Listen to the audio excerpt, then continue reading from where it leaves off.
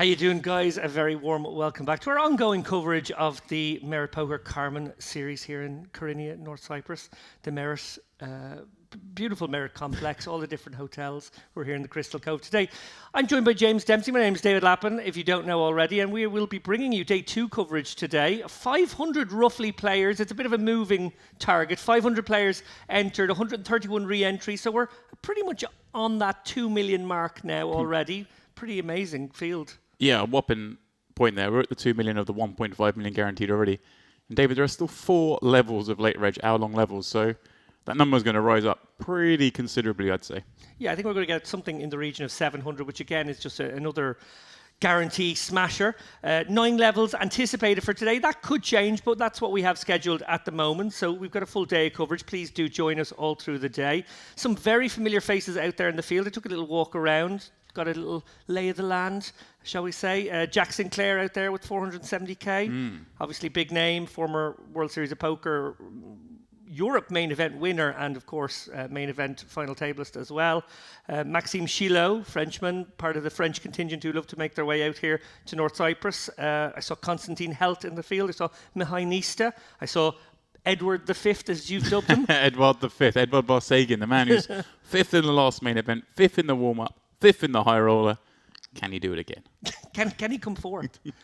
We would love to see I take 5th in every tournament I play. Let's not get too greedy. That would be okay. That would be okay. I would accept that as well. Look, we have a huge day planned out here. I cannot wait. Ali Najad will be joining us in the booth a bit later on as well. But for the first frame, it will be myself and this man, Flushy. I have a few... I was doing a little bit of research on you, Flushy. Ooh. And a couple of your... Because maybe everybody doesn't know that I'm in the presence of greatness here. WSOP winner, WP2 winner, but also the Chicken Cottage Classic winner, the Woolworths Pickens 7-game mix, and the Gatwick Express Invitational. I spotted those on your CV as well. Gatwick Express, I like that one. I'm quite excited though, as we have a look at the beautiful Merit Crystal Cove exterior shot. But we've got one man at least on this table that I'm somewhat familiar with from this side of the booth. I haven't played against him, but Boris Kolev's in the mix on our table. And there he is in 6th place in here. But look at those stacks. 61 big blinds for Kolev. One of the shorter stacks. Of course, this is a day 2. Reg is still open, so unsurprising. But everyone with pretty healthy stacks, David. Yeah, it's a lovely time to enter the fray here. Obviously, day 1, very deep. The guys are splashing about. Maybe they're, looking to spin up stacks. Happy to do a re-entry. But yeah, this is a nice period to come in. We're coming in when maybe the average stack is about 60, 70 bigs. And it will stay roughly that for the next few levels as well. As we see, we have a feature table that has roughly average chips on it. No, none of the big stacks. There are a few very big stacks in the room. Some people did go on a bit of a spin, possibly ramping up the variance on day 1. But they play a short day 1, so you kind of come into day 2. It almost feels like an after-dinner raise. Yeah, it's very... day 1. Yeah, like you say, very civilized day 1. These guys backing up very early, David. We were, unlike us, in the spa last night. Met some of these players that had already bagged up, and it was just past 7 p.m. Yeah, they were infiltrating our spa, David. They were. They were also given the option to play the Mix Max because you can do both alongside each other, which is a nifty little invention here. By having the sort of split day, people can jump in 2 main events of sorts simultaneously. Yeah, and now David, the viewers at home, and us here will realise we don't see cards here, but this is a one-hand glitch. Can't promise you will see the hands, and it is Ace-Queen for Laidlow, Queen 5 of Spades for Volhonsky.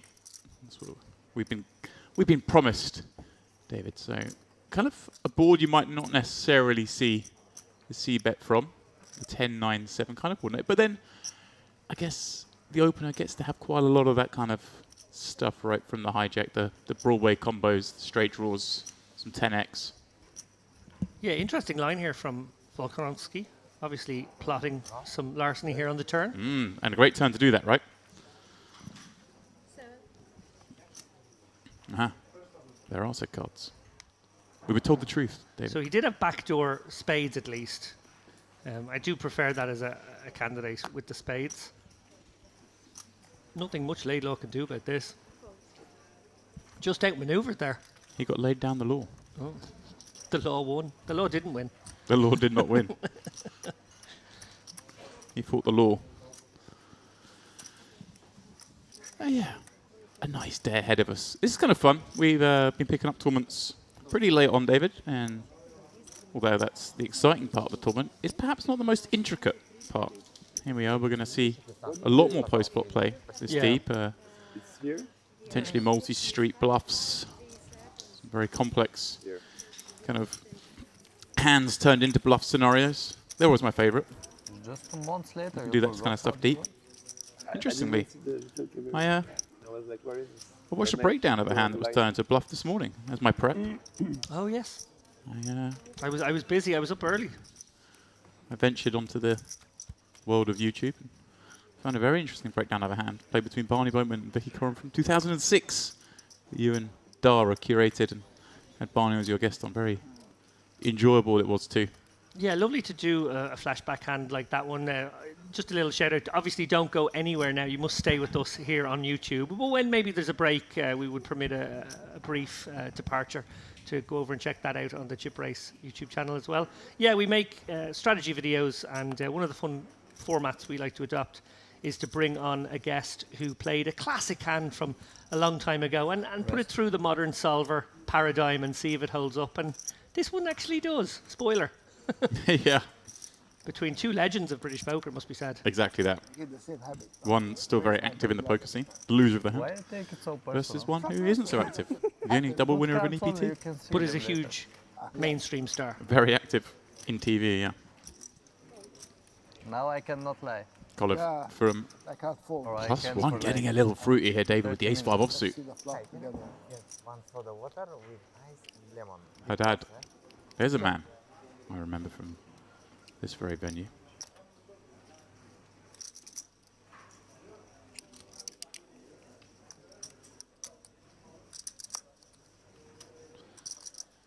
Well, the 7-5 deuce board, not one that you'd expect the undergun opener to have the range advantage on over the big blind pill. But here we see a very strong hand in second pair, top kicker, backdoor nut spades. So Colive going there for betting David for value, but also the potential to go blasting down the streets, also to make hands down the streets.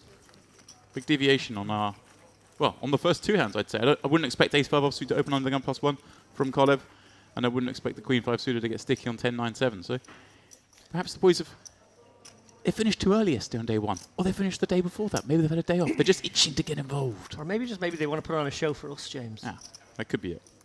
Selfless. I like it.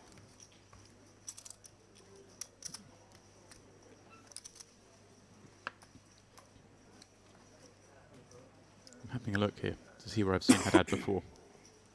I think he was deepish in the MPP main last year, in the Diamond. Oh yes, This of very course. venue. A bit deepish, got 41st, but that's where I think first came across him. Had a cashier in the Western Series in January. Pardon me, last year. It was Millions North America. I'm getting my years wrong, David. It wasn't the MPP last year. It was the Millions the year before that. I was here for. I saw Haddad get deep in the one that was steamrolled, for those that remembered, the final by Georgi Shkula, who knocked everyone out on the final table, David. Every single player. Every single player. Wow. Pretty wild one. But that's all history. Nothing says 2023. So, you know, he starts with a blank slate. Indeed he does. Well, look, we're seeing another hand play out here where maybe, just maybe, you wouldn't have expected the opener to be in there. Jack 10-0 from early position, but he has flopped reasonably well here. He's got kind of board he can represent. Also has actually made bottom pair with the gutter. Backdoor flush draw to the 10 of spades. Definitely a good opportunity to just fire a little bet there and No, suss out where you're at. And actually gets the fold from the Jack 7, nothing Yeah. personal. which I guess maybe just player feeling like he's up against someone who might barrel. I really can't withstand much pressure here. Maybe I just fold here on this street. And that's kind of it. That's how important range advantage is in these kind of situations. We see, obviously, a lot of situations you're not typically going to be check folding a pair from the big blind when you've peeled, but that kind of board texture. Yeah, nothing to go with the bare pair, so really just hoping to make 2 pair. That still might not be good. Right. And as you said, like, just very hard to hold on to continued aggression. Well, I mean, these guys finished early last night, but Laidlaw looks a little sleepy. And 10-3 offsuit under the gun is not exactly going to wake you up. You get 5-5. Yeah, very possible that these guys jumped in the 1K mix max. They play 9-handed day 1. You could jump straight into day 2, which was yesterday. It was a 7 max, and then today is the final table. That'll be later on this evening. That's a 6 max. Yes, fantastic little format. Being able to play 2 tournaments at once without having to do the pattern in Sean Deeb running between rooms. Yeah. Although that's something that's going to become easier for Sean Deeb Well, next so year. One would hope. So they say. What is it, a 100K to 1 million prop bet that he gets down to 17% body fat? Yeah. It's, Sean is a big boy, so that's quite the undertaking. it's one of those bets, I feel, as we look at this hand. Mr. Mint raising ace-10 from the high jack. Kolev defending queen jack. And, well, this one, all Isterman with the top pair. Backdoor nut hearts. Again, though, a board that, you know, you'd see the big blind having a bit of. The 4-5. Of course, with a hand this strong, you want to get bluffed. You want to get them in there, mixing it up, David. This customer looks pretty cool. Yeah, Isterman definitely targeting plenty of hands here that can call. He looks to be going on the larger sizing, which seems reasonable on this texture. Right. You want to really make it difficult for the 7-8s of the world, the 3-7s, the gut shot, nothing else hands. Just really struggle to continue here. And also you even start to put a little bit of pressure on the smallest of pairs. Maybe not the 4, but the deuces and the 3s that appealed. A small part of the range, but worth considering. As we see with the 3-card straight there, the 10 jack queen, giving that consideration. Right. So A smaller bet, maybe he could have called that. I don't think he would, because you're still up against hijack range and you got a lot of crossover there between the queen jack and some of the continues. But a hand that certainly isn't an auto fold, especially to a small bet. absolutely not. Just taking a look at some of the bigger stacks in the room, I've just spotted Roman Gadziev, chip leader overnight, 821K already. Wow. 8 stacks. Astonishing stack building there from Roman. Recep Aydemir, familiar face to the stream, 554K, another big stack. I don't care about these guys. Tell me where my boy Clipper is. Clippers, he's doing okay. He's got about average. He's a little over 200K right now. Okay. That makes just, as long as we get to see Ari Clipper again, I'll be happy. Had a quick chat with Luke Bindell in the field just before we started off as well. He's got 225K. Sitting pretty nicely as well. Those guys all very comfortable. Obviously, you see here that's still, you know, approaching 100 bigs. Not too shabby. And here we go. Volkonski entering the pot here with the Jack 10 suited, hijack. Action falls round to the big blind, who may well get sticky here. The ace 9. Angelo. He's got 53K here. Any considerations maybe to putting this in, James? Yeah, 20 blinds. The problem is I don't think we really get anything better to fold, and everything we dominate does fold. So I like flicking in the call here. Kind of keep some of that weaker stuff in. Very different if we start to get like, near the money into any bigs. Then we want to be denying our opponent perhaps Is that TV water? Yeah. winning pots of us post flop. But here, of course, there is always the case, David, of rip it in here, try and get a spin, rebuy. But you got 4 hours of late reg yet. Yeah, no need to panic here with 20 bigs. This structure is absolutely fantastic. Hour clock. Volkonski. And tough one for Laidlaw here. Obviously, Yeah. doesn't catch any of us. So he's going to get shown just a 10. Now let me say, David was giving us some information that, in fairness to him, he did garner on his own feet. I see his notes.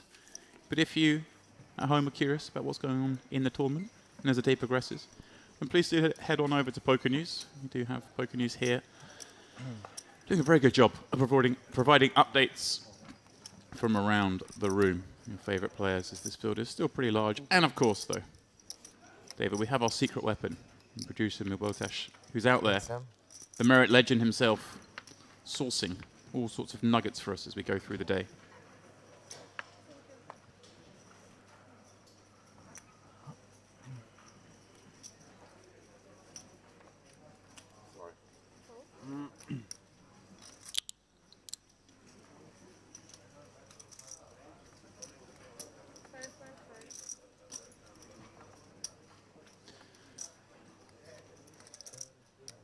Ski.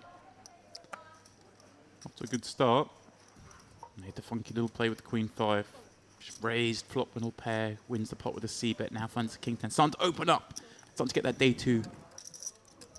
The day 2 juice is going.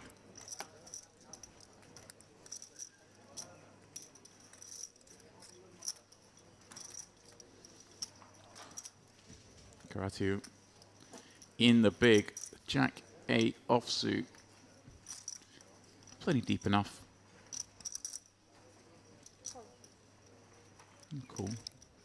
Have a look at the flop for the slightly more than min raise. David, I have to say myself, sometimes at these kind of levels, the 1K, 2.5K level, I do quite often raise a little bit more than min, purely because I don't want any confusion. If we put a 5K chip in, people are like, did he raise, did he call? I make 5-5, then everyone knows I'm raising.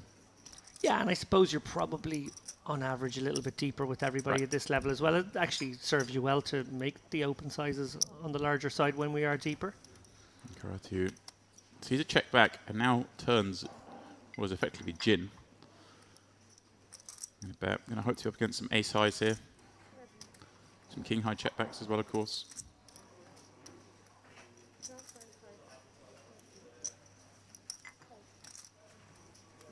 And you notice, David, there's an empty seat there. And I see chips in front of it. Yeah, there is a player who's missing in action, Hassan. Anyone knows Hassan? Can you give me a little call on the phone? Hassan Yauchin, missing in action. Poker being what it is. Bag's opened, chips on the table, he'll be blind and out. But it's going to create a very interesting dynamic in situations like this. As we see, he is now the big blind player. And when the big blind's not there to defend, ranges get a lot wider, David. Especially in today's day and age, when players realise how wide they're supposed to peel from the big blind. In the olden days, we used to fold lots of hands that we now realise we're supposed to call with. Yeah, it definitely creates a bit of dynamic here. Sort of the missing player running interference, in a sense. Right, and the button suddenly becomes so powerful in this hand, doesn't it? Because you get to really police these guys.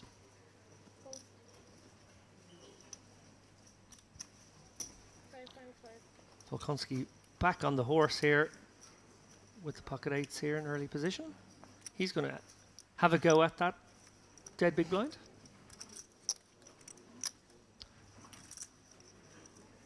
Kolev. I think exactly the situation you described now, James, thinking about policing from the cutoff here, maybe with a hand that he wouldn't if it was a raise into a present blind.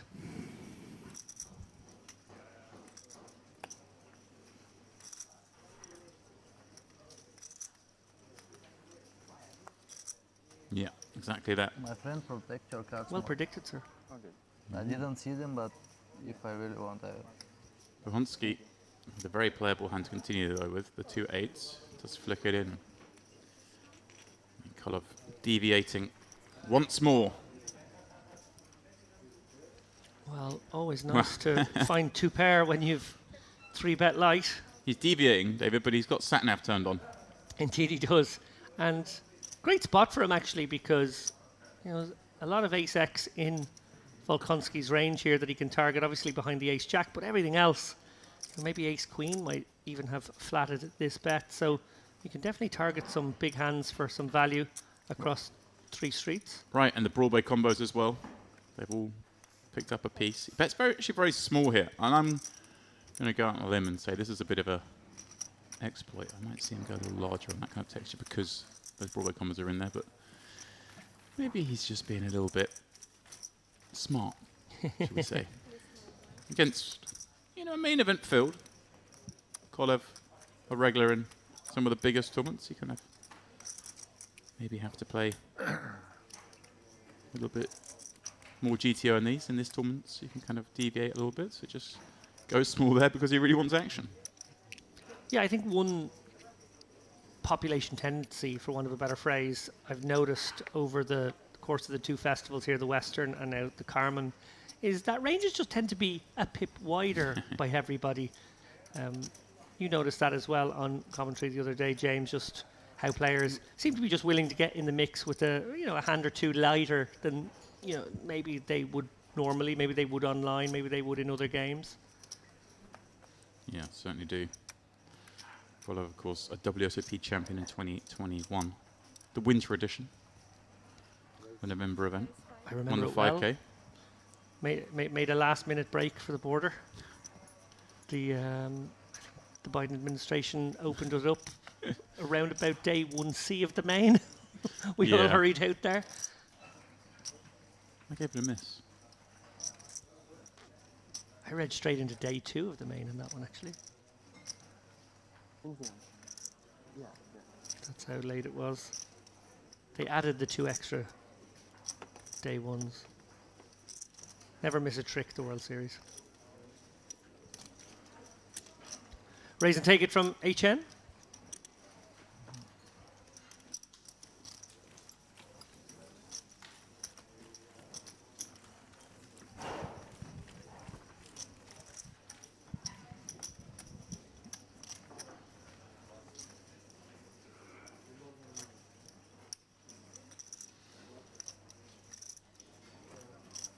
Everyone ingesting their morning coffee. Haddad downing his morning coffee.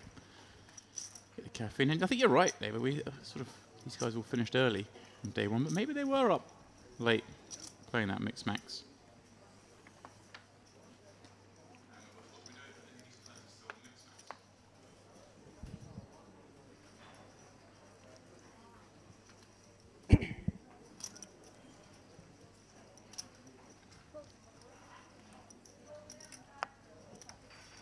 As we see there, top right of your screen, 621. That is the number I led us to believe were there from the start, but actually it was a function of they popped up the number on the top right. That was the number of people who'd made it through, but a lot of people straight into day 2 as an entry. Yeah. So that's where those 30 people came from all of a sudden. That was the number I was working off. Karate, 2 kings in the cutoff. Nearly 100 deep. And again, he gets the second button, with the button being set out. Lovely little spot to be in. Sure, you lose some equity when you're in the small blind because people are going to attack, but you gain it back with having 2 buttons.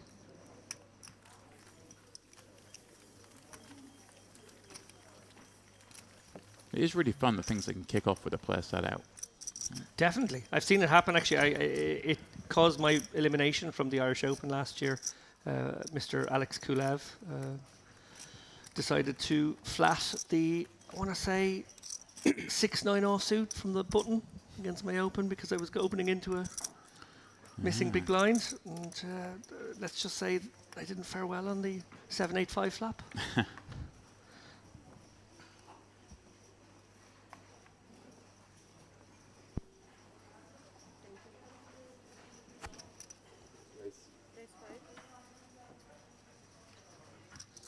Imagine Queen 10 of diamonds from number 1. That's always getting raised. One of our shorter stacks, but as this is the start of day 2, and in most tournaments, David, it'd still be day 1 because we only played short day 1. So we are very deep. Yeah, very civilized way to play your poker, short day 1s, allowing for, yes, if you want to go play the mix max or maybe a turbo. There was a turbo on last night as well, but also just have an evening off, have a nice meal. Yeah. Go to the spa. 100.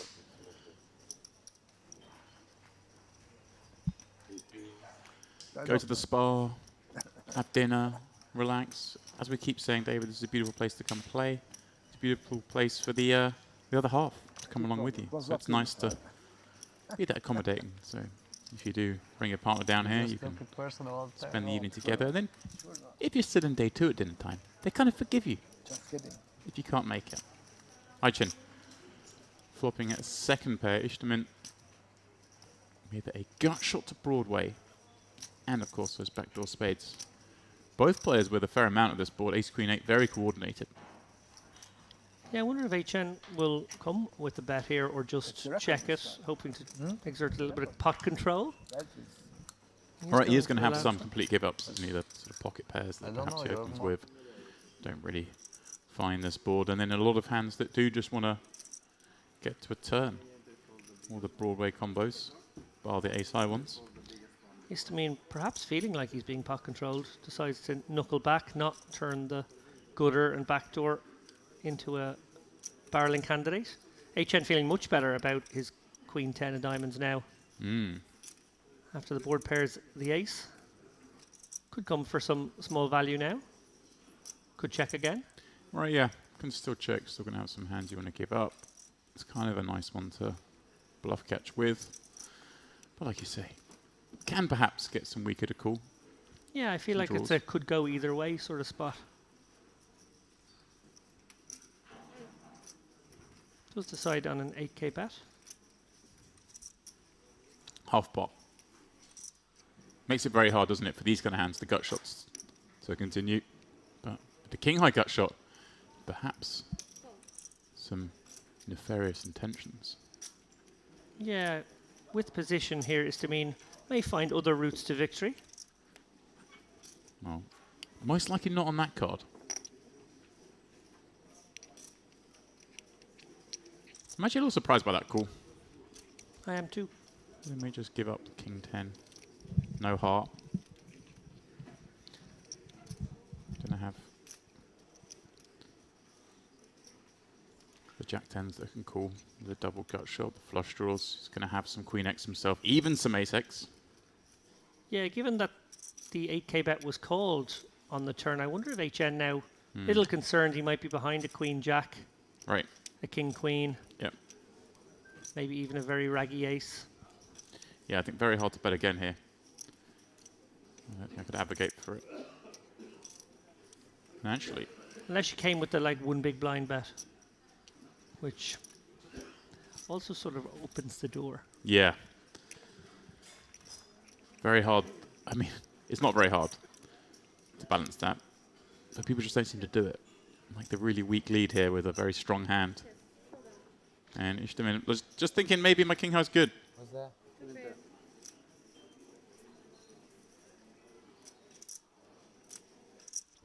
Yeah, I got to agree with you there, James. A little optimistic on the turn, and given that the action was checked to him, I guess we know his thought process was that the king high could be good often enough, and I just don't think it is.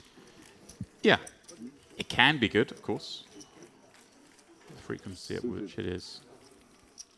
Oh, so, okay. I'm serious. Okay. Is For there a half big pot. difference? Yeah. 2%. For half pot as well. There it is. It wasn't a small bet. Exactly.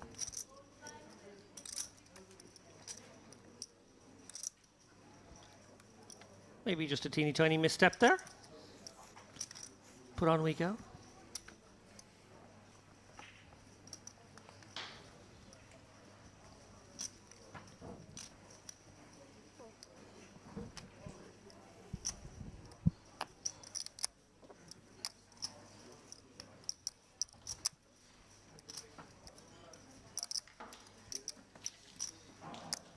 You still don't protect it very good. If I can see it from here, if I'm on Morning the seat, coffee I would of know choice, it. James. I'm imagining a lot of our audience here Online maybe firing up professional. the stream with a morning coffee. But I can't see Welcome from to the you if you top are. right. 10:30 in the UK, 11:30 in Central Europe. Yeah, I think that's 11's coffee time. Maybe a little biscuit to go with. I mean, I was about to say how British of you, but obviously that might, you know, push Where the wrong from? button. We've been going so well here, James. There's no need to spoil it. You UK, huh? Young generation, DTO professionals. Both. I haven't held 800 years of subjugation against 19? you personally. Wow, I've only been responsible for you couldn't wait 40 to of start traveling. Your father has big winnings in online poker? Of course, James Dempsey, a very Irish name. I assume we're probably related if we go far enough back. my father from Cork. But I prefer to lean into the Britishness and, you know. Leaning into some straight draw and flush draws here, HN and Volkonski likely to continue in this situation. Istamine and Haddad, well, this board isn't in their vicinity. Yeah, this is kind of a fun one. HM from the big blind peeling here does have some of this board. It's going to check back through a lot, and he's only got 7 high. And with those backdoor hots, may elect to just come bluffing here. I like this. I like this a lot. I really like this too. This is exactly the kind of texture he can represent. He's obviously got the draw. He's got the backdoor hearts as well, like you say. Yeah, great spot to see that he can confidently lead this spot. And as predicted, Volkonski, the man who will join him on the turn. Players confessing to some underage gaming online. There we go. All's forgiven now. So you have a good Tricky one here for HN now. Obviously, bottom pair pairing. He can have more 2x, and he can certainly have both in this situation as played. Can have straight. But Volkonski on the button, maybe representing something more like an overpair to the board here, and will certainly get sticky on the deuce. Yeah, he has all those pocket pairs, bar the highest ones, of course. Although some of those may elect to trap. So an interesting situation here for HN. I kind of like it if he goes very aggressive across 2 streets as the plan, or not aggressive at all. Yeah, I think you're right. Kind of a, You don't want to do big an bet here and a in-between jam on the river, or we need to check. Yeah. Or even maybe a very small bet here. Kind of set your price. There's an argument for that. Looks like he is pulling out 4 at least of those 5k chips, throwing on a couple of 1ks. So maybe we've seen him fire, or tending to fire twice. Big bet. Make it very hard for the queen high flush draw to continue. The board has paired. You do have queen high. It does have position. But like we say, I mean, HN's repping a lot of strength here. So every reason to think he could have a full house already. And certainly a flop to straight. Yeah, I might get to have a lone deuce. Volkonski. Wow. This is sticky. Right, here we go. So he has left a little over pot. Well, that's a bad river. In terms of our bluff equity, right, we want to say we've got 4s full. We want to say we've got 6s full.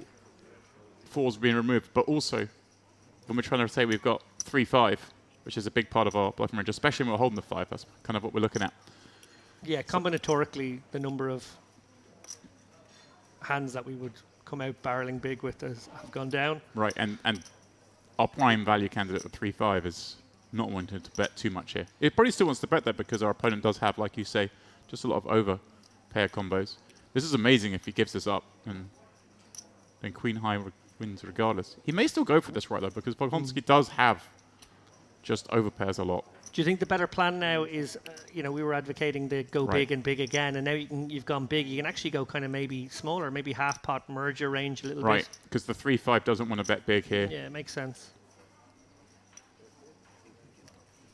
Yeah. Basically trying to get a pocket 8s to fold right now. Yeah. And this is just an awful, awful run out for him from the big blind, as played. And I like the way he's played it.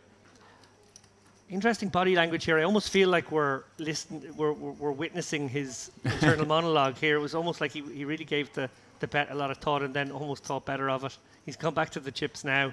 He is going to fire. Here we go. It's all of Goes it. for all of it. This is always the plan, and he hasn't deviated just because the river came unfavorably. Well, Volkonski- fortune favours the brave there. Yeah. He could still represent 6s, 6-4, 4 deuce. They're still out there. Yeah, there's plenty of hands. He has exactly that. He has the 2-pair combos that boated up. And your opponent just doesn't have them. You know, the only hand you're worried about your opponent having there is pretty much 6s at this point. Check later? Just flats the flop. Was it interesting one to check later? I can't check these pre-pots. No, I mean, was it interesting one to check? For you on the stream? I should have that quick. Cove, smell a rat. It'll be interesting regardless of the hand, because of the way this one played out. But David, coming back to your point, you were referencing coffee. Yes, I'm just interested to know what kind of coffee existence you have. I spoke to Ali about this. He's not a coffee drinker. No. Well, I do love my coffee. Here I've got my little routine. So this morning I marched my way over Be to careful. the premium, the furthest property on the Maybe now property. he can see. Get in your steps. Get in my steps, get a little air through the lungs, through the hair, you know. To feel the sea breeze. Careful, but race, huh? I went up to the little terrace outside the premium, Beautiful spot. went to have my coffee. But there were some people at my usual table, which was most upsetting. So I had to switch to the other side. But then I had to move from there because it was not safe for me to sit there. Because there were lots of repairs going to the roof there, the sort of small covered area, purely from the storm. I say the storm, the winds the other day actually did some damage to that roof, and they're up there Oh, wow. fixing the coverings. That's how windy it was here a couple of days ago. 60 something. So I had to then move inside for my coffee, David. It's throwing me all out of sorts You today. want all of them, huh?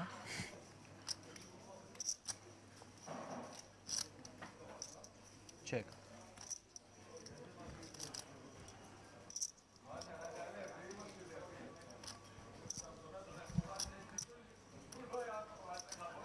Cove from the big blind checking his king 6 suited. Garatiu. Again, a board that we don't really enjoy c-betting too much against a big blind. It's bet very small. This is curious, actually. This is, especially with the hand we've got King Jack, that I don't think really makes anything better fold.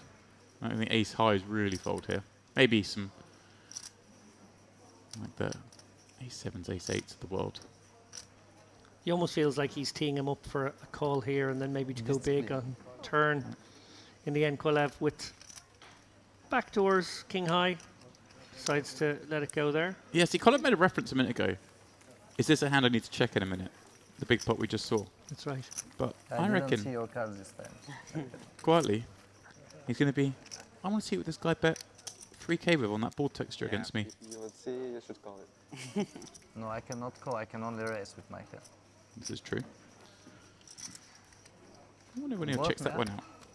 Shout out to I had Mr. six. Quinlan in the chat. Me too. Appreciate you stopping by again. I know you've been here for quite a few of the streams. Yes, I am in Dublin, Your king not for the time full better. week. I'm going to miss the first day, I think, of the Irish Open. Here till Monday morning, so I'm going to be over there by Tuesday, I think. One of the people's favourites on the tour, David, the Irish Open. I know, obviously, as an Irishman, it has to be your number one. But Yeah, it's one of those can't miss. You always figure out when Easter weekend is at the beginning of the year, put it into the schedule. I'm very much looking forward to it being in the new venue in central Dublin now in the RDS. A little bit of a departure. It used to be over in the Burlington Hotel near Stephen's Green, so not a huge distance from there. We missed City West though. I think it served us very well as a venue. Bit like this place actually, sort of hotel that's, you know, a bit more far flung, but you have everything you need on site. Great staff, some nice restaurants.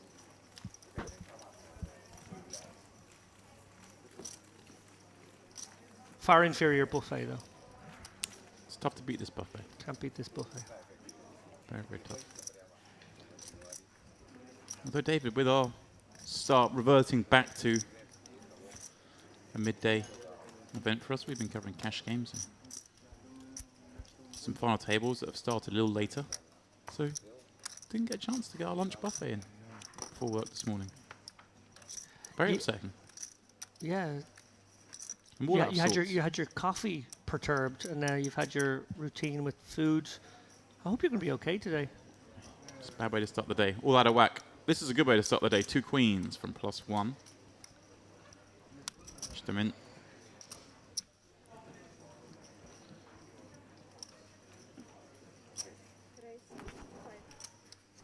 Just throw in the single 5k chip, but announces raise. Just go with it.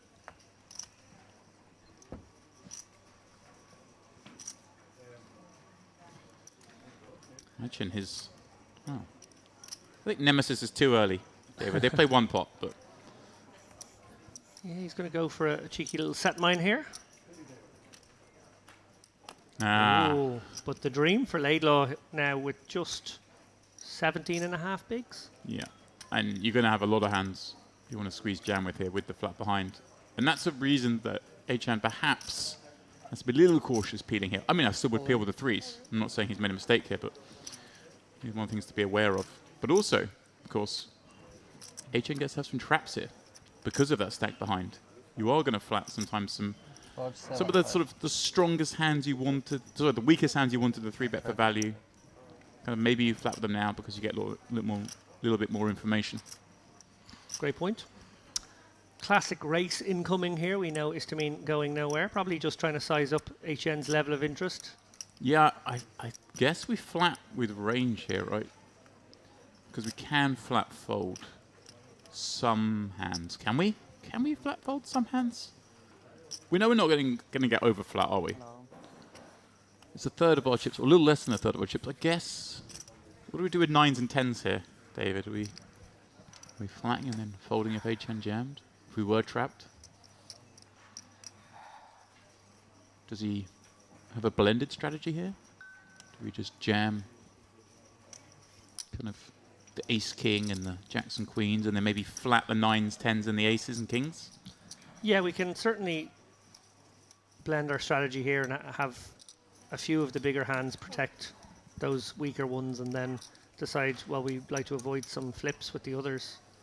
I like this. I like the flat. I guess if we're flatting queens, we're probably flatting everything. Does feel like he's just Strategy he's gone for. Classic. Yeah. Probably what I go for. I like to keep things simple. I like to have one avenue. Less to think about. But as you say, David, it is the classic flip. Ishtamin won't be happy to see that. Stack something. Against that stack size. Oh well. Supposed to be in a pretty good spot. Still is in a pretty good spot. 2 queens, of course. We call it the coin flip. David, I'll run queens all day against you, your ace king. Especially on a queen 7-7 flop. Well, Ishtamin attacking the table. Just needing the runners. The very specific ones at that. Jack no use. You will have the option of re-entering if he so chooses. On the flop. It's only level 1 of day 2. Has 4 hours of late register. It's a 7-6 or something. What's Very bad bluff. I catch. what is you going all in pre-flop, right? Fishing for info. No drama. Just like this. Tom Shamam in the chat asking how many people get in the money. Well, my friend, we don't know that yet because because registration is still open. We won't know that for a few hours. As Hassan Yashin has decided to make an appearance. Welcome to the fray, Hassan. Still got 72 blinds, having set out the first Do you think he's been in the spa or in the bed? 50 minutes or so. Look, something else. I think he's been Pick something nice about it. Decent big Yeah, but out for a swim in the sea. Early, so it's okay. Brave in these wins. 1:30. The last 3 hands. It was till the money or till certain level? Huge thank you for those of you who've tuned in. We appreciate it is early doors across Europe. So you had a good sleep, huh? If you are there, could you mash the like button? Happened, Hassan? Where have you been? I not speak English. Yes. Sorry. You don't speak English. Yes. Okay, no problem. Doesn't speak English and can't tell the time, David. I jest, of course. Sorry, I cut you off there. I was very No, no. intrigued to see where he had been. Yeah, no, there was an inquisition of sorts taking place. You were right to Think about it. point to it. I like how he said, I don't speak any English in absolutely perfect English. Yeah. Oh, was that his alarm going off on his phone? Say, wake up. You got day 2. That's the snooze. I think it's been hit a few times. But yeah, I always convince myself, if something like this happens, that it's for the good. Yeah. There's been a few You times avoided where a clash. not normally this late for a day 2, but maybe something happens and you miss the first couple of hands. I convince myself that I'd have been dealt kings of the aces and turn it into a positive. I'm easy to bluff, David. I hope he's not a back player, and the fact that it's on the live stream has really caught him out there. Yeah, wouldn't be great. Vagonski popping up the ace-jack from +1. Cove flatting with king-jack off on the button. And again, David, this is probably not a hand you necessarily want to be flatting against +1s, but you know, deciding he wants to get in the mix in what for him will be perhaps a field he feels he has a bigger edge over than in some other games.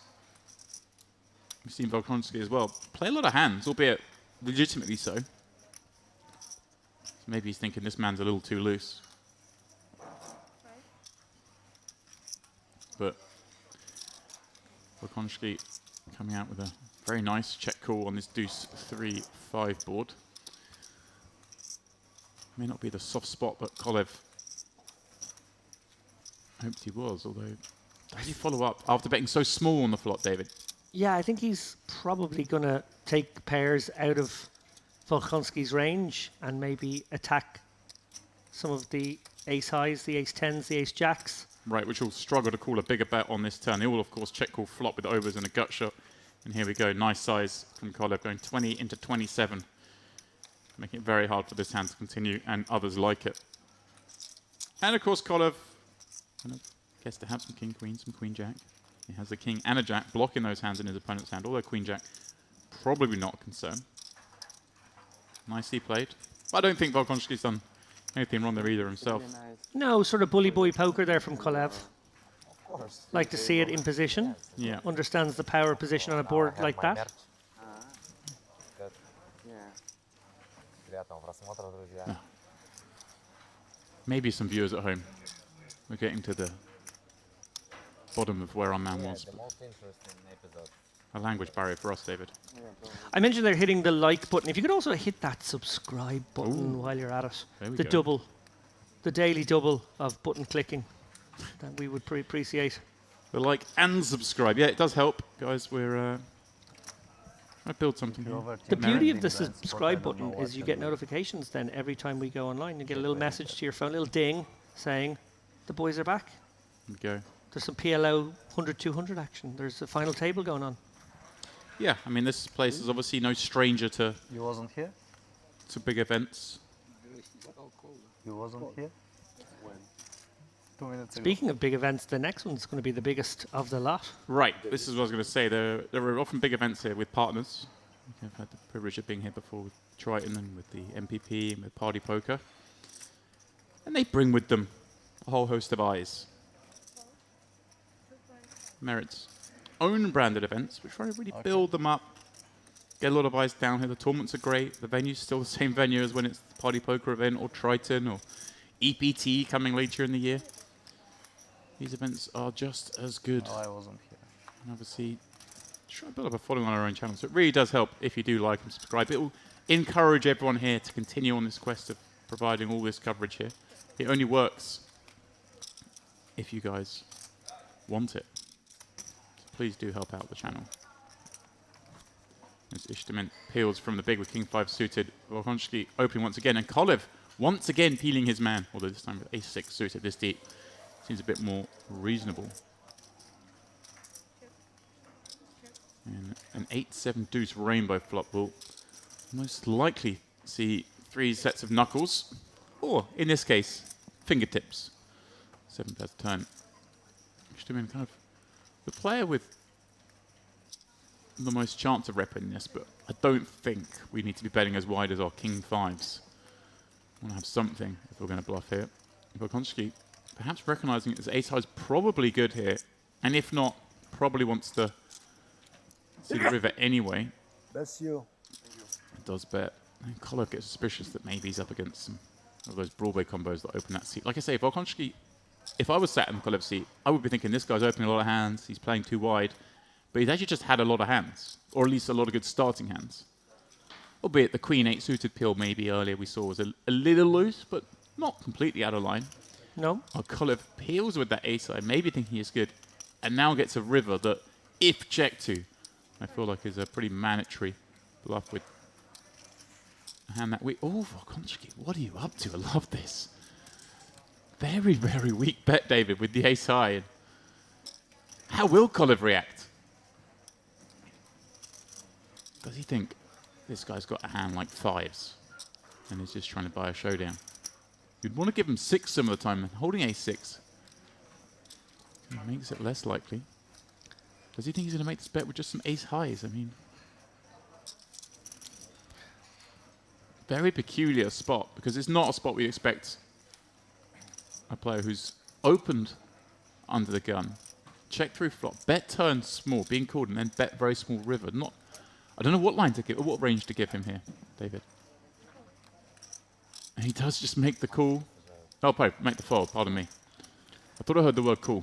Yeah, I think Cullen probably realising that an aggressive action there would have been a bit fishy from him, and maybe, just maybe, his opponent's not going to be bluffing at that sizing too often, and just decides.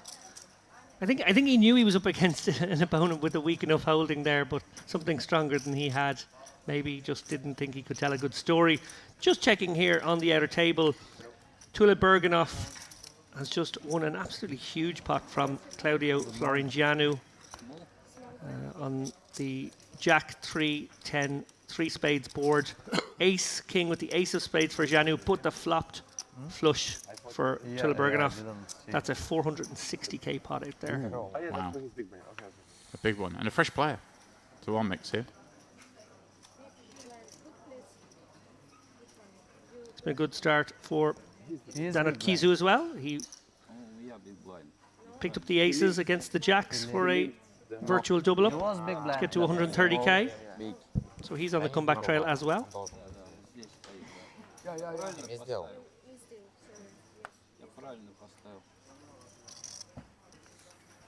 Okay, let's see what did I have. I believe. Oh, Lady. Angela. Angela.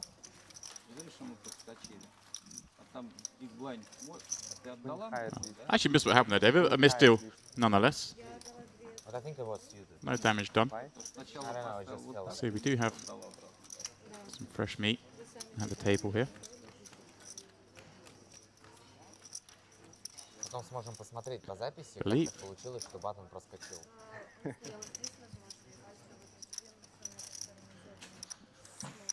Okay.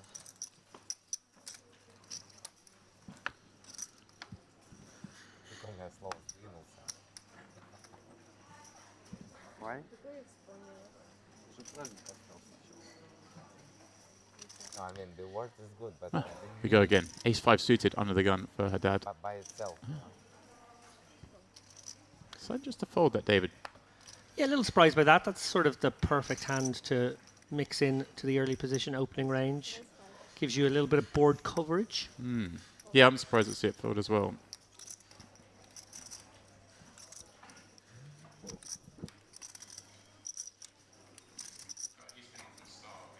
How much place? Around 160, 75. 170. Archin popping up from +1. He's getting a little liberal here, David. We just saw the kind of tight fold from under the gun with Ace-5 suited. Now we're seeing the liberal open the next seat. Karatu in the cutoff with Ace-King. Very clear 3-bet, of course. Sizing, David, kind of this deep against an early position raise. Going a bit larger. I guess I'd like to just go 3 times the raise that's come in. I don't like going much smaller. You can go bigger. Yeah, I'm always a big fan of going bigger in these kind of spots.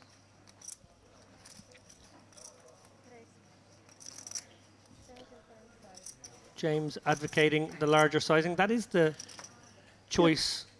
Well, I feel like he's kind of gone in between. He's gone in between. I was thinking kind of a 4x this deep against an early position raise specifically.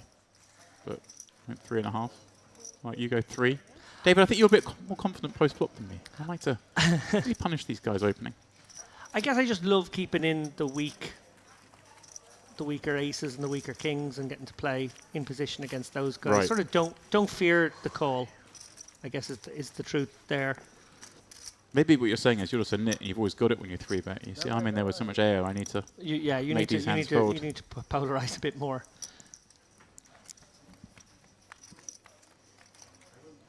Do you know, you're probably right. Probably not attacking the early position openers often enough from middle position. It's probably exactly why I choose the 3x. Have to have a little think on that.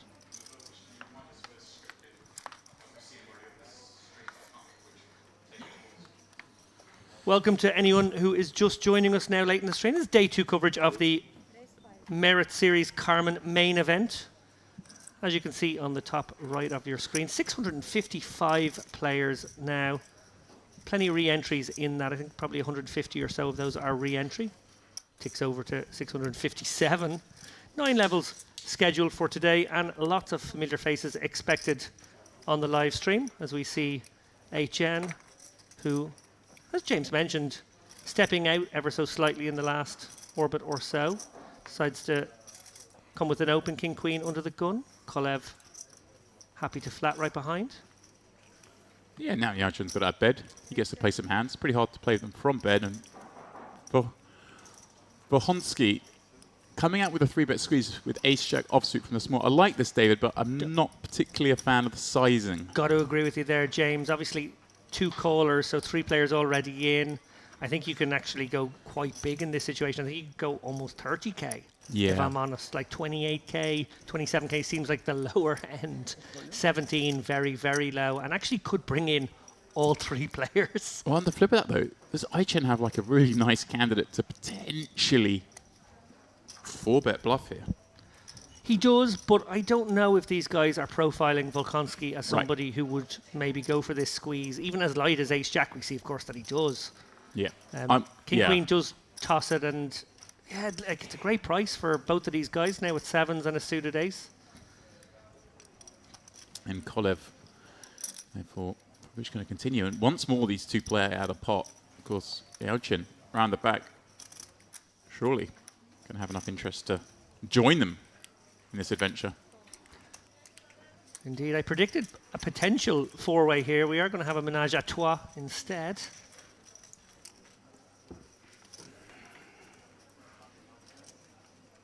And ace in the Wow. window. Volkonsky with the top pair. Gut shot. Gut shot to the straight flush draw, has to be said. Yeah, Kolev definitely not enough hand to continue here, but this could get interesting between Volkonsky and Yeltsin with the same hand. Obviously, Volkonsky with that flush draw in the box seat. He also has the betting lead.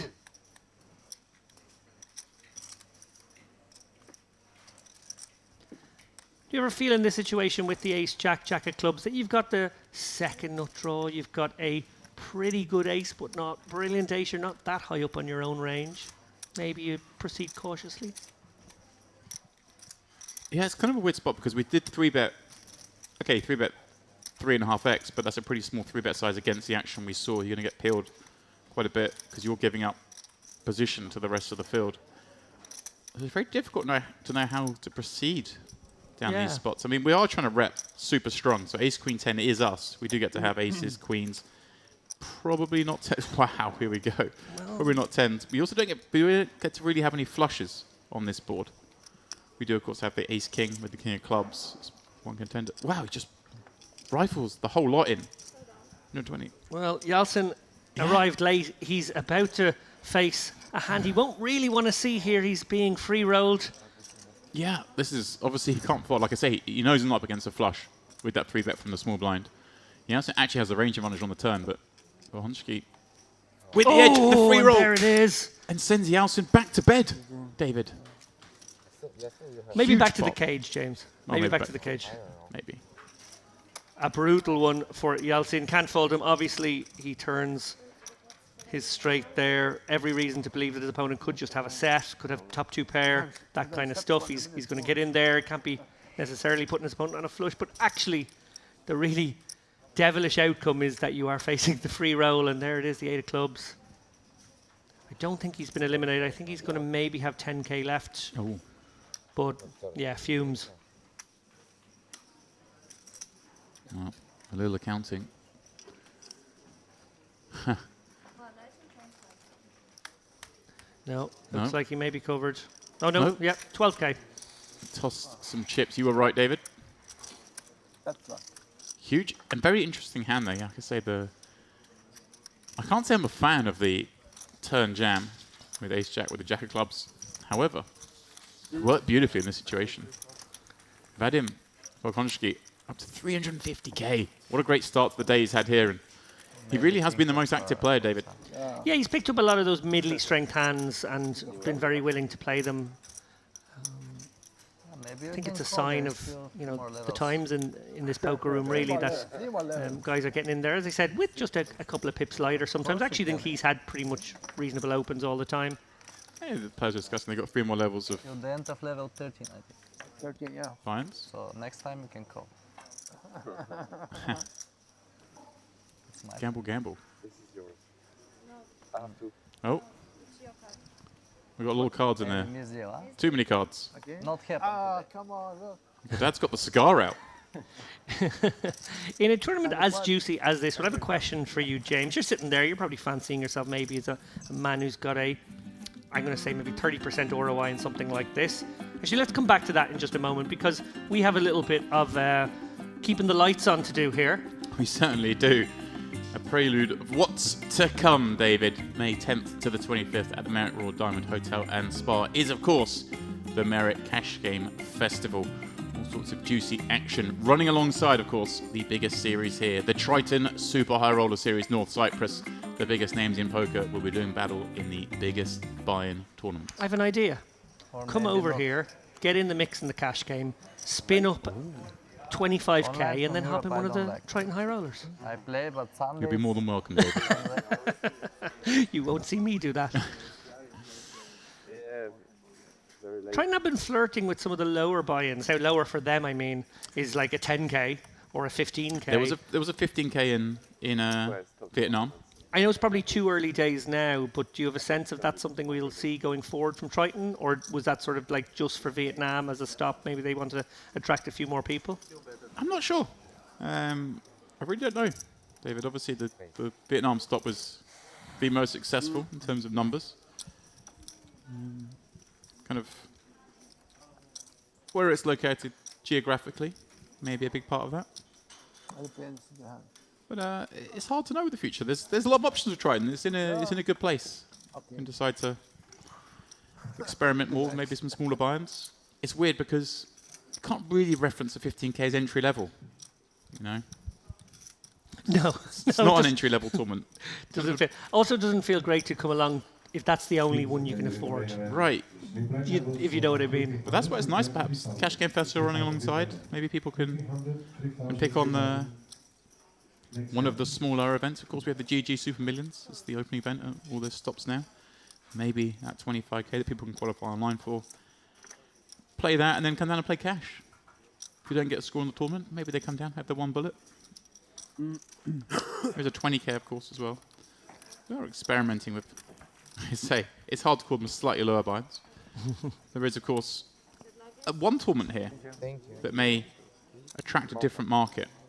Given this place's position where it is in Europe, and the kind of players that come along here like to play the 4-card variant, there is going to be a PLO tournament at Triton, which is something that's not at every stop, but was enjoyed here last time out, as we see Vadim having won that monstrous pot with the old straight v straight with the free roll, running away on this table as your chip leader and the victim of that, David, down to just 5 blinds as we continue with day 2. Look at this. I absolutely love this. We are putting the blinds up. There we We're go. not putting both of them up. Just the small one It's a small one, I like it. by Basically, 500. Someone's looked at it and gone, you small blinds are following too much. Let's forward you into the mix. I also noticed a name there that we saw fill the vacant seat. Maxim Skripkin. The man who finished 10th in the warm-up, David. There's obviously a late entry here on day 2. Coming in with exactly the starting stack. There he is on the left-hand side of your screen, folding the Queen 6. Malta is okay. It's 1 hour difference with here, right? Talking of your homeland, My adopted country, Malta. country Very of popular. residence. Popular poker spot. It's a Both- great spot for poker, actually. It's got the weather, much like Cyprus. It's a beautiful archipelago, lots of water sports kind of activities to do in the summertime.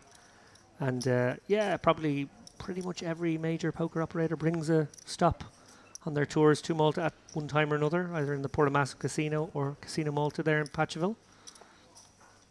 And a lot of, for that as well, a lot of players moving there to play online.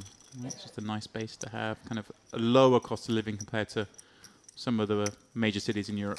Oh, absolutely, yeah, much better value than the Dublins and Londons of the world, great cities as they may be. Yeah, I think Malta just kind of offers a slightly more laid-back lifestyle, Very and definitely a better value one in many ways. And connectivity, right? You have a direct flight here. Yeah, no. You direct flight to a lot of places. Yeah, the Dubai flight, actually, the Emirates flight to Dubai sort of pit stops in Larnaca, so it's perfect. You can sort of grab hold of the wheel and as it's taken off, and then jump off at the end. It works out great. You have to make sure you remember to get off, though. Yeah, that is true. That is Probably true. the only place you can be. So here's my mean, in question terms for you, of James. I remember now that I had something very important to ask you. I'm going to ballpark you as somebody, if you were out there in the field, who has a maybe 30 to 40% ROI. Oh. That's what you fancy yourself as having. Okay. We're getting into that stage now where there's not too many levels of late registration left. Maybe we have an hour left, or I think it's slightly more than that, but let's say there's an hour left to go. How much are you changing your ranges if you are playing sub-starting stack? Are you deciding, well, this isn't a bad spot to be a little bit gamblier because actually firing that very profitable next bullet is something that I won't be able to avail of if I just grind the short stack? So I hear exactly what you're saying, and I should have some thought of that. But at this point, I'm just playing my hands exactly as I would. As we get very late on, it may change. But again, it's not something I've thought enough of. I think I just play everything in isolation. We'll come back to that in a minute because interesting spot here. Karate opening under the gun. Wolkonski flooding again. And now Cove coming out with 3-bet. Now this is a sizing I'm much more on board with David. He's gone for the 5x, out of position against 2 players. Really make it hard to get peeled. Yeah, also for 20% of his own stack, which I think places the 30k absolutely perfectly in what you want to do, because you will have some raise folds here. Yeah, some of those. Ace-3 suited. I'm going to get naughty with. Nice. Good discipline from Wolkonski there. Yeah, so I hear what you're saying, and I know there's probably some people who've crunched the numbers on that, like, okay, I should start gambling a little bit more later on because of the look to re-enter, but it's not something I've thought enough about, David. All the French sides and all the... Okay, here's another question for you then. We talked off-air, I think it was 2 nights ago, about your propensity for coming first in tournaments. You have a lot more firsts than you have seconds, thirds, fourths, or fifths. And you express the sentiment, ICM be damned. It's a conspiratorial invention by the German high rollers to make us all poor. Yeah.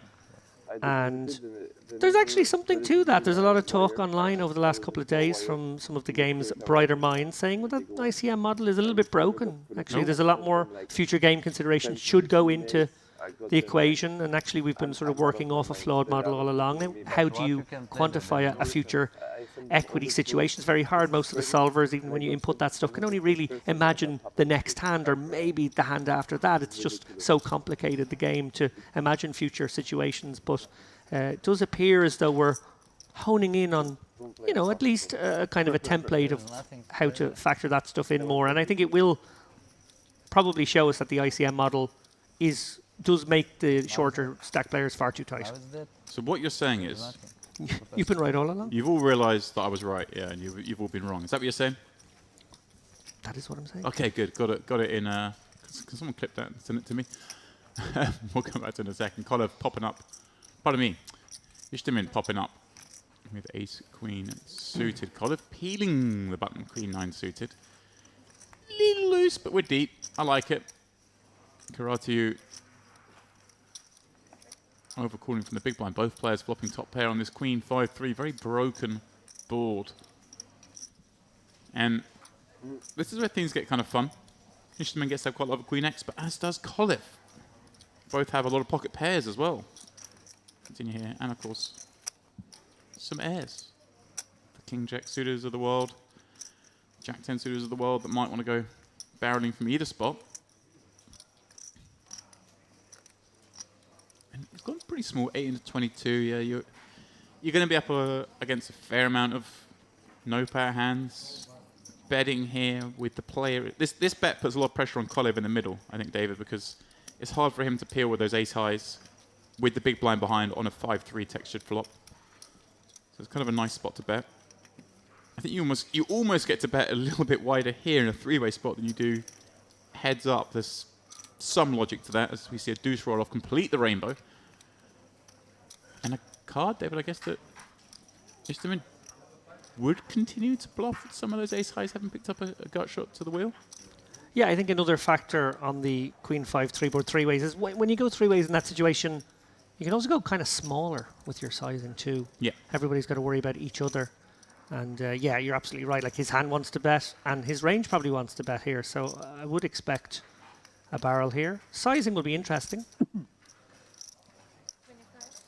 I'm about to say go a little bit bigger. He certainly does. 25 into 38. I like it. Really makes it hard for not the sixes. Sixes probably have an easier time of it, but the sevens, eights, nines, kind of really starting to not enjoy life here. Yeah, and putting a lot of pressure on the very likely and very plausible Queen 10 suited, Queen Jacks, King Queens now, which could find themselves, in quite a difficult spot come river. So we do head to the river. Cove with 1.4 times pot behind it. Very bricky river at that. Repeating the deuce. And again, I like a big sizing here. Right, because Cove now, his range is very much defined down, isn't it, to maybe some of those sevens and eights folded. So now we're looking at the Queen X. So when your opponent has pretty much a range that's constructed of top pair, if you are going to bet, you have to bet big, right? With the nut queen, we are loving life. I wonder if you can ever go for all of it here. It's Right. about 1.7, 1.6. I think if you had like 110k effective back, you could definitely consider it. Well, Cove's only got 130. So we're only playing 130 effective. Yeah, 1.7. Yeah, it's probably, as I said, if Cove only had 110, I think I might go for it. But you can still go for that sizing. You can just pick the sizing you like. I guess maybe more likely is we'll see something around pot, but I do kind of like it. Sort of something in between. Sort of sizing a 2/3. Is this perhaps in his mind targeting some of those hands that still may have called the turn, the 8s, the 9s that just hate life here? Or does he perhaps even give Cove a lot more Queen X? Belarus, huh? He's from Belarus, no? Russia? Yeah. Country profile. Fishing for info. Wants to talk. Wants to try and get a read out of his man. I love that he's doing this. Always great to interact with Yeah. your villain in a spot like this. Yeah, because we put so much into the technical playing of the game, but we are playing live poker. There's a lot more going on. You can get a lot of information. Just the way the player puts chips in, the way they react if you talk to them. That's a big one. A lot of players, perhaps without the most live experience, as Cove, will give a little bit away by talking. But Ishtamin appears to be too smart for that. He's giving away nothing. Stoically seated behind those glasses. Good luck reading this man. But sometimes these set a baseline. Even if Cove likes to fold or call in this hand, he's going to find out the information later on, whether he was good. May see something now when he's studying his opponent that he can draw back on later. So sometimes good, even if you decide to fold here, to take a few more seconds just to try and get that baseline. I'm very hard to know what he's going to do here, David. Yeah, Cove probably thinking to himself, King Queen may not have gone for 3 streets in this spot, or maybe just about to, maybe just about at this sizing. Obviously, aces and kings are possible. Right. Cove doesn't block, unblocks those bluffs. Yeah. Right? The ace king, the ace jack, the ace tens that maybe decide to bet turn and then follow up on river. So the queen 9 suddenly becomes a bit more of an attractive call perhaps than the ace jack. Yeah. Queen jack, pardon me. Queen jack, yeah. So all sorts of things going on here, but then maybe the sizing. What goes 2/3? Sizing just feels very Value-y. milky and value-y. Yeah, that's why I think we like the polar sizing, where you can Yeah. put some more of the bluffs into that bigger sizing and actually potentially confuse your opponent more. And from Cove's point of view, Cove gets to have 5s, 3s, that would be, of course, his most nutted hands. But there aren't many hands other than that he can have that are good. Cove looks like he is going to go for the call here. He does. And we'll get the bad news. Well done, Istamine. He found Yeah. his customer there. Cove. Not a bluffy line in general.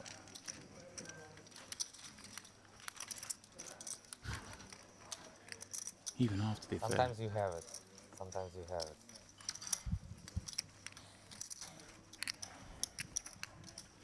Yeah, not giving away too much even after the event, David. Another question for you, James. I love the almost dual main event of the warm-up 2K, main event 3K, high roller 5K. Is there room for a super high roller in future festivals? Yes. I feel like these guys fire the 5K. Some of them fire 3-4 bullets at it. They'd probably be happy enough to play a 10K. Yeah, I mean, I made reference to this, I think, off stream the other day. That this is a very condensed buy-in range for your warm-up to your high roller. So I think there is room for even perhaps some more meat. You know, normally you might see that sort of buy-in range being like a 1-5-10 warm-up main high roller kind of. But 2-3-5. We get a lot of the same players. But the good thing is, David, with the buy-ins the way they are, it does perhaps allow players to say, well, maybe I play the 10K, but I can go play the 5K and fire 2 bullets, maybe.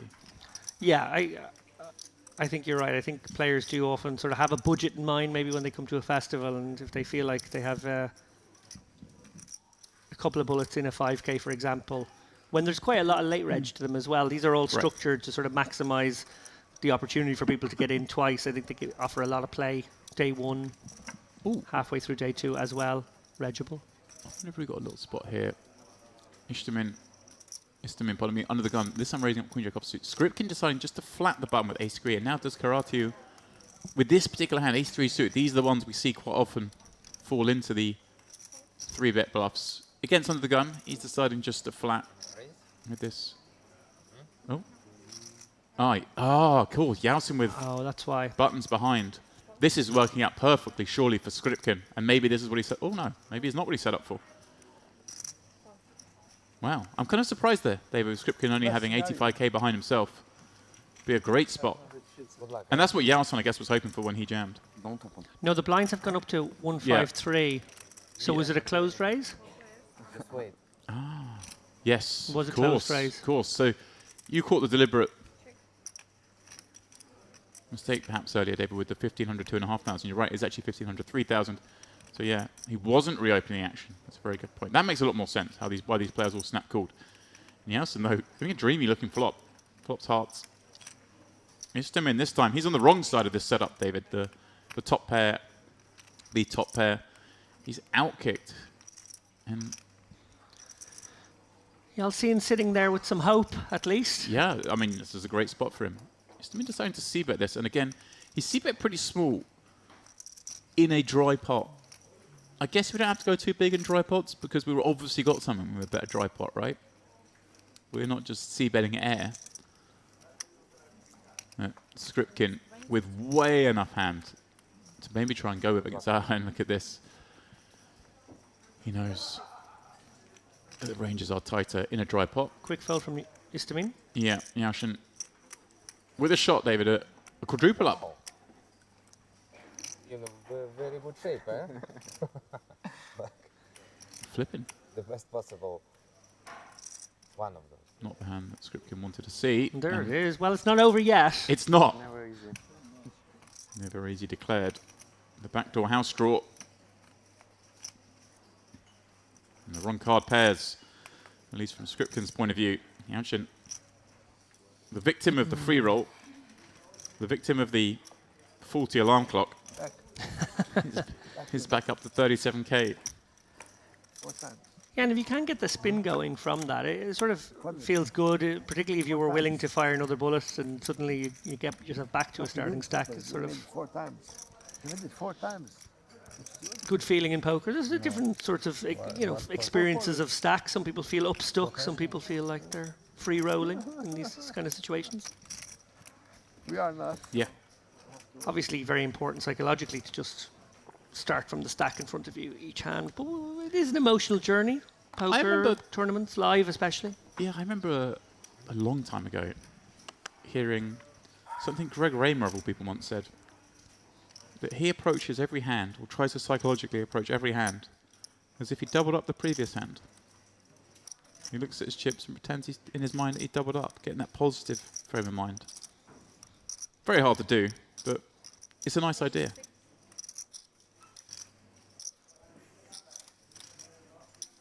I always think deep in a tournament. I always try to think of myself as like, I won't say deep, I mean like semi-deep. Like I think, well, I start this tournament with 100k in this event, obviously being a main event, but now we're in the money. You know, average stat's going to be sort of 7 starting stacks, 8 starting stacks. I always think, well, if I'm down to 200k, I've got double what I started with, David. I'm loving life. Haddad.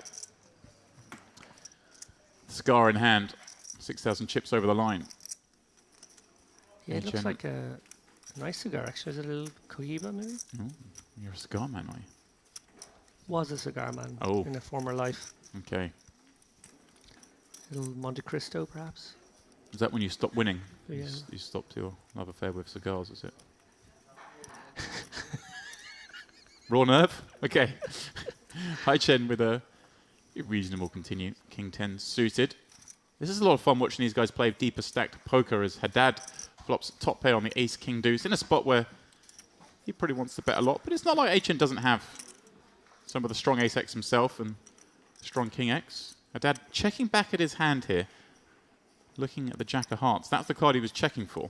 Do I have backdoor hearts? And I'm going to come back to that in a second because something I heard Dara Kearney mention this morning in a certain video I watched. But we'll come back to that. Hai Chen with that king. Kind of not loving life against range. No. So Haddad open from +1, but too much hand, of course, to fold for now. For 10 into 20. The half pot sizing of Haddad. And 7 diamonds on the turn. Haddad's got to feel pretty good. I mean, sure, we can be up against maybe some ace-queen, but for the most part, ace-jack's going to be good here. And that card is very bricky. Gone very small again. I like milky. that, I gotta say. Right. No, I like that. I think you want to go small sizing again Right. in this situation. Because we have a lot of it, right? We have a lot of these aces. We have kings, we have aces, we have the ace-queens, the ace-jacks, the ace-tens. Small bets put a lot of pressure on hands like this, right? Yeah, I think this bet definitely targeting another sticky call as we do see it is a Cohiba. Excellent choice. King queens, king jacks, even the king 10 may be tempted for 15. Good fold, HN. Yeah, nice all round there from Haddad. But yeah, I want to come back to that because Dara made the point. You see that with a lot of players when they've played an offsuit combination, that they sort of, a couple of hearts come or 3 hearts come. They check back to sort of see if they've got, did I have the heart? Can't remember. Kind of telegraph that perhaps it's an offsuit combination. Not that I'm saying that's what happened here, and you can obviously balance that by always checking back at your cards, but it's just something that lodged in my head earlier from Dara, and dare I see it right there. O'Carney is a font of knowledge, font of advice. I'm very fortunate to work so closely with them all these years and just sort of by osmosis receive a lot more strategy advice than anyone else, I think. It's, yeah. Dara obviously joined us for the Western series. He was with us the whole week, or actually the whole fortnight, offering tremendous logic for lines taken and maybe some lines not taken.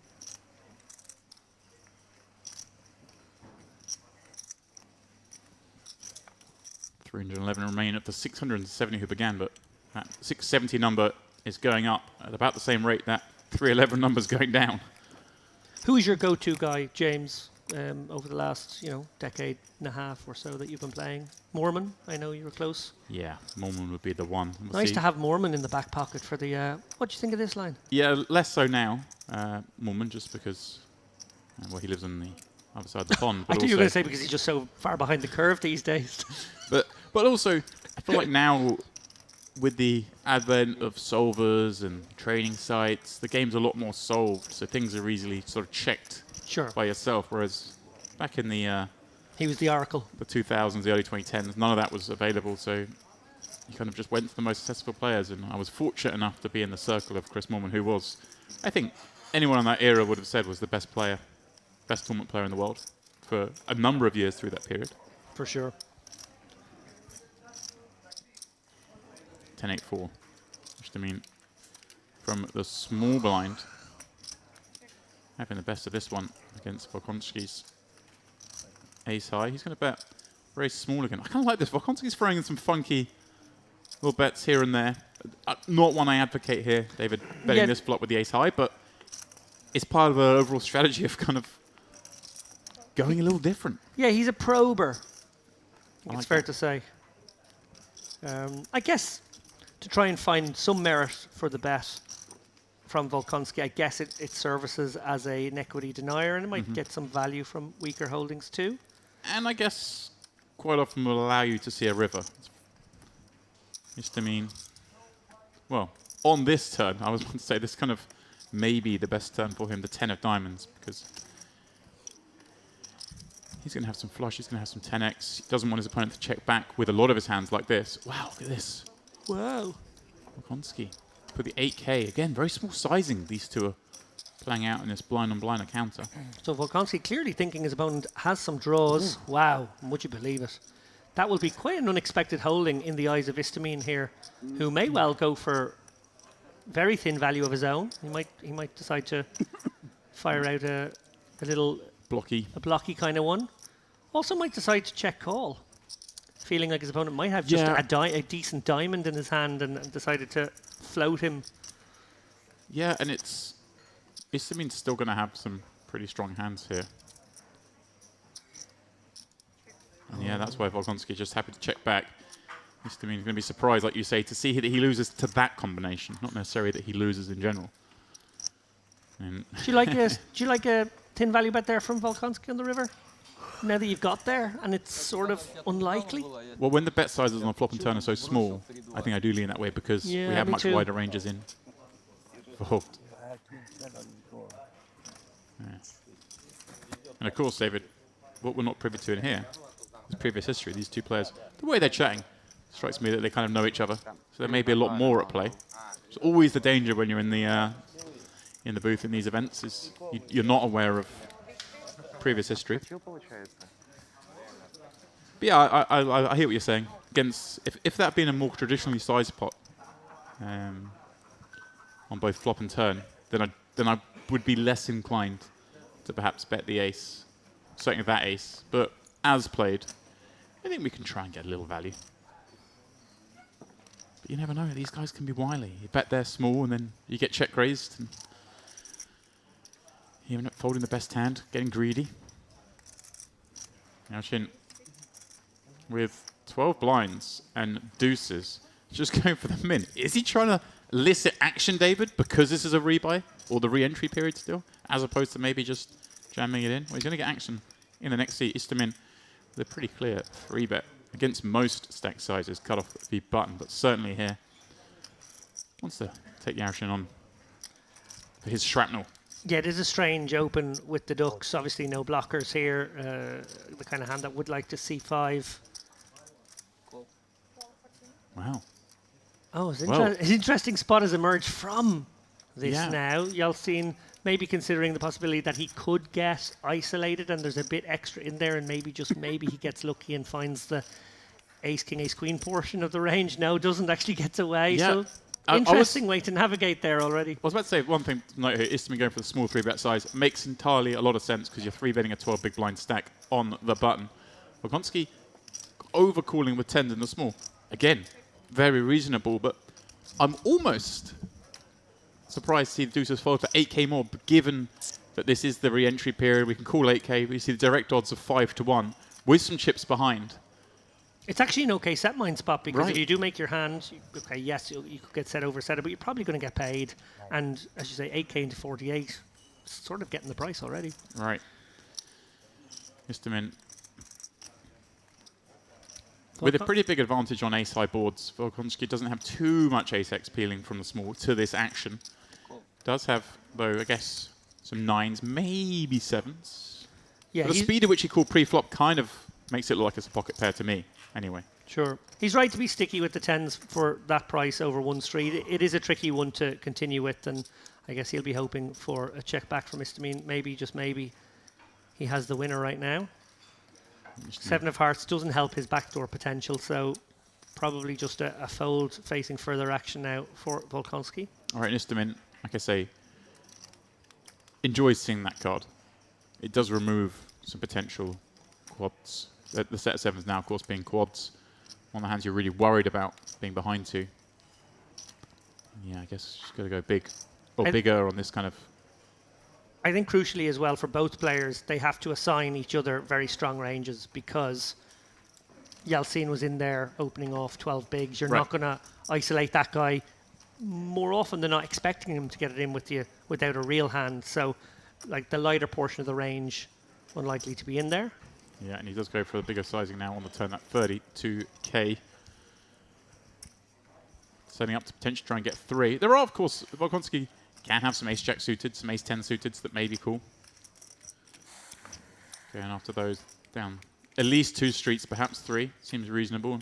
More history developing between these players. Wonder what would have happened if he had just opened jam the deuces. The ace-queen flat the next seat, I guess, for 12 blinds. No real reason to reopen the action. Oh, to ISO for 12. It's not that you're going to get called liberally behind. And then 2 10s. 2 10s have an interesting spot there, whether they want to jam it themselves or flat also. Yeah, I think Mr. Min's saying something to, something along those lines. Would have been a far more interesting hand had he open jammed for those 2 10s. As it is, that one playing out fairly standard. But not often I advocate peeling a 3-bet off 12 blinds with deuces, David, but that might have been the spot. Yeah. Here's our man again. He's 6 suited in the cutoff. Now up to over 100 blinds. Yeah, nice hand to keep in the mix here. Not too many 6x in your range. This is one of them. Gives you a bit of board coverage. Obviously, suitedness always nice. Haddad could go both ways here. Definitely seen some players flatten this situation this week. Yeah, keeps in some weaker.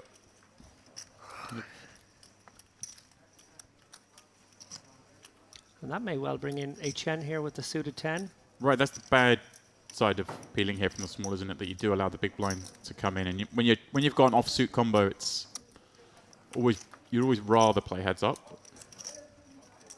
He does cool and get a very favourable looking ace 7 deuce with a couple of hearts.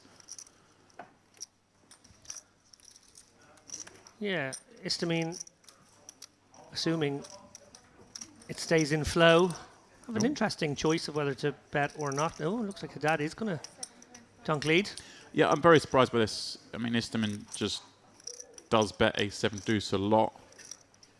Kind of want to play your good hands and your bad hands the same here, I would have thought. And leading is a little peculiar. It's an interesting spot here for Histamine because his hand would like to just flat, but actually maybe his range wants to raise a lot into this unusual dunk lead. The ace kings, the ace queens. It's just it's something because you allow Histamine to just fold here when he's got a lot of hands that may most likely would have barreled ace 7 deuce. And Haddad can't be feeling too comfortable about his ace 10 right now. Obviously, he has been flattered. He will be ahead of a decent chunk of hands here, but he's out of position. He's probably just going to keep coming with the small bets. Yeah. I thought the bet was bigger than that, pardon me. He has gone, like you say, small. Interesting, because it doesn't really... I mean, actually, this is quite nice because Histamine is in here with the 8s, the 9s. Like a really tough spot here. Dad's going to have some flush draws, perhaps, that play this way that now picked up gut shots. Maybe even the Queen X of Hearts that he goes for a small bet, a little mergy, little denial. Not denial, but saves himself getting bluffed, as it were. Yeah. And River completes the board, the 5 of spades. And I think he just goes small again now. As played, it's an unusual line. I'm trying to put my head into Quarter pot. this line that I wouldn't have taken personally and don't have a huge amount of experience navigating. But yeah, it makes a lot of sense to just keep coming with the small bets. He may as well target the weak aces. Present. He kind of knows it's a funky looking line, but maybe thinking, maybe my opponent's got, convincing myself my opponent's got a queen high flush draw. They're block betting. Very weird hand, but this is the beauty of these events, where we see some unorthodox lines.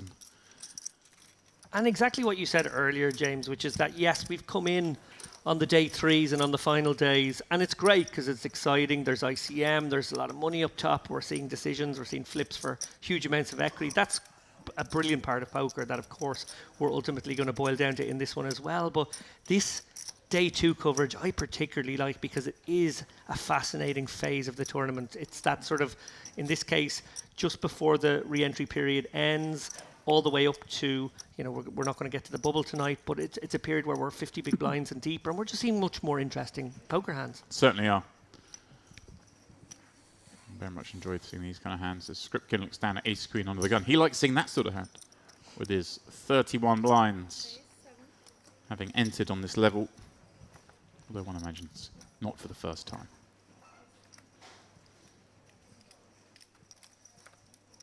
Just, I mean, 2 3s now against 30 bigs under the gun.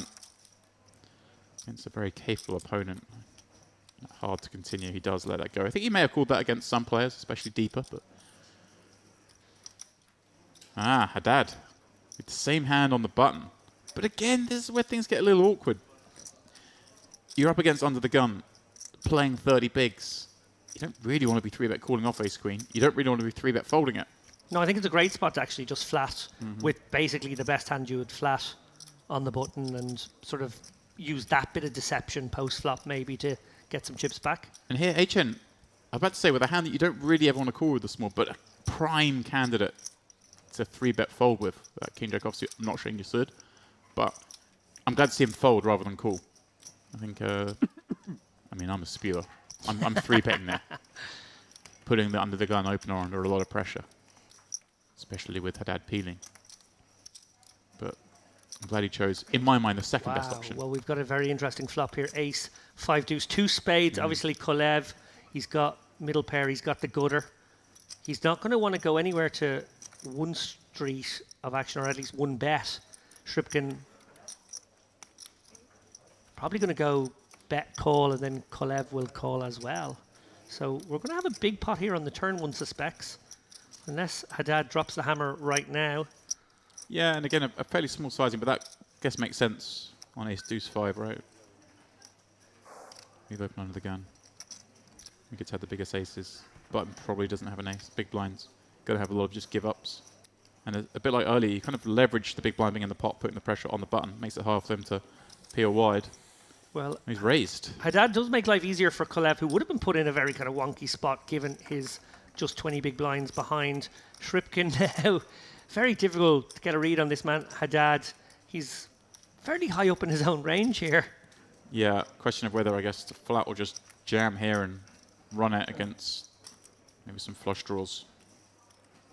He will like that 7 of diamonds, as you say. No flush getting there, and that's the one he would have been a little bit worried about. Haddad likely just sticks him in here for 80%-ish. Yeah. No, maybe slightly less. Just going to go for... No, he's gone for... Yeah, I mean, effectively putting him in, David. Here we go. Skripkin. There will be no blood. And if you say, I'll just chop up what's in the middle. As he gnarls down on that unlit Cohiba. Hoping for all that pot, but having to feel okay about half of it. I guess it could have been worst case scenarios. Could have been behind. Yeah, I think Skripkin actually, when he jammed turn there and Haddad sort of flicked the chip in, he gave a kind of reaction like, oh. Because I think he is worried. There are some 5s, some deuces. For sure. There's some ace 5 suited, ace 2 suited. Maybe he was up against in there. You kind of, you want the person to be, oh god, how much, you know, you kind of caught me here, but I'm committed. So a happy result for both, perhaps.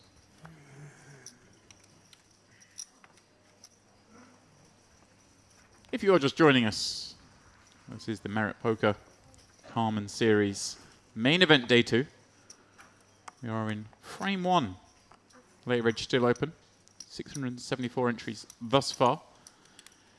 305 of those remain, so our average is a little over 200k, which is very deep, considering the blinds are only 1,500, 3,000. As Yaoshin, one of the surely the shortest decks in the room. Again, just going for a min raise, David. Just wanting to get some action, I guess. Wanting to double up or bust. Yeah, it's unconventional. Obviously, it allowed him to get away with the twos the last time. So, interesting sort of situation. I guess it's a raise fold or a raise call if you just want to gamble. It works as a raise and take it on this occasion. The modern player looking to get a little bit more play from his short stack these days, certainly fair to say.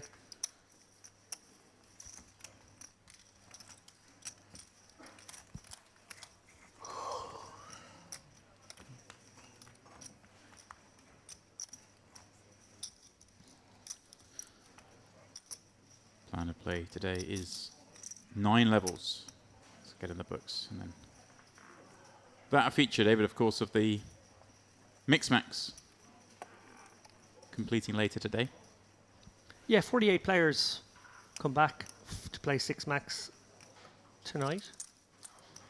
There'll be some conflict, of course, of those coming through the day 3 of this and being in day 3 of that. So today's play relatively short, 9 hours of poker, 1 hour levels. That makes way for the big stuff to happen tomorrow. Moving day. Yeah, it is moving day. It'll be moving evening tonight, I suspect, as well. Yeah. Yeah, I think when we come back from the second break today, the moment late reg closes, there will be a fair few last minute entries. Then there's 100Ks. A flurry of all-ins, no doubt. Don't wanna see like pocket kings or pocket aces. You're gonna Clash of two of our familiar faces in the room here.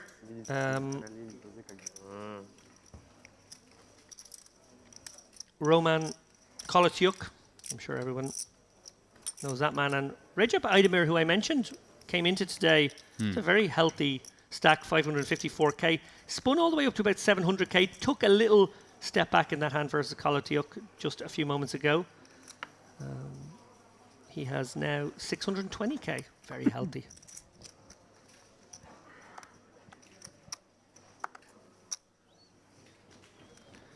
Thank you to Poker News and their excellent reporting, allowing us to bring you coverage, not just of this feature table, but a little bit of what's going on in the room. Yeah, it is nice. I could use ever present. Our high roller champion, Alexander Hurst, who I'm sure many of you watched claim victory here a couple of nights ago. He's building a stack as well in the outer tables, 335k now. Ooh.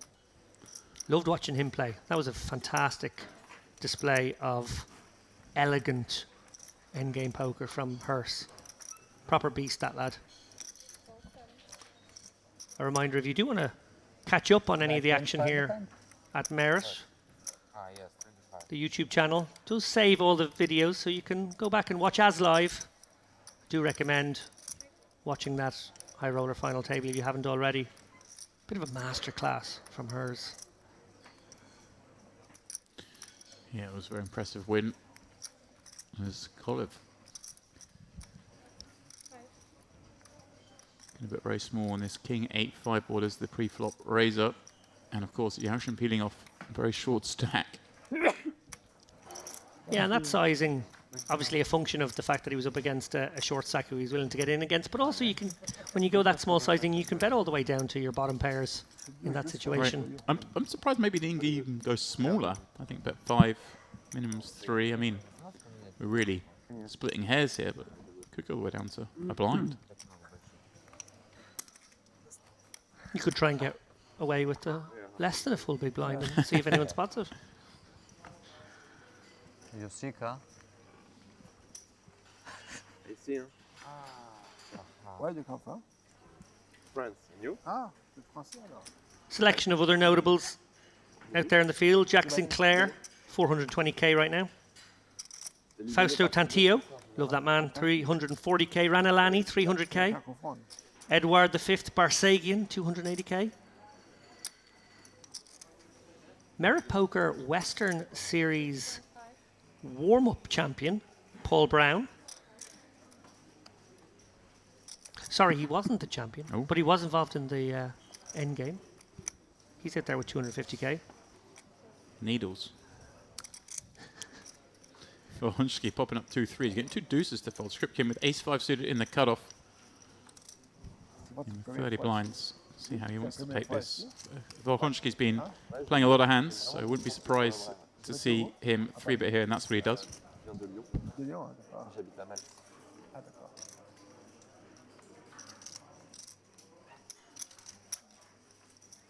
Déjà là en France. In a 3-bet, we'll get round to that opener under the gun. Il y a un boulot. I like just the sizing as well. He's gone a little over 3x. Doesn't have to go huge because he is 3-betting off 30 bigs and exhibiting a lot of strength Travail. against what should be a tight range, but we've seen this man in a lot of pots, and even if the players haven't seen the cards, they'll be aware that he is playing a lot of hands. With threes, I think I would like to see just a fold, but Il y a un groupe français. very, very hard to play this hand out of position Vous connaissez against the cutoff range. Entram. Vous connaissez le groupe Entram? Yeah, very cheeky Entram. use of the ace-5 Entram. suited here. I absolutely love it. Nicely done, sir. Take a bow, Shripkin. Go ahead. Short stack ninjing his way Histoire. to a starting stack once again. Ben joueur. Big news, James. No. I like news. We have crossed the 2 million mark in the prize pool. Bosh. Just there over the last couple of minutes. Wow. 2 million I'm feeling safer about how I guaranteed it. The series has been bigger. for the next one. Oh, was it the next one? It's I the did? classic. You've guaranteed 10 million in the prize Wow. pool. Right. Yeah. I was trying to get out of that by No, maybe no, claiming I this wrote one. it down. I have record of it. Okay. I actually clipped a bit of sound, audio, if you saying it, so no one will forget. If anyone out there has some money I can borrow, please don't hesitate to get in touch. And if you don't have any money, the least you can do is hit the like button. Quoi, votre There we go. Like and subscribe. la messe?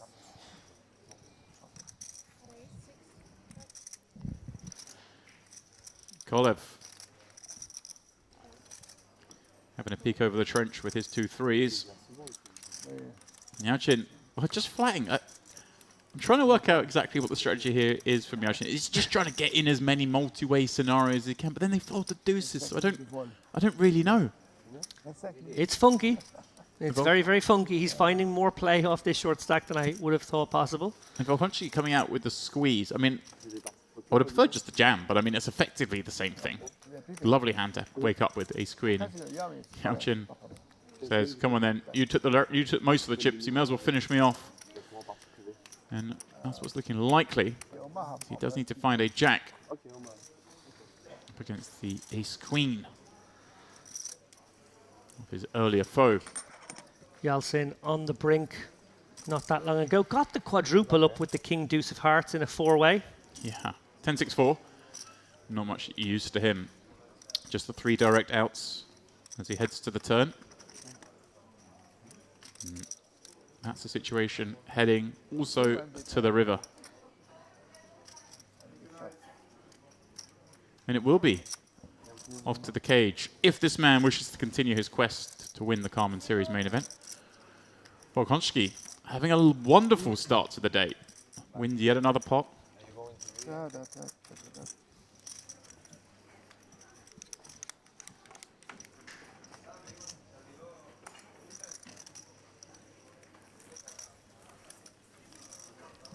Yesterday I played cash game.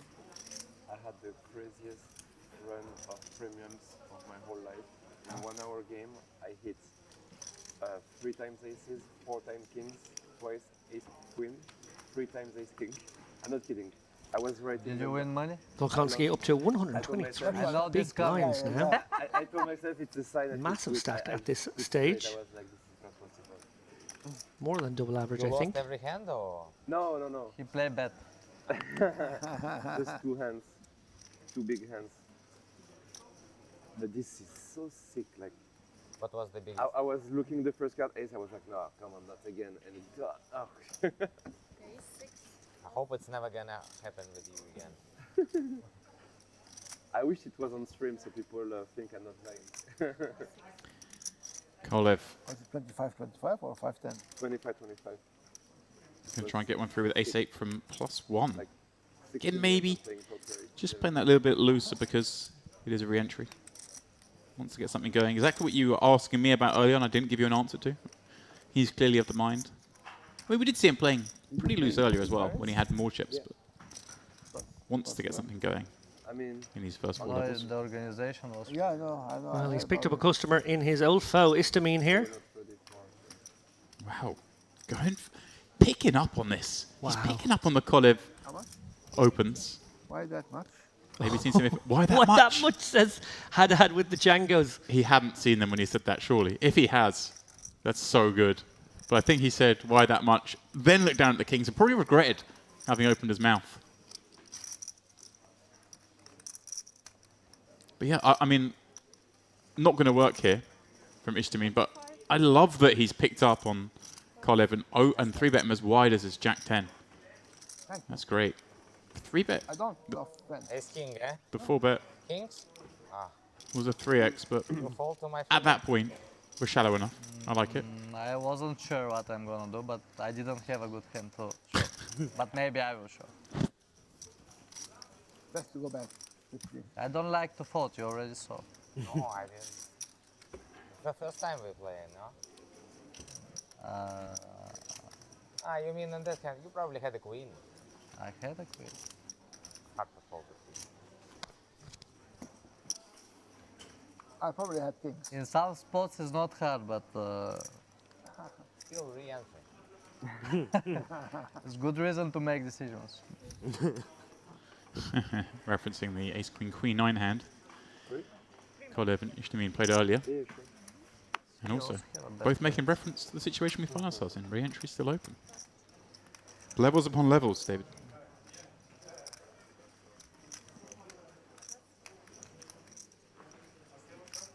And here's our man once more. Ace 10 in the cutoff in an unopened pot.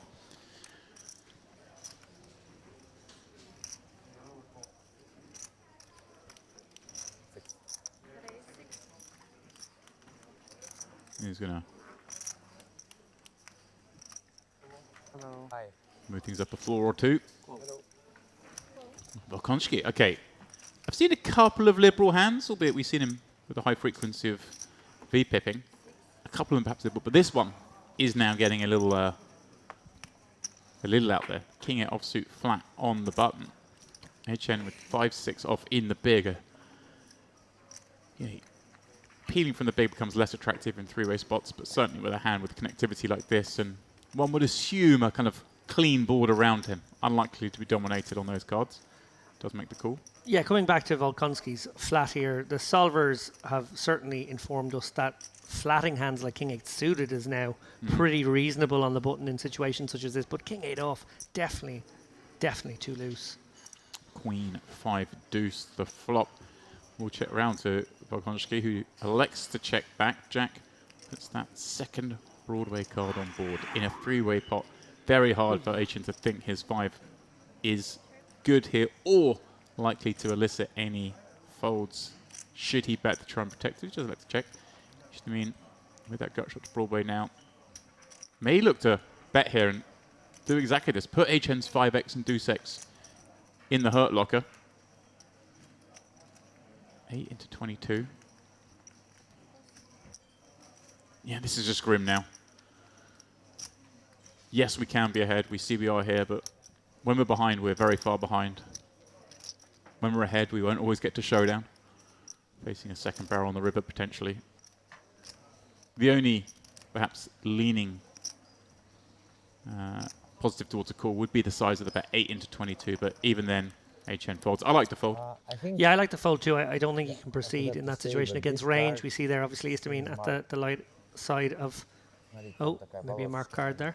Yeah, well, But as we neat little play there from Istamine. come towards the end of this level, we're going to take a little look at what's coming up after the break, David. We do have a fresh feature table. And I do gather, there we go, in seat 2, Recap Edemeyer, the chip leader in the tournament, a familiar face Wow. on the streams. We've had him on the feature table this week already, I believe. A deep run in the warm-up, if memory serves. He's flexing his muscles in that event. Chip leading here, so that's who we've got coming up after the break. Of course, we still have a few minutes left at the 1500, 3000 level with this cast.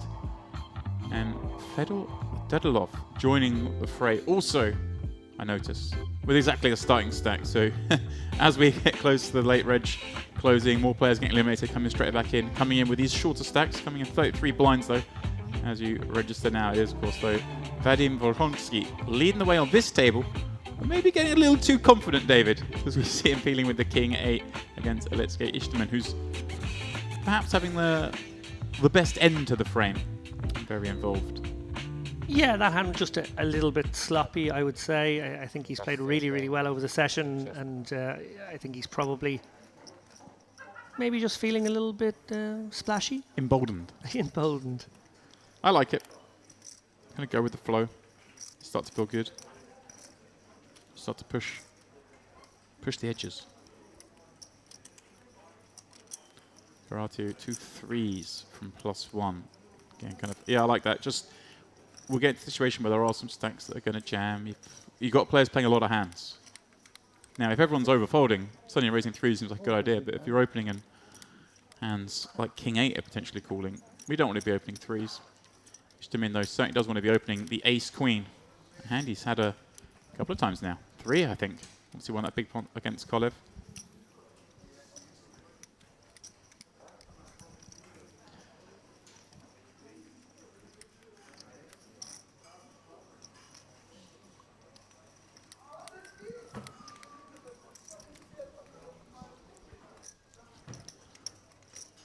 And well, Kolev with the same hand in the big blind.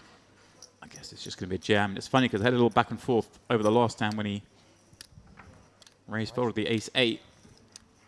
How much they ask. Kolev likes hearing that. You like hearing how much, because your opponent's snapping Ace-King, snapping all the pairs. Fuck. Obviously, he's going to snap this Ace-Queen once he sees how much it is. And, not going to lose any chips, but has lost something. Maybe a phone to the floor. I think he may have broke some of our equipment. Realize it's 5 minutes left.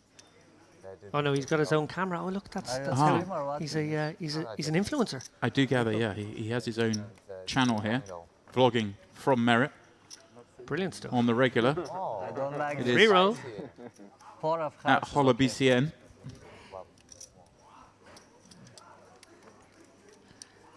Will there be running clubs here for some drama? No. nice hand. Yeah, please do check it out at Holla BCN. Tag is Alexei Ishtaman. Big title is coming. Confidence.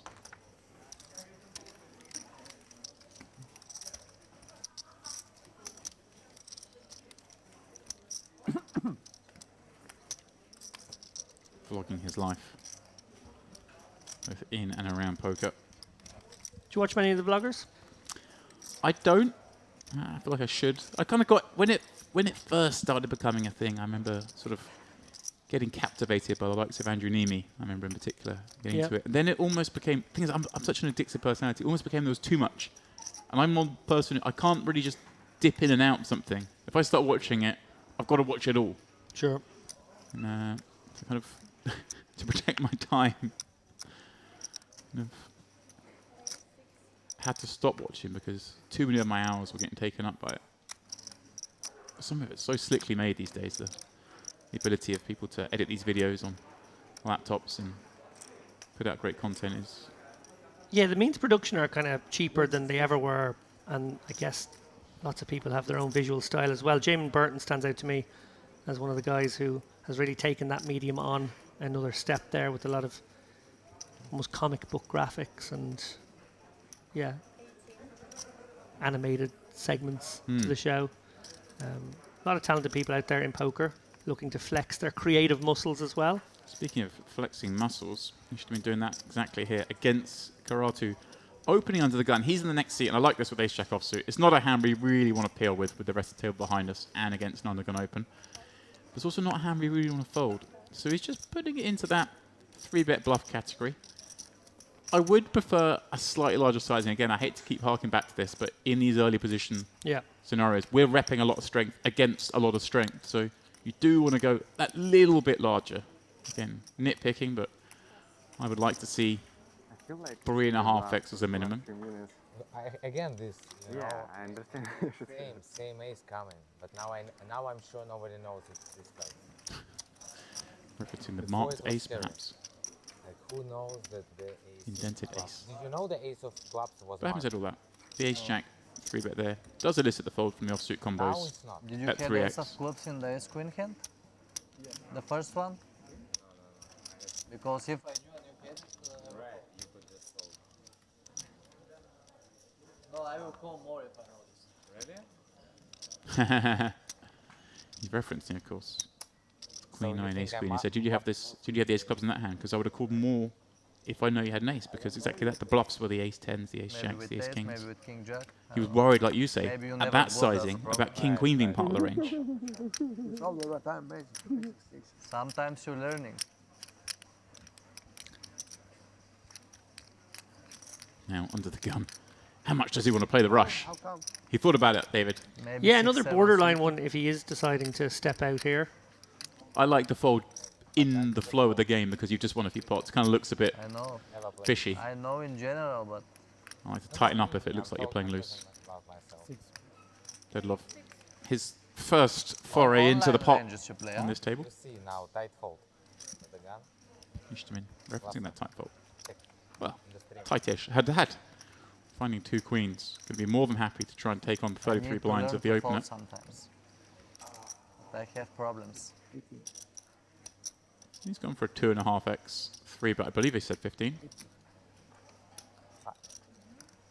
Excuse me. Or Can 18 you kick perhaps. it off?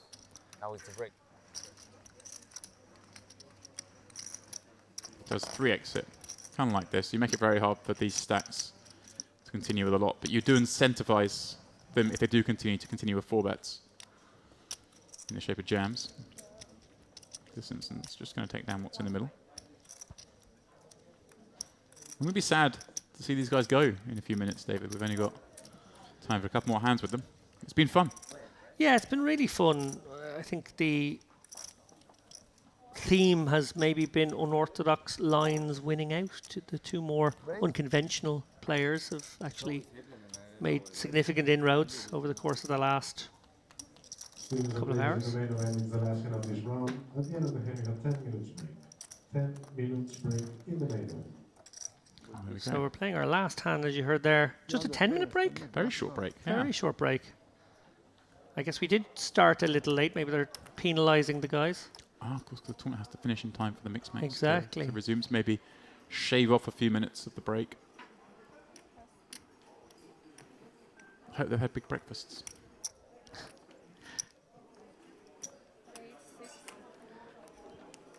Okay. Haddad back in the action here. Ace Queen certainly qualifying. +2. Yeah. Will be the last. As you see players dart off. 15 minutes. Ah, 15 minutes. there you go. It is a break 15-minute in the break, main David. Not a 10-minute break. Thank you. See you. As Karatu peels from the small with the suited king. Hands that we've been talking about a little bit of late. Well, trouble perhaps on this Queen 6 board. He flops what reckons to be a good hand. And look at that, Dad checking back. David with the ace queen. Yeah, setting the trap here. And he's got just so much of it, I guess. Maybe feeling like the 6x, not too many 6x's in Cartio's range here. So not much to target for value. Obviously, he can target the small pairs. That makes sense. But, you know, maybe just thinking there's an opportunity here to let a card come off. A card that maybe hits Cartio and gets him paid. Yeah. We see that Cartio does have a 6. One of the more likely 6 is the king 6. And he's gone quite a large sizing given the flop action, because I guess Haddad has a lot of showdown, you'd imagine, when he checks back Queen 6. He's trying to get called by the ace highs. Very trappy here from Haddad. No raise here on the turn. Just calling.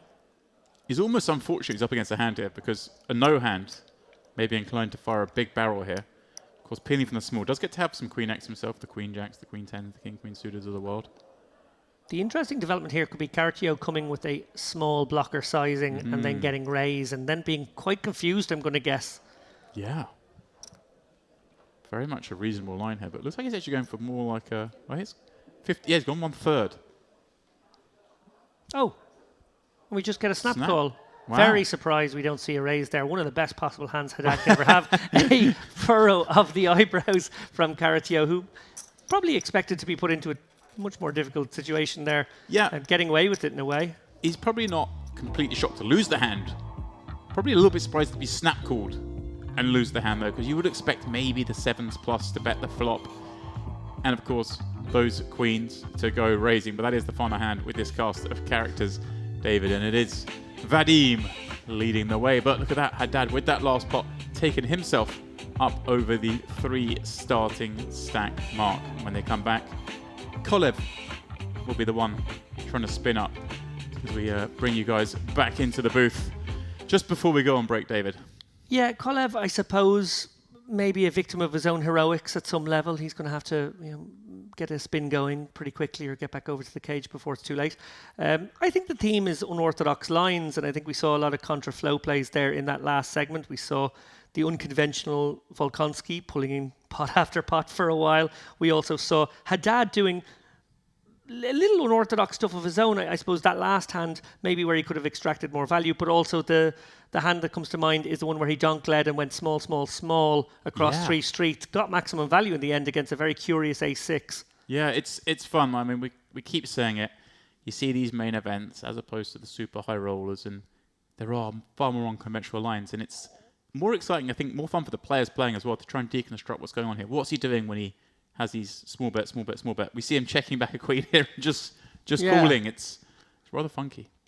Well, look, we're going to go on a very short break, probably just 12 or 13 more minutes until we're back in the action. We saw the cast of characters going to be joining us. Looking forward to commentating on those guys. Please do join us back here for the Merit Carmen Series main event, day 2. We'll be back shortly.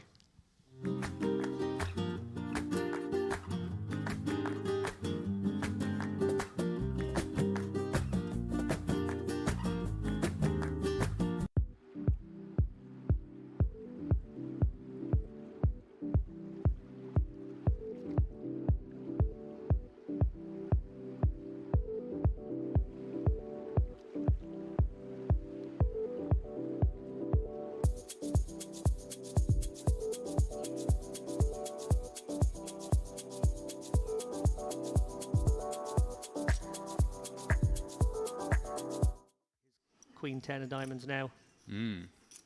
After the board pairs the ace. Could come for some small value now. Could check again. Right, yeah. Can still check. Still going to have some hands you want to give up. It's kind of a nice one to bluff catch with. But like you say, can perhaps get some weaker to call. Yeah, I feel Some like it's draws. a could go either way sort of spot. Does decide on an 8k bet. Half pot. Makes it very hard, doesn't it, for these kind of hands, the gut shots to continue. But the king high gut shot, perhaps some nefarious intentions. Yeah, with position here is to mean may find other routes to victory. Well, most likely not on that card. I'm actually a little surprised by that call. I am too. They may just give up the king 10. No heart. Gonna have the jack 10s that can call, the double gut shot, the flush draws. He's gonna have some queen x himself, even some ace x. Yeah, given that the 8k bet was called on the turn, I wonder if HN now, little concerned he might be behind a queen jack, Right. a king queen, Yep. maybe even a very raggy ace. Yeah, I think very hard to bet again here. I don't think I could advocate for it. And actually, Unless you came with the like one big blind bet, which also sort of opens the door. yeah. Very hard. I mean, it's not very hard to balance that. But people just don't seem to do it. Like the really weak lead here with a very strong hand. And Ishtamin was just thinking maybe my king high's good. What's that?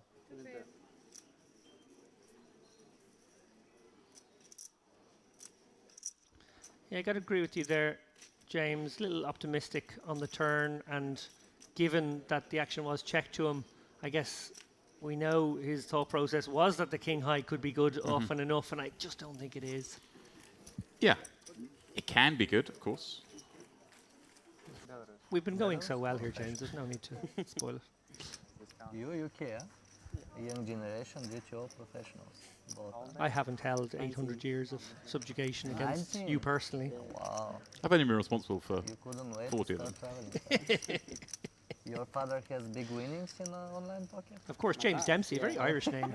I assume we're probably related if we go far enough back. my father's from Cork. But I prefer to lean into the Britishness and, you know. Leaning into some straight draw and flush draws here, HN and Volkonski likely to continue in this situation. Istamine and Haddad, well, this board isn't in their vicinity. Yeah, this is kind of a fun one. HM from the big blind peeling here does have some of this board. It's going to check back through a lot, and he's only got 7 high. And with those backdoor hots, may elect to just come bluffing here. I like this. I like this a lot. I really like this too. This is exactly the kind of texture he can represent. He's obviously got the draw. He's got the backdoor hearts as well, like you say. Yeah, great spot to see that he can confidently Maybe not lead the this best spot. And place as to predicted, Volkonski, the man who will join him on the turn. Players confessing to some underage gaming online. There we go. All's forgiven now. So you have a good Tricky one here for HN now. Obviously, bottom pair pairing. He can have more 2x, and he can certainly have both in this situation as played. Can have straight. But Volkonski on the button, maybe representing something more like an overpair to the board here, and will certainly get sticky on the deuce. Yeah, he has all those pocket pairs, bar the highest ones, of course. Although some of those may elect to trap. So an interesting situation here for HN. I kind of like it if he goes very aggressive across 2 streets as the plan, or not aggressive at all. Yeah, I think you're right. Kind of a, You don't want a to do big an bet here and a in-betweening jam on the river, or we need to check. Yeah. Or even maybe a very small bet here. Kind of set your price. There's an argument for that. Looks like he is pulling out 4 at least of those 5k chips, throwing on a couple of 1ks. So maybe we've seen him fire, or intending to fire twice. Big bet. Make it very hard for the queen high flush draw to continue. The board has paired. You do have queen high. It does have position. But like we say, I mean, HN's repping a lot of strength here. There's every reason to think he could have a full house already. And certainly flopped a straight. Yeah, I might get to have a lone deuce. Volkonski. Wow. This is sticky. Right, here we go. So he has left a little over pot. But that's a bad river. In terms of our bluff equity, right, we want to say we've got 4s full. We want to say we've got 6s full, 4s being removed. But also, when we're trying to say we've got 3-5, which is a big part of our bluffing range, especially when we're holding the 5, that's kind of what we're looking at. Yeah, combinatorically, the number of hands that we would come out barreling big with have gone down. Right, and our prime value candidate at 3-5 is not wanting to bet too much here. It probably still wants to bet that because our opponent does have, like you say, just a lot of over pair combos. This is amazing if he gives this up, and then queen high wins regardless. He may still go for this right though, because Volkonski does have just over pairs a lot. Do you think the better plan now is, you know, we were advocating the go big and big again, and now you've gone big. You can actually go kind of maybe smaller, maybe half pot, merge your range a little bit. Right, because the 3-5 doesn't want to bet big here. Yeah, it makes sense. Yeah. Basically trying to get a pocket 8s to fold right now. Yeah. And this is just an awful, awful run out for him from the big blind, as played. And I like the way he's played it. Interesting body language here. I almost feel like we're witnessing his internal monologue here. It was almost like he really gave the bet a lot of thought and then almost thought better of it. He's come back to the chips now. He is going to fire. Here we go. It's all of it. All of it. This is always the plan, and he hasn't deviated just because the river came unfavorably. Well, Volkonski fortune favours the brave there. Yeah. He could still represent 6s, 6-4, 4 deuce. They're still out there. Yeah. There's plenty of hands. He has exactly that. He has the 2-pair combos that boated up. Vita, do you have Ali? And your opponent just doesn't have...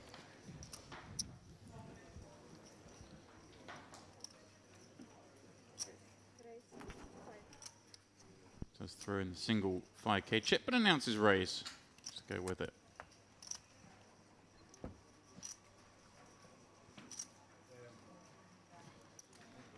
Imagine his... Oh. I think Nemesis is too early, David. They play one pot, but...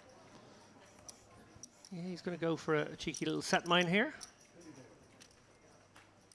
Ah. Oh, but the dream for Laidlaw now with just 17.5 bigs. Yeah, and you're going to have a lot of hands you want to squeeze jam with here with the flat behind. And that's a reason that Achan perhaps has to be a little cautious peeling here. I mean, I still would peel with the threes. I'm not saying he's made a mistake here, but he's one of the things to be aware of. But also, of course, Achan gets to have some traps here because of that stack behind. You are going to flat sometimes some of the sort of the strongest hands you wanted, sorry, the weakest hands you wanted the 3-bet for value. Kind of maybe you flat them now because you get a little bit more information. Great point. Classic race incoming here. We know Istamine going nowhere. Probably just trying to size up HN's level of interest. Yeah, I guess we flat with range here, right? Because we can flat fold some hands. Can we? Can we flat fold some hands? We know we're not going to get over flat, are we? No. It's a third of our chips, or a little less than a third of our chips, I guess. What do we do with 9s and 10s here, David? Are we flatting and then folding if HN jammed? If we were trapped? Does he have a blended strategy here? Do we just jam kind of the ace-king and the jacks and queens, and then maybe flat the 9s, 10s, and the aces and kings? Yeah, we can certainly blend our strategy here and have a few of the bigger hands protect those weaker ones and then decide, well, we'd like to avoid some flips with the others. I like this. I like the flat. I guess if we're flatting queens, we're probably flatting everything. Does feel like he's just Strategy he's gone for. Classic. Yeah. Probably what I go for. I like to keep things simple. I like to have one avenue, less to think about. But as you say, David, it is the classic flip. Ishtamin won't be happy to see that Stack something. against that stack size. Oh well. Supposed to be in a pretty good spot. Still is in a pretty good spot. 2 queens, of course. We call it the coin flip. David, I'll run queens all day against you, your ace king, especially on a queen 7-7 flop. Just attacking the table, just needing the runners, the very specific ones at that. Jack, no use. You will have the option of re-entering if he so chooses. On the flop. It's only level 1 of day 2. Has 4 hours of late register. It's a 7-6 or something. What's Very bad bluff. I catch. what is you going all in pre-flop?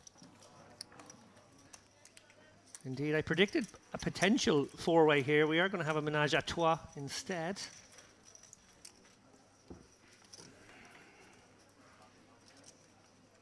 And ace in the Wow. window. Volkonski with the top pair. Gut shot. Gut shot to the straight flush draw, has to be said.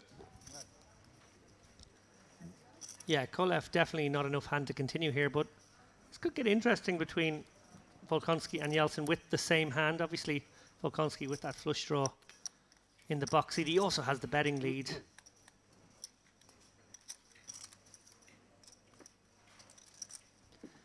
Do you ever feel in this situation with the ace, jack, jack of clubs that you've got the second nut draw, you've got a pretty good ace, but not brilliant ace, you're not that high up on your own range? Maybe you proceed cautiously? Yeah, it's kind of a weird spot because we did 3-bet. Okay, 3-bet 3.5x, but that's a pretty small 3-bet size against the action we saw. You're going to get peeled quite a bit because you're giving up position to the rest of the field. It's very difficult to know how to proceed down these spots. I mean, we are trying to rep super strong. So ace, queen, 10 is us. We do get to have aces, queens. Probably not 10. Wow, here we go. Probably not 10s. We also don't get to really have any flushes on this board. We do, of course, have the ace-king with the king of clubs. It's one contender. Wow, he just rifles the whole lot in. No 20. Well, Yeltsin arrived late. He's about to face a hand he won't really want to see here. He's being free-rolled. Yeah, this is obviously he can't fold. Like I say, he knows he's not up against a flush with that 3-bet from the small blind. He also actually has the range advantage on the turn, but Volkonski with the edge, the free roll. There it is. And sends Yeltsin back to bed, David. Maybe Huge back to the pop. cage, James. Oh, Maybe maybe back back- to the cage. Maybe. a brutal one for Yeltsin. Can't fold him. Obviously, he turns his straight there. Every reason to believe that his opponent could just have a set, could have top 2 pair, that kind of stuff. He's going to get in there. Can't be necessarily putting his opponent on a flush. But actually, the really devilish outcome is that you are facing the free roll, and there it is, the 8 of clubs. I don't think he's been eliminated. I think he's going to maybe have 10k left. Oh, right. Because Cove now, his range is very much defined down, isn't it? To maybe some of those 7s and 8s folded. So now we're looking at the Queen X.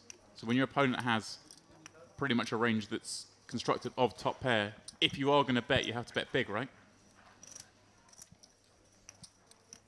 And with the nut queen, we are loving life. I wonder if you can ever go for all of it here. It's about 1.7, 1.6. I think if you had like 110k effective back, you could definitely consider it. Cove's only got 130. So we're only playing 130 effective. Yeah, 1.7. Yeah, it's probably, as I said, if Cove only had 110, I think I might go for it.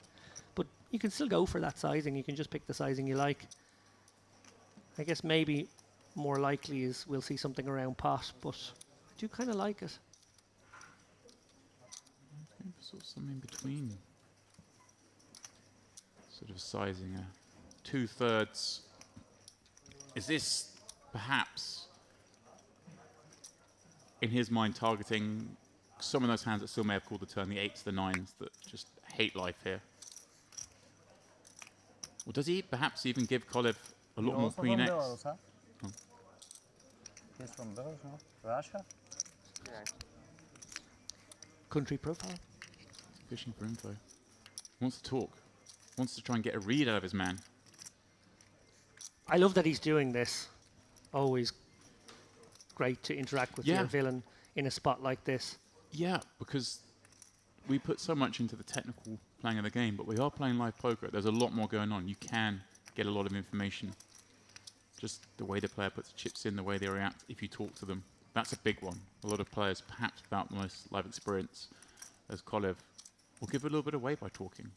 But Ishtamin appears to be too smart for that. He's giving away nothing. Stoically seated behind those glasses. Good luck reading this man.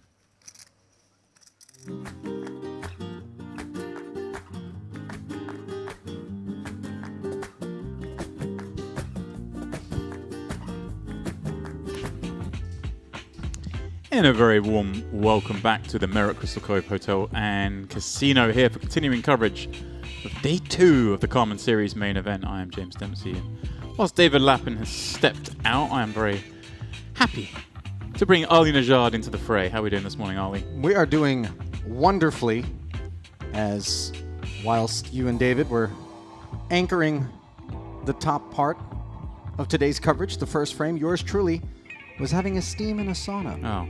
Which, given that I played till 5 a.m. in a slightly smoky environment, was a welcome respiratory relief.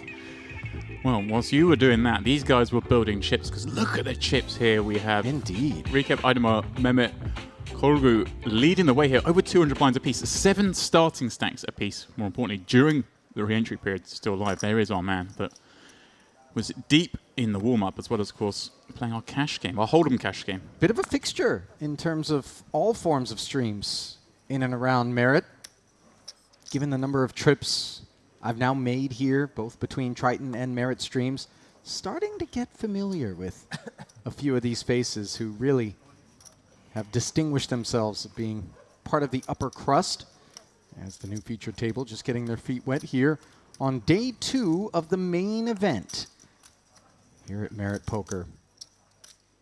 And something that I'm not sure that we've alluded to adequately, James, is the idea that across the 4 day ones that are available to players before the field combines, Blabea here with a couple of 10s on the button going to work, is that Day 1A and Day 1B are 60-minute levels. But Day 1C is a semi-turbo with 40-minute levels, and then Day 1D a full-fledged turbo, 25-minute levels. Really love that idea in terms of giving people who may not want to sit and grind for a full day and just kind of spin or be out the door the option to play in that fashion. And Day 1D strikes me as being the best of the times with which to do that. Not the best of times, though, with Ace-4 for Habib, who has 3-bet to 27,000. Kolu's King-Queen into the muck as a result, but Blebea's 2-10's unlikely to be headed for the same place. Yeah, always fun when we come into these frames, mid-session as it were. These guys have played 2 levels already, so dynamics would have built up. Here we see Blebea obviously going nowhere with the 10s. Question of whether he's just going to full bet go with it against the small blind, whether they're going to flat. It's all predicated on the perceived range of your opponent. So we're joining these guys midway through, so it's hard to know exactly what he's going to do. But with the rebuy portion still open, Ali, I think you can kind of... Everything plays a little faster. There's reason to believe he's going to want to full bet jam. It's a lot more. Time will tell off of 122,000 back. Yeah, I mean, with 40 big blinds, button with 2 10s is monstrous. Curious level, by the way, 1,500, 3,500. Yeah, just letting things creep up slowly. We just played 3K big blind, now 3.5, next 4. That allows, of course, the 2.5K, 5K level to be the first one after re-entry. So if you max late reg, you've got 20 bigs. Blebea really in the tank here as he Okay. deliberates. And I think very much, James, as you touched on, it was the decision on whether or not to put the 4-bet in here during the rebuy period. Yeah, and like I say, it's all down to how these guys have been playing the first 2 hours as we see an ace-7-4 flop roll off. Blebea not liking that one. But Ali, a board that Habib obviously has range advantage. 3-betting from the small blind. He has the biggest aces. We now kind of know Blebea doesn't because they do 4-bet jam those hands.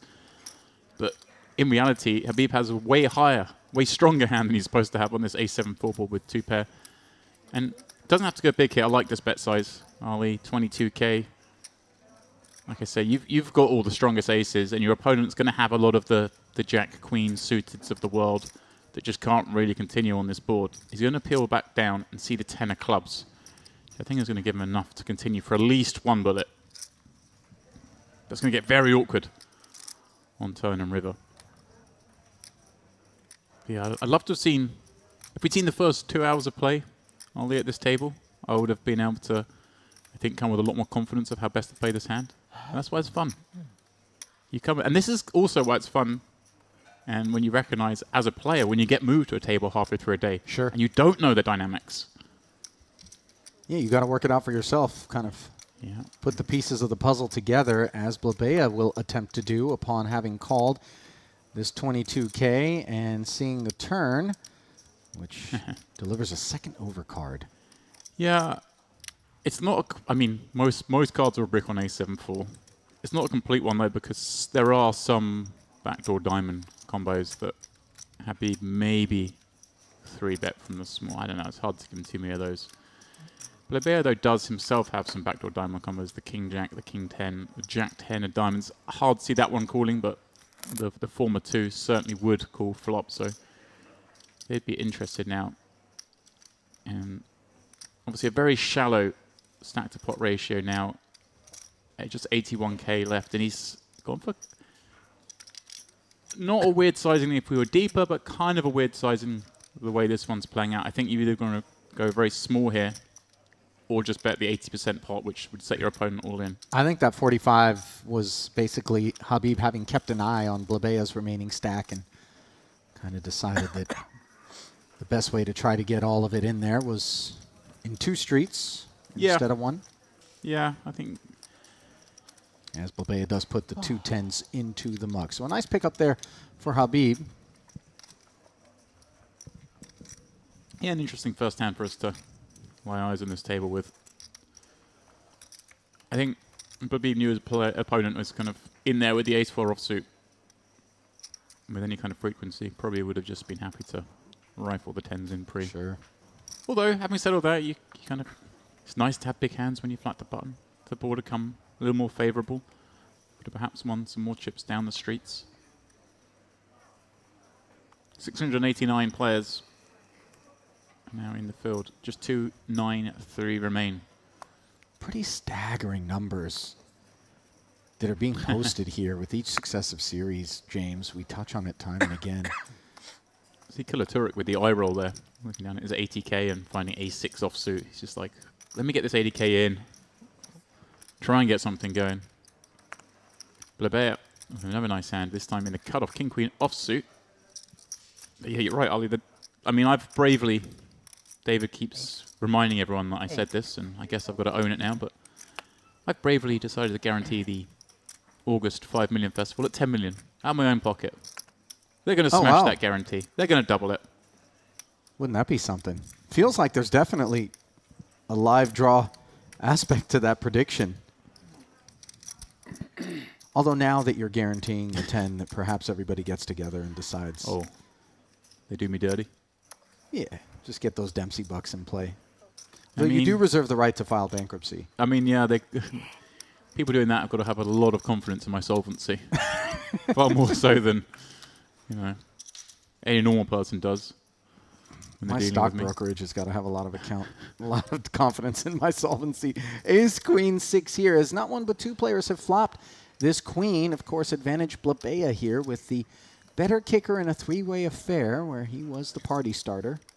Yeah, interesting spot. I mean, Kolgu perhaps a little liberal on the peel. He's got a lot of chips. I can see him want to play, but the effective stats against Blabea makes it perhaps a little less enticing. Big blind, of course, coming along for the ride, the other big stack. Blabea just has a lot more of ace, queen, sixes played. I think might not bet entire range here, but he's opening off 25 blinds, is tighter. A lot of those hands coordinate with this board. I wouldn't be surprised to see him bet range. So a C bet here with king, queen would be very normal. He's gone very small, which I do like, because you do want to keep him a lot weaker here. Kolgu, I even calls with the 2 5s. This is one of these I'm not really a fan of because you've got the big blind behind him. I say Blabea's going to be opening reasonably tight. But for such a small sizing, I'm not sure Idemir can go anywhere just yet, even though he won't like the fact that the small blind has come along. Now he can close the action for just 5,500 here. And is going to do so, taking that price. And the turn is That's Jack of Hearts. That's quite a bad card for Blabea to see. He's got to be worried about, the king tens, the queen jacks, as of course all the ace x that has continued thus far. Yeah, So lots of Broadway combos. Yeah, he won't enjoy seeing that card. One of the worst ones he could see in this instance. Oh wow, is Kolgu going to do something here? I don't advocate the peeling with the 5s, but if we do, we've got to do some funky stuff, and repping that card particularly would be kind of fun because he does have the king tens, the queen jacks. But he does go for the far more conventional line. I'm not advocating just taking off every time we've somehow got a bad hand in this spot. But it would be a good understanding of board knowledge if he did. Yeah, you could definitely lean on the middling aces. Yeah. And these hands, I mean, king, queen would just be in a coffin if you came out betting. And yeah, some of those weaker aces. As it is, this one, the way it's played down, no surprise to see Blabea check this back. Yeah, Does have a lot of give-ups. And pot control. ooh, interesting river card. Obviously, his king now nullified. And then 6s with an ace. Kolgu, he doesn't really have anything worse than this. And generally, when you've got the worst part of your range early, you want to go bluffing. He's going to have king 10. Yeah, he does. I haven't liked how he's played this hand up to now, but all of a sudden, Ali, I'm a fan. And this is a line that could be very plausibly tethered to an ace-x. Easily. He can definitely have an ace here. He probably doesn't have the strongest ones because he would have 3-bet them against the shallower opening stack, but he can certainly have the ace 10s, maybe even an ace jack that's got the... He could have the king 10, as I mentioned before. Is there some suited 6x, given the depth of his stack, that might also be a part of this? Oh, wow. Oh, wow. Wow. Idamir's call makes quick work of Blabea's king-queen. And poor Blabea. Back-to-back blows to his already withering stack. As Yikes. Kolu got caught bluffing there. I want to see Blabea's face. I don't. I feel too bad for him. Idemir just putting his man on a bluff. I mean, there we go. He's like, really? I have a 10s and had to fold turn. And I got a guy barreling that can't beat a queen on the river and another guy calling with a queen. No respect for my range. I guarantee you, when Idemir called on the river there, Blabea's like, oh, I'm so glad you called. Save me having to toast off chips, potentially toast off chips. I think he might have folded, to be honest. I would have folded the king queen in that spot. They'd be shown 2 worse hands up front. That is pretty brutal. But incredible. Idemir just like, yeah, I know you've got some pocket pairs, perhaps, that just bluffing here. I'm not letting get away with this. Idemir, of course, the one player in the pot who could have a 6 in that spot. Unlikely he'd overcall it, but it was a very small c-bet on the flop, so a very interesting hand for what was a relatively small pot, Ollie. And a great setup for this table, for this frame. 2 interesting hands to kick things off. Idemir, of course, the man who came 19th in the warm-up.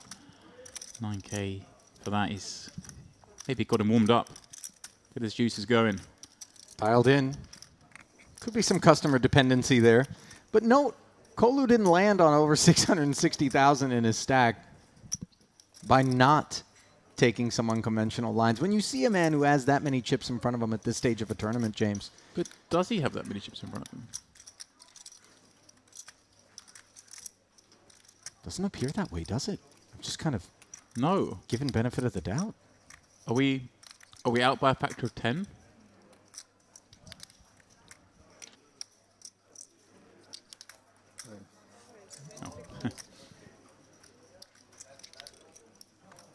He's popping up here. Idemir is going to 3-bet him from the small blind as it comes right round to Cove, but it certainly looks like he has far less than perhaps we thought. We'll get that figured out. Unless there's a 500,000 chip in play that I just kind of always give benefit of the doubt to the graphics as being completely accurate, but we are off by 500,000 apparently. So 153,000 and a begrudging reaction to this 26k 3-bet as he puts the king jack into the muck. Idemir once again dealing him a blow, and I believe his chip count is far more likely to be accurate. Yeah. You can see that Idemir is the one with all the tokens, and it's a good word you use to describe that, Ali. Begrudgingly fold. Yalan da söylemez. Kamerada görürsün.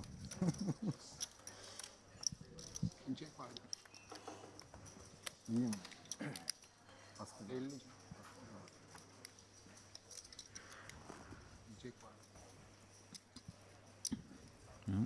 Little look there. Noira. He's still in the mix max, this chap, Ollie. Decent stack.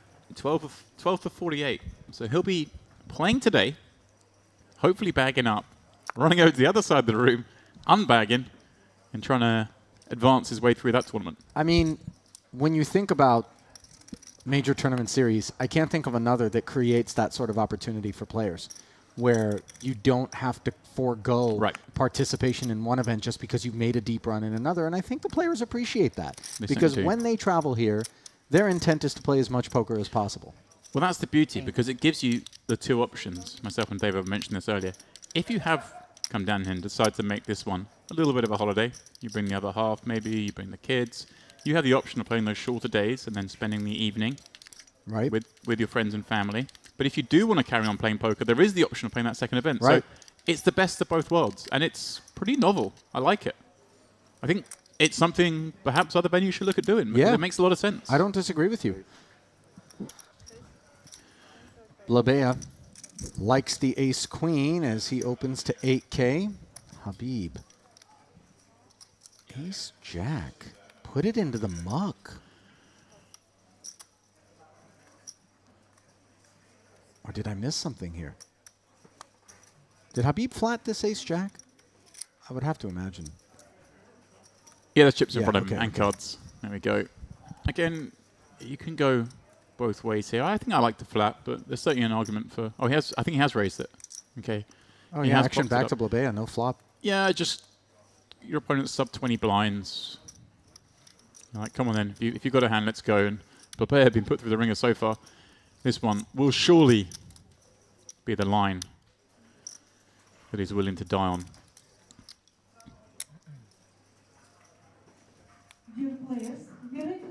If he knew it was ace-4 a little moment ago, that's right. Certainly would. He didn't get to see that, but he would have been. There is the jam. Yeah, Habib's not going to love this, but asking for a count. It's going to be another 34,000 for him to call. Clearly, he's deep enough to be able to do so. Yeah, 19 blinds. You can't really be 3-bet fold with me. So you don't, again, it's one of these spots, you don't want to peel with it. You don't want to 3-bet fold. You kind of have to 3-bet call.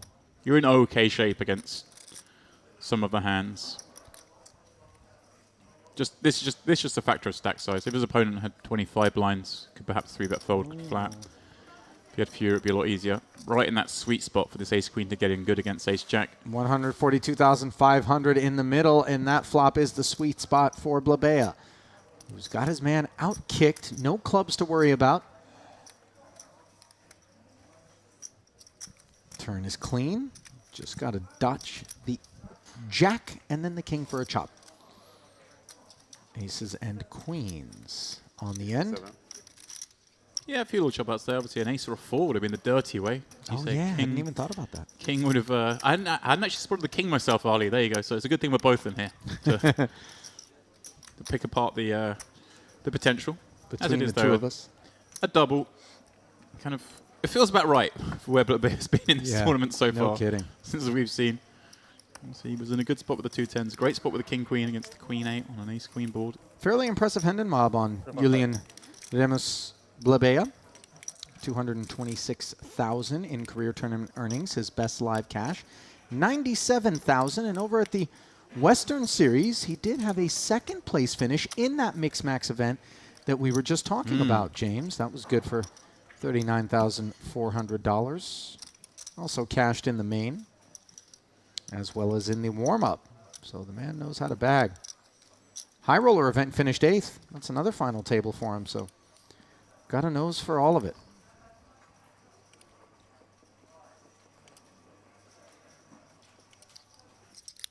Markov. First look at him, although it'll be a brief one as he finds 9 for offsuit under the jump. This is early on. Still the Merit Poker Series, Carmen Series, day 2.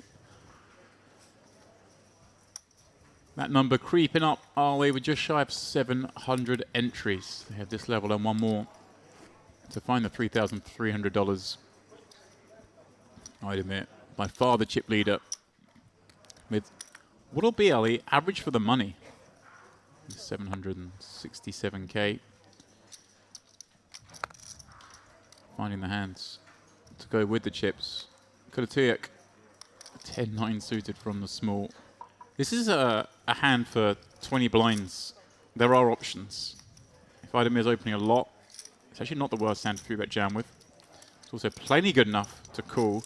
You don't love allowing a big blind into a pot, but it's a hand that does okay. The 10 and the 9 are both clean, as are the spades. So Kolatiuk's flat allows Noira to set mine, which he does unsuccessfully on the Jack-9-4 board, where Kolatiuk will check middle pair, which is the best hand. Noira does the same. Idemir, 2 overs, backdoor hearts, and a gutter. Yeah, this is a fun spot because Kolatiuk gets to have a lot of this board. And with 3-way, Idemir has plenty to go bluffing with here. And actually puts these kind of hands in a lot of pressure because he is c-betting this 3-way. He's gone very small, though.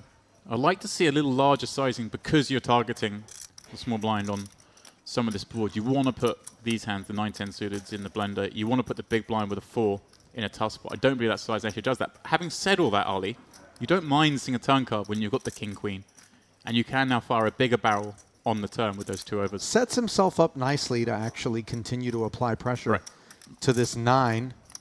Yeah, this is a really nice spot for him to continue. You can be fairly sure Kolatiuk doesn't have super strength when he flats the small there. I think he's going to 3-bet most of his value. So you are kind of looking, oh, I love this. Well, has he just actually ripped it? Wow, he's gone for the full max pressure. Idemir. This actually works better slightly if he'd bet a little bit larger on the flop, but hey, it came a little late, the max aggression, but I'm all for it. And really hard for Kolatiuk. Now, obviously, we're just playing 58,000 effective here on this Idemir rip. Yeah, way over pot. He could have gone a smaller sizing and then kind of set up for 3. Might that be weighing on Roman's mind here, though, as he's kind of suspicious? But for all your remaining chips, One couldn't fault him for thinking this was a bit too much on ask. Yeah. He may be thinking, like, does my opponent do this with some of the weaker jacks? Are we now leaning more towards some draws? It's a brave guessing game to play, though, Ollie. Your opponent does have a lot of Jack X. May just decide to shut down. Because, this is what I say, I think I would have preferred it if Idemir had bet a little bit bigger on the flop to shallow out the stacks to make the turn jam much closer to pot. But it doesn't mean this is like an easy spot. I think he's thinking, like, okay, I can rule out more than one pair. He's thinking if my man's got a set, he's going to try and milk me. He's trying to get a little bit more. So he's thinking, what jacks does he do this with? And then what draws does he do this with? Try and piece together that range. And if he thinks it's a lot of hands like this, the king, queen off. No bluff, right? Wrong. Semi-bluff. Oh, I love this. Idemir gives nothing away. Credit to Kolotiuk, though. For being suspicious, he recognized that something smelled fishy about it. You've seen camera anyway. Okay. If you see on the TV. I think you just got to fold there. It's a little nasty. The arguments for calling Ali, we don't have a heart, you want your opponent to have hearts. Kind of do have a 10. I suppose you want them to have a 10 some of the time, the queen 10s. Or the king 10s. We see the king queen in this instance making that play. But very hard to call there. Well played by Idemir. And I'm starting to realize why he's got 8 starting stacks. Man can play. You want to talk about players with impressive Hendon mobs? Let's walk through it. Yeah, deep run here, as I say, 19th in the warm-up. It's stressful already. 382,000 in career earnings. 15th in the high roller at the Western Series. 2nd in the warm-up in the Western Series. 28th back in this very main event at the Vintage Series. So he knows how to bag, and he knows how to cash. Doesn't miss many of these series, by the way, here. Yeah, at Merit. Just looking through that now. Does play some World Series of Poker online events as well.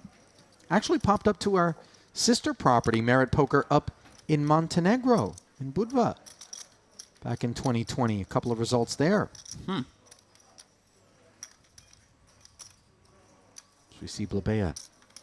King 6 suited, putting the new chips to work.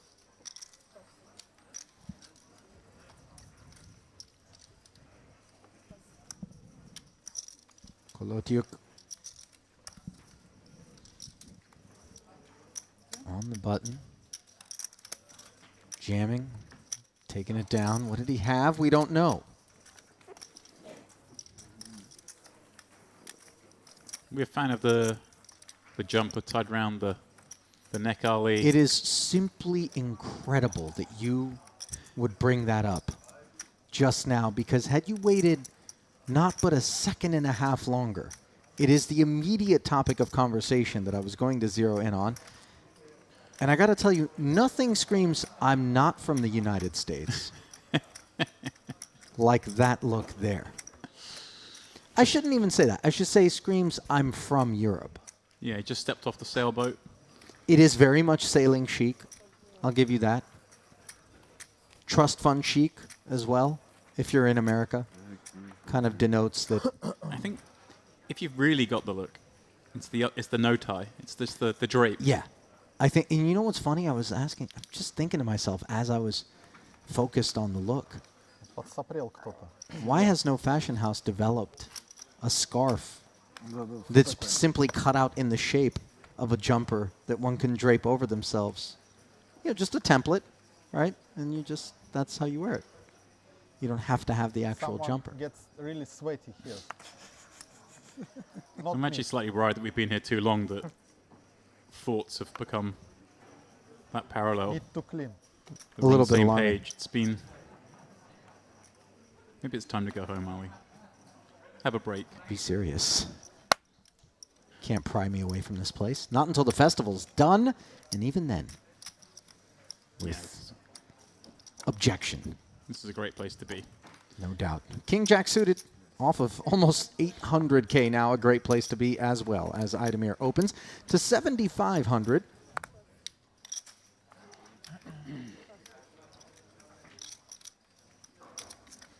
King Queen for Anton Markov. He has been dormant thus far. Yeah, I think a spot we just want to be peeling with most of the time from the small blind. You can throw in the occasional 3-bet here. I think a bit more attractive is someone else to peel in between to 3-bet, but he gets the desired effect, which is the big blind folding, taking it to heads up and flopping 2-pair on the ace-king-queen board. Although, it's kind of like the worst 2-pair, if you know what I mean. Bottom 2, and obviously, given that pesky ace in the ranges that we might be assigning to the likes of an Idemir Open, Markov checks it over and faces a c-bet of 8,000 into 22. And these board textures for hands like King Queen can be complicated. Looks like Anton's flatting. Turn card is a 5 as Idemir does not complete the Broadway draw.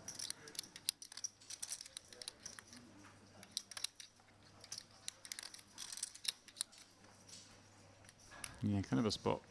I think we just want to try and get to showdown now. Maybe that now, obviously, that option is not lost on Idemir, but I think he's basically targeting 1-pair ace-X's with this bet. I think I think this bet sort of accomplishes a few things. It allows him to get to the showdown. It, maybe makes it hard for like the queen jacks and the queen tens. Wow. Oh, wow. Now the 10 on the river. A third check from Markov after he called the 17K turn bet from Idemir. Would have been nice to see how he would have proceeded on the river unimproved. But now that he's got the nuts, we know unequivocally that he's going to be barreling into this 72,000. Just north of 1 SPR for Markov. Yeah, so it's going relatively small here, which I do kind of like because we are effectively saying we have the nuts when we bet here. So don't have to go big. Don't think we're expected to bet anything else, really. Maybe second set rather than top set, the conversing that you hope your opponent's got some aces up, but they don't have too many of those peeling from the small. Most of those are going to 3-bet pre. So we are saying we got the nuts. What a gross spot here for Anton Markov, who had a stranglehold on this one, and now is feeling... Yeah, nice fold. Very good fold from Markov. The very unfortunate, because I hear what you're saying, what would have happened on the river. I think if a brick had come, most of the time Idemir was just going to knuckle back and give up. Give up / still hope to win against maybe something, I don't know. And I could be wrong, he could have barreled. I like what you pointed out, though. By going with a 17K sizing on the turn, he effectively, without any change in board texture, earns the ability to check back on the river unimproved versus face a potentially larger bet from Markov on the river and maybe not even be able to get to showdown. Yeah. So, have to guess. Much like chess, we are thinking moves ahead, or we should be. Markov, by the way, 330,000 in career earnings on Hendon Mob. Joined us for both the Vintage Series and the Mediterranean Poker Party. Retro Series before that, as he kept a full slate in 2022 here at Merit Poker. Best result was a first place finish in a 1K seniors event. 8-5. That was back in March of last year. Good for 10 grand. Here comes Kolgu. Now with his correct stack. Opening to 8,500 with ace queen Kalev. A couple of seats down. Far superior ace king. Indeed. Yet to see him in a pot. Okay. Well, you're going to see him now, Ollie. Yeah, no doubt.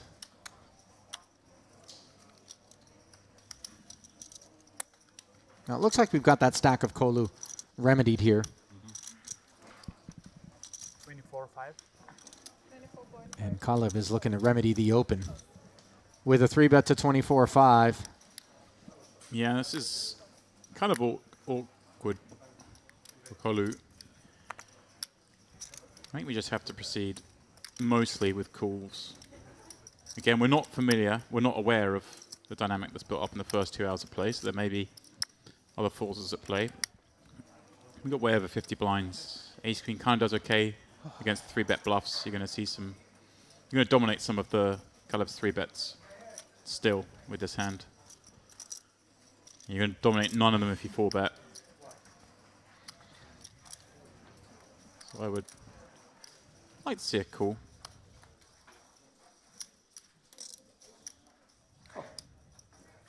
He does. Kind of a fun part because Kolu's got a very strong hand. Yeah, can't blame him for defending against the 3-bet with Ace Queen. Yeah, he's gonna have some weaker hands that continue. So it's nice to have these really strong ones to continue with as well. And on this King 10-9 2-heart board, he Right. does have the Gutshot Broadway draw and the backdoor hearts as he checks it over to Kalev with top pair. also, Ollie, he has all the pocket 9s, all the pocket 10s, all the Queen Jack suited. He has some King Jack, King Queen suited that continue. Okay, Kalev has Kings, Aces, Ace King, but I'd say the sort of board strength here is pretty equal. Certainly Kolu's weighted more towards the strongest of hands. That's not to say Kalev shouldn't bet. That's what he's done here, but it's a very, very scary board to be up against a +1 peel.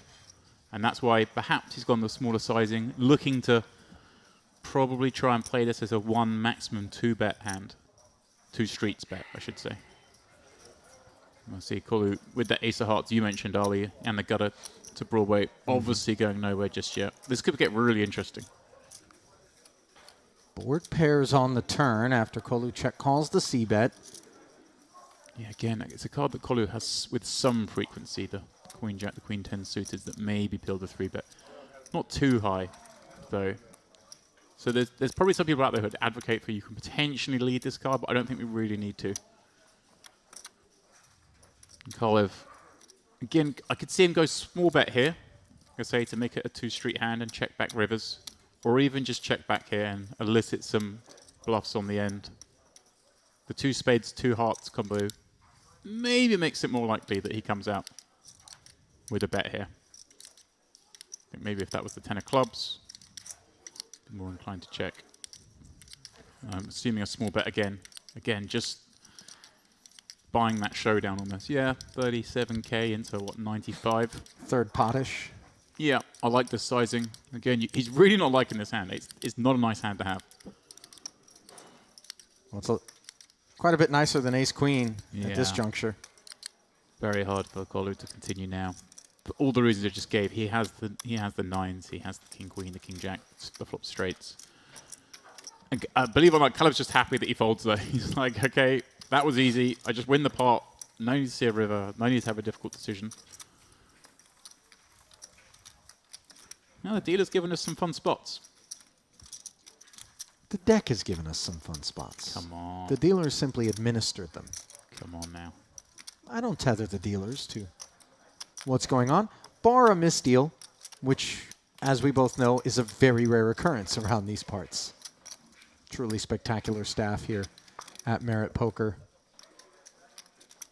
Shockingly, whenever I have conversations with a lot of them, and they come to learn that I live in Las Vegas, and the presumption is that Las Vegas must be one of the meccas of poker and gambling, the quintessential sort of talent pool of tournament staff, dealers, players even, and hate to break it to them, but many of them deal far better than your average dealer in Sin City.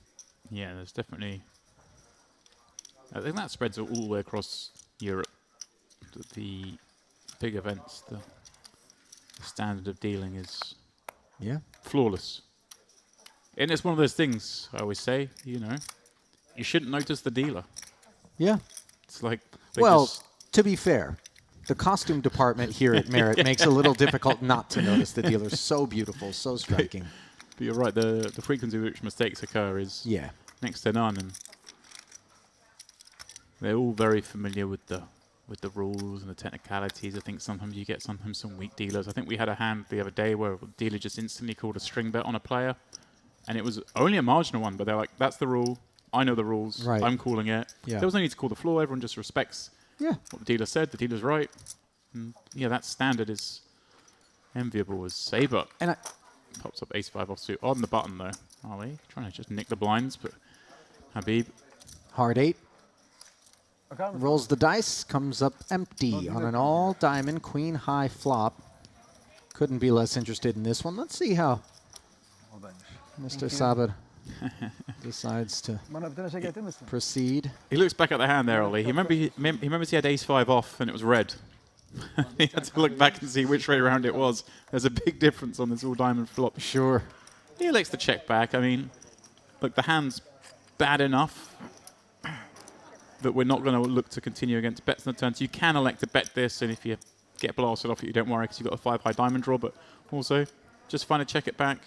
Picks up the gutter on the turn as the run out does not help him, and Habib has the best hand with a couple of 4s and 21,000 in the middle. Doesn't feel like he needs to turn it into a bluff. Checks it. Let's see if Sabre gets frisky. The answer is no, obviously, as the 4s are on their back, and how disappointing is that going to be? All he had to do was sneeze and take it down. Yeah. He's looking at that board going, how do I not beat 4s? Putting a button on that thought that you had, you kind of brought up the anecdote about the dealer calling the string bet. I also find that players here at Merit also have a lot of respect for the dealers, perhaps more so than the average player across the pond out in Sin City. Nothing average, however, about the Merit Poker Classic Series. Mark your calendars, 10 days, over $5 million in guarantees. And, of course, the guarantee being personally doubled by James Dempsey. Void where prohibited. Some restrictions may apply. Mr. Dempsey does reserve the right. Management reserves the right, yeah. To go into administration if we do not meet the 10 million personal guarantee. But $5 million, more than enough to give you an excuse to book your flight, book your room today. That is certainly among the most popular of the series that we've got going. And given the trend, James, of bigger and bigger fields each and every time we hold a series here at Merit Poker, as word gets out, you can expect that guarantee is going to be smashed. Queen 10 suited getting smashed to the tune of 7,500 by Mr. Kalev.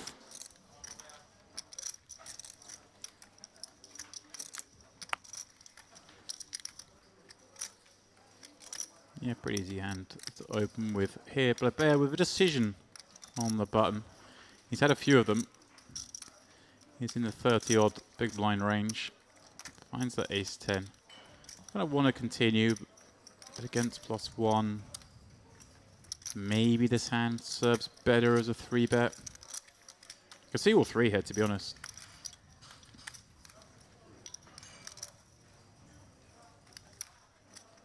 You just go for the call.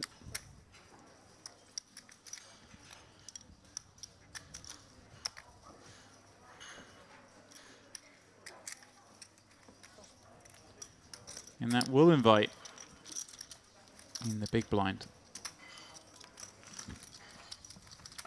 And Kolgu,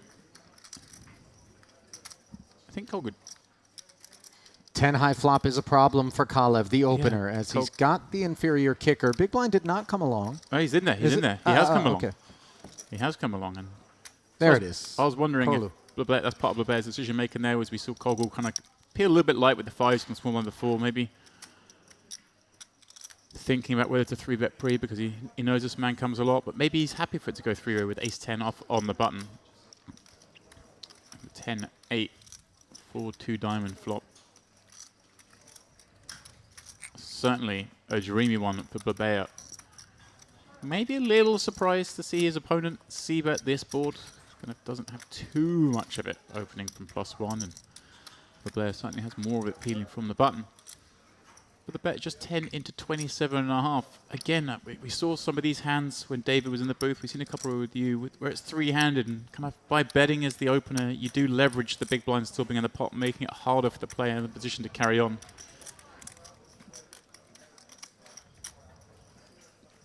And a dream card on the turn for Blabea. If he wasn't sure where he was, he knows now he has the best of it. Almost unfortunately for him, though. Yeah, Ali, yeah, exactly, Kalev, because it's the scare card. Right. Kalev would perhaps have gone barreling here if he had a hand like Queen Jack or even King Jack. Repping that ace, but he has that now medium strength hand in a 10 with Queen Kicker that is going to look to try and get to showdown as best it can. And he's going to be a tough spot when he checks this and Blabea comes betting. Because Blabea's not necessarily been too inclined to try and get ace-x of diamonds into a bloated pot here. Certainly doesn't want to bet forward with that hand, so he's going to check that back most of the time. So the aces that he does have are few and far between. It's actually a much harder spot for Kalev than it may first appear, especially when he bet a relatively small sizing of the flop, 10 into 27.5. It allows Blabea to still be in here with some fairly weak holdings. I'm going to say it again, Ali. Steel has been kind, giving us some fun spots. Well, it's a lot more fun for Blabea than it is for Kalev as we await Julian's decision here with 109,000. Yeah, it's really hard because the only real aces he wants to bet the turn with are the ace 10 and maybe ace 8 suited, but with queen 10 of spades obviously and a heart and a diamond board, there's only ace 10 of clubs as the suited combos. I think the ace 10 offsuit's going to 3-bet some of the times pre-flop. As we can see, not on this occasion. Blabea comes out swinging 33-5. This is much harder for Kalev than it looks if you're just tuning in the way this one's played out. And remember, if Kalev were to click call here, somehow suspicious that Blabea's range after calling on the flop does not include ace-x, then the pot will come to 114K, and Blabea's only got 75 back. So he can expect to be facing that kind of bet on the river, and that might have been on his mind as he correctly clicks fold. Yeah, great fold. I'm not sure I could have made it, Ali. Really, really good fold. Well, this is a man who understands tournament poker. You know how I know? How about an 8th place finish in January of this year, a final table appearance in the 25K PSPC main event. The biggie. Good for $621,000, James. Ali, if I got 600K burning a hole in my pocket, I just call and go to the desk. Bulk of his 1.16 million plus in career tournament earnings, of course, coming courtesy of that cash. But given how recent it is, and given the talent level in a tournament of that scale and size, James, which attracts really the upper crust across the board, you can imagine that Petar Kalev knows when he's beat. He knows when to hold him, knows when to fold him. There you go. We actually played a little bit of Kenny Rogers and some Johnny Cash. Was this whilst you were playing Cash? Game. Okay. Yeah. How'd you get on, Ali? Played some Elvis. It was cool. I couldn't believe the kind of musical wherewithal that my international grouping was privy to. By the way, producer Milbutas, rather. Sorry. You got me saying it the other way. Milbutas, yes. Milbutas. He was among the players. And by the way, basically a vertical graph directly into the stratosphere. Not since NASA have we seen something thrust into orbit like his one buy-in was last night. I believe he hit quads multiple occasions. Also managed to not hit when he was drawing dead. That was part of the formula as well. Are you just... He's not here for the producer paycheck. Do you know you just... That's his side gig, is helping us here in the booth. His main gig is No Limit Hold'em. I can tell you that for sure. Man can play. Sounds like you found a soft game, Ali, if you're in there playing the 2-card variant. I found a soft heart, by the way. He's gushing over our headset right now saying, "Oh, thank you." I'm just setting him up for tonight. Unfinished business. Finish ad. He's got unfinished business later this evening. You're just joining us. The man with a mountain of chips here is also sitting on a very healthy stack in the mix max. That's right. Maher Nuida. King Jack activates. I'm throwing it out there to every tour operator. Poker tour operator that is. Yeah. I'm not looking at, Thompson Holidays here, but this is the format I like. Short day ones, short day twos, secondary event running alongside. That way, everyone can either play poker all day if they wish, or spend time with their loved ones and friends if they so wish. Genius idea. Merit. You can play the day shift or the night shift. Merit figured it out. Everyone else, you need to catch up. Every now and then, there's like this sort of transforming idea. I still think that having multiple day ones where you have different blind level lengths across the different day ones is also a fantastic idea. And it should be descending in terms of day one, day two can be the big ones, and then the last one leading right into the day two should be the spin kind of super turbo. When we got the big blind ante first appeared in poker, and then it was like, oh yeah, this is great. Let's just all do this. This is it for tournament series and schedules. This is what I want to see. Yeah. This change. As Kolgu says, he wants to see this change, but Ali, he's gone a very small sizing. I want to see you begin to acknowledge the silent G in Turkish. I'd Kolu. love to see that. There it is. Kolgu. Blabea suited and connected. Lone man standing after this 3-bet on the button. Yeah, but it obviously got the open to fold, but this bet size is just too small to ever get everyone to fold. So Blabea has to continue for what is just 12k more. Albeit maybe not loving it with this particular hand and this particular stack depth. Almost 4-1 on the call. Right. I mean, don't get me wrong, Kolu's hand plays really well when it gets peeled. Ace-Jack suited. I think conversely, Blabea's hand plays very well in terms of lacking any murkiness post-flop. It gets difficult often. if he flops one pair in these kind of spots. Yeah, sure. That's where it's really hard. Which is, of course, the most probable outcome in terms of board connection. And here he is on an ace-queen-3 board with the flush draw. Top pair for Kolu, checking with the flow of play. Is Blabea 57.5 in the middle? One would expect the follow-through, and it has been announced. Just 15K. I like it. Your opponent's going to have lots of pocket pairs below the queen that don't really want to continue. They also don't have many flush draws, Ali. Now, obviously, this is where it's kind of fun, because Blabea doesn't really have flush draws here. He's going to be peeling a lot of the opens and the 3-bets with the sort of suited Broadway combos.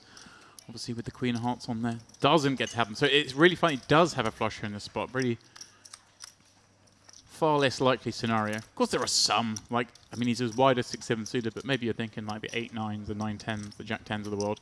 After Blabea does click call, another 30 slides into the middle, almost 88,000.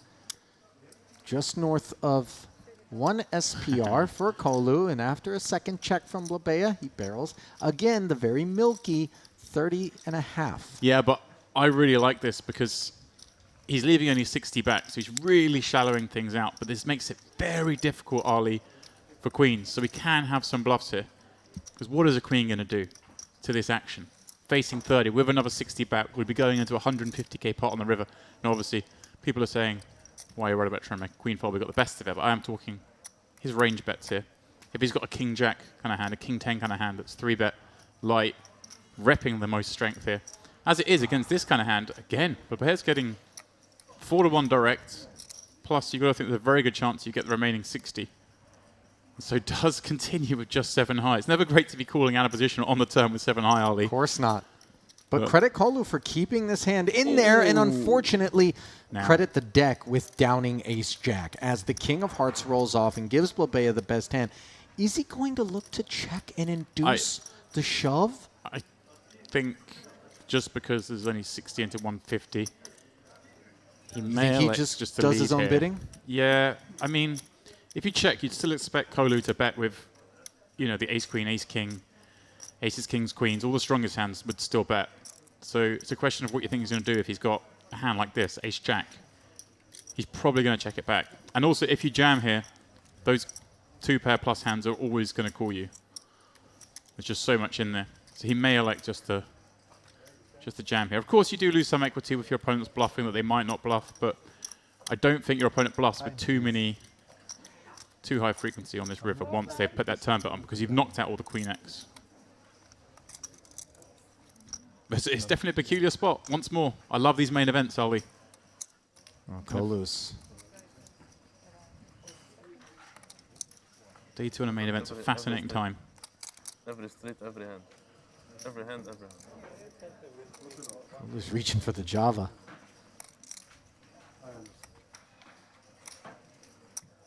They good, beautiful for TV, but Wow, he's gone for the... Wow, he's gone like 35? This is a bizarre sizing. I didn't consider this, Ali. No buts. Look at Kolu shaking his head as if to say, I know this ace-jack is beat more often than not. Yeah, terrible card for him to see, but again, your opponent is not supposed to have many flushes here.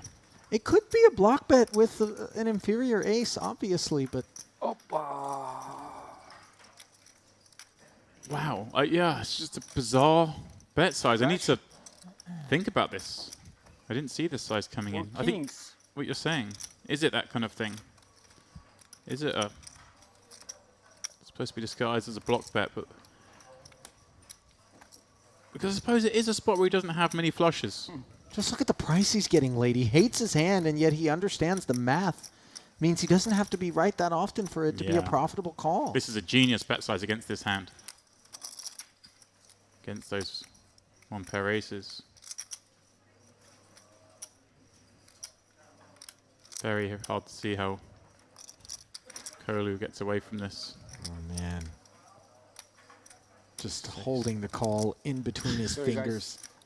It's okay. You can think. Thank you.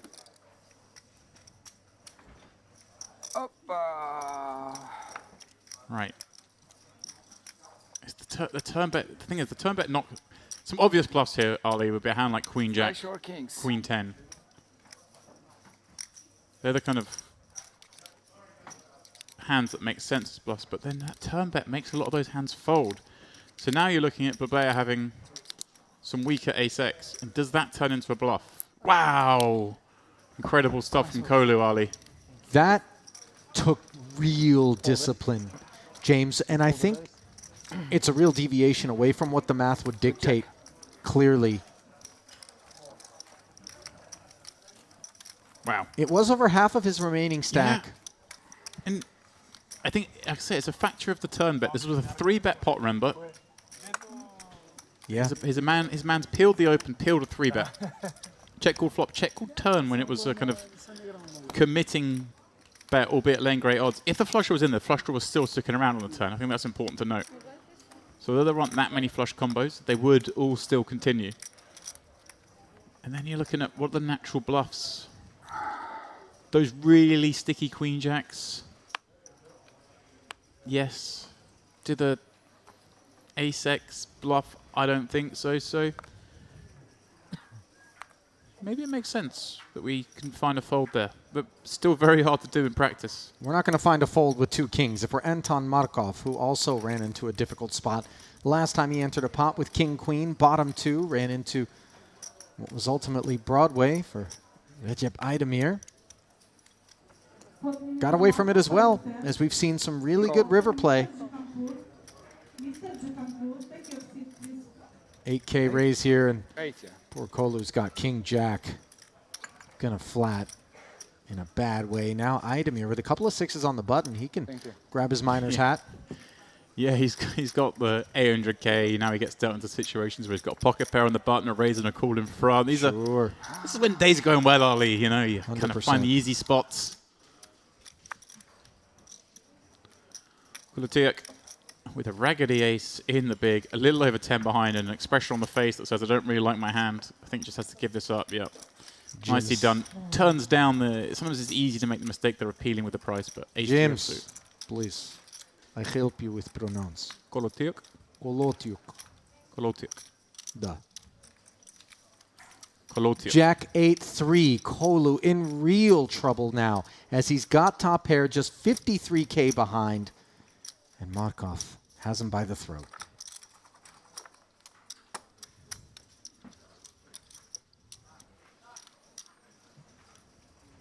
Yeah. Jack 8-3. Again, we're seeing a bit of out in position of 2 players. Yeah, if we're going to have some bets, kings are certainly in there. Going to have a lot of checks on this board as well, so we do have to check sometimes with a good hand, but this hand going to get a lot easier for both Markov and Idemiras. Yeah, no more decisions left for Kolu as he jams. Line in the sand, Ali. She made a great fold a minute ago, kind of been dealt into a rough spot here.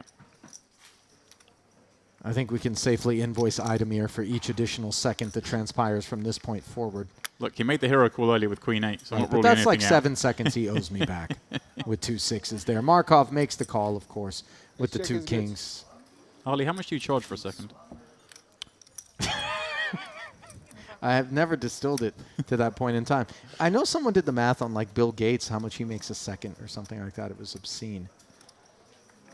And he still plays $3, $6 limit hold'em when he plays. I don't know if he's still playing poker. 8 on the turn, as Kolu very well might not be playing poker much longer unless he finds a jack in the deck in this 137.5 pot. And instead, it's an ace on the river. Yeah, good sportsmanship on display there, but bad outcome. Pretty rough ride for him. I wasn't a fan of how he played the first half of the hand with the 2 5s, but made what I thought was a really, really good bluff on the river, and Idemir just picked him off pretty quickly. I was really shocked. It was a good bluff as he gives us a wave. And then that ace jack there, again, I would like to see him raise a little bit bigger pre-flop. But then he played it down the street so nicely, got the very bad river, managed to get away with just a few chips remaining. But he's going to have a chance, Ali, if he wishes to re-enter. Walk over with his 3,300. Rebuy still available as Markov taking inventory, 160K plus in front of him now.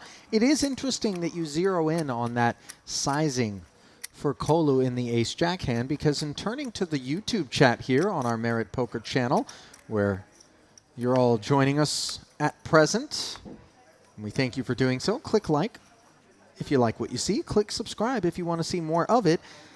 Nianik. Can we help you with the pronunciation, Ali? Too small turn bet. He just let him get there. Yeah, again, this harks back to what I was saying at the time. The 2 hearts are on board with the ace and the queen, which reduces the sort of combos of flush draws your opponent can have when he's called and open, peeled the 3-bet. So, yes, he does price in those flush draws, but they are a much smaller part of the range than they would be if it was the ace and the, I can't remember what color it was, the deuce of the hearts on the board. So he's targeting more of the queen X part of the range when he's betting turn. But yeah, you're completely correct. He did price in the flush draw. If he bet bigger, he would have won the pot. But yeah, obviously.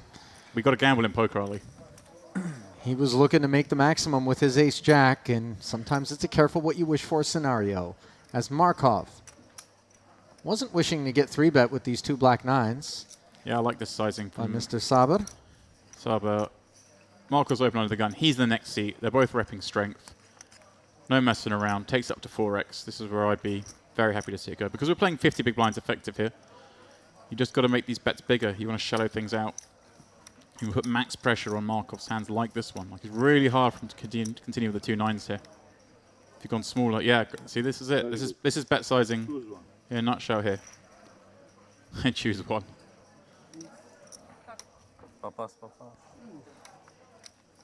Yeah, pulled the face, but it's an honest bet. I'll wait. Can I get an assist here, guys? Can we get the chips over to the gentleman? The 9s into the muck there. A little bit of respect being shown by Anton Markov. Quite a decent amount of hand, but as you mentioned, some sizing and some recognition that Makram Saber isn't out there dancing around. Minimum, as they like to say in the cash games. Ace-King, 74 bigs for he and Kalev. Well, little cluster there between 4th and 6th. Ali, the small blind's gone up, the big blind hasn't. I believe that may be a typo. I think we'll be going to 2K, 4K now. Will make the most sense. So it's shallowing out slightly. If that's the case, we're now into the last level. Producer And Butas stepping in to advise James that it is correct. Ah, nice. Snail's pace Well, here on day 2. So that would mean that the next level is a 2K, 4K, so max late reggers get 25 blinds. Which is nice. Get that little bit more play with the last minute reg. I like it. An unusual level though, Ollie. Yeah, not one you see every day. But it makes a lot of sense.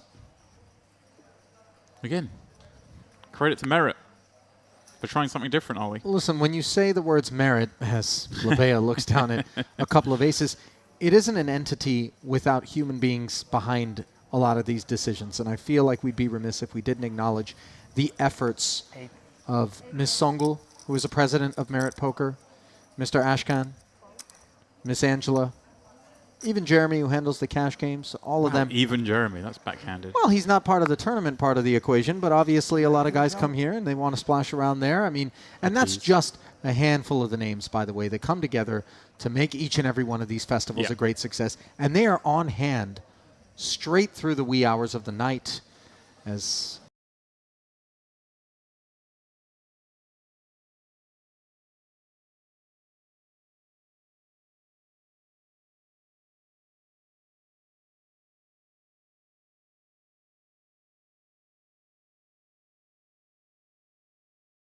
going much nicer for him now. And got a tiak. I don't know what that word is that he just said, but I would imagine it's not the kind that you would be stepping into your home and greeting your mother with. Perhaps not, are we? Even Blabea's sympathetic chuckle and a sympathetic flop. 8-3 deuce, 2 diamonds. Flush has been requested, but not yet delivered as the board pairs. 90K in the middle. 8 outs one time. Can Mr. Kolotiuk get there? Yes, the jack of diamonds. Here we go. That's sick. He called for the jack because, hey, one of those 4 jacks would win for him. He called for exactly the card he wanted, in effect, Ali. Put the sails down. The boat's staying in harbour a little longer. Keep the microphone on. I'm a mastermind. A more immediate piece of advice. There was me saying Blabea had been put through the ringer a little bit to start the day, but things starting to go nicely for him. And then aces cracked by king queen. I apologise, Blabea. You rode the broom there. It's good to be back, yeah? You should get a job haunting houses. You spooked that Because pot. of Flash new deck, right? Okay. Note, by the way, that the Euro jumper was not removed throughout the process. No. He left it on his shoulders. Yeah. He knew it would have been premature. Not premature, though, especially given that we are right around the corner from May. Little over 5 weeks would be getting on your computer, booking your room, making your call, sending a message over to your junket operator, your contact here at Merit. Do what you need to do to get yourself down here for the Cash Game Festival and Triton Super High Roller Series. Double trouble comes your way, 2 weeks of it. David was suggesting perhaps coming down for the Cash Game Festival, having a good first few days, and then spitting it into a Triton buy-in. It might take some very remarkable payouts during that Cash Game Festival to spin your way even to the leanest of buy-ins on the Triton Super High Roller Series. It's not an overstatement. We were speculating, though, in the last frame. Triton very rarely have PLO events. They have one here in September last year. Going to have one here in this one. Game that's played quite regularly in the cash games here at Merit during the Cash Game Festival. The biggest of the games that gets played in the room. Right. So we may see perhaps a few faces just dipping their toes into the Triton waters in that PLO event. If history is any indication, we've got some candidates on our hands, as Idamir's got an ace-king on his, and opening 7,500. Looking for, as the locals call it in the cash game, mushteri, means customer. Mushtari. Yes, sir. Hello. All right. Class is in session, Dempsey. I think Idamir's already booked his room for May. He'll be here. You kidding me? Idamir's going to ask what the monthly rates are. Just move in. Very favourable scenario here up against the King 8 offsuit. It's one that you could fold from the big blind, I think, against +2 on a full table, but Just north of the minimum. Saber deciding he wants to take a peek, and the Jack 10-5 is a bit merciful insofar as he hasn't paired, but he does have the King of Hearts working as he faces I think I'd call. second barrel. I think I'd call with the King 8 pre-flop, but it is close. And very hard against Idemir as well, especially. Tough opponent who's probably high on confidence. What makes you say that, James? Could it be the incredible mega complex that he's developed? He's building faster than the guys put up the diamond here. That really was an architectural feat, wasn't it? Welcome. We were here for a Triton series, and the very next time we showed up, the whole place was built and ready to take customers. I mean, that was something else. Yeah, it's pretty wild. I remember staying here for the Party Millions that took place here 2021. And I was staying in the Royal. I had a room facing out towards where the diamond is now, and it was like very basic level of construction. I mean, it wasn't basic. Obviously, the foundations take a lot of time before the architects come at me in the chat and tell me I'm wrong. But it looked like a project that was going to take a long time. Yeah. And then it's come back, and it's like, oh, there it is. It's up. Like, you what? How? Amazing stuff. I'm not looking to deplete the local economy of its engineering talents. That's good.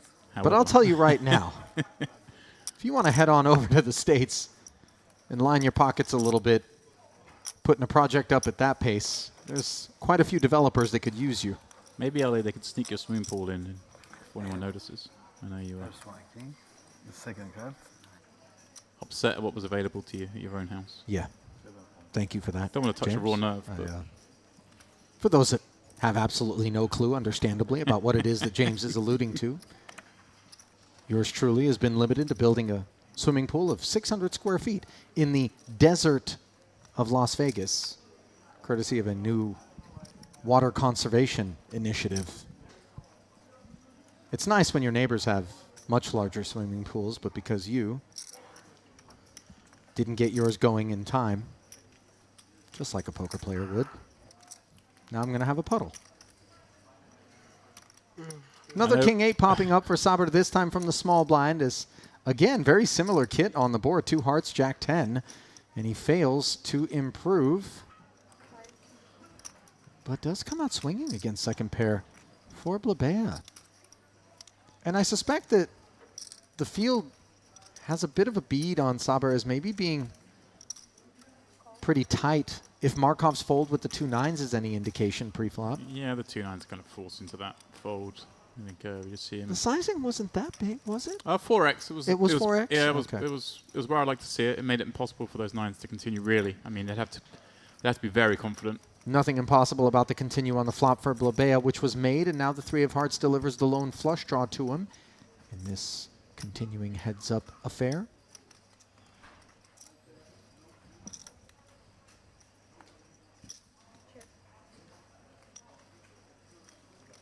Looking like a shutdown here.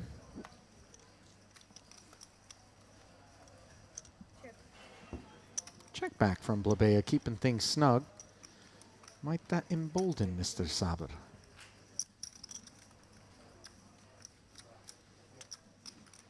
Yeah, I may do see this King 8. Very hard to win at showdown, but can put some pressure on medium strength. Like the hand is up against here.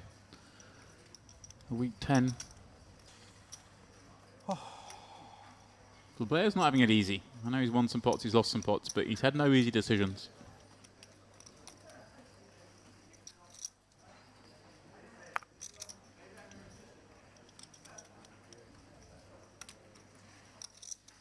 If any part of him looks at the 6 of hearts and thinks, ooh,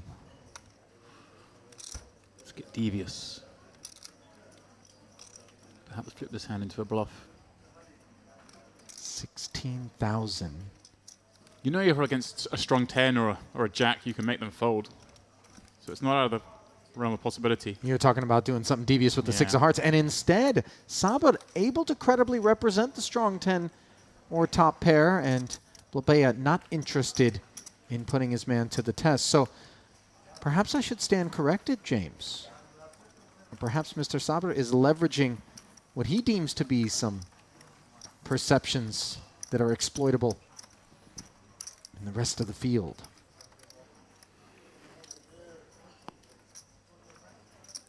Just looking around, some big stacks forming in the room. I'm checking out Poker News. And Ali, I'm going to butcher pronunciation, but I'm sure of it. Tule Bergenov up to 670k, having just knocked out Ryan Mandara, the man who finished third in the warm-up. The former's King Jack holding against the straight and flush draw, pardon me, of Mandara. Jam turn. And yeah, another big stack growing. Those over 500,000, very happy with rebuys still allowed. Come on, pronunciation, where am I going with that? Are you going to give me that one? I actually was immediately going to come to the defense of your pronunciation and suggest that it actually was right in line. All right. With how I would have pronounced it. That gives you, of course, no confidence that you're correct then, surely. Given I get everyone wrong. That's fair. You must be. Ah, Kisu and his famous hat return. Never far. A fresh stack though, Ali, 100k. Well, I can only presume he's just brought in. Been delivered to the feature table here, courtesy of a rebuy one would expect, given that 100k that he took a seat with here, and he puts it to work immediately with pocket threes up front. Sabr, fresh off of the bluff, with over $250,000 in front of him on the button, is going to flat.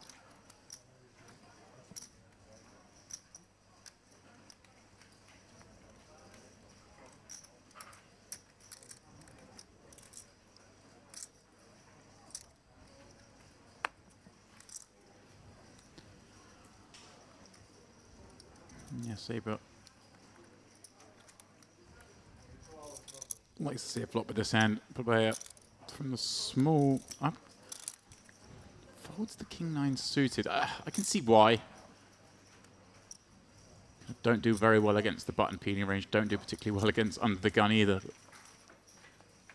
Maybe in the sort of field we're in here, we're seeing some deviations. Might just play a little looser myself to try and build a stack, and he sees the king 9-8 flop and we'll feel a bit sick about that. Perhaps, you know, if we're playing against the Jason Koons and Nikita Bezgokuskis of the world, then of course we fold, but the play here, it's a little different. Yeah, I think. Look at Jesus making an example of exactly what we were just alluding to with a follow-through of 13,000 on the king high rainbow board. Sheds the ace-4, now back around to Habib, who's got bottom pair here. Yeah, but this is such a pretty grim spot because exactly what you say, he's open under the gun, bet into 3 players, one of them being a button peel, and button peels do continue with quite a high frequency on king 8-9. All the Broadway combos, Ali, have a piece of this board in the form of a gut shot or a pair. So it's really hard to give your opponent a weak hand here. But with a pair and backdoor straight draws is going to have a look at least one card. And I wonder how much factors in with, well, Kiza's obviously just rebought. Maybe he's trying to spin it up, playing overly aggressive. Look at this turn card here. On the heels of the call, Habib does pick up an open ender. Yep. Oh, wow. He's going blasting. Ali, this is great. Kizu, actually, this is a great hand to do it with. Obviously, we're just taking off. You kind of unblock all the kind of hands like Habib has. And note that Habib has to expect that that last 50K is going to be headed his way. This is awesome. And the other problem for Habib, by the way, James, is whether or not he thinks he's going to be able to get paid off on a river where in all likelihood the 6 shows up, the jack shows up, and your hand can't really disguise itself. No. If it comes out betting. Wow. Non-believer. Not just a non-believer, but a check raiser. He just says, let's run the equity. This is... Okay, every single street, Ali, in this hand has surprised me. He says, come on then, let's just run it. Maybe he denies the diamond draw equities, but wow. What a fantastic play there. And sheds a little bit of light, James, on this Hendon Mob page for Walid Bou Habib, the Lebanese. Like Jack 10. Looks like. Looks like. Banner on his page, just shy of $2 million I cannot lie, you will see it. in career tournament earnings. Well, Ali, Gets around. I saw Babea was glancing down at his think I have phone as better. the turn action took place. and Okay. Wasn't privy, perhaps, to how it finished. But in half an hour's time, when he sees sees the starting hand selection of all the players involved, and sees the way in which the hand was played, he may start thinking, okay, maybe I need to start overcalling the King 9 suited. Yeah, in the what small exactly blind. is going on out here might be the thought. Yeah, and maybe you've got to get into the reads with these guys a little bit more. Again, I'm perhaps being overly critical. There's not often I'm going to be advocating calling with King 9 from the small blind, but if you see those hands, and of course how liberal they are post flop, and then you probably want to play some more flops. Fun hand. 7.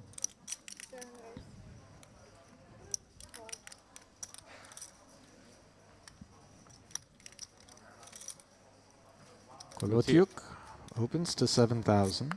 Kolotyuk. I'm learning, Ollie.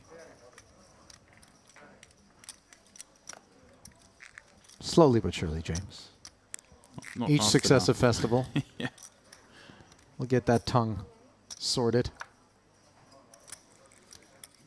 Now, Jesus jamming the ace-6 out of the big blind. This should get through. Wow. This is tough because Kolo has just been put through the ringer. I mean, he stepped out a little bit here with the Queen 8 suited. Wouldn't necessarily have a cut up in this. He's just gone ace-6 offsuit. Yes, sir. For 12 blinds effective. I'm There's just going to the rip this gentleman's in. It's suit. like, You will really? see it on TV. Can you see my hand? That's a bit of a sand in the face I will not. 3-bet. I'm not watching TV. Choose any ace with whatever you want after minute of thinking. So Okay. ace for sure.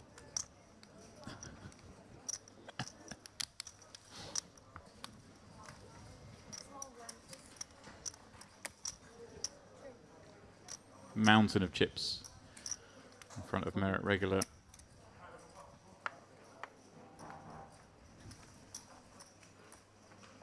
As we do play the last level for buy-ins. Yeah, re-entry period will come to a close. There were 4 levels of it coming into day 2's play. The witching hour. Neura. Ace-9 suited. Goes to work. Been very quiet here at this feature table so far. Content to sort of sit back, let the game come to him. Yeah, hands haven't necessarily given him enough impetus to get involved, but I think he'll be looking at the action on this table knowing, hey, if I catch a little bit of heat here, there are a lot of chips in this table, and these boys aren't afraid to move them across that line. They certainly aren't. Dan Gisu, perhaps the least fearful. Idemir defends the 9-5 of clubs against the 8K open. Comes up completely empty on an ace-queen-jack board where Moira's got top pair. Yeah, this is a range bet, Ali. Opening from +2, we just get to have all of this, and the big blind PL has loads of garbage, so really small with every hand is all the play here. Oh, he's actually gone big. Wow, he's gone 10K. Huh. A little different. Yeah, you can just bet one blind there.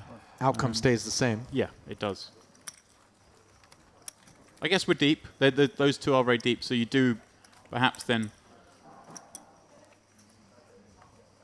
have second raise sizes. But I wouldn't think maybe ace-9 factors in as one of them. Like maybe if you've got the really strongest of your range, you can bet really big, like maybe a flop straight. But then throw that in with some of your bad diamond combinations. That would make sense, but I'm confused a little bit with the big ace-9 bet. I would have gone for one blind. I'll tell you what doesn't have me confused. The over 720 players that have ponied up for this thing. Oh, 722. It just keeps creeping up, Ali. Every time the one number on the left goes down, one number on the right goes up one.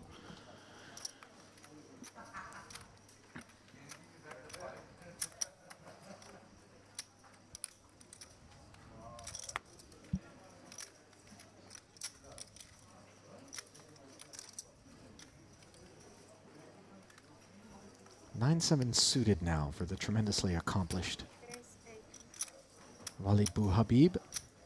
Suited one gapper. Goes to work. Yeah. Very nice hand for this very big stack. Idemir, look at this. He's getting a little curious with deuce 4 suited from the small. Does it like to fold at the end, but clearly wants to play.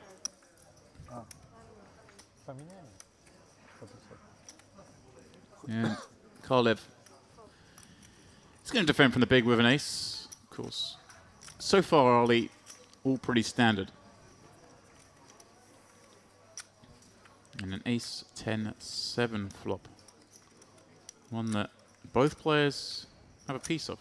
Yeah, the big blind defending and checking with the flow of play, mindful of the possibility that he is outkicked with this ace-3. Follow through of 5,500, downsized from the open here with bottom pair. I was going to say, you can go two ways on this. Ace 10-7 obviously has some connectivity, but you're against a big blind pill, so they do have just a lot of give-ups on this board, so I'm all for a small bet. Ooh, that's an unlikely card to have vaulted Kalev up the hand rankings. Yeah, aces and threes now as he can really hope that Habib continues to barrel away. Yeah. And hope even more that it's connected to a big ace. As played, Habib with the small C button the flop. I think we just can check back here. We could bet again, kind of equity denying those backdoor diamonds and the heart combos and some of those gut shots. That's clearly what he's going for. It's a great spot for Kalev to come with the check raise early with such a rich board. The ace 7-10, so many draws, two different flush draws. And especially against that sort of half pot sizing. Kind of going up against a lot of the strong aces that don't want to fold. And yourself, you want to deny equity to all those draws. Could be out there, so I'd love to see Kalev come in with a big raise here.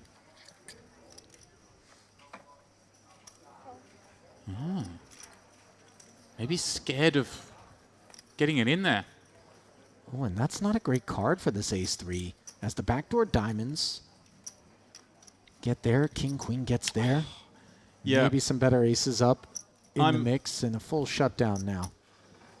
Something he took his 2 swings at it. He does take 2 swings at it. We got to consider firing a third at it. He snap checked back. I'm not saying I would, but I'd like to see him think for a minute on it.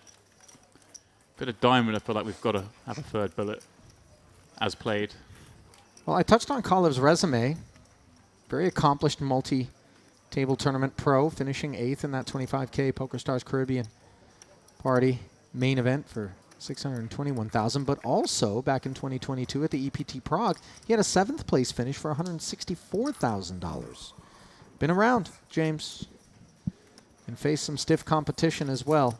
It's got some stamps on that passport, it sounds like Ali. Some stamps on the Hendon mob.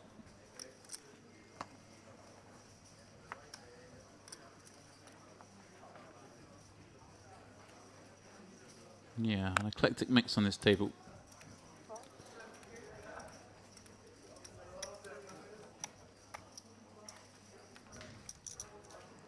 That was another hand that could have gone a whole host of different ways.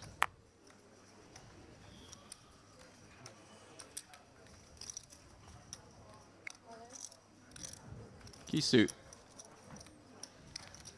Ripping in his half starting stack, having just brought back in.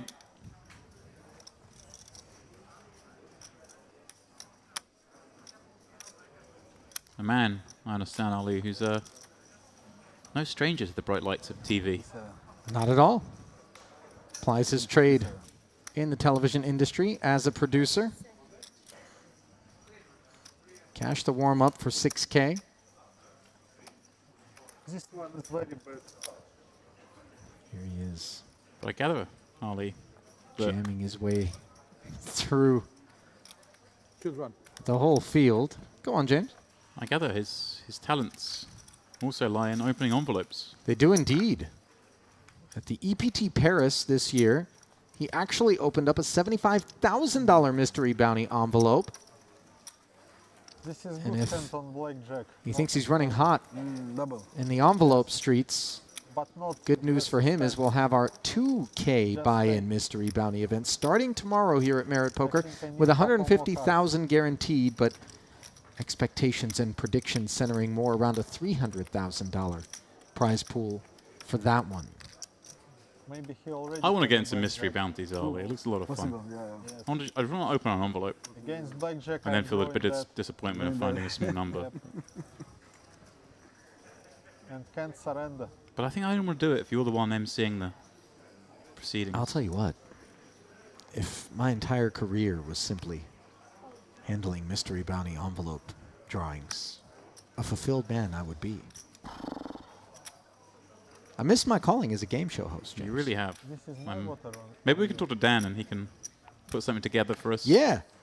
What if I just became a Romanian game show host? I mean, he is a screenwriter. I'm sure he could whip something together for me. Sure we can figure something out. I'm sure we know some people.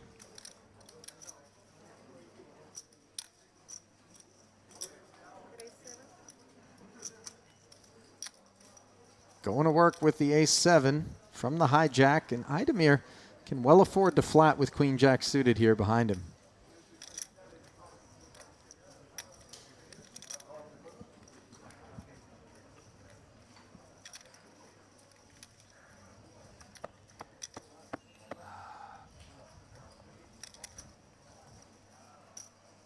Nice.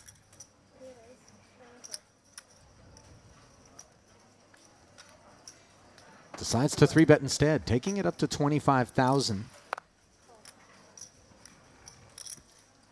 Action player is Idemir. Stack that big suggests that he hasn't been sitting around staring at pots. Finished 19th in the warm-up, as you've mentioned on a number of occasions. James played in the 5100 No Limit Cash game on stream.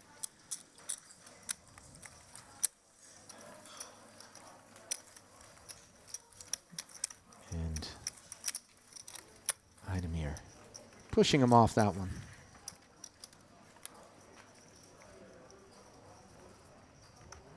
Great rule of Idemir. Yeah.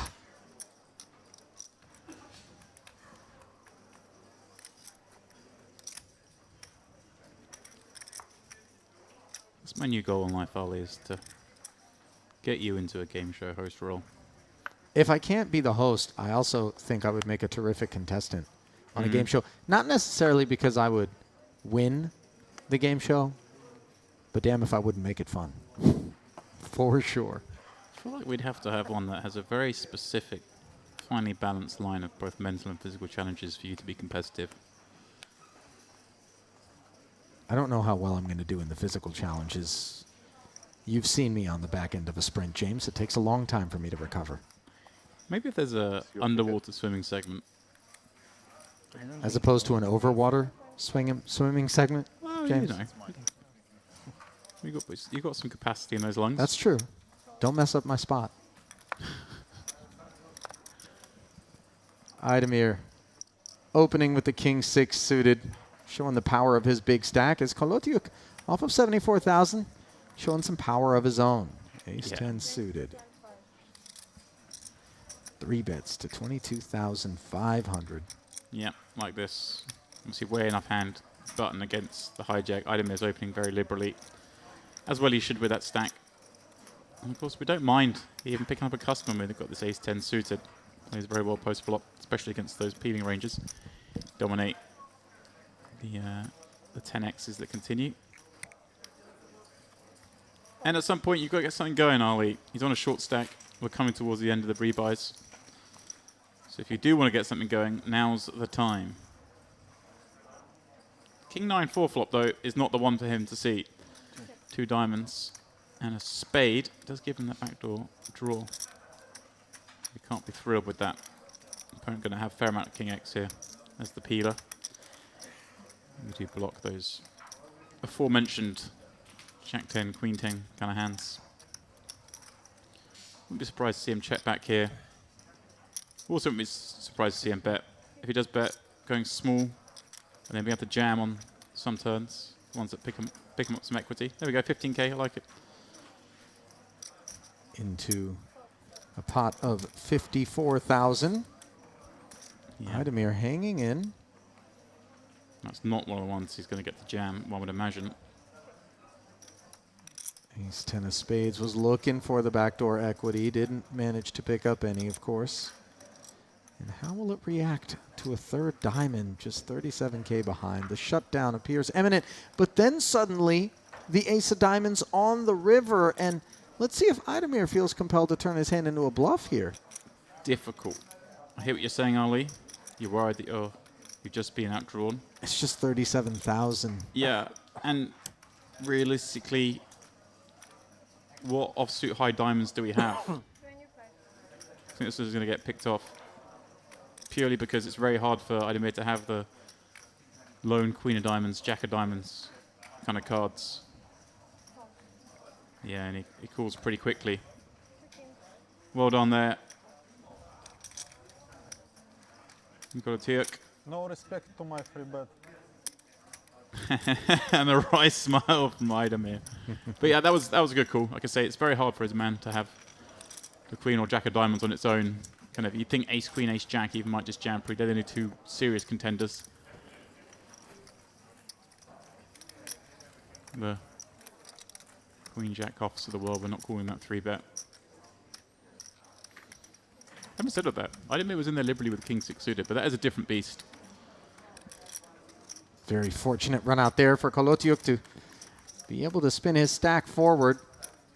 As you pointed out, James, it's been a very rough go of things for Roman, whose nickname is Romaha.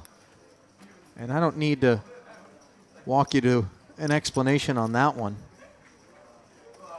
Apparently he likes to play double board PLO bomb pots. Who doesn't? I'll tell you what, it is so much fun. Every dealer change, we do it in the no limit game that happens here with the staff tucked away. Yeah, I donated some wages a couple of days ago, Ali. Yeah, to be fair, they were my wages that you donated, James. That's true. As the juice is running on that 500 I let you borrow. Okay. For Hisu, the 59k is running straight toward the middle with ace king suited. No customers thus far.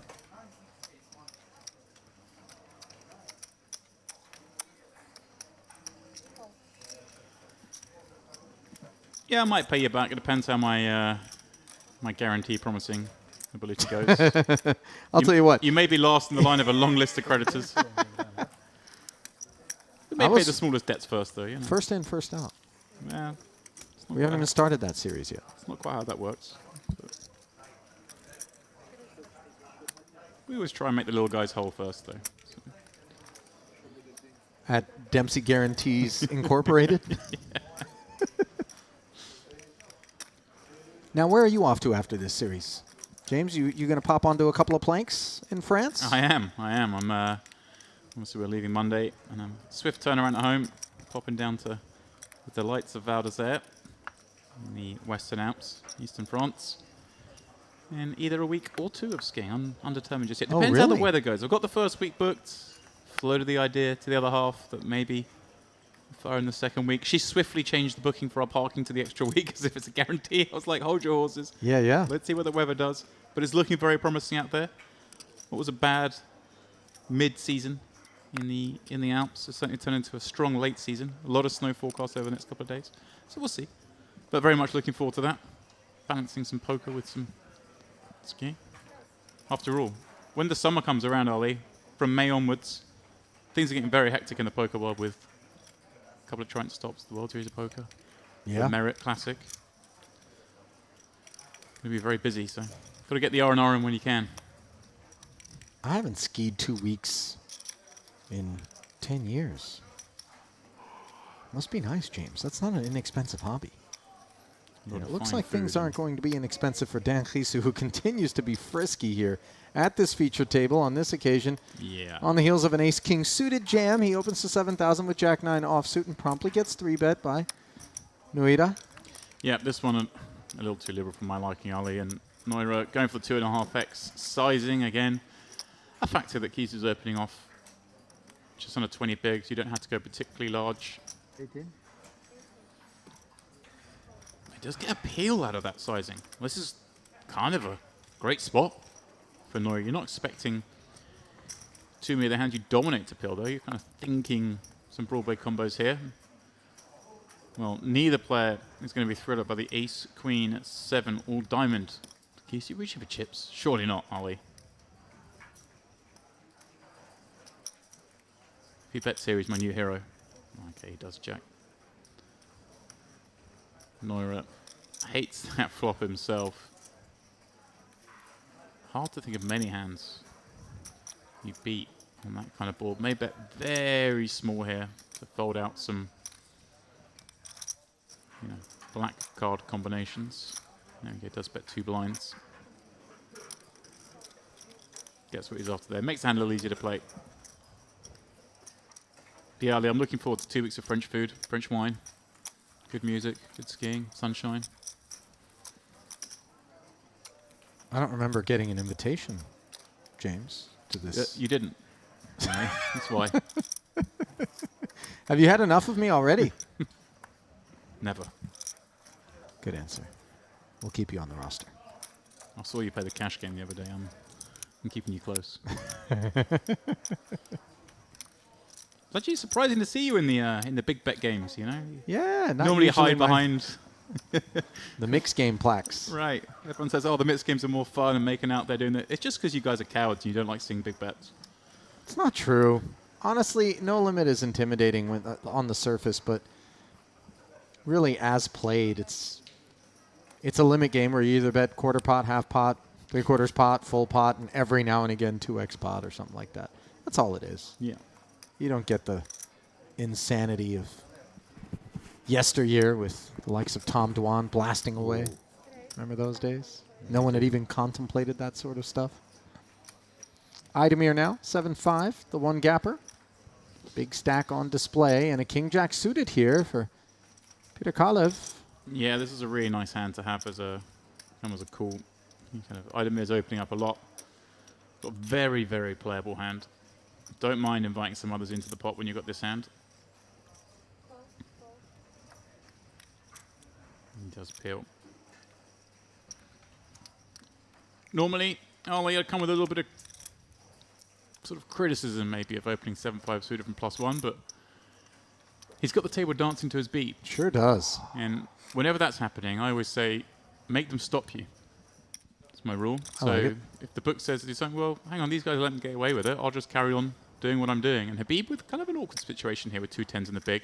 Such a strong hand, but you don't really want to play an inflated pot out position against these 2 other big stacks. Yeah. It's so nice. He has just called. I like this. It's not always about the strength of your hand. Super deep poker here.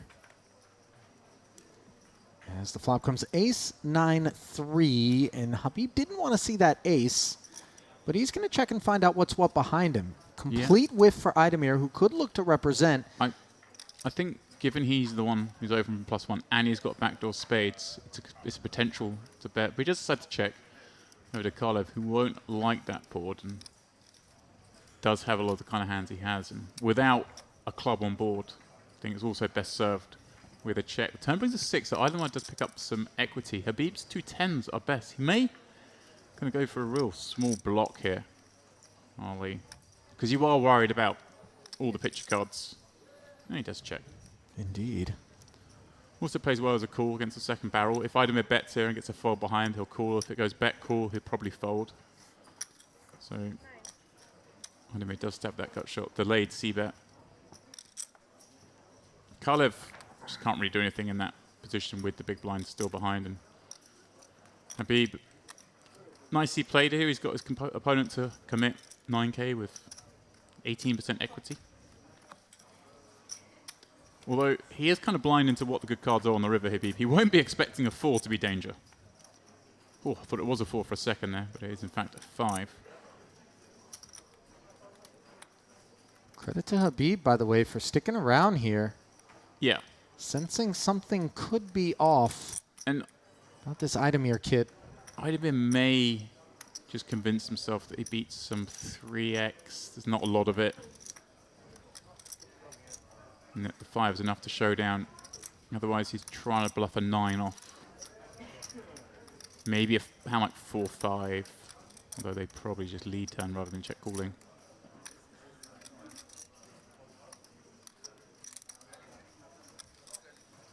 He convinces himself his opponent calls with maybe a 7-8, but again, I think they bet. Oh, no, he is going to... He's reaching for chips early. He is fully aware of where he is in the hand. Knows this 5 is very unlikely to be good. But it is hard to tell the story that you can beat a 9 the way he's played it on an ace-9-3 rainbow board when you check flop.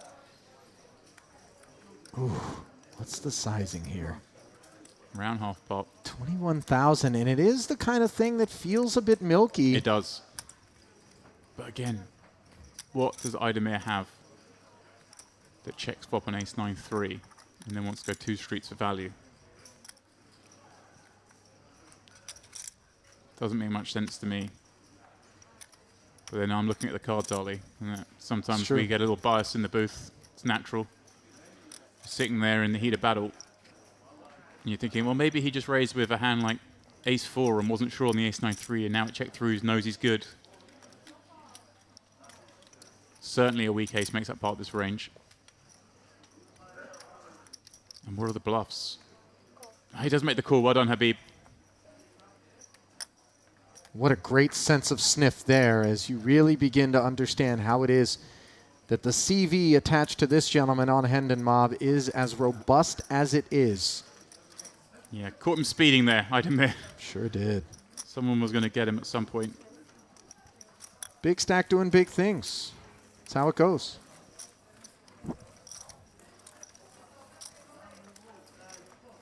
Some big stacks forming elsewhere, Ali, of course, as we head towards the end of the buy-in period. Alex Papazian, who we saw earlier in the week on this feature table, he's just short of 1 million in chips. Right atop the counts. It'll be dangerous if he gets going. Uri Reichstein, who we also saw on this table, he's up there with a stack not dissimilar to Idamir's. Maxime Chilod, Corey Korkmaz, all these players that we've seen already on our feature table through the week are up there. Gurkan Gungoran, my hero. That guy was putting on a show on this table. He's got 500,000 in chips. That'll be fun if he can start pushing these guys around. Sure will. Again, if you are interested in who else is in this field, who we may have coming up, please do head on over to Poker News where you can get all the updates on the action. There are some phenomenally exciting potential lineups, Ollie, in this field with some of those players mentioned. And, of course, some we wouldn't have had eyes on up to now. Some very exciting players. So numbers keep on rising, 734. Of course, it won't be too long after that end of buy-ins that we do reveal the prize pools. Wow, what a flop we have here, Ali. Ace-5-3, Kisu defending Deuce-4, and Kolotiuk. I said he's kind of getting bashed around. Obviously, 1 King, Queen, B aces, but he's not going to believe his luck here. Flopping top 2, having opened Ace-5 off. Simply incredible that Kisu was able to hit this board. And he's got the only heart as well. I can't wait. I want to see Kolotiuk's face. Come on, give it to us. He's like, really? Nice hand.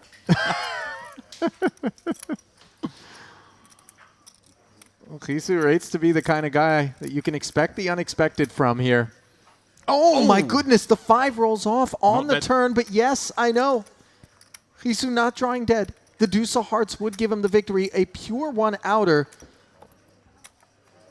But it's not there as Kolotiuk fills up not once but twice and showers the remains of Mr. Kisu's most recent barrel. Bullet, rather. Maybe with it, go your chances of Romanian TV fame, Ollie. Yeah, unfortunately. No, your ticket. Mr. Kisu bids adieu Unstoppable today, my to the friend. field. Yep. I'm unstoppable today. Unstoppable today. Oh, a singing career, I hope not in the future of that man. But Omaha, play Omaha. poker Omaha. career, maybe. Double full. Ran down the aces with king queen. Runs down the flop straight with the flop 2 pair. Maybe, just maybe, his day. One never knows. Of course, he's done nothing wrong, Ali, in either hand. I'm not saying he's lucky. Well, he is lucky, but I'm not saying. Oh yeah, he's obviously. I thought he He was just Running forced into good. the situations. flash from the flop, but I don't care. But so brutal. Yeah. Perfect flop. It's like flush Yes. for your hand. Yeah, I know.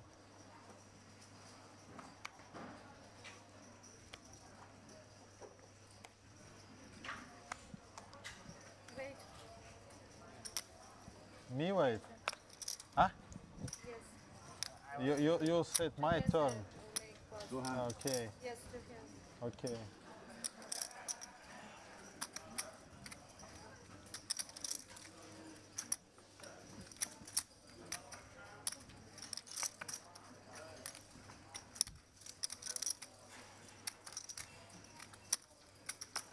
So onwards we march. -1 Dan Gisu with 256 remaining in the field. King Salmon on the button for Walid Bohabib.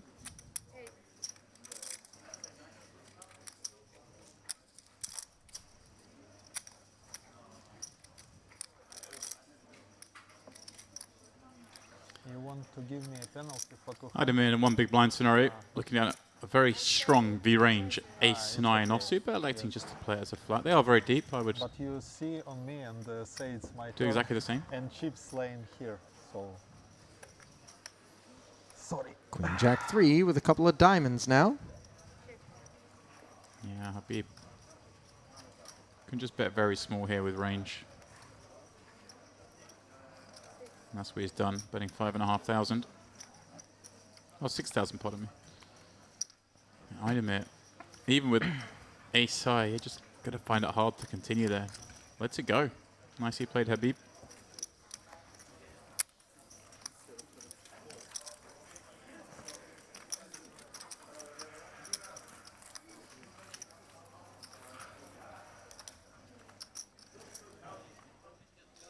Nolly. Glance at our next featured table. Somebody's working the Rubik's Cube there. Yeah, that's Nikola Minkov, I believe, who actually just won a very nice pot. Raising River. Checking the information over on Is that Michalak there? Poker News. Ah, it is McCulloch, you're right. Some others. So you'll have the joy of calling the action on in the near future. Looking forward to it. As Kolotiuk looks at the 2 9s, declares raise. Sorry, that was Hala Karam. Apologies. She was the one. I gather she solved the Rubik's Cube just as the camera came over. It was a challenge thrown to her. Nah, that was a stunt cube. Yeah, I'm not believing it either, Ollie. I've never solved one of those things. Granted, I've never really tried. But when you see people do it behind their back, with their eyes closed, or that you just hand it to them and within like 8 seconds it's done. I mean, come on. Yuri Reichstein was on that table as well with a mountain of chips. I mentioned him a moment ago. Yeah, how's his Rubik's Cube game? He'll be coming in there. Kolotiuk popping up 2 9s. Now getting a bit more comfortable stack. Idem is stepping out here, Ollie. Peeling with ace 5 off from the small. Coming up empty on the 2 7s, 2 diamonds, and a 3 flop. Does check it. Sometimes these paired flops, James, as you and I well know, can create some interest. Kolotiuk snap checking back with the 2 9s. Really surprised by that. Yeah, as am I. Idem picking up a gut shot now to go with his ace high. I'm at a loss to explain this one. You're up against a lot of pocket pair combinations that peel from the small blind, as well as those broadway combinations you wanted on equity too. So you would have expected a hand like 9s to be. Okay, you're going to have some checkbacks on 7-7-3. You have to be balanced, but I think those are going to be perhaps the aces of the world. With the occasional 7x pocket threes that maybe you open with. But his 12k bet on the turn does get called. Idemir has the lone ace of diamonds in hand, and another diamond has fallen on the river. He elects not to turn it into a bluff. Colotiuk, pretty tough to get value now as played on that third diamond. Would be over-repping, I think, if you bet now. Having checked back to flop. I think you just want to try and turn over the best hand at this point. He No does. flush, please. No flush.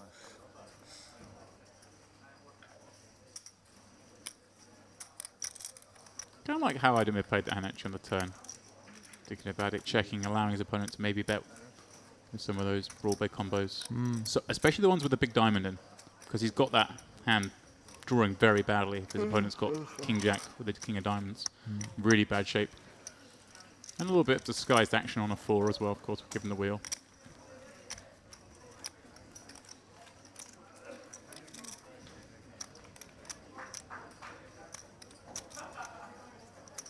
Yeah, very convenient that we came over just as he supposedly solved the Rubik's Cube. I mean... Yeah, what was that about? Come on now.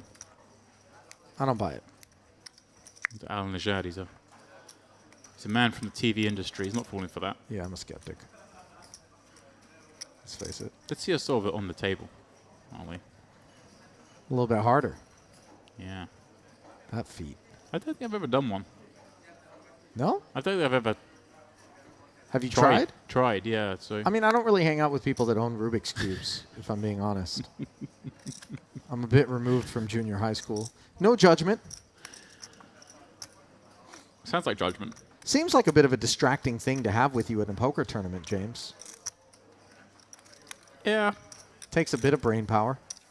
I hear you, but it keeps the brain ticking. Better than scrolling the Instagram reels, which, Oof. you know. That keeps something else ticking. Deuce 3 as Makram Saber. I delved into your Instagram reels and how the algorithm targets you yesterday, Ollie, and Yeah. was surprised to see a mix of marine life and aircraft. It's And the dogs. difference between bet I mean, 16k and fold, right? you're a varied man. I saw you take a 16, then put it back. Simple creature. Yes, yes. I think you want to raise 16, no? Okay, never mind. Well, man, it does want to raise it as a beat with ace-9 in the cutoff. Button folds. Over to call it small.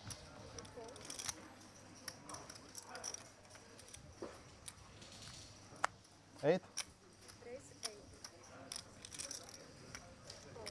Eight.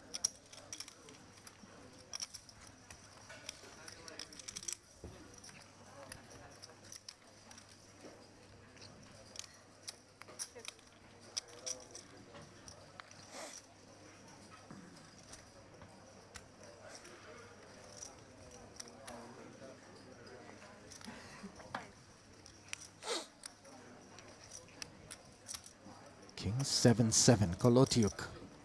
Defending the big blind. Flopping trips. Checking over to Habib.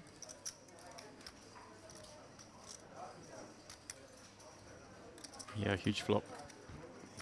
Yeah, board. just lying in wait here with the trips. Yeah, I like Habib's bet size once again. I've been very impressed Yeah, just with his 5K. sizing on that board. Yeah, he's betting range. So again, it's a lot scarier now. We can still be ahead, and we can certainly make some weaker hands, some stronger hands, pardon me, fold. But just go check, check. King pairs on the river.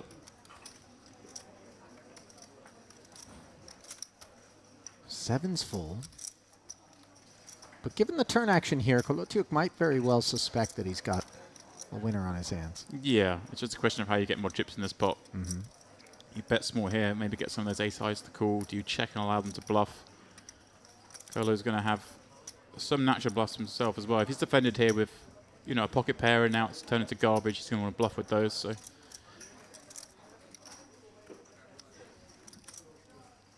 and that's what Habib's thinking here. Right, I can beat all those hands. I can beat all the pocket pairs that called the flop. Beat even maybe some queen high that stuck around. I chop with some ace high, so he may get curious here. Obviously, he loses to all the king x and 7x, which all continue past the flop.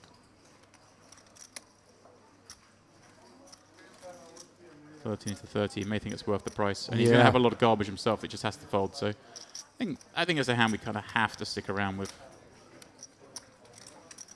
The guy, forget here, this Turkish guy. Good sizing there from Kolotiuk to keep the ace-9 in as played. Yeah. As he continues to ride the chip roller coaster, and on this occasion, it's the upswing. Oh. He's got so many, he can't stack him, Ali. I don't know if he's got that many, James. He's got some. But they seem stackable.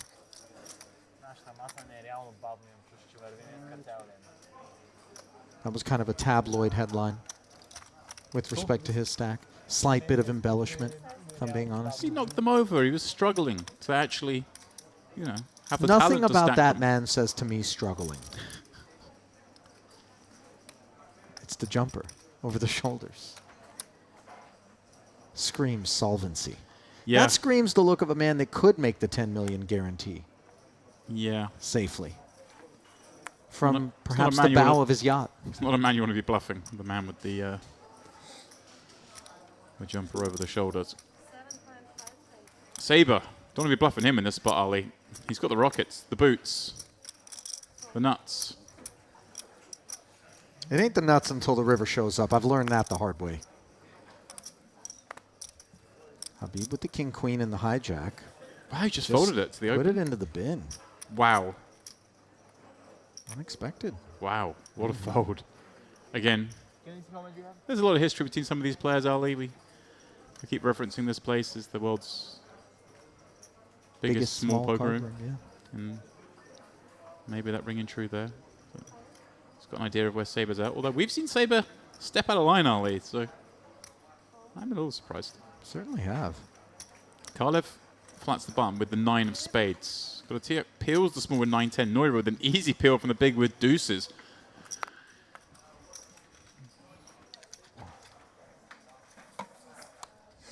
A little bit more company than I suspect that Saber was hoping to have with these aces, James.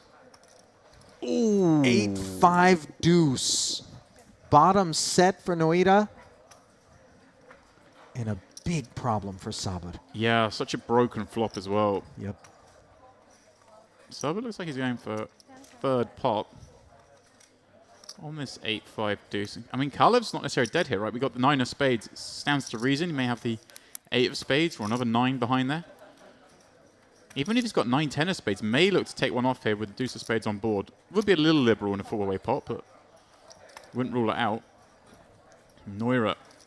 I think just with the stack depth here, Ali, we need to start building this pot. I think 2.5k, 3.5k. Sorry, 2k, 3.5k.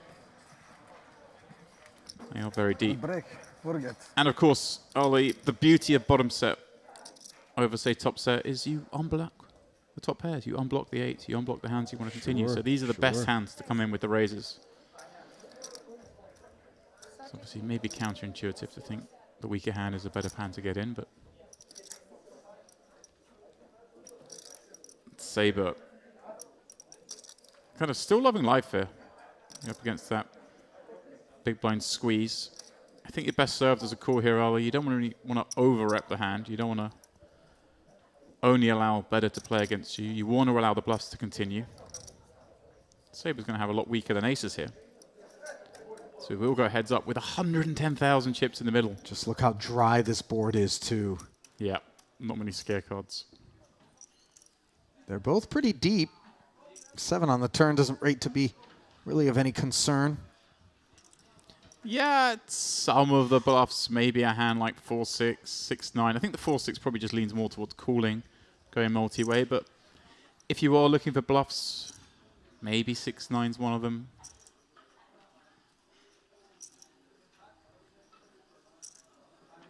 But also maybe some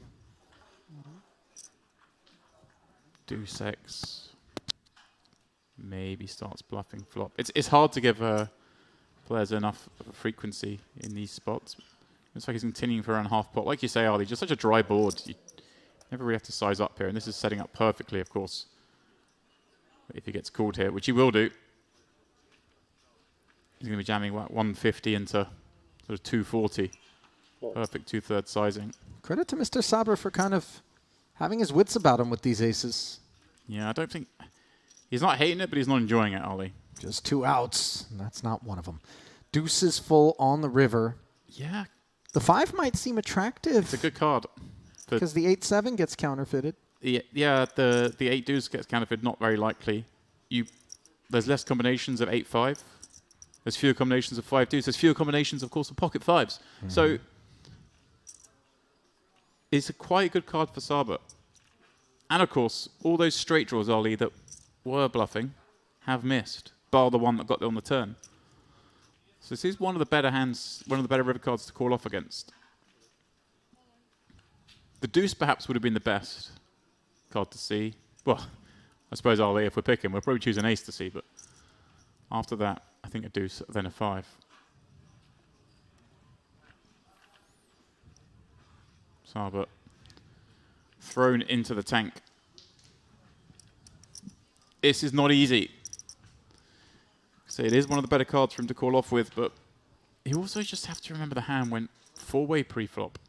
Neither check raise the turn, or check raise the flop 3-way against the man who's open under the gun and continued to barrel.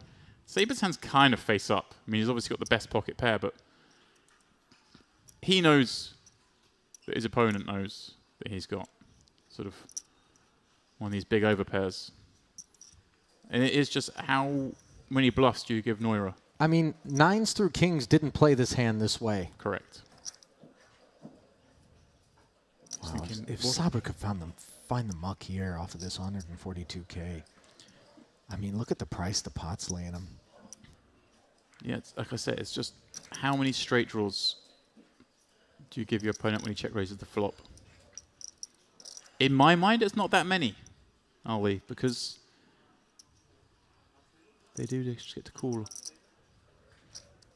on the flop a lot. But then again, we're playing deep. You check raise straight draws, you can make big pairs fold down the streets. Becomes very attractive. I'd love to know their personal history between these two. Obviously, we know Neura's clearly pretty successful, has a stack deep in that mix max later tonight, and has a big stack here.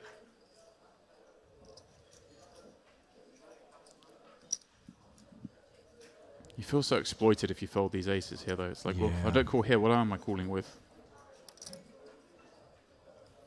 Maybe you can make an argument, Ollie, that kings are an ever so slightly better call. You want your opponent maybe to have an ace-3, ace-4.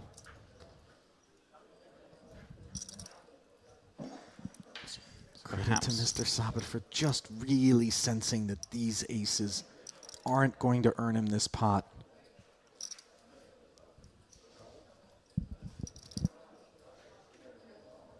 This is unenviable. I don't like being in his seat here.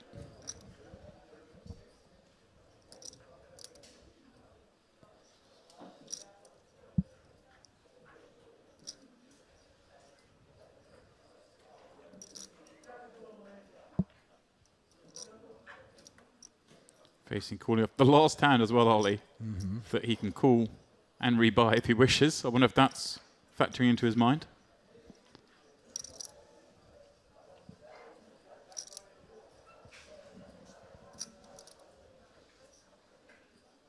It's going to be very hard to get away from this.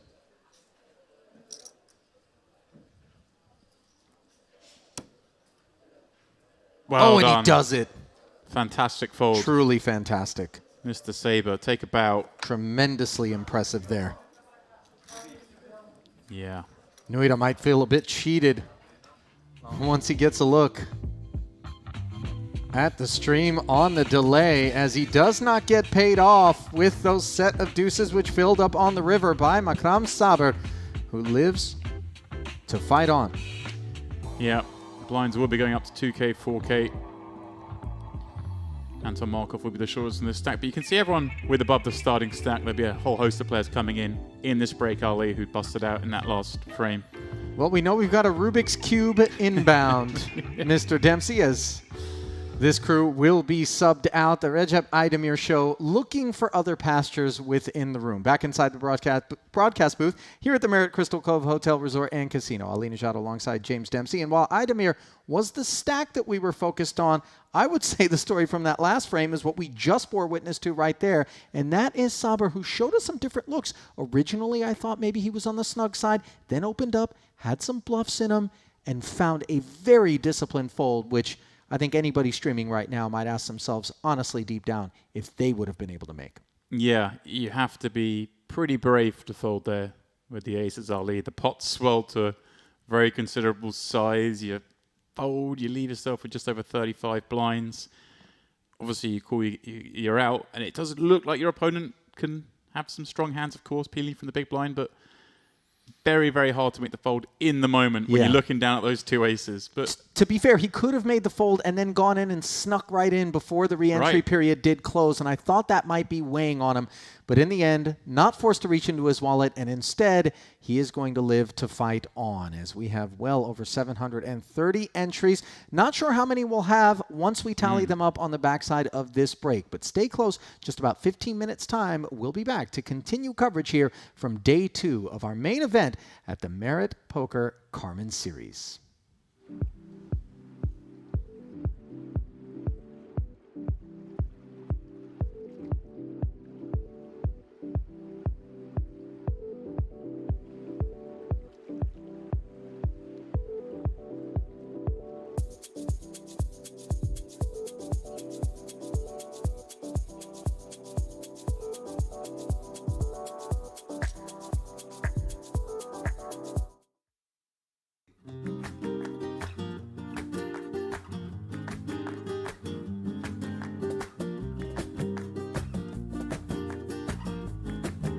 To 8K, Habib. Ace Jack. Put it into the muck. Or did I miss something here? Did Habib flat this Ace Jack? I would have to imagine. Yeah, there's chips in front of him and cards. There we go. Again, you can go both ways here. I think I like the flat, but there's certainly an argument for... Oh, I think he has raised it. Okay. Oh, yeah, action back to Blabea, no flop. Yeah, just your opponent's sub 20 blinds. You're like, come on then, if you've got a hand, let's go. And Blabea had been put through the ringer so far. This one will surely be the line that he's willing to die on. If he knew it was ace-4 a little moment ago, that's right. Certainly would. He didn't get to see that, but he would have been. There is the jam. Yeah, Habib's not going to love this, but asking for a count. It's going to be another 34,000 for him to call. Clearly, he's deep enough to be able to do so. Yeah, 19 blinds. You can't really be 3-bet fold with me. So you don't. Again, it's one of these spots. You don't want to peel with it. You don't want to 3-bet fold. You kind of have to 3-bet call. You're in okay shape against some of the hands. This is just a factor of stack size. If his opponent had 25 blinds, could perhaps 3-bet fold flat. If he had fewer, it'd be a lot easier. Right in that sweet spot for this ace-queen to get in good against ace-jack. 142,500 in the middle, and that flop is the sweet spot for Blabea, who's got his man out-kicked. No clubs to worry about. Turn is clean. Just got to dodge the jack and then the king for a chop. Aces and queens on the end. 7. Yeah, a few little chop outs there. Obviously, an ace or a 4 would have been the dirty way. Oh, yeah, I hadn't even thought about that. King would have... I hadn't actually spotted the king myself, Ali. There you go. So it's a good thing we're both in here to pick apart the... I'd like to see a little larger sizing because you're targeting the small blind on some of this board. You want to put these hands, the 9-10 suiteds, in the blender. You want to put the big blind with a 4 in a tough spot. I don't believe that size actually does that. But having said all that, Ali, you don't mind seeing a turn card when you've got the king-queen. And you can now fire a bigger barrel on the turn with those 2 overs. Sets himself up nicely to actually continue to apply pressure to this 9.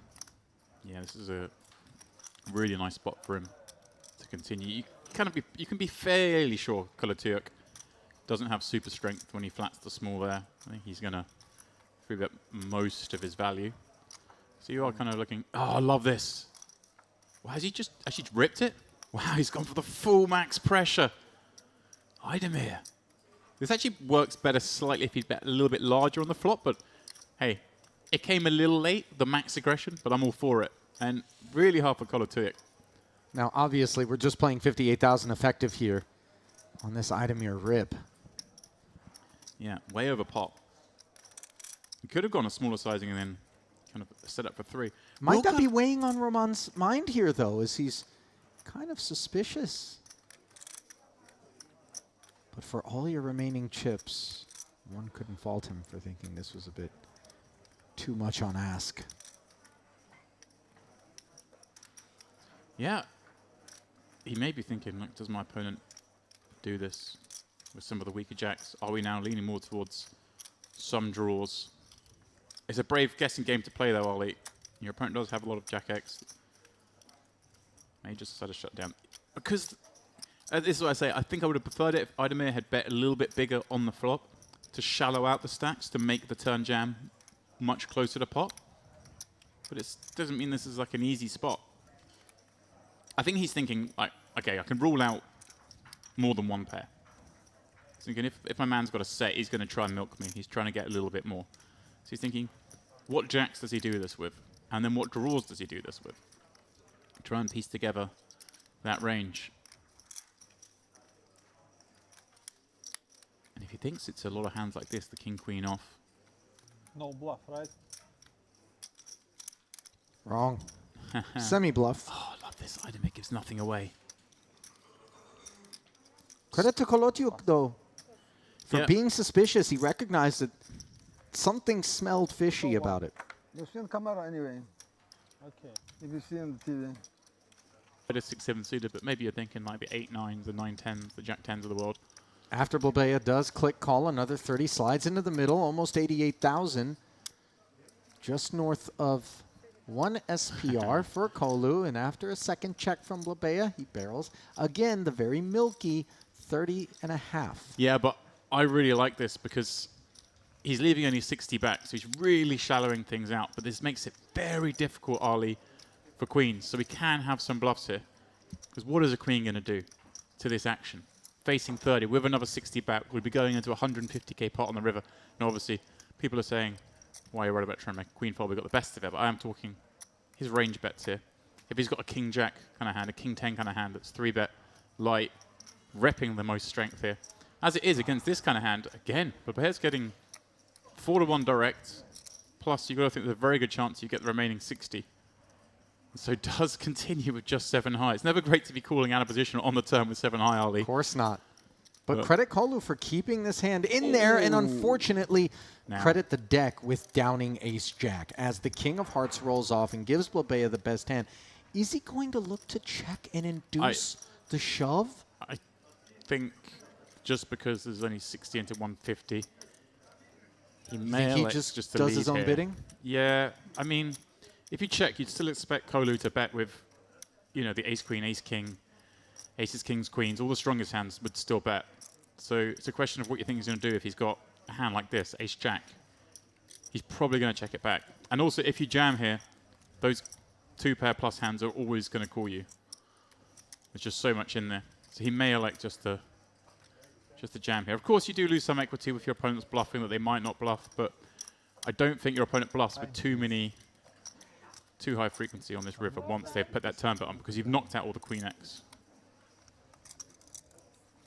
But it's definitely a peculiar spot. Once more, I love these main events, Ali. Oh, Kolu's. Day 2 in a main event's a fascinating time. Every street, every hand. Every hand, every hand. Kolu's reaching for the Java.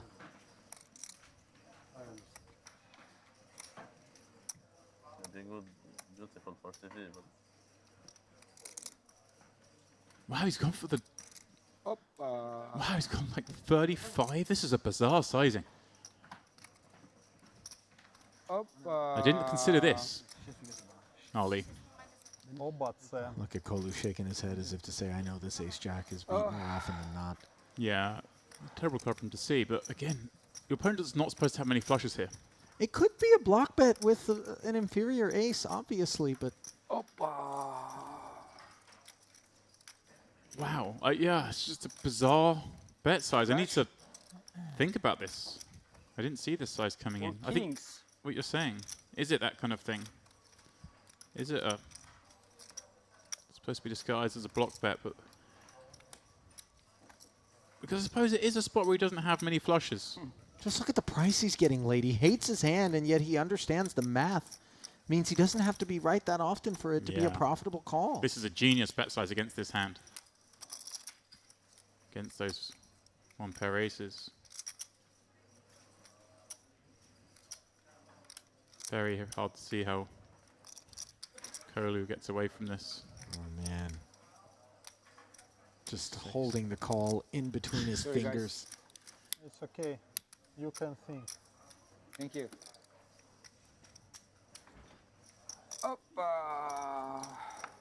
Right. It's the turn bet. The thing is, the turn bet knock. Some obvious bluffs here, Ali, would be a hand like Queen Jack, Queen 10. They're the kind of hands that make sense as bluffs, but then that turn bet makes a lot of those hands fold. So now you're looking at Babea having some weaker ace-x, and does that turn into a bluff? Wow! Incredible stuff from Kolu, Ali. That took real discipline, James, and I think it's a real deviation away from what the math would dictate, clearly. He's got the 800k, now he gets dealt into situations where he's got a pocket pair on the button, a raise and a call in front. These are, this is when days are going well, Ali, you know, you 100%. kind of find the easy spots. Kulatiuk with a raggedy ace in the big, a little over 10 behind, and an expression on the face that says, I don't really like my hand. I think just has to give this up, yep. Nicely done. Turns down the, sometimes it's easy to make the mistake they're appealing with the price, but ace James, please, I help you with pronounce. Kulatiuk? Kolotiuk. Kulatiuk. Da. Kulatiuk. Jack 8-3, Kolu in real trouble now, as he's got top pair just 53k behind, and Markov has him by the throat.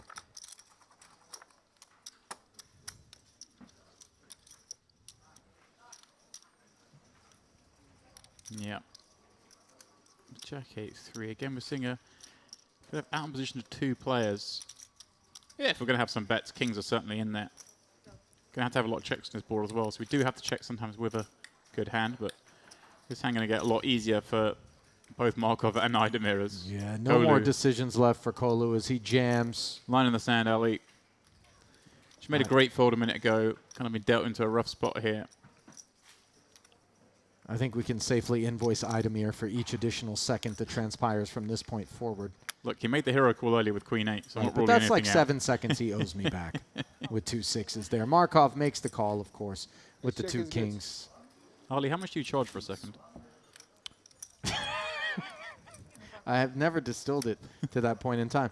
I know someone did the math on like Bill Gates, how much he makes a second or something like that. It was obscene. And he still plays $3, $6 limit hold'em when he plays. I don't know if he's still playing poker.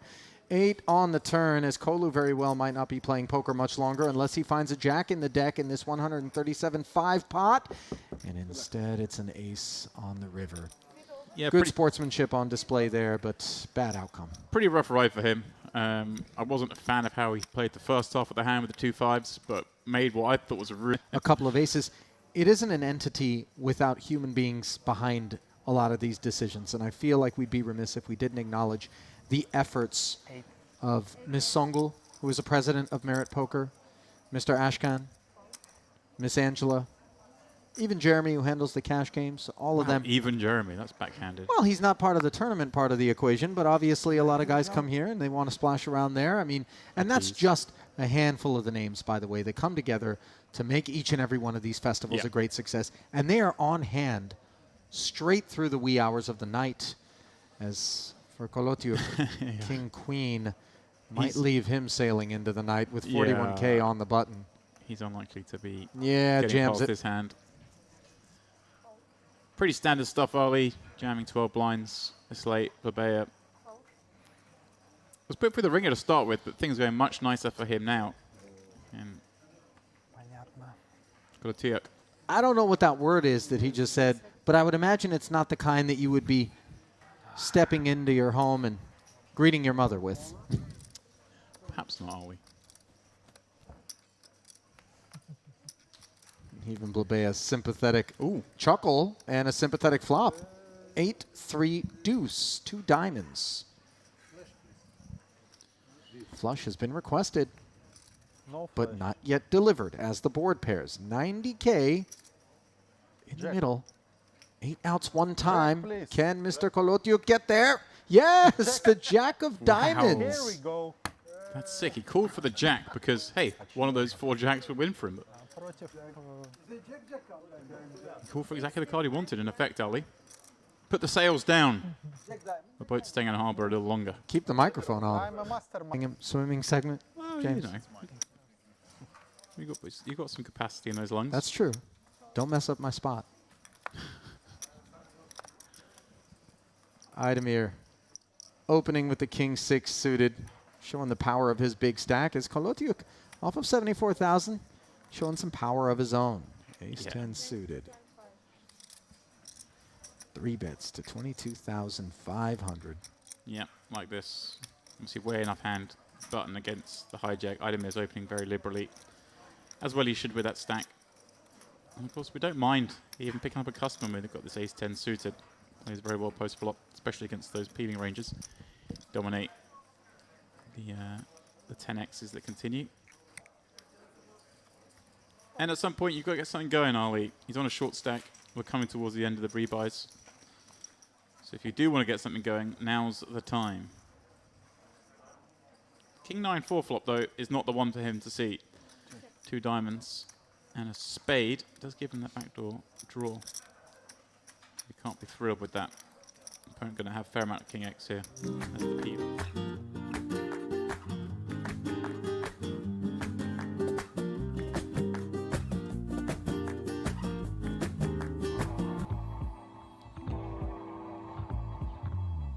And the Mediterranean Sea, lapping at the luscious sands between the Merit Royal and Merit Crystal Cove hotels. A nice place to be in just a few weeks' time, I would imagine. Ali Najad now joined by David Lappin, continuing coverage of Day 2 of the Merit Poker Carmen Series main event, with a new crew upon us, headed by Yuri Reichenstein. 169 big blinds. Boris Smushkevich. Smushkevichus? We call him Smush. 153 blinds. Then the big drop-off to Khan Miral, Nikola Minkov, Yakub Michalak, Isam Tanuri, Barjan Akimov, Darij Saidi, and Halakaram rounding things out. Just 11 big blinds as things have crept up to 2,000 and 4,000. Disappointed in you, Ali? Thank you. Yeah, you know what? It's funny. I was out there during the break with producer Milbutas, and Look. he said it. I thought I had it. Is this Smushkevicius? Because that's not what I'm disappointed in. That, well, Clear segue. The master segue's missed one. The lapping ocean, the lapping Mediterranean Sea. Speaking of lapping, side. I see. A bit too on the nose, perhaps, for my taste, David. I tend to reach higher up in the tree for my fruit. Minkov, King, Queen, reaching for 9,000 here, just north of the minimum. Michalak in the hijack. A flat caller. As we see Darij Saidi.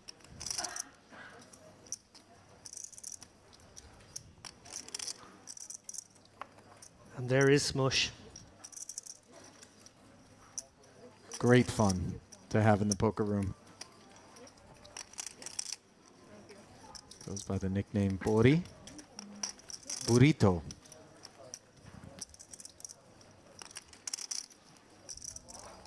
A legend from up in Lithuania. 2 3s and a 7 here. Nothing legendary about this board development for these two holdings.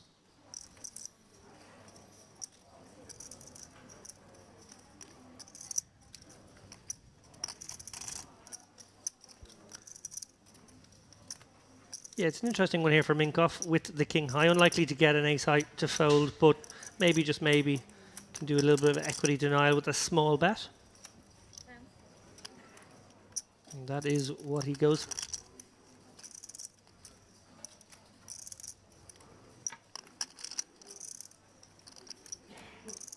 10K. Club working there. Yes. Michalek makes the call. And picks up the nut flush draw promptly on the turn. See how Mr. Minkov decides to proceed. He is a high-stakes live cash game specialist with great success in the Merit Poker High Roller event during our last Western Series. 162K pickup there for him. Not a bad performance at all. Michalek in a spot here where he can't really get a better hand to fold. He may well be winning right now, and he has a draw. I think a check is usually the way to go in that spot, and there we see. Backdoor clubs do come in as he checks back to realize the equity and promptly does so. Unfortunately, it doesn't seem like Minkov is going to be interested in any further festivities unless he decides to turn it into a bluff with 48,000 in the middle. I think he's going to have some respect for Jakub Michalek. Having a flat calling range there that would likely be content to pick off this effort were it made, which it isn't. Now, of course, we know the bet is inbound.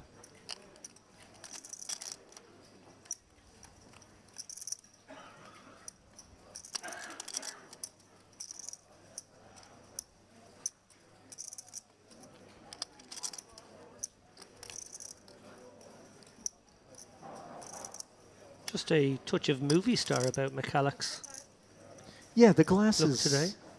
definitely, and the hairstyle. 55,000. As Minkov isn't going to co-star on the river here in this pot, lets it go. Had a chance to cover some of Jakub's procedures on the feature table already earlier here in this Carmen series. Was quite impressed, David. Man that goes about his business quietly and without much fuss, and to great success. Yeah, so many familiar faces making it deep all the time here. Mm-hmm. Of course, accentuating that point is Mr. Barsagian, who has made back-to-back-to-back final tables. How about it, huh? But regardless, we just keep seeing lots of the same faces there. Uri Reichenstein, briefly on your screen there a moment ago. There he is. Jakub, by the way, has almost $2.5 million in career live tournament earnings. Most recently, a 38th place finish and a 10K at the EPT Paris High Roller. Earning himself 22,000 and change. A couple of final tables at the Western Series. Mystery Bounty.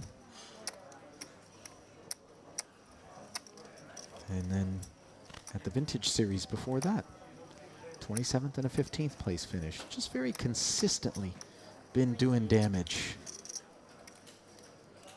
All the way back to 2011, David.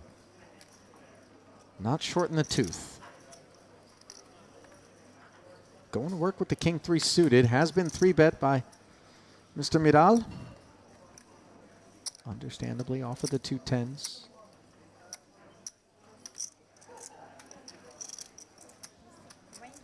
At 28, I'm sorry. Oh. see. So Then Tanuri, an accidental It has to stay in, and you can choose what. I can call of the original 9, I think.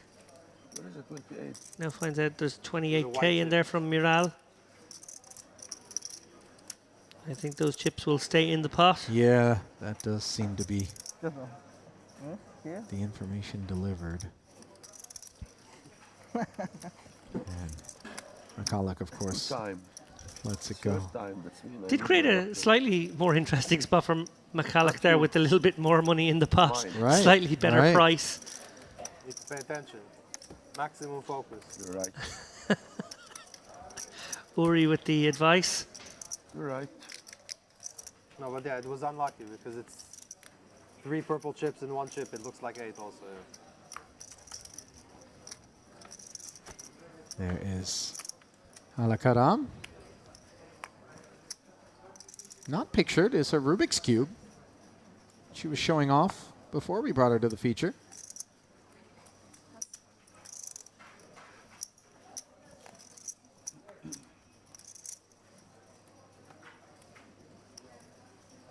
You any good at a Rubik's Cube? Rubbish. To be fair, I haven't really explored my Rubik's talents. I find there to be infinitely other things that I would rather explore my talents at, including just simply the art of doing nothing. That sounds acutely judgmental of those who would endeavor to be good at Rubik's, but I'll tell you what the problem is. The best Rubik's Cube, do we call them player? Oh, yeah. In the world. It's very competitive. Makes how much? There's maybe 2 people who do make some endorsement deals from it. They usually battle heads up each year. Yeah. At the World Championships of Rubik's. They can play the 4-line format, the 3 being the classic, obviously. Lapping a lot of this conversation as we see Reichenstein's King Jack suited, picking up the Queen Jack conveniently of Smush. Suggests that maybe you have dabbled down the Rubik's hole? I dabbled as a youngster, but I mostly got my information from a single documentary on the subject. Ah. Which I recommend, by the way. I can't remember the name of the documentary, but it was... Sure, it won't be hard to find. There can't be a whole host of them, right? Well, that's true, too. Very sweet story, actually, about the Australian world champion and this young Asian-American kid who was threatening his crown. Check it out. Does it involve murder? No, it's not like that. Oh, so it's not. Sort of a... Oh, you did say it was a sweet good. story. It's feel good, Oh, yeah. well, that could sometimes, depending on how awful the person that gets murdered is, it could be a feel good. As we see 2 streets of checking, now bringing an ace on the river, and Smush activates, looking to represent. Note that this is second, not no pair for Reichenstein, but he's not interested. Little double up.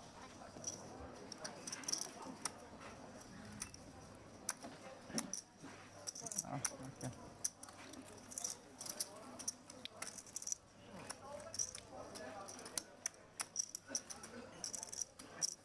Maybe more than double up.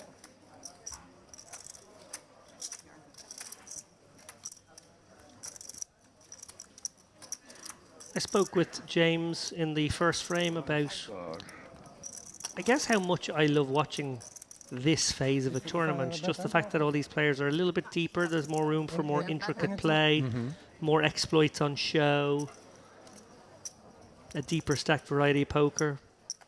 Probably a bit more entertaining for the audience, even though it lacks the immediacy of money jumps and that kind of thing. I really like, you know, I'm a storyline guy. I love the storylines being built up here over 3 days of main event coverage. I'm glad, as much as I have enjoyed the cash games, I'm glad we are covering days 2, 3 and final day of this main, maximizing our chances of finding some stories in the field. And it seems like every single one of these series we do find really touching kind of moments. So many guys play exclusively here during the Merit Series, their tournament poker, have come to know one another as regular attendees and have become friends and combatants, as is oft the case in poker. Minkov going into combat with the deuce 3 suited. Akimov has the medicine. Going to be content to just flat.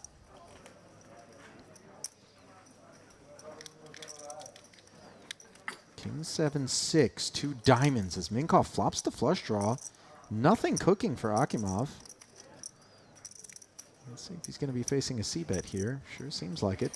Yeah, great opportunity here with this stack depth to set up a turn shove in a lot of worlds, I feel. Minkov could go a slightly larger sizing here sometimes. He can also come with small, set this hand up in a different sort of way. Well, right in the middle. 16,000.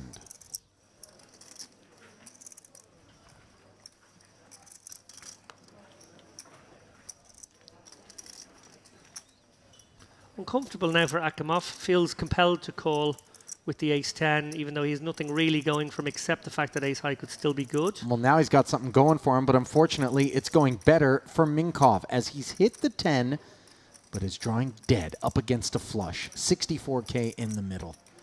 What an awful development this is, as we suspect at least one more street of value will be in store for Minkov.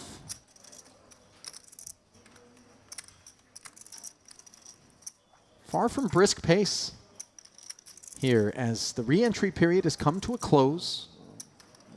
Field is set at 765 entries in total with 269 remaining. And just north of half pot the sizing this time. Yeah, very dark tunneling now for Akimov, having not defined his hand pre-flop. Stuck around in a very marginal situation on the flop, and now having improved to what he maybe suspects is not the best hand in a lot of worlds, but also feels like he could be getting exploited not to call one more time. It's uncomfortable.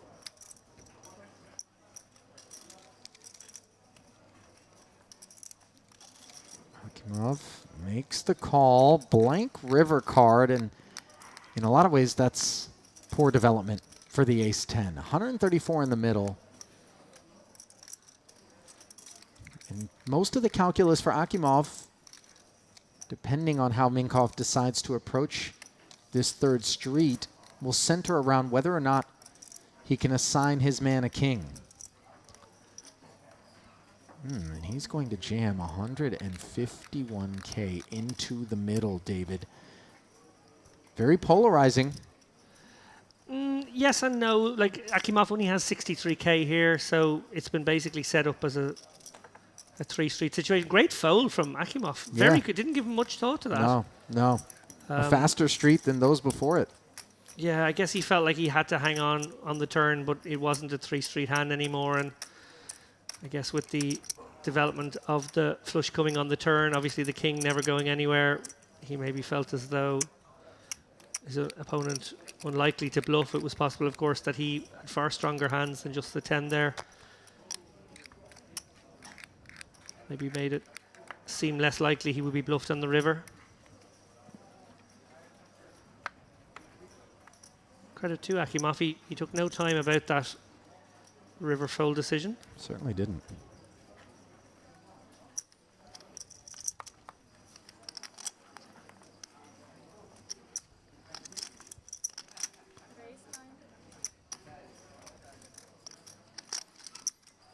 Mikalik.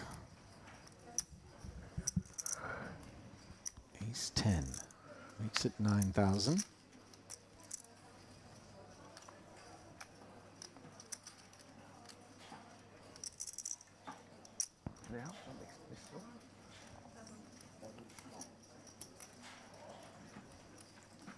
Nothing brewing anywhere behind him.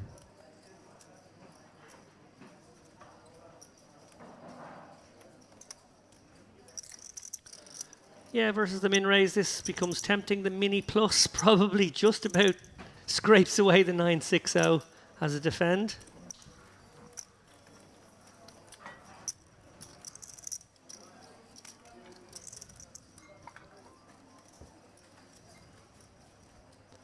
As we see the players keen to stay hydrated here.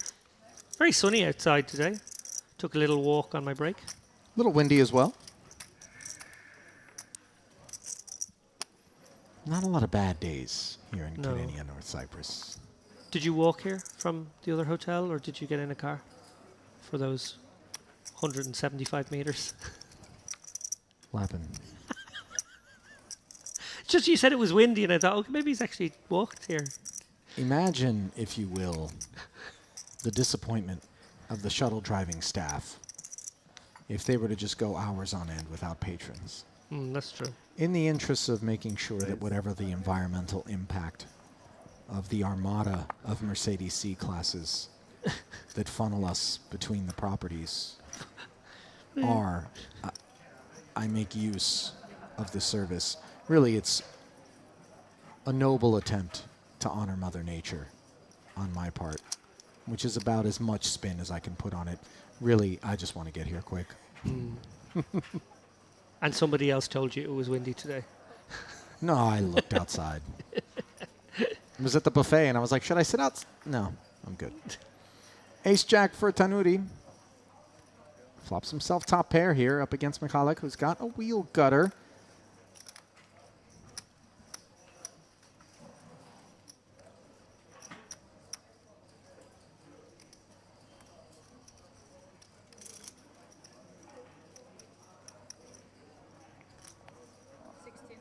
$16,000.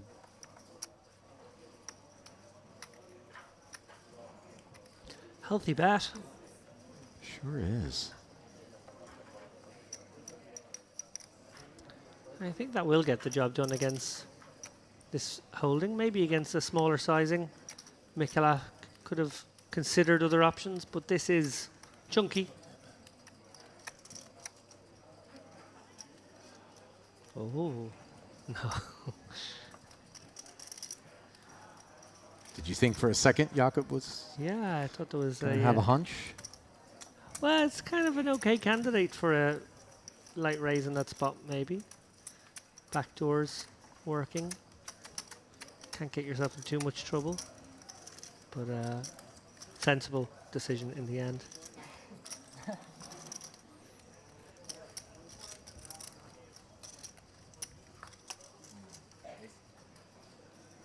Love those sunglasses. Yeah, I was just going to say, very befitting. She looks like a movie star. And as a cinephile, David, I know that's something that you can appreciate. Next time.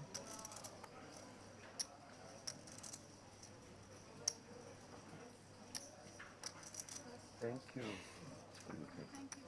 Service? Pardon? Service? Pardon? Water.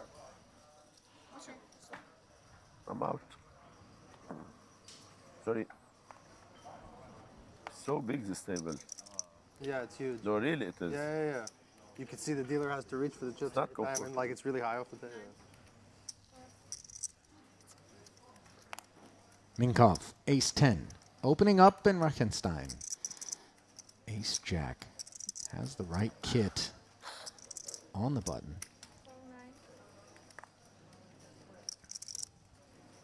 Going to flat. Producer Milbudas, by the way, advising that Reichenstein is known as Mr. Runner-Up. So many huge events where he finished in second, including at the EPT Barcelona.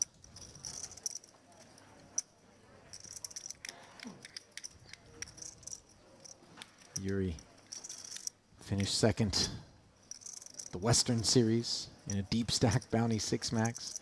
Finished third in the bomb pot 7 max. He's played a few World Poker Tour events, made some deep runs as well. Does have over $4.1 million in career tournament earnings on the Hendon Mob. So yeah, superb the player. cream beginning to rise here deep into this one as ace 10 and ace jack are in front of this king queen suited for Jakob.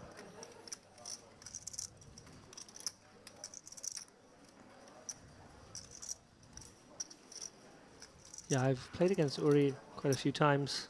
A formidable opponent.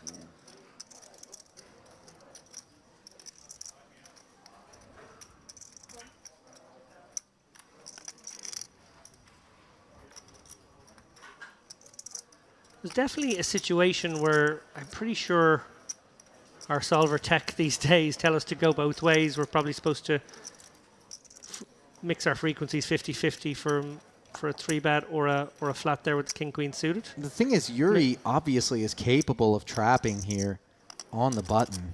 Such a capable opponent. Michalik does flop top pair promptly on a very dry board as his flat invites Midal to join the party. He has made bottom pair while the opener and the flat caller in Minkov and Reichenstein have missed completely.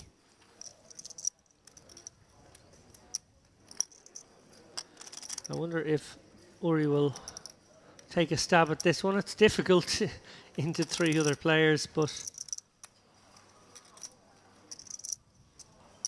seems like an option he considered. Well, Michalax improved in a sense here. Top pair and the diamond draw. Probably look to do his own betting, I think, in this situation. You don't want it to check through again. He's got so much hand here. You'd hate for a silly 5 or a 6 to come off on the river and leave you guessing against the likes of the big blind. Yeah, and it'll just be very hard to know against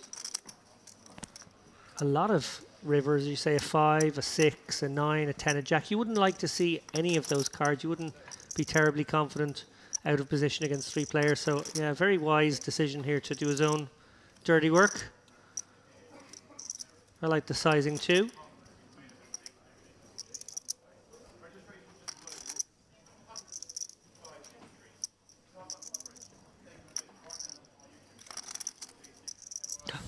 Into 40.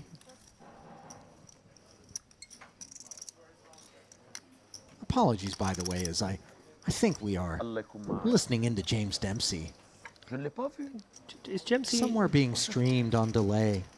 I think he might be our new sideline reporter, is he?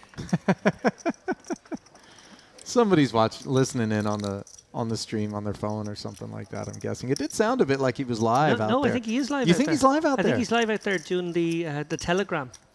Oh, yeah, that's right. The telegram bit. I thought for sure it was somebody just soaking up some intel. As tends to be the case here on these feature tables, we'll oftentimes hear ourselves here in the booth, a half hour removed on delay, obviously to protect the integrity of the game. As Halak taking it down. Some bad news for fans of Alexander Hurst, our high roller champion. He's been eliminated from the main event at the hands of Paul Brown, who of course came third in the Merit Western Series warm-up a couple of short months ago.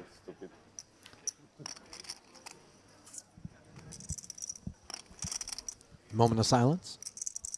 Yeah. We're done. Smush. Queen Jack. Getting after the boys. Okay.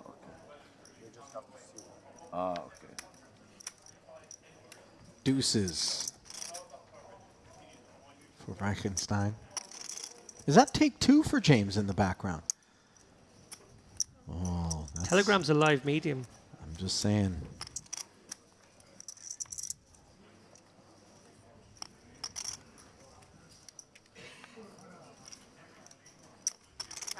On the duck hunt was Yuri, but Halakaram going to jam a 10-7 suited out of the big blind here, and I don't mind it insofar as she's just seizing upon the opportunity to maybe pick off some chips.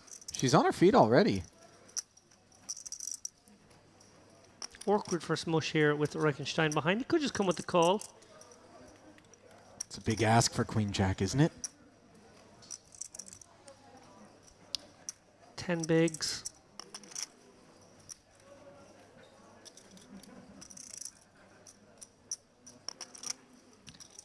The presence of Reichenstein behind is maybe what will earn her a fold here in some worlds, yeah. Oh, I needed you to save me. And Uri is going to have to make the call. And she's going to get the great news here with better than a coin flip. With plenty of dead money in the pot here. For you, we are on the television, you know? Hold and I stay a little bit more. 700 more. Oh no, Uri hasn't made the call yet. He actually suspects that he could be in trouble. My hand is not very good, but... So fold. It's a good play. Fold. You'll see it on TV. But it's a good fold. Amazing. So that I stay one more round, and then you can bust me. You have a pair, no pair? No, I'll tell you. The last time I smiled to you. I was in big trouble. Yeah. Don't. Wonder how much of the speech play is factoring in. Come on, man. Come on. I think she earned the fold there, did she? No, I think he flicked in the call. Okay. You are 90% favorite. It's not personal, never personal. I know. I'm joking, of course. Now I want to double This up. is mean. No, this is not. I'm just kidding, I'm just kidding. I have to win. I have to win. So Halakaram's tournament life hangs in the balance in the hopes of a 10-7. Jack 5-3. 6 of diamonds for Work the TV people? 7. to do. 7, 10 diamonds. 7, 10 diamonds. 7, 10. 4 of diamonds. 3 jack of diamonds, 6 of diamonds. 7 on the turn, and now Yuri as the 2 outer. Things looking good for Hala. Can she hold? Wait. Never ends. Never easy. She can. I said I told you don't work. Back of the net for I said Karam more there. than double up. More than double up. When? That deserves an espresso, sir. What? I don't know what my friend Do. I wonder how many people rooted for you in this spot.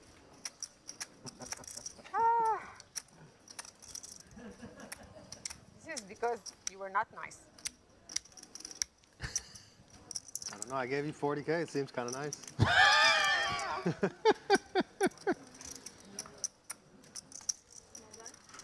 Fair.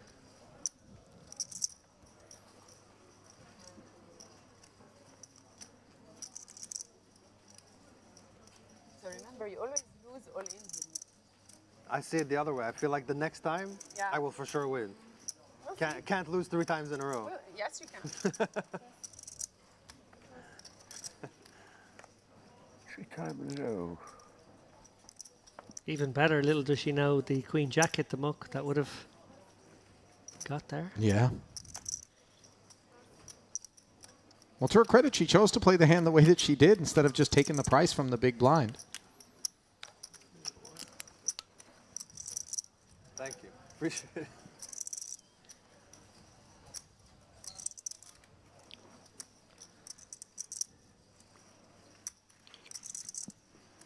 Good read.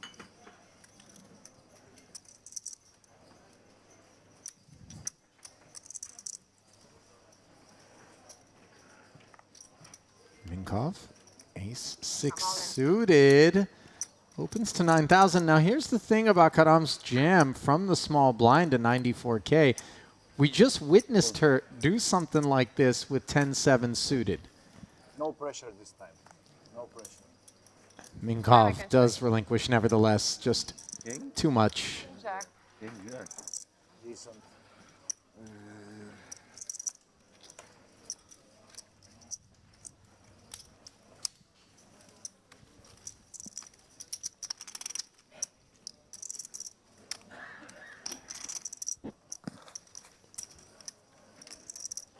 Some more news from the outer tables. Talk to me. Fan favourite and maybe, just maybe, one of the best players in the room, Justice Held, is chipping up very nicely. He's up to 520k after a clash against Joseph Kneiser. I love the way you delivered it because the last time you had the similar intonation. It was to deliver sad news of the end of the road for someone, but you did characterize it as sad news, and this time you didn't. You told me to. So maybe that was a tell. As Karam is up to 111k plus. My professor. Why not? Why not, my friend?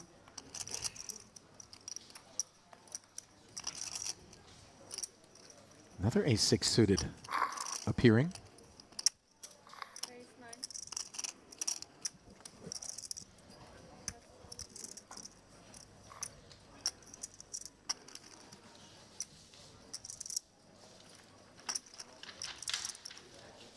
Up to 9,000 we go. Karam now sits much deeper than she did on the first occasion in which she jammed. As a result, deems her stack playable for a flat from the button.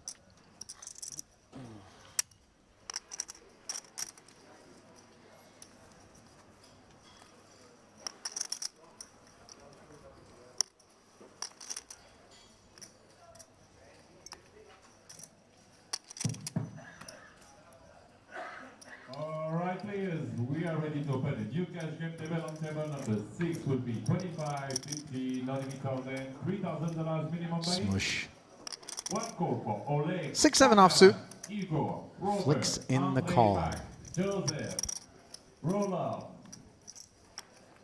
Gentlemen, the table is table number 6. Three players to the flop. King 10 deuce. Karam smashes top pair. Robert, Andre, Joseph, and Roland. We're ready to start on table number 6. Mikulak with the backdoor nut flush draw. And the range advantage in this situation may take a cheap stab here, even against two players. Oh, instead decides to knuckle over to Karam, who they're probably putting in quite a wide range now. Maybe not going to be believers. Hard to fight back though with the 7-6 and the ace-6. One barrel. We didn't get a show that time. 2 folds. Ah, yeah. And one more pot heading Hot to streak. Halakaram's Playing the Hot rush. streak. seat. I hope so. It's been like 2 days. Build the momentum. Yeah. I still need to double up. I want all your chips. That's fair. I want all of everyone's chips. Yeah. That's fair. Declarations of war.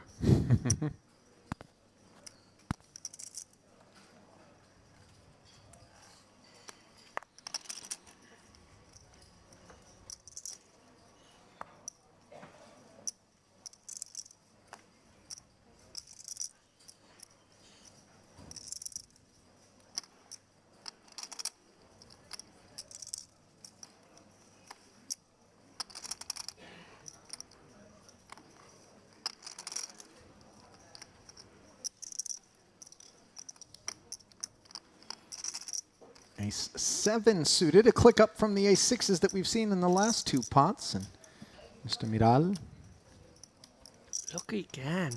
fires.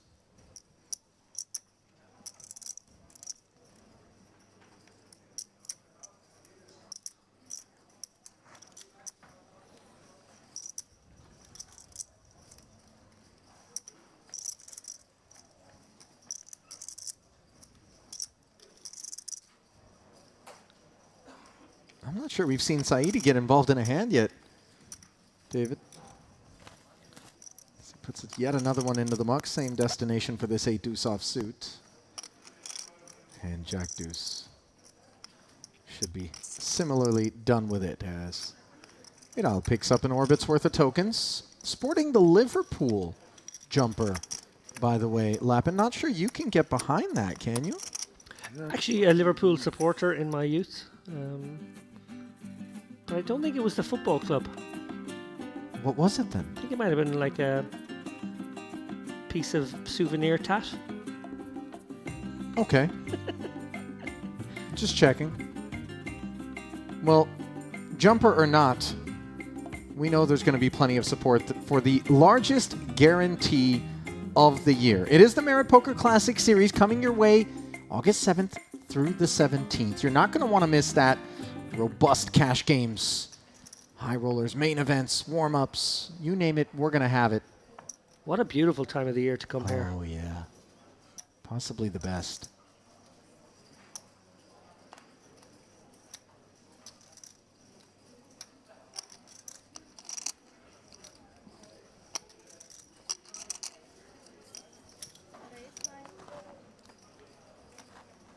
Jakob.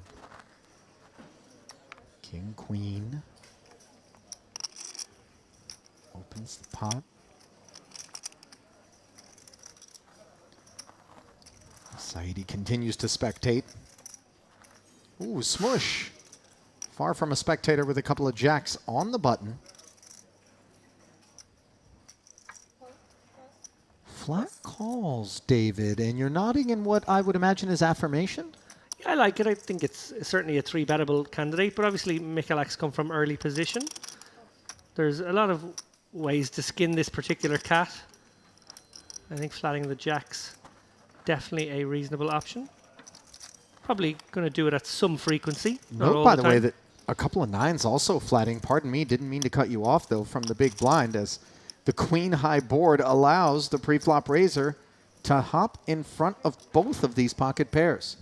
Yeah, and he's going to find at least one customer, if not 2. Oh, a little bit of deception of his own. Very surprised to see it, but all part of a balanced diet Yeah. is my guess from Mikulak, which will protect future situations, provided that this one gets to showdown, as for the time being it seems it would, where Mikulak doesn't have any of it, but people will be keeping an eye on the fact that he's willing to raise pre and then check top pair. Yeah, had it gone continuation bet from McCulloch, call from Smush, Minkoff would have had a very interesting decision, a tricky one, but has played now facing just one bet and maybe feeling like McCulloch's giving up behind him, which we know he isn't. Minkoff must make the call here, just seeing one overcard.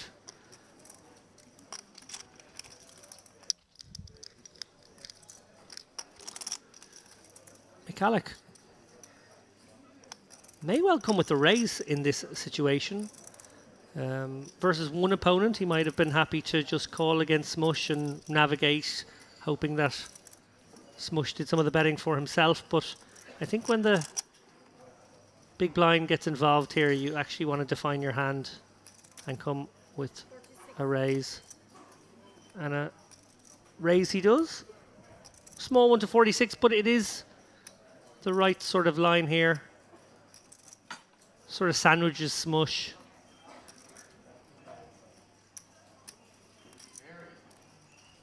Very awkward for the two jacks.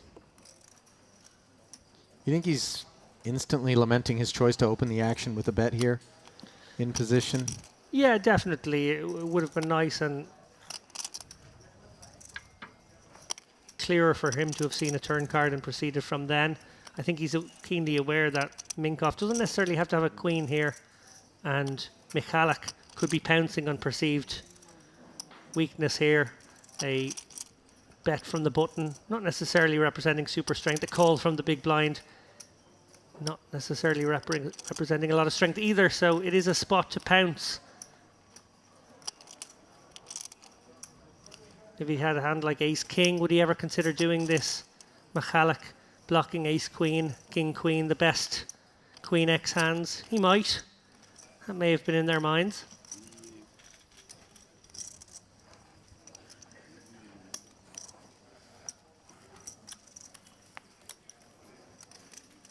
Nicely executed there from Jakob Michalak.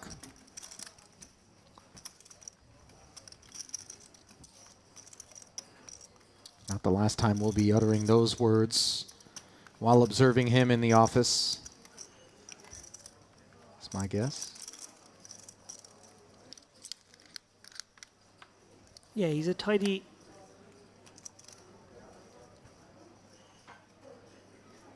player. He goes about his business in a very neat execution style. Sure.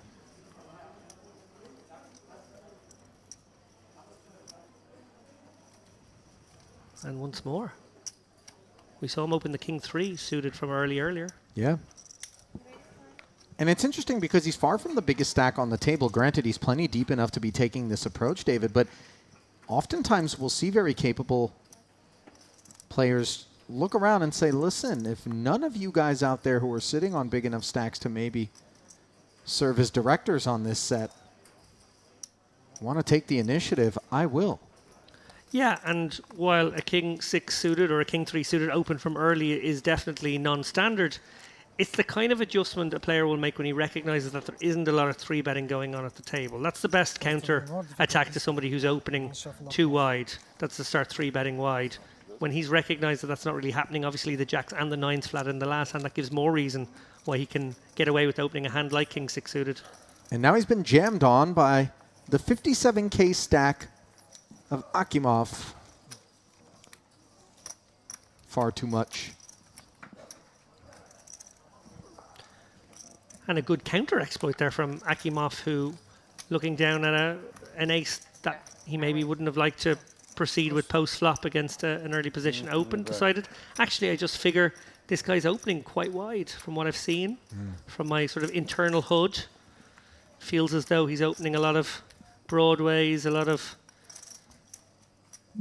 blocker type hands, and actually I'm just going to try and get the job done here as we get a glimpse of the... Yeah. Karam trying to get the job done there on the Rubik's, which has been reshuffled from when we last saw it. Hidden talents abound in a poker room.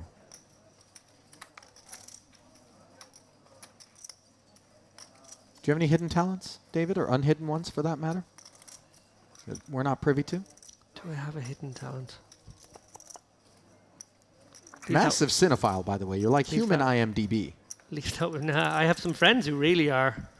My knowledge pales in comparison to some of my pals, but yeah, do like the movies.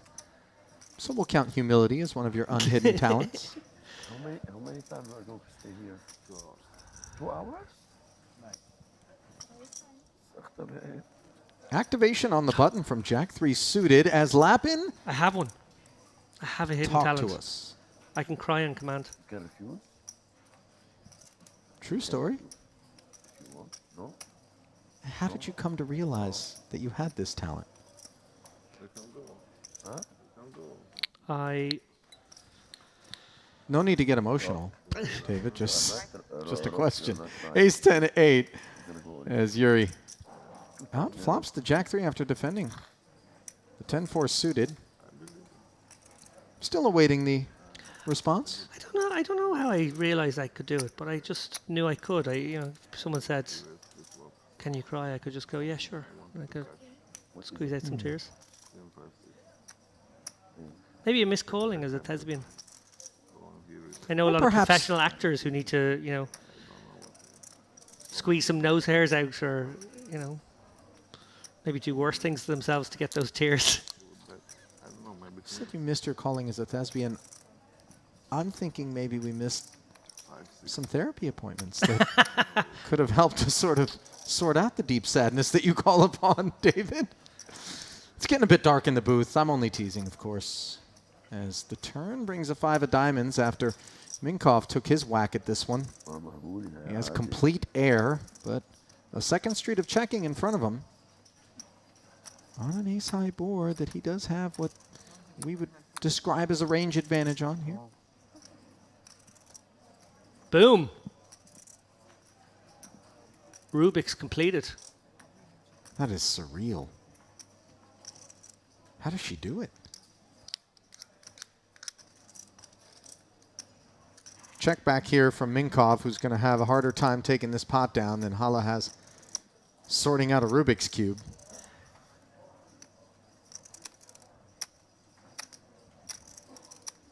Maybe not, though. Let's see what Yuri decides to do. Could come with some block bet stuff. Into 52.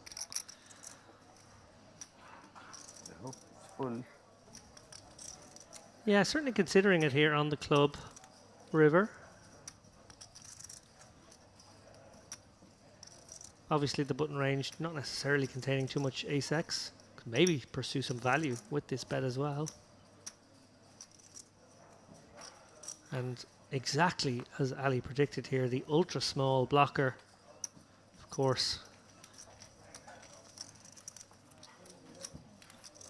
We know it doesn't really put the Jack X to the test, but interesting deployment there. Well spotted, Ali. I think for Yuri, he would much prefer to put that little bet out there than check, even if he were able to induce the bluff and potentially be forced to guess for a bigger figure. But an easy release for the Jack 3 in the end.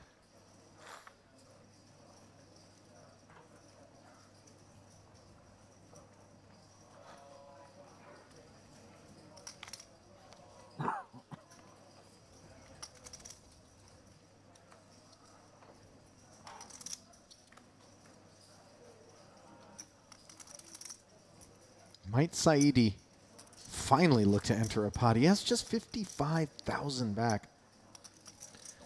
And still waiting. Good discipline. Yeah, it's tempting to go with spots like that if you felt like you've been card dead, and you might get it through a little more often because people are profiling you as tight. But I like the fold. I think you got to just wait for the real hand, or at least the real spot. Good discipline. It's not easy rocking that short stack, but it's got to be done sometimes in this game.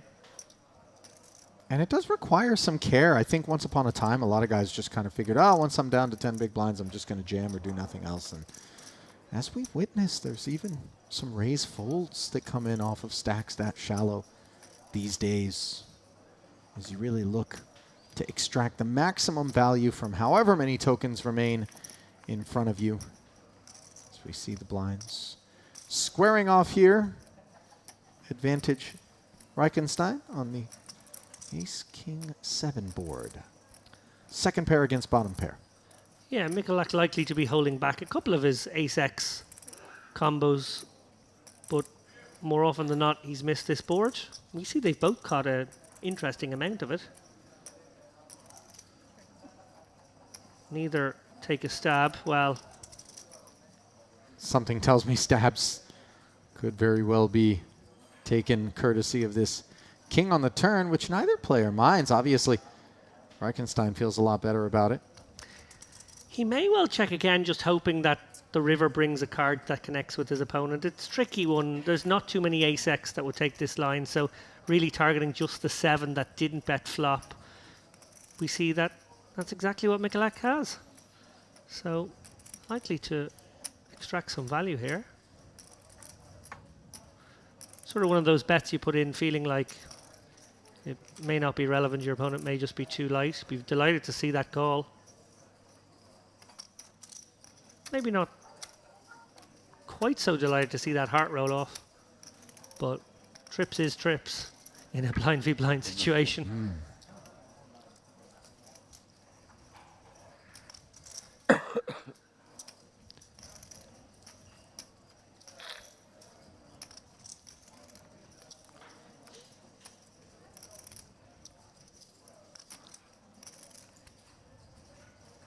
Michalak with the Queen of Hearts in his hand may have the sort of blocker he would want.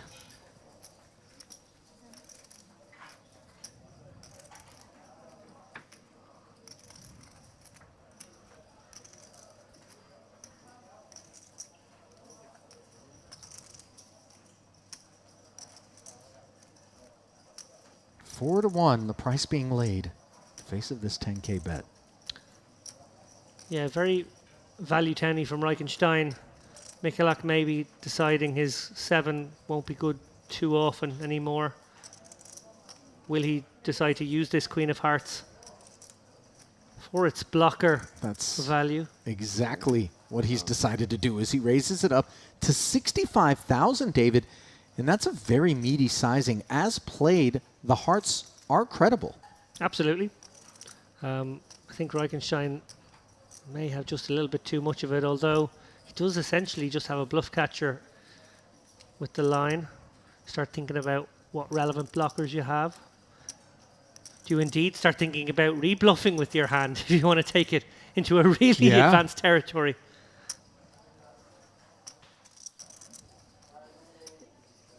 If that's what we see, we're in for a real treat here. Well, we know these two guys are some of the best in the room. Michalak representing a flush here, not really credibly able to represent a boat too often. Reichenstein could, though. This could get very advanced.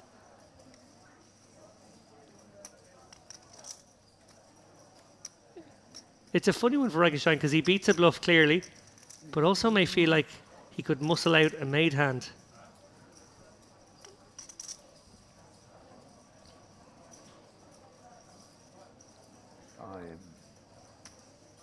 Oh, I love watching two good poker players battle. Wow. It obviously was a razor fold sort of calculus in Reichenstein's mind, and Michalak successfully bluffs trip kings. The power of that Queen of Hearts on full display, David. Yeah, we pointed at the Queen of Hearts there as an important one when the I wanted to call and then I folded. River Heart came down. You're shedding some Hashtag not sure if. honest light.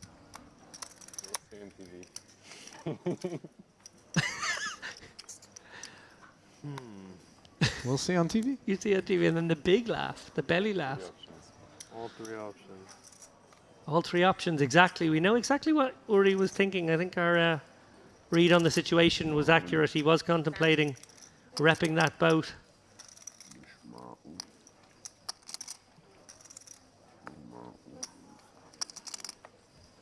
Fascinating spot. Definitely a hand worth clipping. Hala opens with the ace-jack up front. As the next 30 minutes are going to be filled with dwelling over that last pot. For Yuri, stroking the beard. You might have been ahead. Contemptuous lip pucker. Definitely wasn't ahead, though. That's not very reassuring. You're supposed to say, I was definitely ahead. Midal on the duck hunt from the big. That was a Comes up empty. lifetime. Top pair, easy follow through for Hala.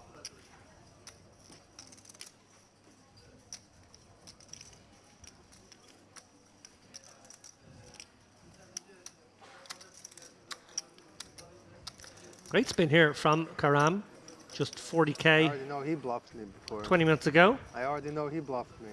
Now up to about 150. It was, I had a better hand.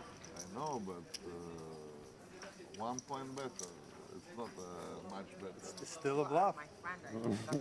Worse hand bet, better hand fold, bluff. Deuces. I'm waiting about the hands. But I will bluff. Next time? On the queen 5-6. Me too. You don't bluff me. He bluffed both of us. I know that weak queen. He bluffed both of you. He bluffed me now. Dude's just bluffing. He's just bluffing every hand. Weak. It wasn't a bluff. 7, 8, something like that. Like that. Unless you guys are nits or something. Ah. So only me got bluffed, BBB. Right. What's the television, you know? I might No, have I been don't ahead. think so. What? I mean, if I fold, like a flush is obviously good if I fold, right? I didn't fold better than a flush. Sorry? I kind of expected that you wouldn't. Smush with the pocket nines has opened. Minkov mulls it over with an ace-king suited.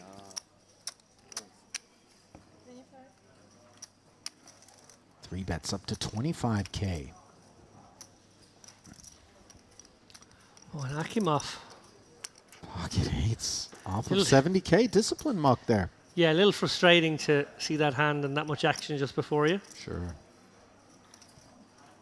But one would expect, if and when this gets round to him, Smush gets involved here.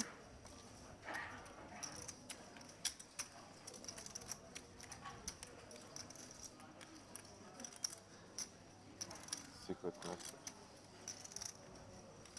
I'm just trying to hide the phone, you know, don't want to go to jail.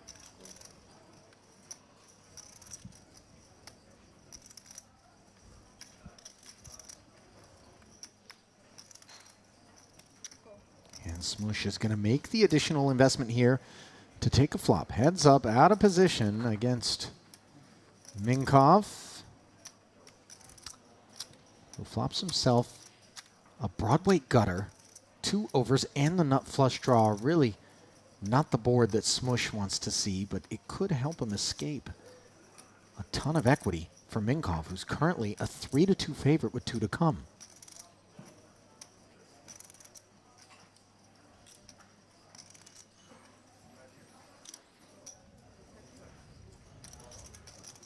Barreling. 30 into 60. Standard stuff. You could just tell me now, because I'll know anyway in 25 minutes. Hmm? No. Already getting the bad news that he was Yeah, bluffed. Sure is. I'd have tortured him for 25 minutes. Smush putting the nines into the muck there after the c-bet. Huge pot on the outer tables. Just getting some reporting from Poker News here. Adrian State is now up to 900k.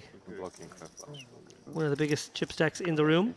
But the very biggest chip stack in the room is a familiar face to this stream, Maxime Chilot, Frenchman. Ah. 1.15 million already. My goodness. Among the other leaders, Alex Papazian, Romanian player. Boris Angelov, another familiar face. Our overnight chip leader, Roman Gadziev, who has actually chipped back but still has 760k. And Recep Aydemir, of course, who was on our last feature table, 620k. Corey Korkmaz, 570k. Lots of big stacks around. People who've been on the stream in the past. Mr. Gungoran too has 500,000. What do you do? Small blind. Not like it's the jam, but it's too much. I dominate my stuff. I'd rather Being told by producer Milbatas that You had what? Papazian is on his way Yeah. to the stage as a part of I our think, next featured table is Tariq Saidi. He's in gonna the need a blender, in the forklift. big Mostly in this tournament, I King don't want 4 to jam this suited. board. Jack 10 and Queen 10 So, I mean, both I in think front it's of him here. a fine jam. And I agree with what you said. Like, They removed the chips. Finally, he's going to get to see a flop here. Ace, Jack, Deuce. He's got the nut flush draw. And stuff cooks for Carmen Akimov. Facebook. No.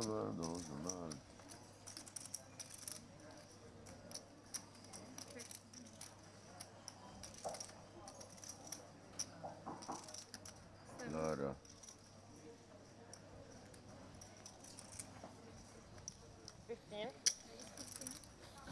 باين فيك تشوفيني على الفيسبوك حاطينها على طاولة التلفزيون طلعت.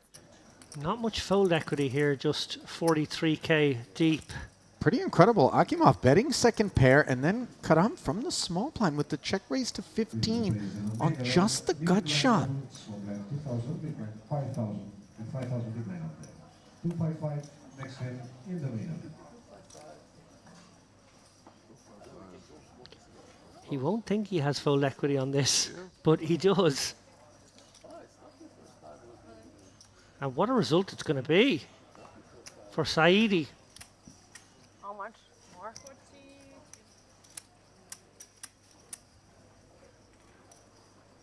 43.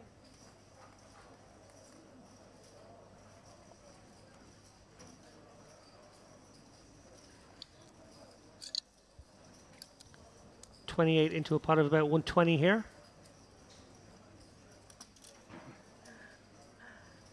She's been caught with her hand in the cookie jar. Great result for Saidi. Yeah, wow. very much so. A bet and a raise, and then his jam earns him the pot unimproved. Nifty development there, as he has been truly nothing more than a spectator for orbit after orbit. Current landscape in terms of chip counts as the blinds creep up to 2 and 5,000, courtesy of the dealer push. Akimov down to 11 bigs. Saidi trying to keep his collar loose in that 20 blind territory.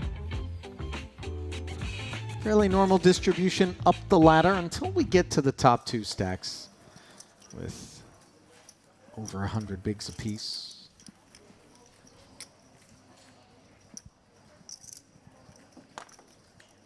We were ahead, but I had a lot of outs. A lot of outs. Okay.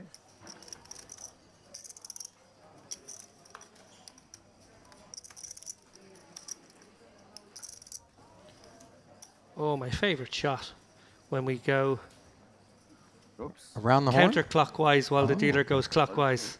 Love it. It's like a Swiss timepiece with Jack a little bit goes. less precision.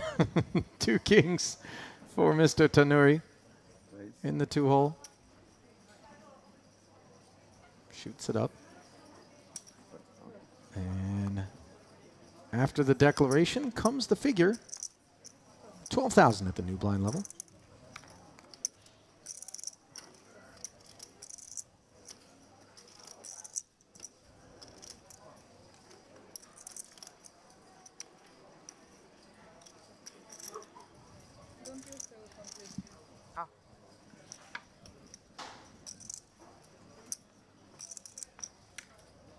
The ever-patient Saidi. Contemplating the relative value of this king-jack offsuit. Yeah, puts it into the muck out of the small. Position probably a part of the calculus. Sorry. I think we figured out what my new favorite word is. It wasn't my favorite when I was in school. Calculus. I've gone to that well quite often. It's a good word. Good hand. There's some nodding in approval of that assessment. As the Kings don't get any post-flop action, but we'll be all right with it.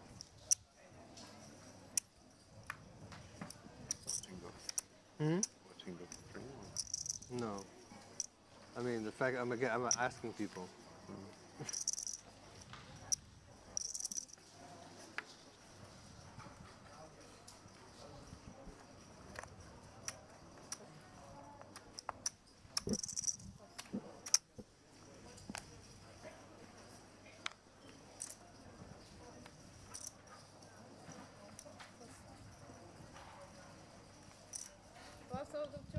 Ah. Ah.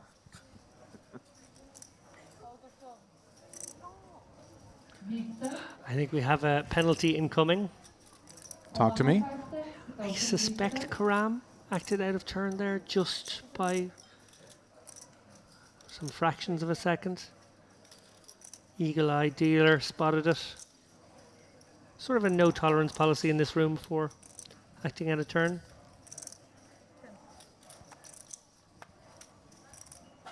Well, she seemed to certainly be ready to accept the consequences.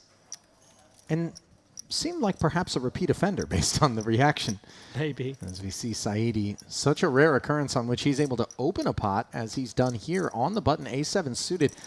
Tanuri's going to jam over the top of him, and that is so frustrating when you've just been trying your best to play tight, keep it clean out there.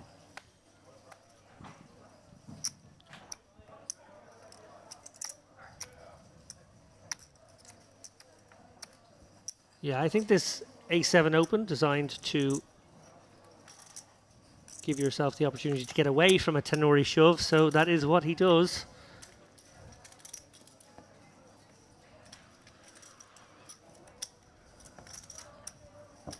And it mightn't feel good, Saidi, but you're actually not putting a foot wrong here. Keeping his head above float.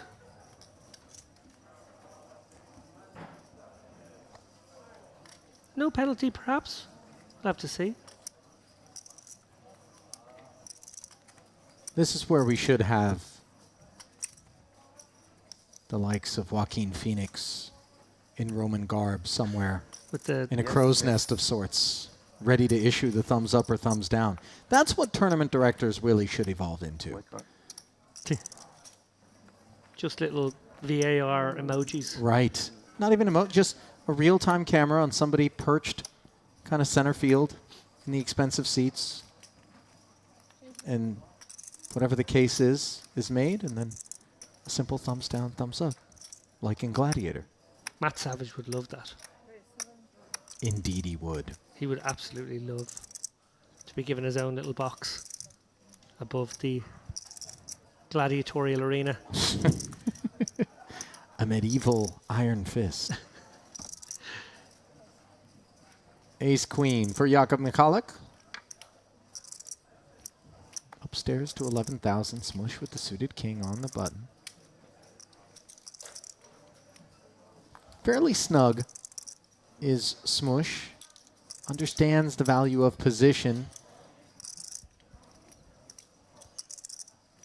Factoring in to this flat call. Look at Tanuri. Likes the look of Jack-9 suited out of the small with a raise and a call in front of him. Didn't expect this. Yeah, he's happy to speculate here. I like it. That's going to bring Minkoff in with the 5x.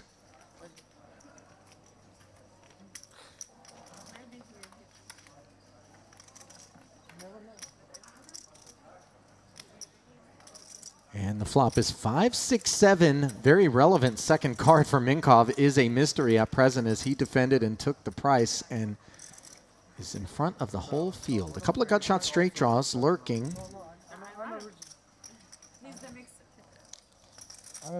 Yeah, we know he's winning right now, but we don't know how much by.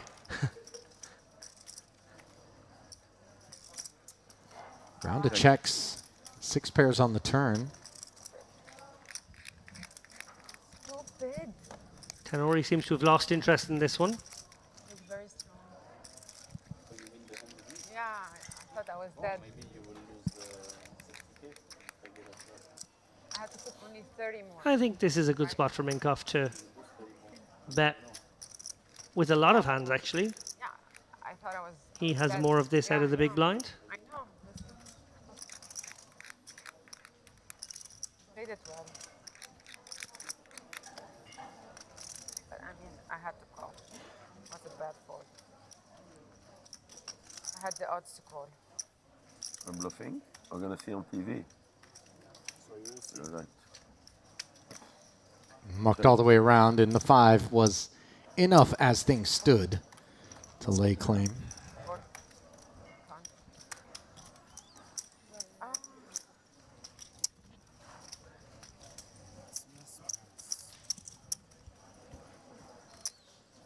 I played it.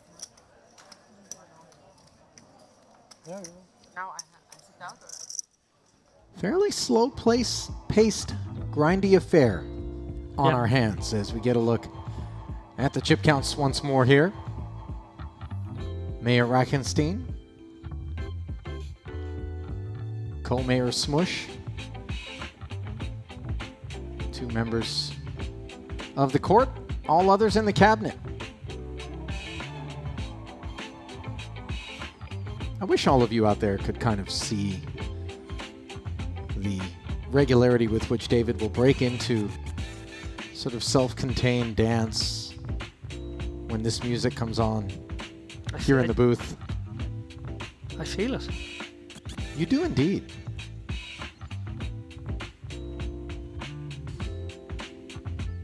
It is a little funky. One more, I told you. That is poker. Yeah, I said one more. No, you did not.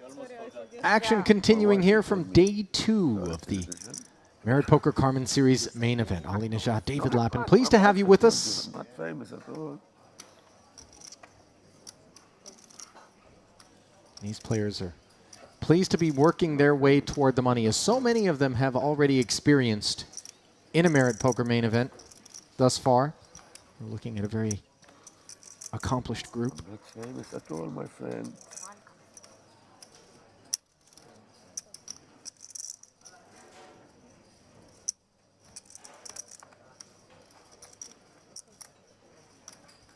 Place. Same hand, but he gets to open it this time. Tanori, Jack 9 of hearts.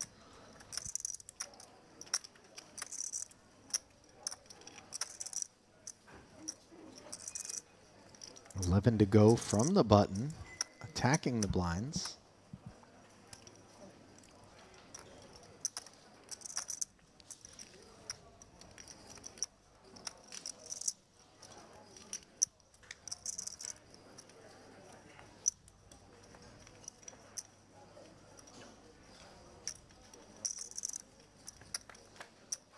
Three players, all with similar kit to the 10-7 tray board. So for Minkov, it's going to be middle pair, checking over to the open ender of Akimov, and of course then the gut shot of Tanuri.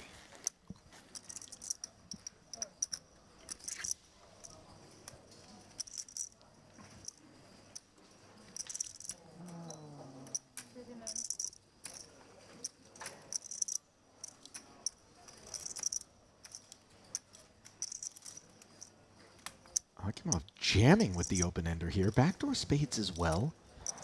Gonna spin the wheel. Fairly sizable.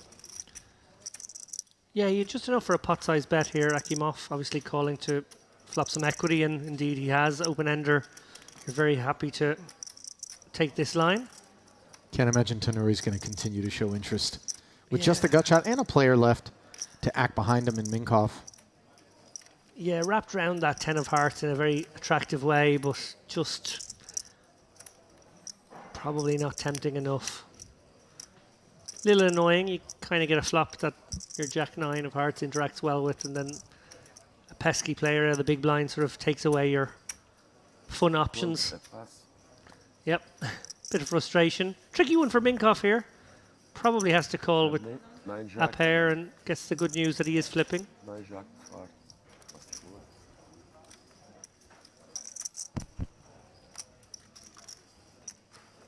Backdoor straight draws, backdoor hearts, adding to the equity here for Minkoff, tipping him over into favoritism.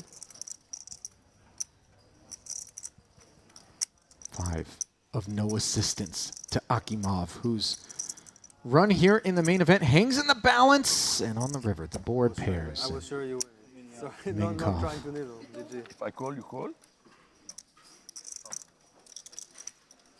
Immediately being given the Inquisition by Tenori, who didn't improve, by the way, with his Jack 9, so Jack high. No, 9 Jack or 5. just the Jack high would have actually been good.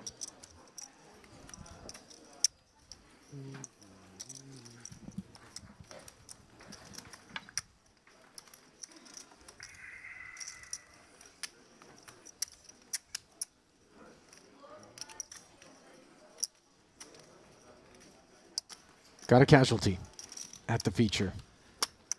Yeah, you're right about the pace of play. I guess we haven't seen any obvious coolers. We haven't seen too many Wasted on me. I have tiny big legs. hands clash in deep stack situations either. I guess maybe more a function of card distribution, because we do have the personnel for some wild action. I feel as though Reichenstein, Michalak, Karam certainly, all action players. To be fair, though, David, this is what the bulk of a tournament consists of. And if we're going to be honest,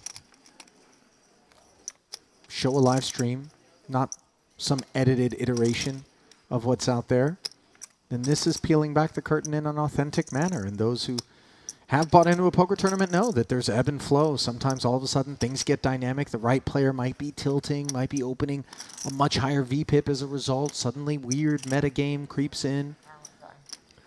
Storylines begin to develop between players. Smoke one cigarette.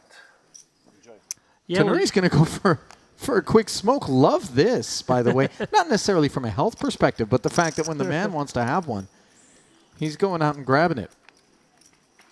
McCulloch and Smush collide on an ace-9-8 board that should keep Smush out of trouble. Let's see how Jakob elects to follow through on his open.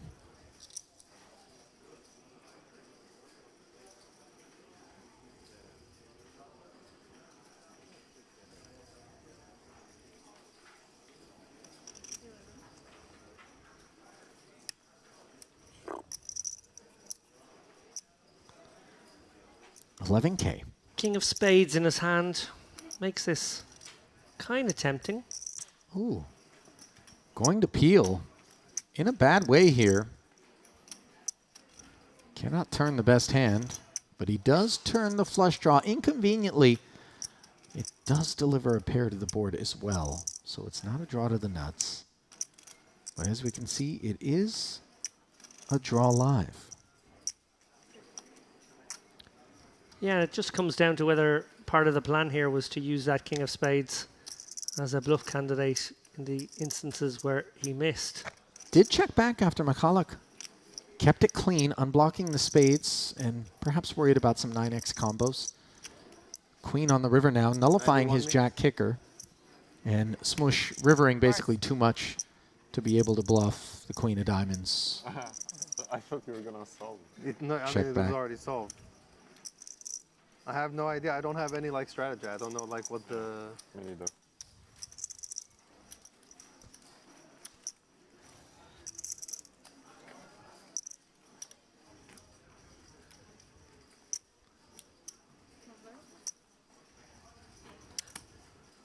Of course, Ali, you're kind of at the forefront of the type of Making it poker unsung. coverage. No, it's the best Obviously not mix live ever. stream No way in she your can do it. case, but Poker After Dark very much changed and created, in a way, a format of poker where we saw, maybe not all the hands, I imagine there was some light touch editing in there, but we saw how a game sort of took place over hours and hours, and we saw most of the hands and got a real flavour and sense of what really goes on at a poker table. I guess a precursor in a way to live stream coverage. Yeah. In fact, Poker After Dark was broken up over 5 consecutive days of coverage to bring you a conclusion to a single sit-and-go event. And the mission statement was very much to show all hands, and in that way really give people a much more authentic rendition of what poker was than all of the production to that point had ever been able to kind of deliver. Just a function of needing to compress the exciting moments all into the hour or two that were given to you. And yeah, now the appetite for live streams has burgeoned. Okay, fully mixed. John Miral, suited and connected in a bit of a bad way here against Michalak, who has the 2 9s on a jack-high rainbow flop.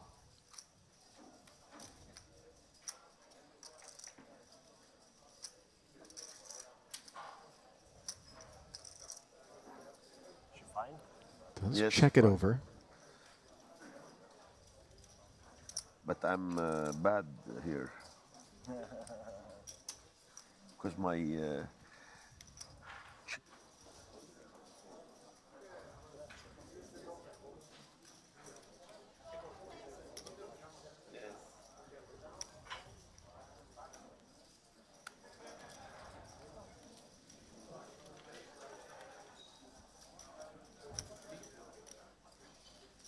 $7K c-bet from Miral is flatted by Michalak, who looks up now at a second overcard. Miral does pick up gut shot straight draw.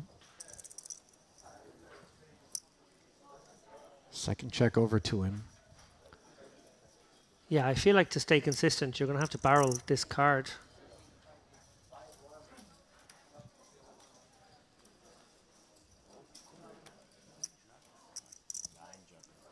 Will put Michalak to the test. Sure will. Nice sizing too from Miral. 30 into 43, definitely consistent with what we would expect. Some of the Jack X, Queen X plus sort of kit to be delivering in our direction. And troublesome fork in the road for the 2 9s. David, call here, bloat the pot to over 100K, and then hope that we get a check back on the end unimproved? Yeah, drawing to a check is definitely part of the equation if we do hang on one more time. You know, Michalak is... He's a very studied, pensive sort of guy. Like even that Queen 7 bluff, very well thought through spot. Tell you what, he wasn't the only one that thought through it well. As Miral showing some gumption there. Just 9 high. Yeah, and he's been very quiet so far. So just sort of springs into action once every orbit or two. Oh, Well, look at this. Here we go again. Has sprung into action.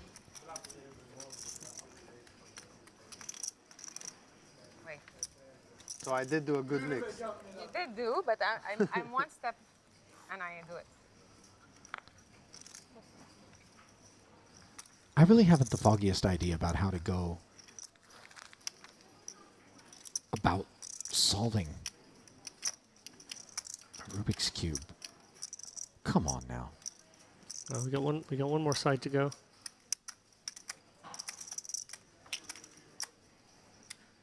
Ace-4 suited for Here we Saidi, go. which is apparently more difficult to approach than a Rubik's Cube, just given the time with which Karam was able to solve it. 81,000, just about 16 bigs Gave it all at away present. for the Rubik's Cube.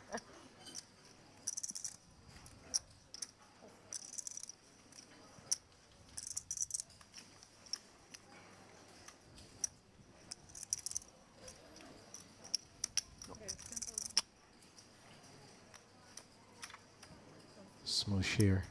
Makes it 10 to go.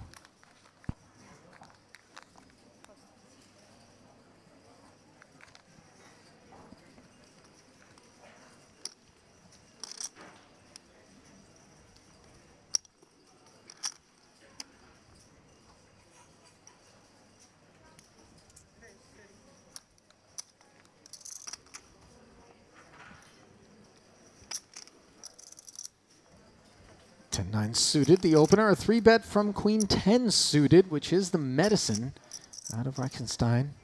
These two guys are deep. Now back over to Smush, seasoned veteran.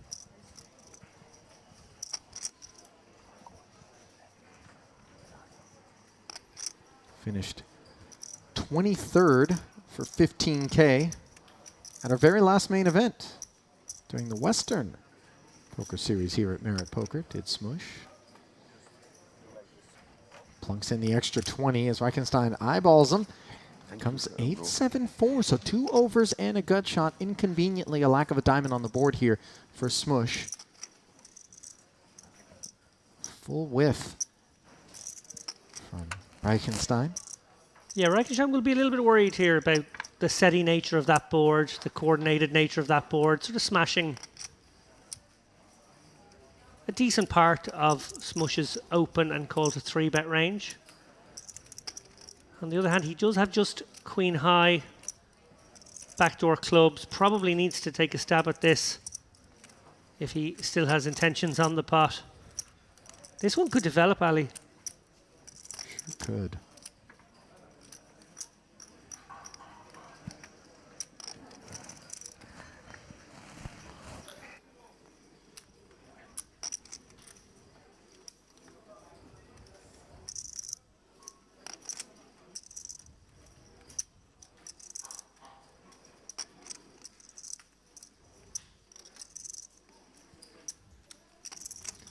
.35 in hand. Bet and a call, along with the flow of play. And this 10 is a real problem now because Smush has hit top pair to go with what was already an open ender, but is out kicked. Reichenstein might have just enough hand to check back here, and that could save the day.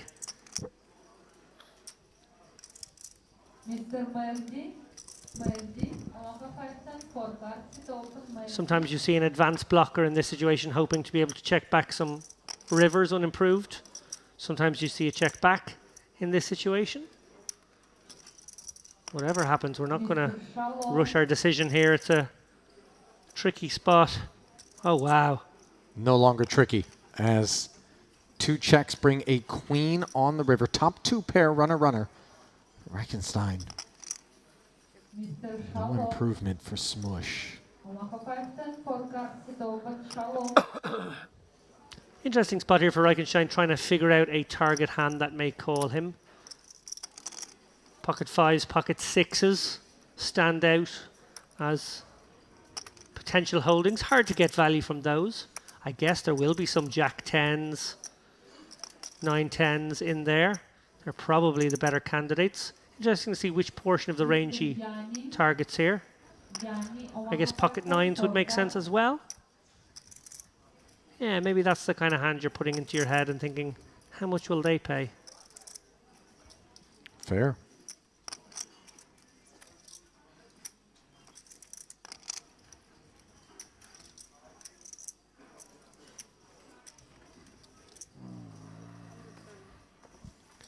You hear the groan from Smush as he faces the bet of 107K.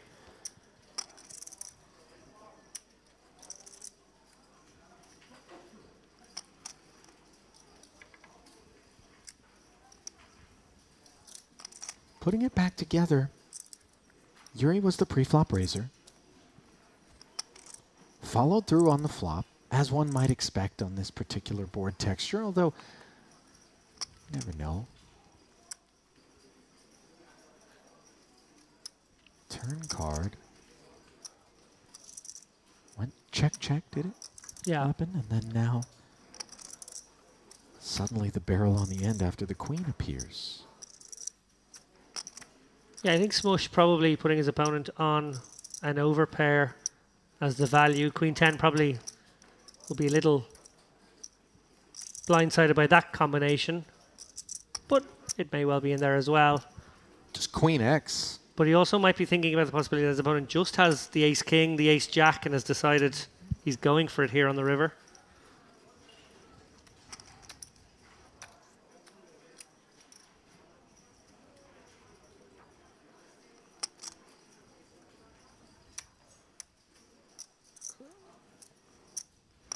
Smush will be conscious of the fact that he does appear to have a hand that's sort of face up as that middly strength, pocket nines, maybe a 10x, a 10 jack, something like that.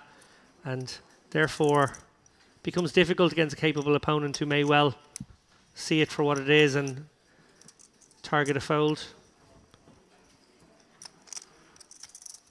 Tough spot.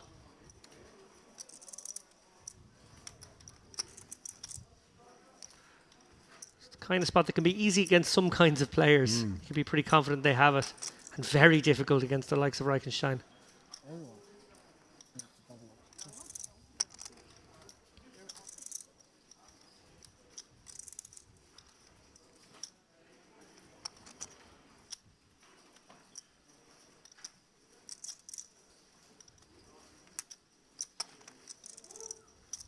Brow furrowed, really in the tank.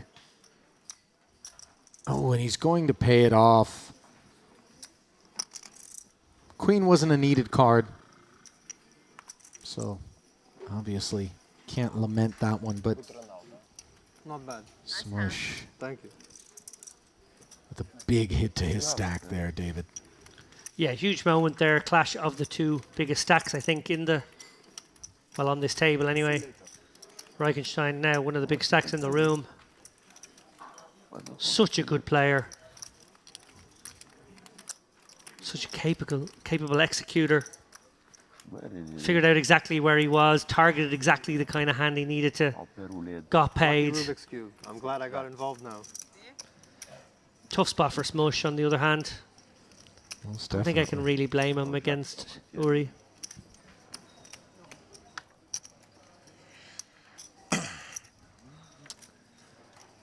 Some big pots on the outer tables. Julian Laurie, of course, we covered him substantially during the warm-up. We sure did. He was very impressive.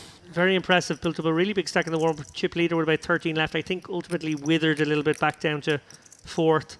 But only 45 minutes ago, he was sub 100k. Serious spin he's gone on over the course of the last maybe 10 or 12 hands. He's up to 450k now. Wow. That is a spin.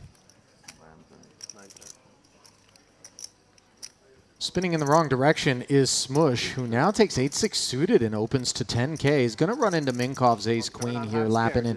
From what I know of Smush, this is the kind of hand that I wouldn't have expected to be opening a pot were it not for the body blow that he just sustained. Not the kind of kit that we normally expect of him pre. Yeah, I don't hate it as a light open choice. I definitely don't think you want to be doing this with all your suited lower-ish gappers here. But 1-8, 1-6. Mixing it in once in a blue moon, not terrible. I think you're right, though. I think it's probably not in the frequency too often. Yeah. But for what we just saw.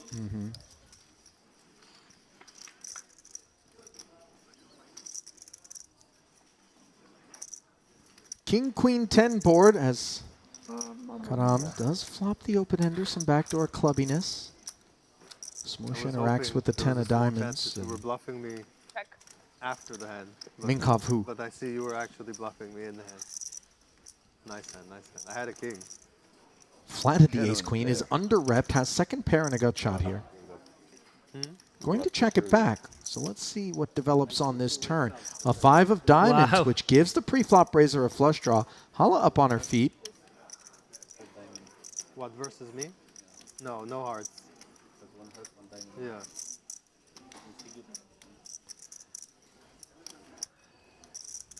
Minkoff considering the value of a small bet here.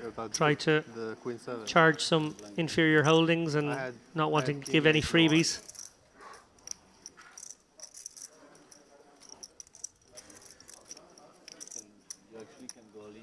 Yeah, I wanted to, but Tricky one for Smush out of position. I told him that I was thinking all the options. I don't know. I don't really love jamming that much because. Wow. I'm probably opening ace king. 9 of diamonds on the end. The I'm probably not improbable flush river for Smush. I don't think Minkoff can pursue value here with the queen. Surely a knuckle back here. Border straight out there. We see Carmen would have made a straight, but she kept her nose clean by getting out of dodge in the turn. I tell my friend, people never bluff. And then I go on stream and everybody No, bluffs me. I had the jack, and if I called... Very small pot, yeah. Very, very small hand. Hala immediately recognizing open, that she would have been call, check until river. in trouble had she taken that river card. If I go all in on the flop, you call me? Just received an update I had running. I had an open-ended. from With 8 high, producer Milbatas. David? Yeah, great news. We've got the payouts. They're big. Talk to me. First place in this tournament will take away $376,800 US. I suspect we've got multiple six-figure payouts on tap. Indeed, we do. Fourth place will make $125,900. Everyone who makes the final table guaranteed at least 37.7. How about it? Tasty offerings for Sunday evening. Very much so. Min cash is going to be $4,580 for 89th place. And of course, that prize pool, which is a whopping $2.11 million, coming courtesy of those 765 total entries, 512 unique players. Smush. Do not adjust your screen. It worked out so well the first time. Here he is with 8-6 suited in diamonds once more, making a 10K. And again, an ace flats behind him, this time in the newcomer Khoury. Midal flats with smothered clubs. And Karam out of there. Break dinner or no? Only break. Price is right here for Saidi. Just has 71,000. But throw 5K out and take a shot at 42. Not every day you can get 8.5 to 1.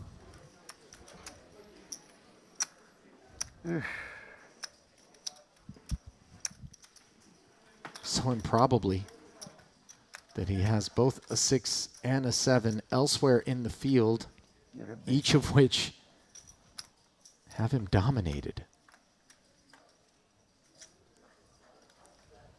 To the flop. 5 in the window is a good development for him.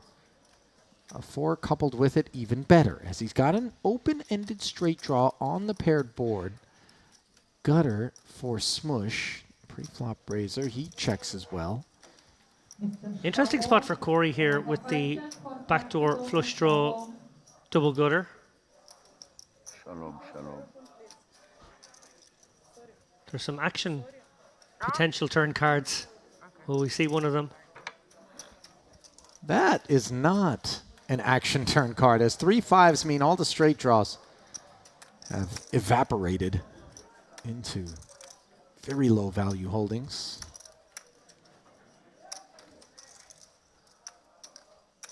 Nevertheless, look at Smush. Telling the tale of a man who was just taking a conservative line, perhaps, David, against a multi-way field. Getting through the ace-7, and that really was the only obstacle that he rated to face, so the 16K is going to earn him back-to-back pots with the 8-6 suited. Nicely done, Smush.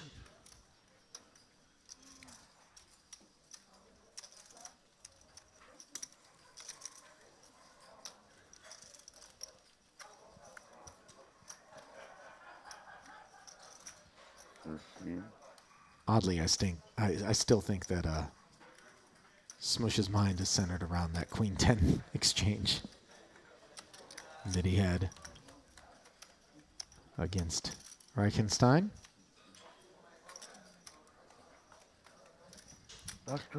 monster hand on the outer table. Justice Health, who I mentioned earlier, has just come off very nicely in a clash of King Queen and Jack Jack on Jack 10-9 Rainbow. Wojciech just coolered really there and has been eliminated, unfortunately for him. Justice Health up to 760k, a very dangerous player with a big stack now. Wah wah wee wah. Pocket fives, a raise to 13,000.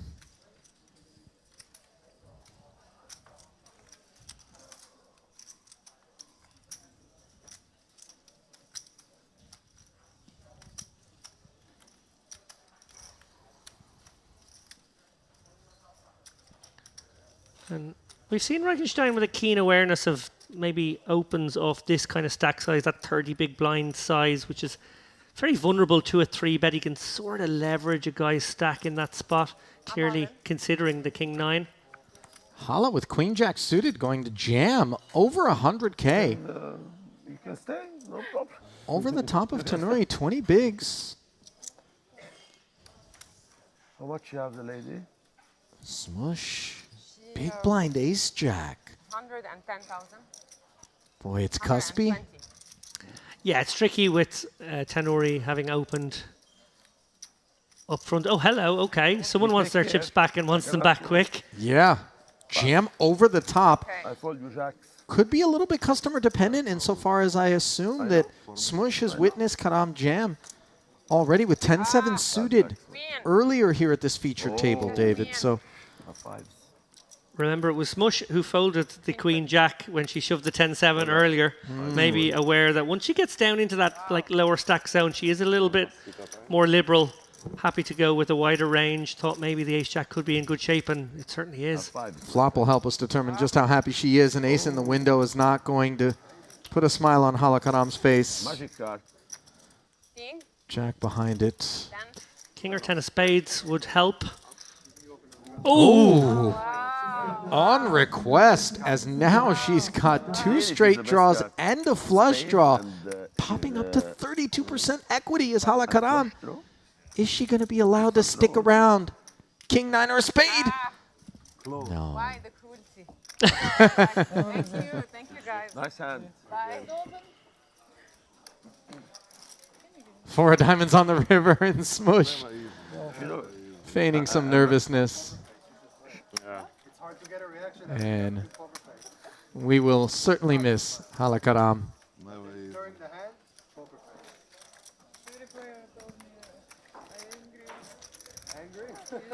That's poker face. This is also a good poker face. And also the smile when you collect chips. If they think you're angry, it's good. They're scared to play with you. No, I said if they think that you're angry, then they're scared to play with you.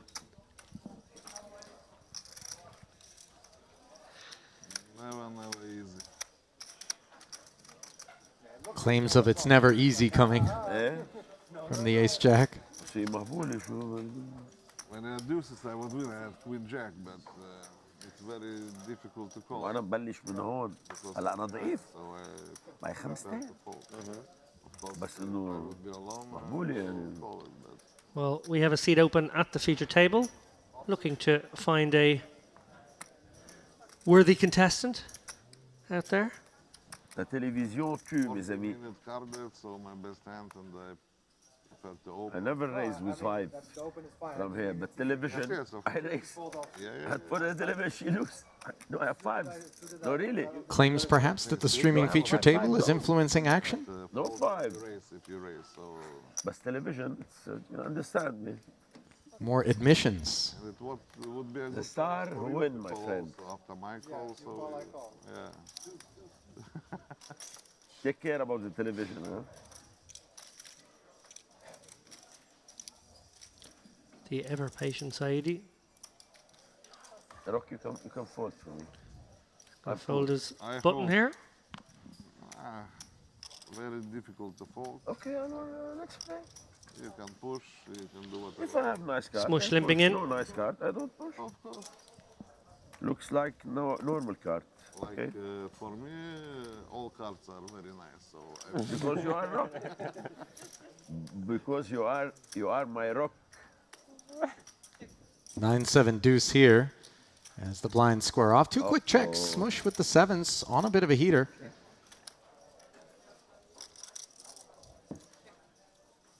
Only 10,000. Ooh, look at Tanuri. You bluff? Sprinkling something out there. I never bluff. Me too.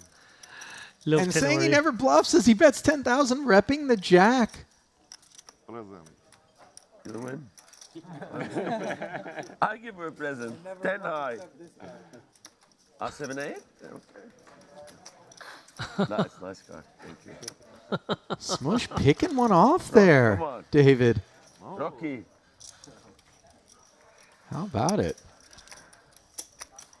I like the moxie of Tenori there going for it.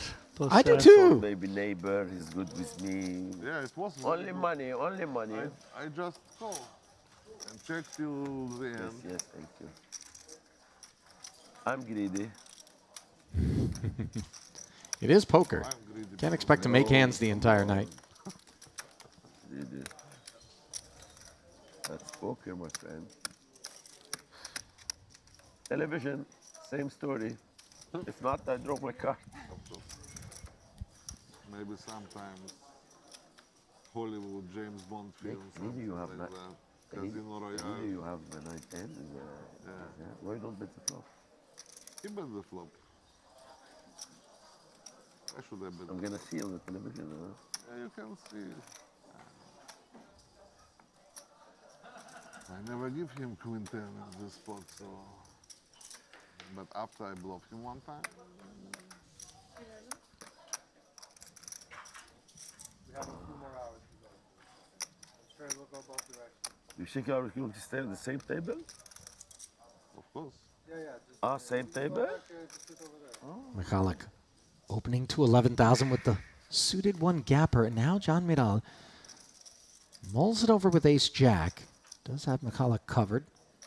Comes with the flat call. Now, John is a Turkish online mid-stakes poker pro. Believe it or not, David, just 4 years ago, he was working as an accountant, but turned professional after winning an event here at Merit, and now has been moving up through the ranks to become a regular in all of the Merit festivals. 5, 10. different kind of accountant now. Yeah. Counting his winnings. Definitely some actuarial skills Sure. transferring over to the table, you would think. No spades transferring over to this flop, though, for either holding. Ace, king, 9, top pair for Miral. Action check to him by Michalik, who's got bottom pair.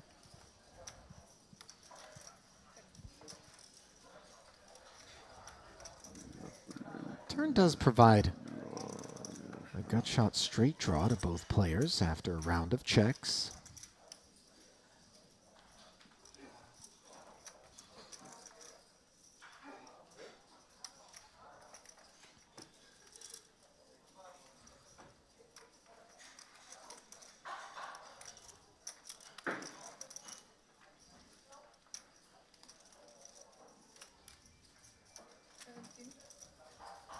Miral firing 17.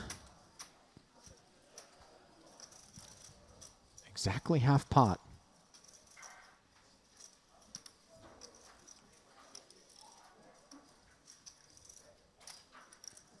Good discipline there from Michalik. Staring at the 2 overs, no spade in hand. Sometimes you just gotta let go. Not my forte, David. Letting go. No. I hang on. You're sticky. I'm just a big ball of scar tissue. Poker trauma. I had a very traumatic bomb pot altercation last night in the cash game in the room. The grenade go off in your face. Flopped a set on both boards. And how much did you win? I was the only one playing the bottom board. 2 players competing for a flush on the top board. The flush came in on the turn on the top board, but the bottom board was still clean for me. Unfortunately for the king high flush draw, the queen high flush draw that also got there in the form of a straight flush. Ooh. So needless to say, as they did battle for the top board, yours truly was nutted versus their holdings with a set on the bottom board. And then suddenly, as the money got all in, the man with the straight flush had a couple of danglers that came together to form a gut shot straight draw, which promptly came in on the river on the bottom board, allowing him to shower both of us. It was a 3-outer because I had a block or 2. But I'm over it. David, that's the good news. And by over, I mean under. As McCulloch goes right back to work yet again with a suited 1-gapper. In hearts, Smush going to take his turn flat calling with ace-queen as we're beginning to see some creative lines in terms of pre-flop approaches. McCulloch kind of activating. We've seen him have a higher VPIP, I would say, than some of the others here. Smush now showing his sneaky side, and Corey being lured in with the temptation of value. 6K. Call and take a swing with king 6. 40 in the middle. King in the window, but a 10 and an ace behind it. As everybody's got a pair, Smush, top pair and the Broadway draw, well in front of the field. Yeah, king of clubs in Corey's hand. Definitely an interesting card to have. As this one develops without any further action. Interesting. Did Round expect of knuckles, Smush and to- now kings and 6s on the turn for Corey. How about that card? It looks so innocuous. It does, and he's betting out here into 2 stronger ranges on this board, so it's an interesting spot. McCulloch's going to get out of the way. He doesn't really have anything, but Smush will have every reason to believe he's still good most of the time here. It's a curious lead out from a big blind in this situation. It will be furrowing the brow of Smush, who wondering if his opponent has a draw or a well-made hand. Interesting one now for Corey, who has the nut blocker, but still got the 2 pair and can target maybe the 1 pair, particularly the ace-x in Smush's hand. Quick call. Yeah. 2 streets of value secured by Corey. As Smush going to be shown a hand that he knows had he 3-bet pre-flop, he wouldn't have been up against. Yeah, and I think if he'd taken a little more time over that river spot there, he could have maybe pieced it together. Unlikely to be a bluff. And as is standard and customary, we get a look at our next feature table. It's like a chatty bunch. We've arrived over for a row. This is great. Perfect timing. A few too many smiles, I think. The Clipper! For it to be a real row. There he is, Ari Clipper. Gives a smile, Ari. Yeah. And a wink. Oh, and a kiss. Lovely. The champ in the warm-up event.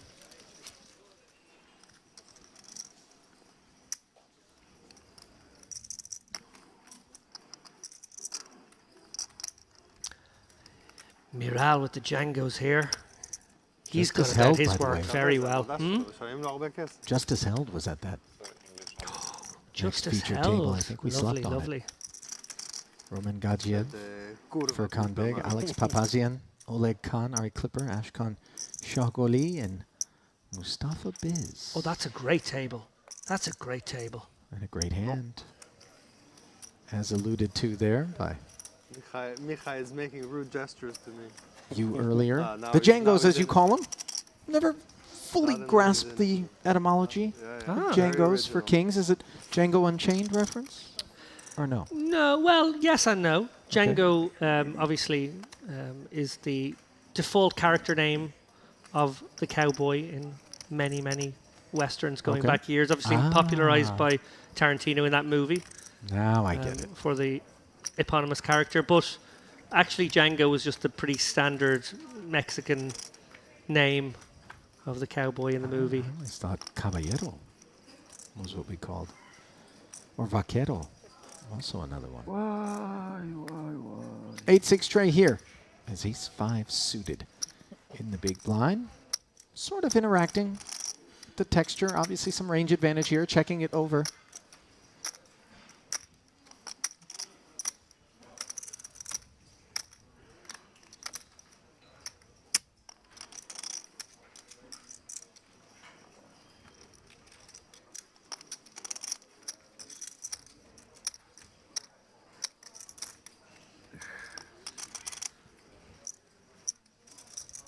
This could get very interesting because Reichenstein actually has one of those really cool double backdoor bluffing candidates here.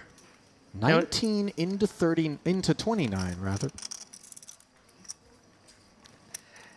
Interesting to see how Reichenstein, as he riffles his chips on the ledge. I love this. It's like a Bond villain. Well, unless he's going to start crying bloody tears. He doesn't get full Bond villain designation from me. He is looking to play villain, though, as he peels one off and promptly picks up the open ender.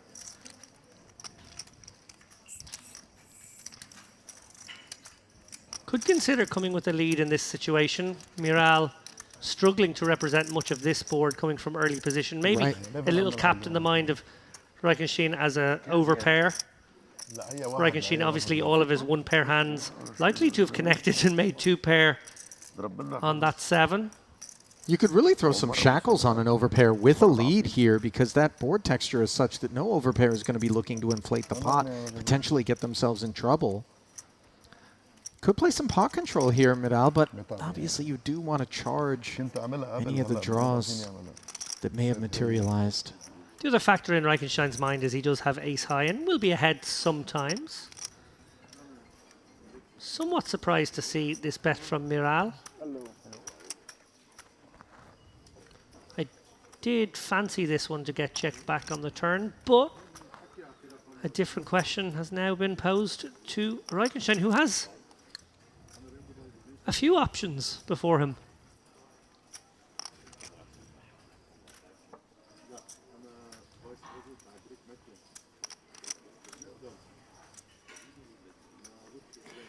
If he made it 100 here and then 250 on the river, he would put a lot of hands in the bin. Obviously, the cause would be much further aided by a 7 of spades than a 7 of diamonds on that turn. But nevertheless, we know that that is a man who has the heart needed to make such plays and has done so on many occasions throughout his career. Undoubtedly.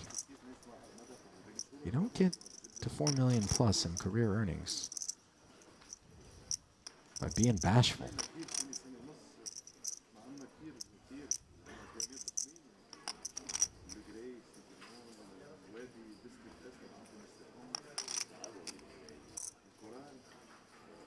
Okay.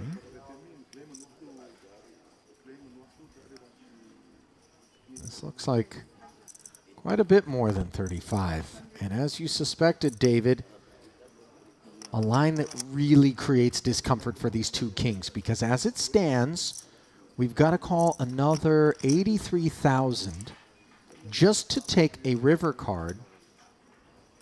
And once we've done so, there's over 300 in the middle. We've got sub 1 SPR, and Reichenstein can well afford to jam on us.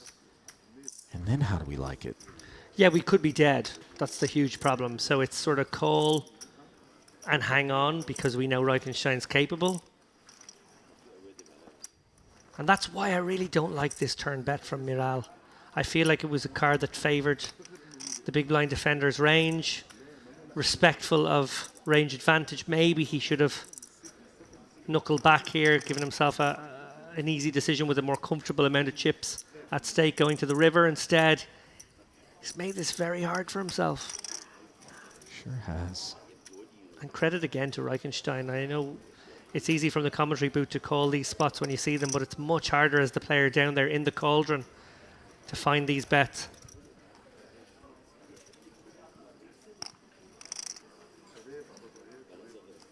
And the two kings find their way into the muck. What a terrific recognition of the opportunity before him from Reichenstein. Billions. As perhaps in retrospect, once John Miral watches that pot back, he'll be reconsidering that decision to barrel the two kings, David. اكيد انا تخيل بس انا برايي الوقت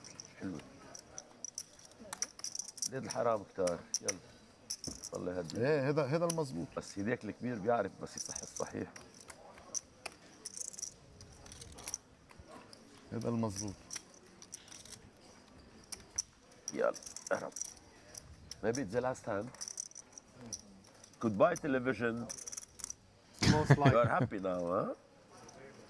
You are a movie star. Last chance You to too. do something for the fans. No, I'm not going to. Maybe a 10-7 suit. See you later, alligator. Cheeky exchanges there, as McCulloch pointing out that this is your last chance to do something heroic for the stream, should you feel so inclined. Okay.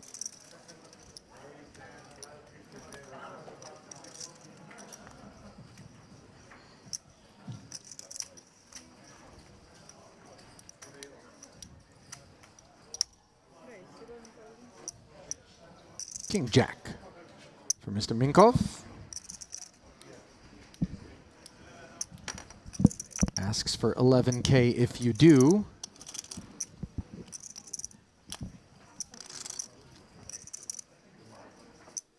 Corey decides he'll just go to the break without any drama as he folds the Queen 10. McCulloch not faint of heart, though. He'll take a spin from the big blind, see what's what. 15 minutes break in the middle. And 4, 5, 7. Doesn't connect with either one of these holdings. Players on their feet, just about ready to head to a break.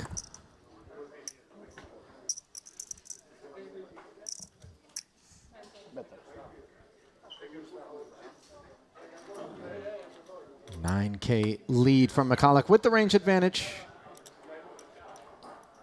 And the pre-flop opener with just king high. We'll reach for his mic. We'll leave it behind for the next group of 9 who will replace those on your screen there. 141 bigs deep, a nice frame of play there for Yuri Reichenstein. Putting a good bit of distance between himself and the rest of the field, picking up the bulk of it from Smush. As he got value out of queens and 10s against 10-9.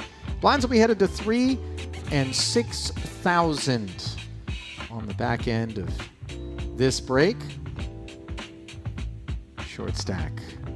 Darij Saidi will be looking to spin it up elsewhere in the room as we bring you back inside the commentary booth. Ali Najad alongside David Lappin. Day 2 main event. Still a lot of poker to be played, obviously, but some of the poker we bore witness to there, very notable. Yeah, somewhat subdued, somewhat glacial beginning to that table. You noted that as well, that maybe it just didn't come alive for a little while, but then it suddenly did with, of course, that Mikolov hand versus Reichenstein. The Queen 7 turned his hand into a bluff. Reichenstein, so aware of all the possibilities, almost considered turning his king trips into a bluff. At the end, actually made the fold, as he said to his opponent, I had all 3 options available to me. But from that point on, it was kind of the Reichenstein show. You pointed out the hand he played against Smush, obviously very well disguised, Queen 10 in that instance, and I don't really blame Smush. It was a tough spot. And then, of course, that fabulous hand right there at the end against Miral, who had been something of a silent assassin himself. He'd played so well up to that point, I felt, but a bit of a misstep with that turn barrel, not really recognising that board texture change. He opened the door. Very dangerous to open the door to someone like Uri, who pounced immediately. Well, we're going to be opening up the stage to the new group of 9 participants, including a man who you've had your eye on. Justice held some speculation that he perhaps is the best player in the room on your part. Obviously, he's going to have to earn that title here in about 15 minutes' time, as we're going to step aside, give you guys a break while the players take one. We'll take one as well, but continuing coverage here of the Merit Poker Carmen Series main event awaits us on the back end of this.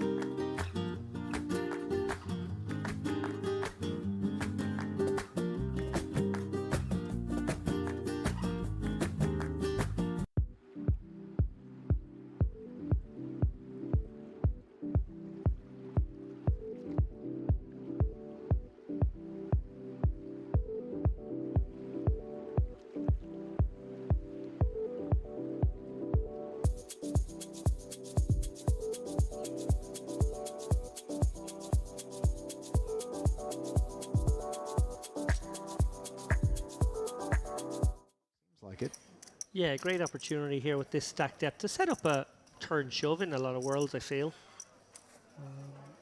Minkoff could go a slightly larger sizing here sometimes. He can also come with small, set this hand up in a different sort of way. Well, right in the middle. 16,000.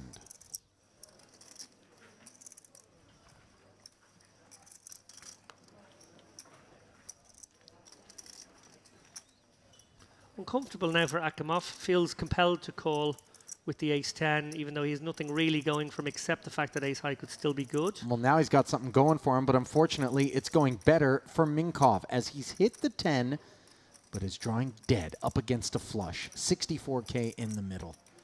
What an awful development this is, as we suspect at least one more street of value will be in store for Minkoff.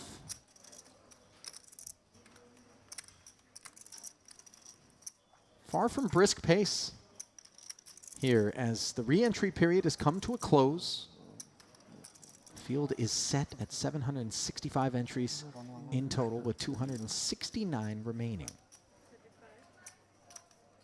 And just north of half pot the sizing this time. Yeah, very dark tunneling now for Akimov, having not defined his hand pre-flop. Stuck around in a very marginal situation on the flop, and now having improved to what he maybe suspects is not the best hand in a lot of worlds, but also feels like he could be getting exploited not to call one more time. It's uncomfortable.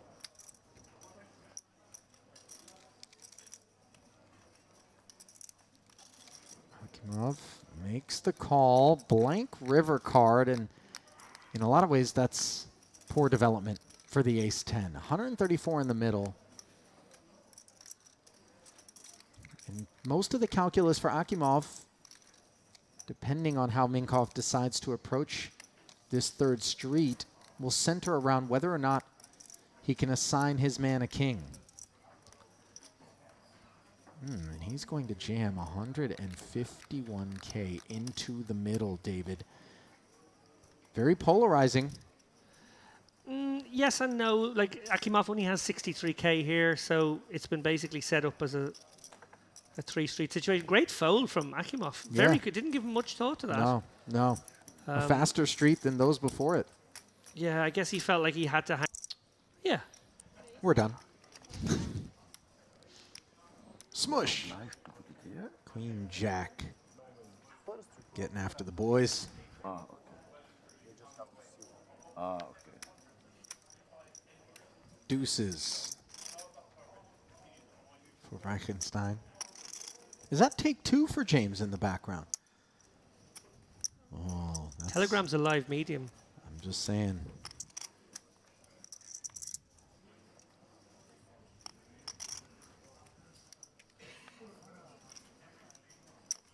I'm all in. On the duck hunt was Yuri, but Halakaram going to jam a 10-7 suited out of the big blind here, and I don't mind it insofar as she's just seizing upon the opportunity to maybe pick off some chips. She's on her feet already. Awkward for Smush here with Reichenstein behind. He could just come with the call. It's a big ask for Queen Jack, isn't it? 10 bigs.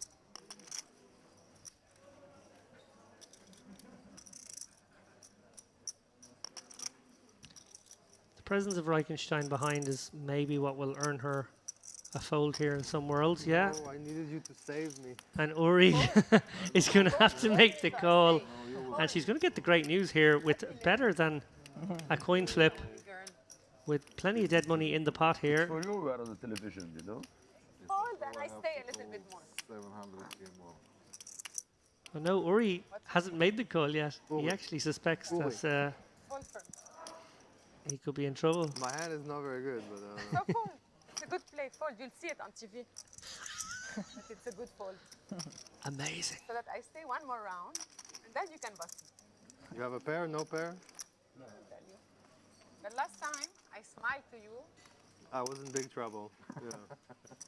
Don't. Wonder how much of the speech play is factoring in. Come on, man. Come on. I think she earned the fold there, did she? No, I think he flicked in the call. Okay. So You're mean. 90% favorite. It's not personal, never personal. I know. I'm joking, of course. You have. Now I want to double This up. is mean. No, this is not. I'm just kidding. I'm just kidding. I have to win. I have to win. So Halakaram's tournament life hangs in the balance in the hopes of a 10-7. Jack 5-3. 6 of diamonds for Work the TV people. 7. to do. 7, 10 diamonds. 7, 10 diamonds. 7, 10. 4 of diamonds. 3 jack of diamonds, 6 of diamonds. 7 on the turn, and now Yuri has the 2 outer. Things looking good for Hala. Can she hold? Wait. Never ends. Never easy. She can. I said more told than you double don't up. worry. Back of the net for I said Karam more there. than double up. More than double up. Win. That deserves an espresso, sir. What? I don't know what my friends Do. I wonder how many people rooted for you in this spot.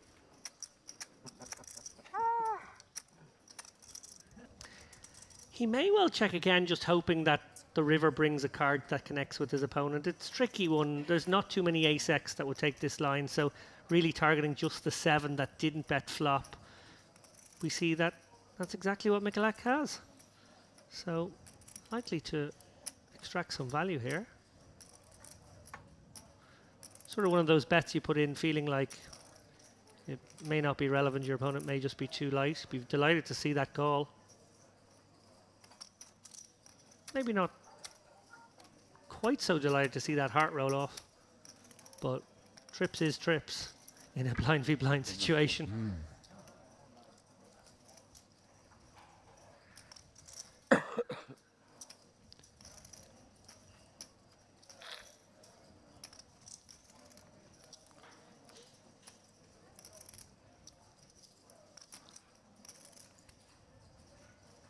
Mikulak with the Queen of Hearts in his hand may have the sort of blocker he would want.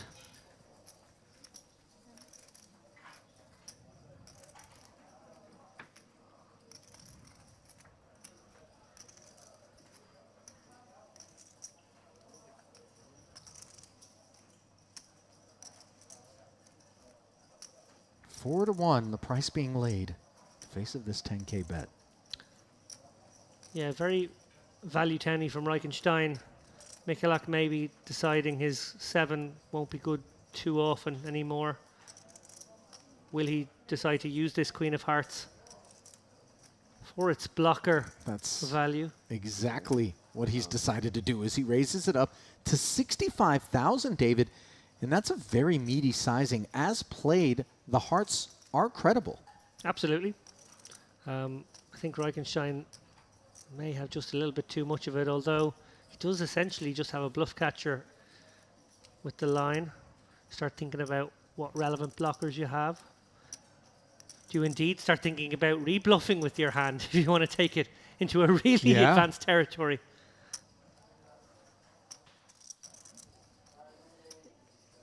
If that's what we see, we're in for a real treat here. Well, we know these two guys are some of the best in the room. Mikulak representing a flush here, not really credibly able to represent a boat too often. Reichenstein could, though. This could get very advanced.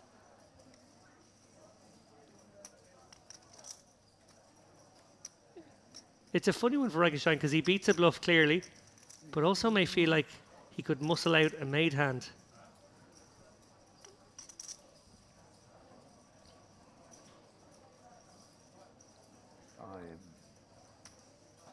Oh, I love watching two good poker players battle.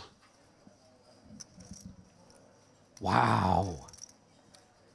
It obviously was a razor fold sort of calculus in Reichenstein's mind, and Mikulak successfully bluffs trip kings. Power that Cork Maz, 570k. Lots of big stacks around. People who've been on the stream in the past. Mr. Gungoran too has 500,000.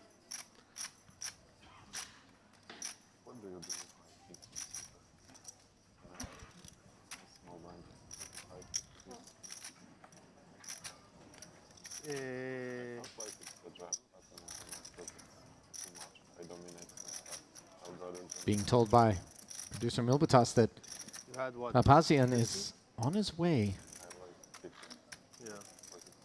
to the stage as a part of our next featured table is Tariq Saidi. He's in gonna the need a blender, in the forklift. big Mostly in this tournament, I King don't want 4 to jam this suited. Jack 10 and Queen 10 So, I mean, both I in think front of it's him here. a fine jam. And I agree with what you said. Like, They removed the chip. Finally, he's going to get to see a flop here. Ace, Jack, Deuce. He's got the nut flush draw. And stuff cooks for Carmen Akimov.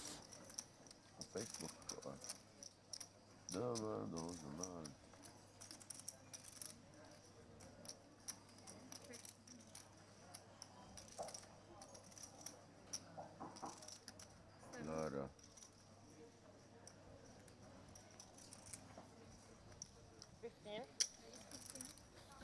بيب فيك تشوفيني على الفيسبوك حاطينها على طاولة التلفزيون طلعت. Not much fold equity here, just 43k deep. Pretty incredible. Akimov betting second pair, and then Karam from the small blind with the check raise to 15 on just the gut shot. 2,000, big blind 5,000, and 5,000 big blind up there. 255 next hand in the main event. He won't think he has fold equity on this, but he does. And what a result it's going to be for Saidi. How much more?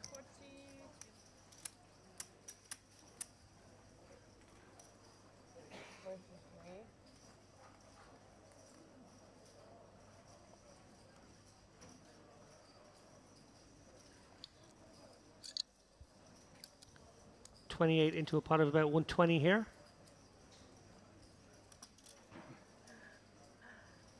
She's been caught with her hand in the cookie jar. Great result for Saidi. Yeah, wow. very much so. A bet and a raise, and then his jam. Them have already experienced in a Merit Poker main event thus far. We're looking at a very accomplished group. Not famous at all, my friend.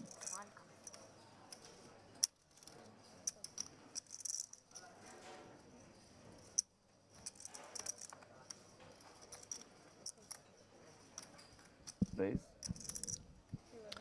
Same hand, but he gets to open it this time to Nori, Jack 9 of hearts.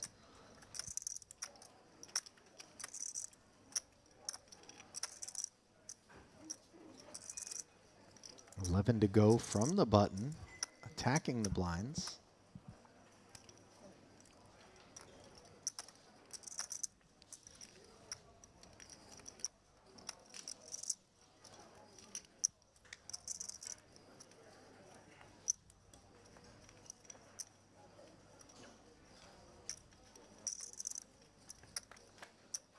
Three players, all with similar kit to the 10-7 tray board. So for Minkoff, it's going to be middle pair, checking over to the open ender of Akimov, and of course then the gut shot of Tanuri.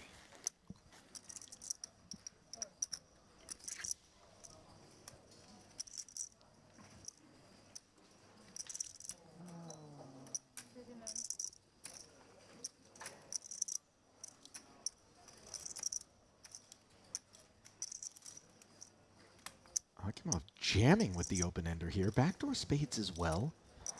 Gonna spin the wheel. Fairly sizable.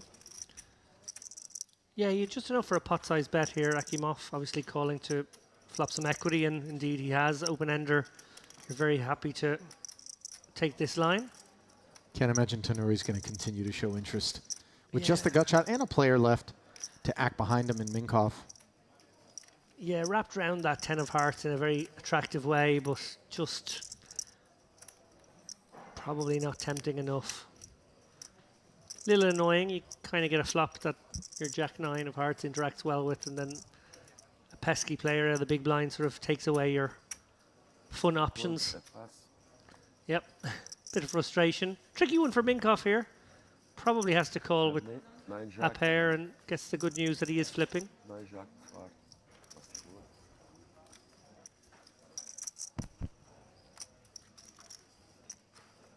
Backdoor straight draws, backdoor hearts, adding to the equity here for Minkoff, tipping him over into favoritism.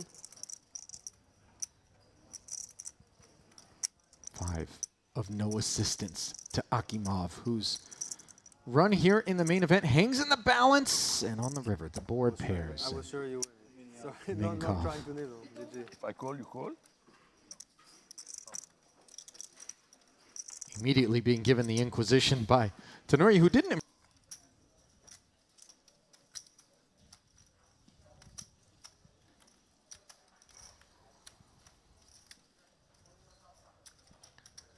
And we've seen Reichenstein with a keen awareness of maybe opens off this kind of stack size, that 30 big blind size, which is very vulnerable to a 3-bet. He can sort of leverage a guy's stack in that spot, clearly considering the king 9.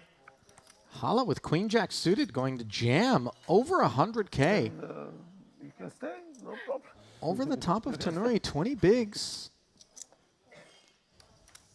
How much you have the lady? Smush. Big blind ace jack. 110,000. Boy, it's cuspy. Yeah, it's tricky with Tenori having opened up front. Oh, hello. Okay. Someone wants their chips back and wants them back quick. Yeah. Jam over the top. I fold you jacks. Could be a little bit customer dependent insofar as I assume that Smush has witnessed Karam jam already with 10-7 suited earlier here at this featured table, David. So remember, it was Smush who folded the queen jack when she shoved the 10-7 earlier. Maybe aware that once she gets down into that like lower stack zone, she is a little bit more liberal. Happy to go with a wider range. Thought maybe the ace jack could be in good shape, and it certainly is. Flop will help us determine just how happy she is. An ace in the window is not going to put a smile on Hala Karam's face. Magic card. Jack behind it. King or 10 of spades would help. Oh! On request, as now she's got 2 straight draws and a flush draw, popping up to 32% equity is Hala Karam. Is she going to be allowed to stick around? King 9 or a spade? No. Why the cruelty? Thank you guys. Nice hand. Bye. 4 of diamonds on the river and Smush. Feigning some nervousness. And we will certainly miss Hala Karam.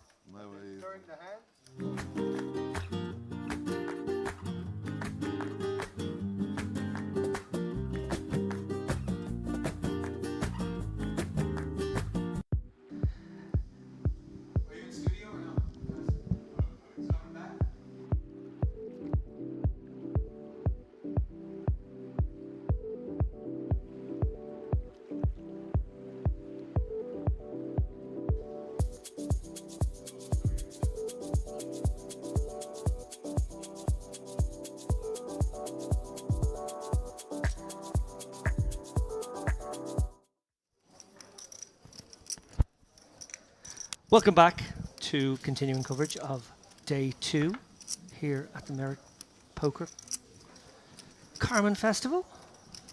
My name's David Lappin. I am in the booth here with the James Flushy Dempsey, and we're going to take you right into the action here. Yeah, no messing around. No messing about whatsoever here.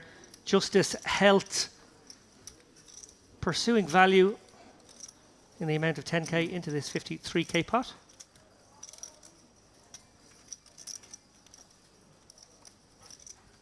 I can imagine how this one went. Can opens it up. Health defends. Ooh. Wow. Did you imagine how it was going to finish? No, I did not. What do we think here then? What, like a C-bet, maybe a check back, and then some unlikely river raise? Yeah, very unlikely river raise and very polarizing to raise in this spot. Health makes the fold. Wow. A little bit of exploitation there by Can. Mm-hmm. Both way. Kind of an exploit fold as well, but in this case, not the right way. Ah, I see my man. The Clipper. The Clipper. Warm-up champion here on our table. That's what I'm about. Is that Papazian as well? It is Two twos, Papazian, right? yeah. With chips too. The Bubble Boy. in the high roller, which of course means he gets entry to the bubble draw. David, I'm not sure how familiar you are with the bubble draw here. I did not know about this. Please tell me more. All the bubbleists go into a hat, as it were. Oh, and nice. They draw out your name from said hat, and if you're lucky, you get a main event seat to next main event. Oh, that's a bit next series fun. main event, which was the Classic in August. Yeah, that is That's a bit nice fun. thing is, well, Beg is not what he's going to have to do here with Ace King. Yeah, forehand, bag.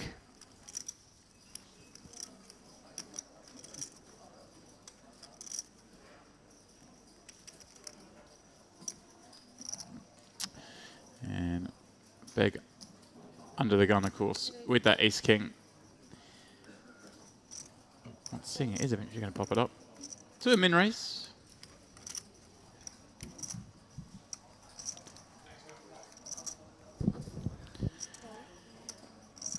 Arnie Clipper. We're familiar, David, with the glasses on, glasses off, glasses on.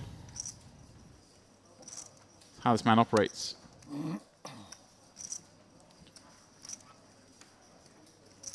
Big's open. He's making his way around. Yeah, what an anniversary weekend Ari had Yeah. last week. He had the misses on the rail. It's probably one of those situations where if he had still been in the event by the time the anniversary rolled round, it would have to be final table or approaching it. So he probably got the pass on that basis. As we see Justice going for the large sizing here. Really leaning into Beg here with a lot of his holdings, but Ace King, not one that he's going to release. And interestingly, this one could go here. What do you think here? I imagine they're probably used to the dynamic set up by Health. Yeah, it feels one of these spots where you never feel great getting Ace King in from under the gun No. for bundles, but at the same time, sometimes you just got to die. All in. Oh, wow. There That's we a go. huge shove. Wow, that's just sort of taken a lot of the more interesting routes out of the equation. Just drops the hammer there, does Forcan. You know what? If I'm sitting there opposite Justice Health, I'm probably not fancying a lot of options that you could take there. The flat, the deceptive flat to keep in some of the inferior hands, the clicky bet, the larger 4-bet. I could see a flat with some of the suited combos with the ace offsuit. I kind of do prefer the 4-bet. And hey, all in. Maybe that's the way. It looks. I think when we go all in, it's very hard to then ever have aces or kings there. It's very hard to get called by worse. Well, yeah, you're never getting called by worse. You're trying to deny flips. Just pick up the pot nice and easily. I think we want a 4-bet smaller, so we can have aces and kings still. Yeah. Now we have a chance to see I like it. Right. So you see there, Papazian also stacked. Gosh, there's a lot of chips on this table. David, when I left, the entry period for this event was over. It just finished. What I have? I do see the payouts for that, which is quite exciting for me, knowing what these guys are playing for. 370k up top. To figure out what I have. 377. It's delightful. 30 minutes. 30, yeah, whatever, 30 minutes, yeah. We're watching 89 players paid. Serious resume on Papazian there, just to give a few of the highlights here, and there are plenty. He won the 888 Crazy Eights at the World Series of Poker for $888,888. He also came first in the 25k EPT Monte Carlo Grand Final for 1.2 million back in 2016. And a whole host of other... Oh my goodness, what an amazing double I've just spotted. He also won the 888 Crazy No Limit 888 Crazy 8s online event. He's won the 888 twice. He's won the 888 double. That's a cool stat. Seeing as we put them in play again. 9-6 deuce the flop. We put them in play again. Beg peels from the big against business cutoff open. Interesting that he splattered a hand as strong as this, David. Obviously, we're not privy to the earlier days action on this table. There may be all sorts of dynamics at play. In fact, there will be all sorts of dynamics at play that we're not aware of. But it is still it's a little surprising for me.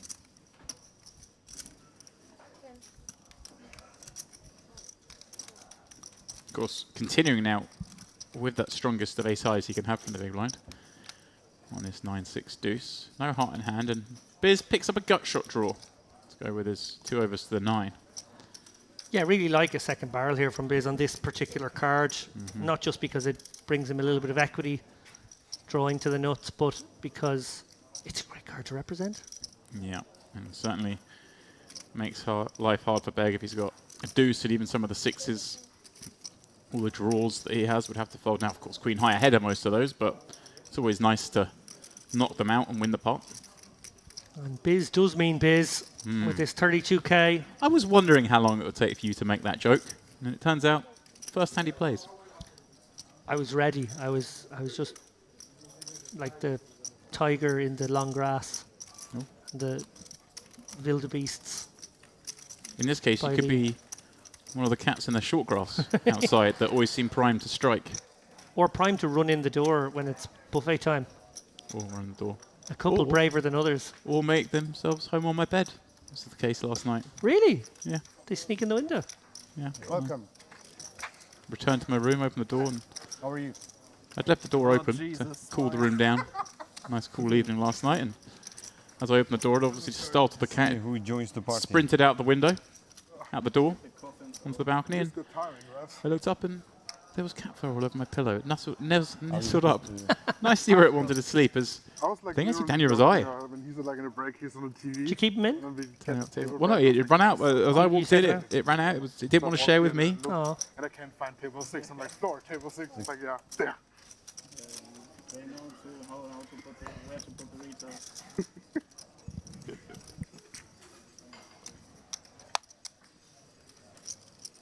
Shagoli.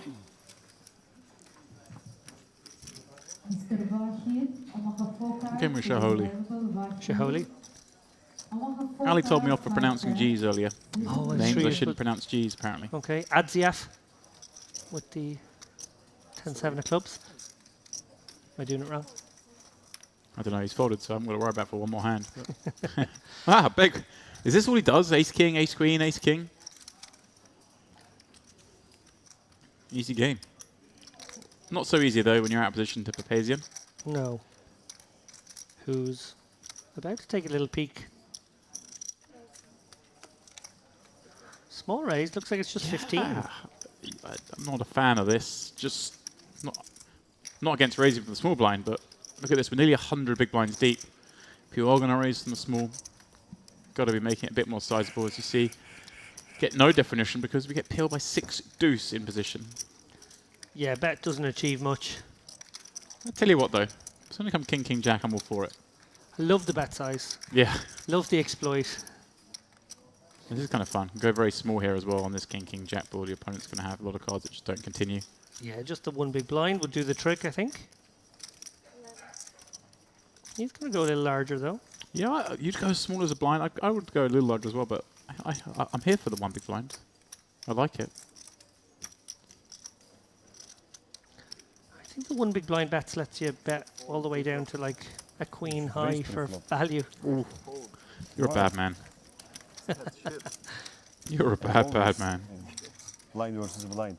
How many hours do you play day 1A? 40 minutes. Not 40 minutes, like maybe 3-4 levels. Yeah, we played a bit. You check raise me all day and then. Yeah.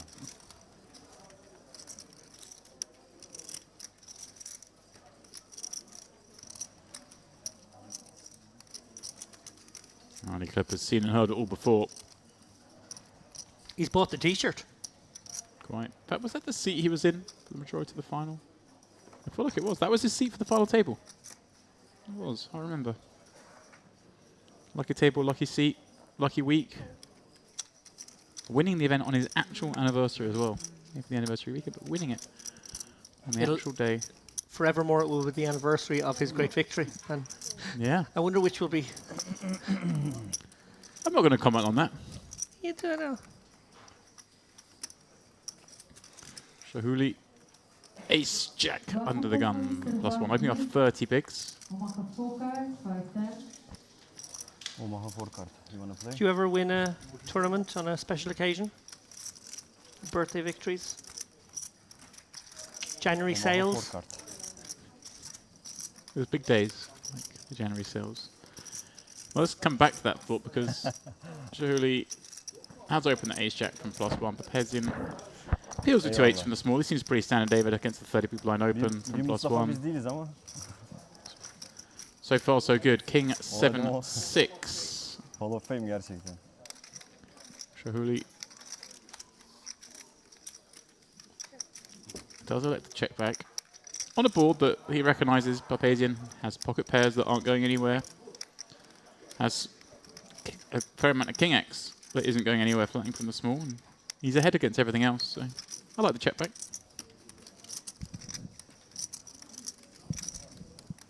Papazian may decide here to induce the delayed c-bet with a hand that Yeah, I like that. has a lot of playability. A lot of good river cards for this hand. It's also nice. It's gone big, 2/3.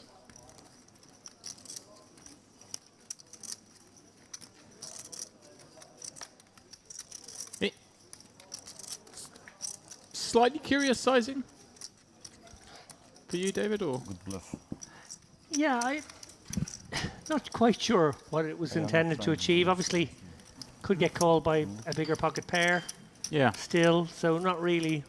Yeah, it's an interesting exploit sizing. I'm not quite sure. Yeah, it feels like it's definitely. It's obviously not a bluff. I mean, 8's good there nearly always, but then kind of the ace highs just can't really appeal for that size. And Yeah, you're not inducing another mistake. that's good with the bluffs and our strongest hands, but it seems weird to do it with a medium strength hand in my mind. But this is a man who's won far more than you or I, David. So it's always fun to watch and learn.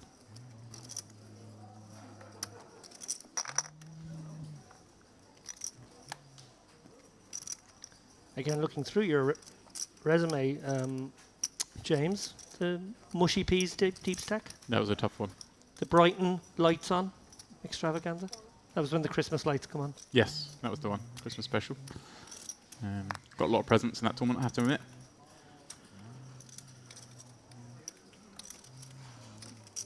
Pidgeot 3s from +3 with his 60 blinds. Doesn't think worth playing.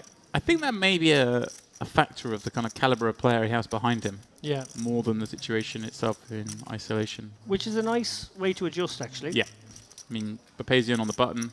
You got Reside behind you. Beg's on over 500,000 as well. And he always has ace king or ace queen problematically. That does make him hard to play against. This time We have a Hummer. We do have a Hummer. Is it? We had a Hummer before. Clipper's back. Yeah. Is Clipper the Hummer? I don't think Clipper's the Hummer. In the chat, who do you think's our Hummer? Yeah, name and shame. Can be a stealthy Hummer.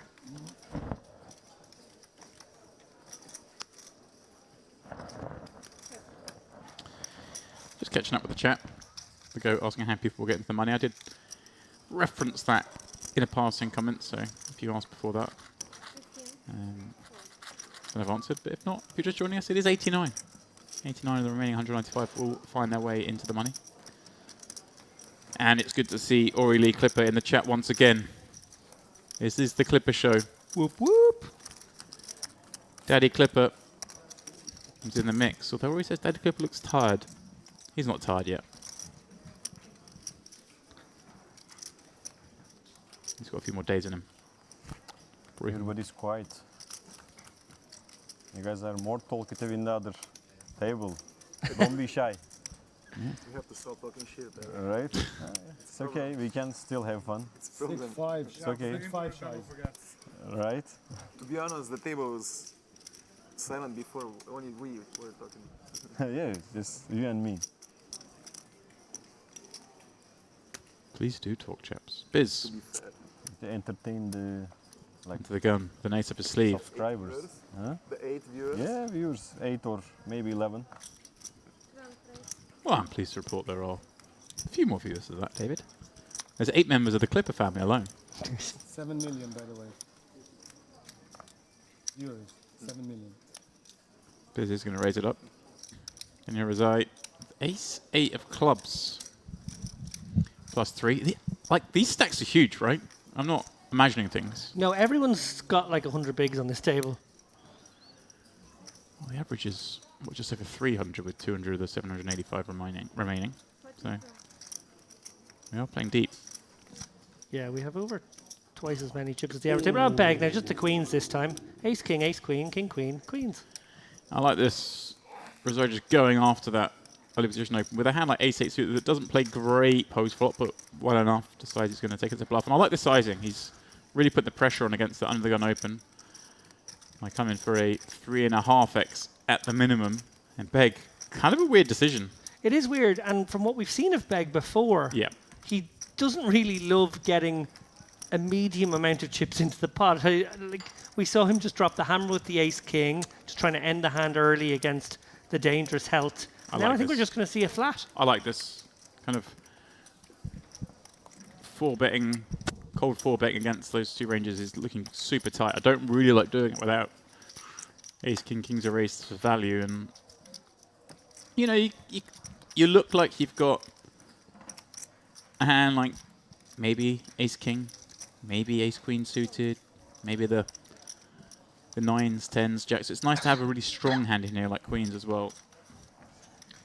And hey, he's in a great situation in 111k pot position and the best hand. Although that is the spicy flop. Razai with the nut flush draw, having 3-bet.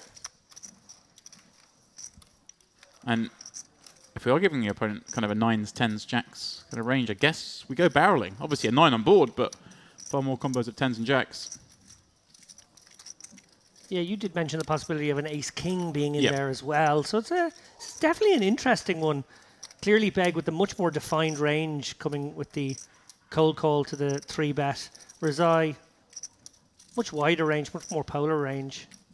Yeah, it is a much wider range, but it is also, bar the traps from Beg, you know, he is the one that gets kings, aces, and ace-king with the highest frequency. It's kind of a really fun situation. Let's say he's gone very small. I like this. I don't think there's any need to go big here on the flop. Right. We've got enough ammunition to be firing off of multiple streets here, haven't we? Yeah. And our opponent very condensed. I feel like we can maybe ascertain the neighborhood of his hand by maybe turn and certainly by river. Right. Is this a situation where I did mention there's maybe some ace queens suited in there perhaps, so that hand's going to fold. But most of those, the 10s and jacks are going to continue here. So we're almost setting a price to see a turn and also giving us more room to tell a story down the streets. As a result. A few options here. He can set his own price maybe, unlikely to get raised. He can check it, maybe hope to get to showdown. Maybe get to realise. And then obviously it's a great opportunity to fire again.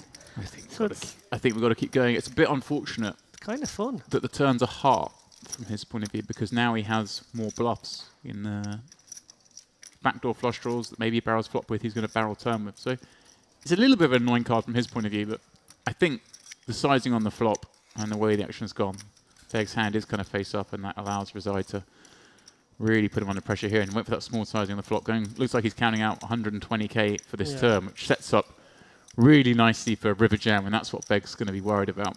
And the beauty of this bet is it basically clears out everything apart from ace, king, and 9s. Does it? Does this force Beg out? I think so. He blocks king, queen. Doesn't block ace, king. Doesn't block aces, of course.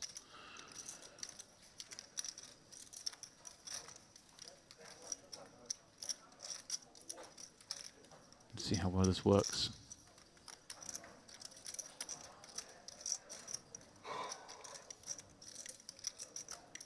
Beg's suspicious. Remember, cold called the 3-bet. Razai just joining the table, but his reputation clearly going to precede him. A player with vast experience and a lot of hours spent here at the Crystal Cove.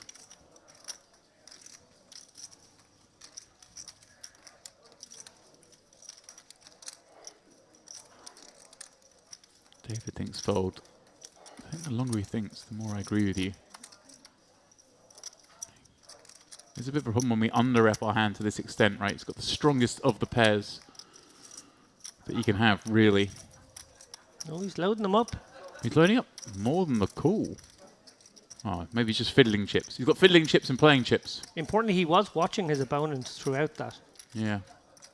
Maybe trying to get some semblance of a read, a comfort level from Rezai. It's weird. He doesn't look like he wants to call to me if I was looking at him, but I always feel that when the players count out the exact amount, then do all this, and then put it in. It was always happening. But I always worry that that's strength. That screams strength to me. That screams like he's kind of posturing even more than he needs to. So I'd be conflicted here if I was watching this. That's a great card. Wow, that's a wonderful card of your bag. Right, because now Rezai can't bet with aces. It's very hard for him to bluff you for king. And very hard for him to have ace-king. This may be the card that Rezai just has to give up on. But it's hard to give up with 400k in the middle. Like you said, the turn bet is designed to knock out a lot of the 10s and the jacks. Rezai is going to be worried about the ace-king suited combos. Has to be worried about 9s. It's a question of how successful does he think that turn bet is going to be folding out 10s and jacks and queens.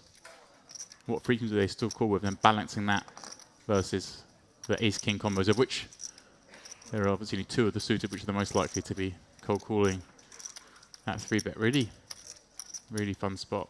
And he does wave the flag. Beg is loving that.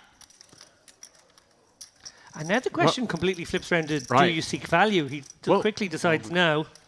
But I agree with that as well, to be honest. I think your opponent has sort of waved the white flag. You're not going to get their bluffs to continue. And you say does he seek value? I was thinking, does he try and make aces fold? That was where my head was at. Well, ace-king is the only logical hand he can have a king with. Right, but Beg's always got ace-king or ace-queen. But if your opponent has aces, it's very hard. That's true. Yeah, Alex. Fun hand. Right. Very fun hand. You're completely right there.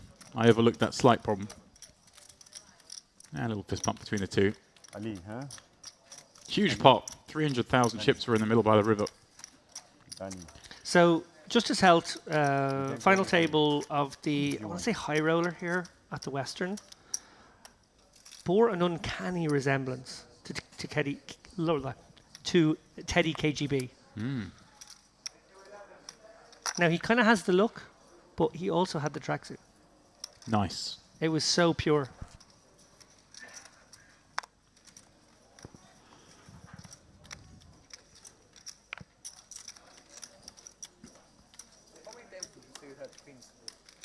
This is 1, 2, 3, 5 times, yes. So Beg has been a card rack all day. We're teasing him. I only lost against him. I fold 3 queens. He 4-bet all in. Wow. I tell you, when you're running as well with card distribution as Beg is, you usually don't bother opening the King 7 suited because you figure there's going to be a better one coming along soon. It's nice to sit that open in as you're talking about how you folded queens earlier, but you've had them 4 other times. Good like you. I play ABC poker. He says after opening King 7. Love this.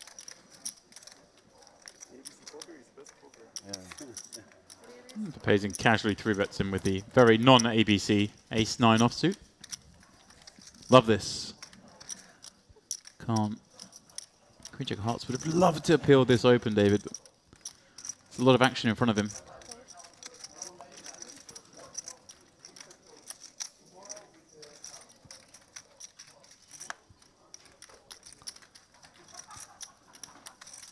So what's the meaning of this race? I don't give a fuck your queens or your kings, or it's a test. You have it, right? Or accidentally you catch something. Which one? Probably kings plus king is 10 times. Yes. Luck has to do it at some point. I think this table talk is very strong. You're wrong. I don't care. I will see. It's more that Beck has King 7. I think David is trying to find a way out of the pot without giving away too much himself. I will see soon. 30-minute delay. It's under you, right? Alexandru or how? Alexandru. Alexandru. But only my mother calls me. Alexandru. Yeah, when she's mad at me. How your friends call you? Alex. Alex.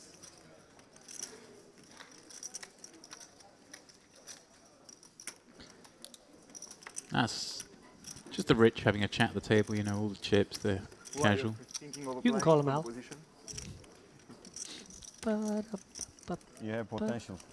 These two guys, they can do anything. Also him, little bit.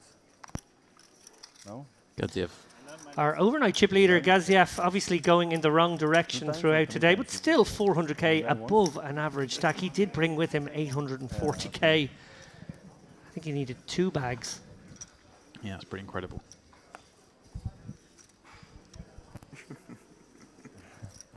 Remember, it's a short day one. Danny, So to accumulate 8.5 starting stacks. Yes. You've had to do some heavy lifting. Bludgeoning.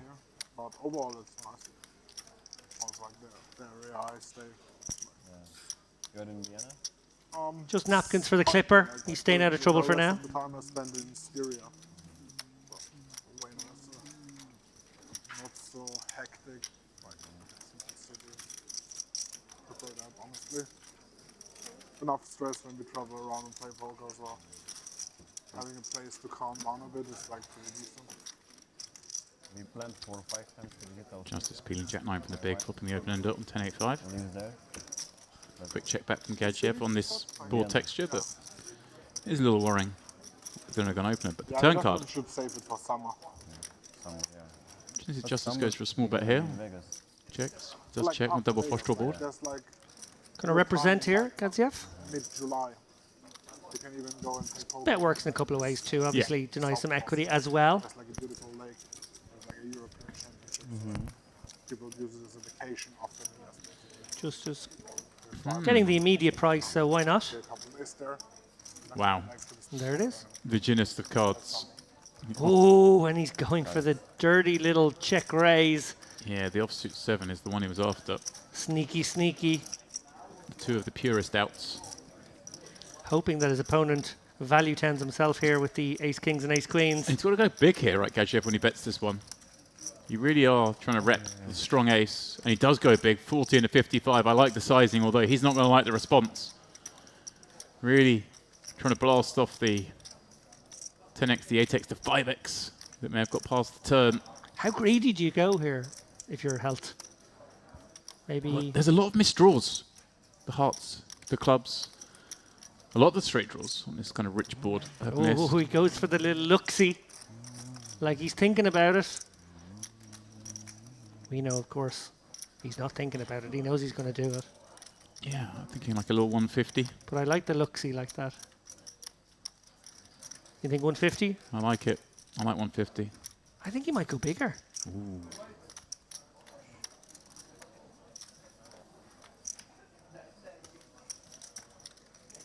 Just this check calling turn. Let's go bigger. Is that 200? Not that it's going to matter here.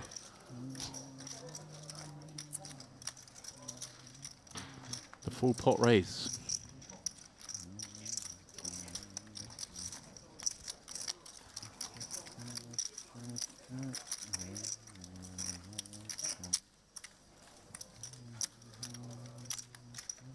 Interesting, decided to play that hand as a check call on the turn, and rather than a lead. I mean, it's kind of hard to lead into ace highs when your opponent checks back, having raised on the gun, but obviously, given a price, he was happy to call. A little larger bet may have seen him fold. I guess maybe if we're going to be critical, it's perhaps on that double flush draw, very straight boardy texture that maybe. If we are going to bluff that ace, we're going to need to go over half pot on the turn, perhaps. It's all easily said in hindsight. Yeah, very in tune with the exploits is our Justice Health. Very much somebody who has used solver technology to work out how to best find the exploits and not just the GTO lines. We saw that in action on the final table, or maybe it was coming up to the final table, if I recall correctly, during the high roller, during the Western Series, and actually backfired on a couple of occasions. I think he maybe underestimated his opponent, Luke Bindell, in that case. Worth going back and finding that hand, folded the nut flush draw in a very interesting spot, actually, where he was actually ahead, figuring he couldn't extract value out of position going to the river in that situation. So health, yeah, doesn't always do what the quote-unquote solver would say, unless that solver has been node-locked. Razai. Ace-10 from number 1. Only gets the one caller in Gadziev. Goes to Queen-10 and finds a Queen, Jack-5 flop that, once again, when checked to, should see Razai come for a small size, maybe not the smallest on a flush draw board, though certainly the 2 Broadway cards give him the advantage. He does go for just over 1.5 blinds.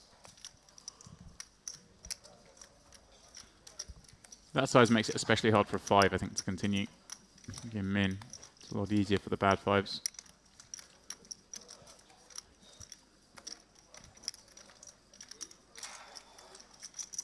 I think it makes it hard, makes it harder. I think they're still going to continue, but it's not as warm and fuzzy. Yeah.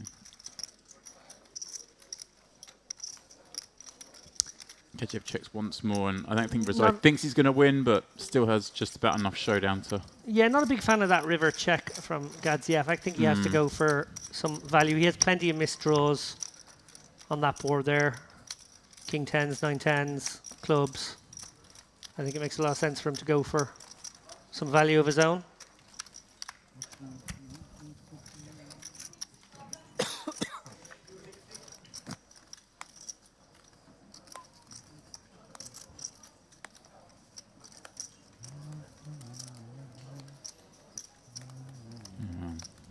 One pot that went it right. He gets a little bit of it back in the next tab.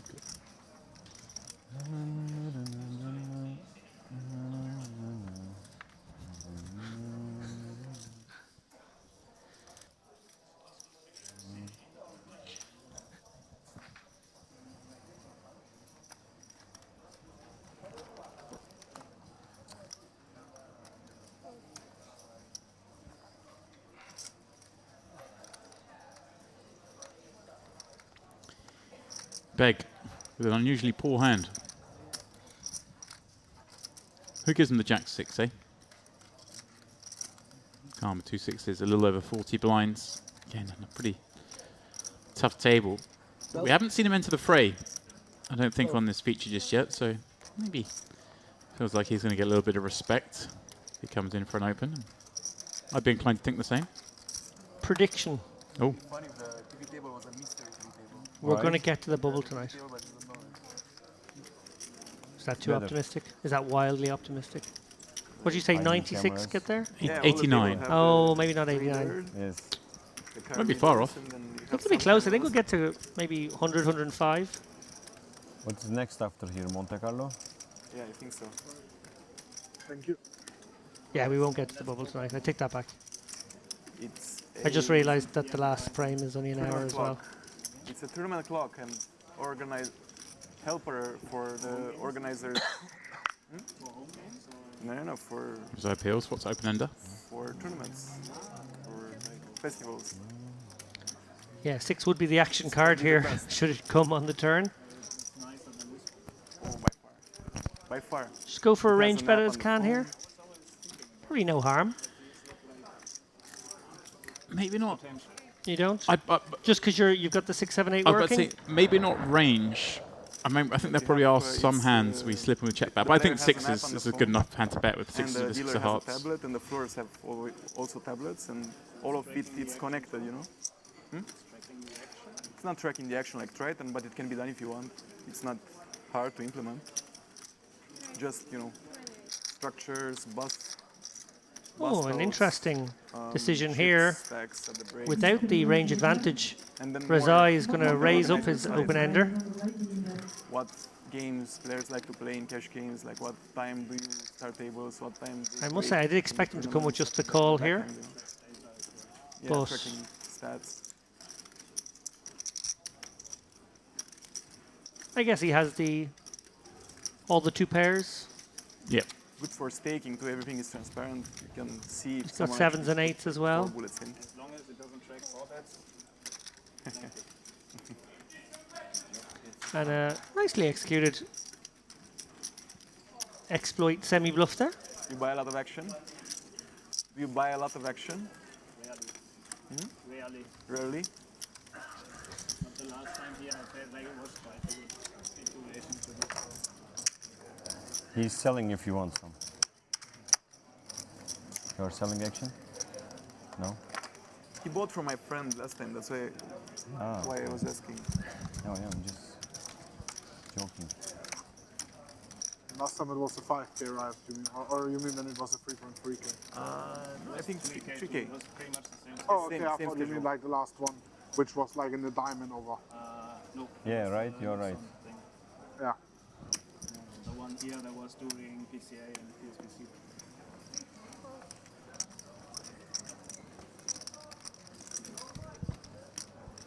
You didn't go there? I got the hoodie from Jessica. I got 2 backpacks full of stuff and everything got lost in the airport in Miami. So mad. Oh, Honey Clipper gonna have a little look at the center of the pot. Jack 9 of diamonds, enough kit. Biz with Ace King.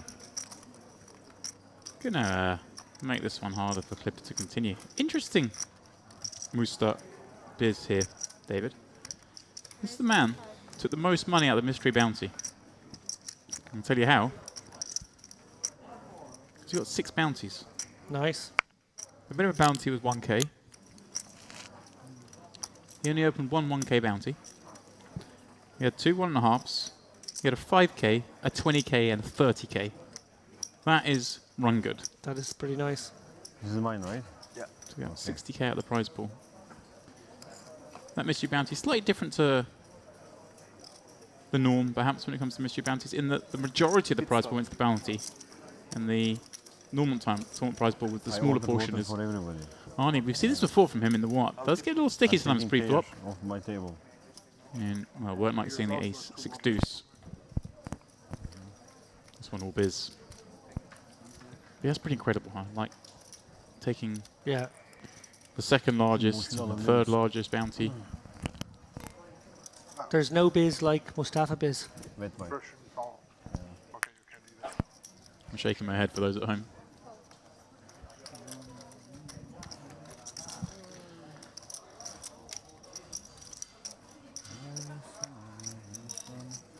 Oh, our serenader's back. Let's see. It is opera week here in Crimea. Yeah, I still haven't watched Carmen. It's bad, I know.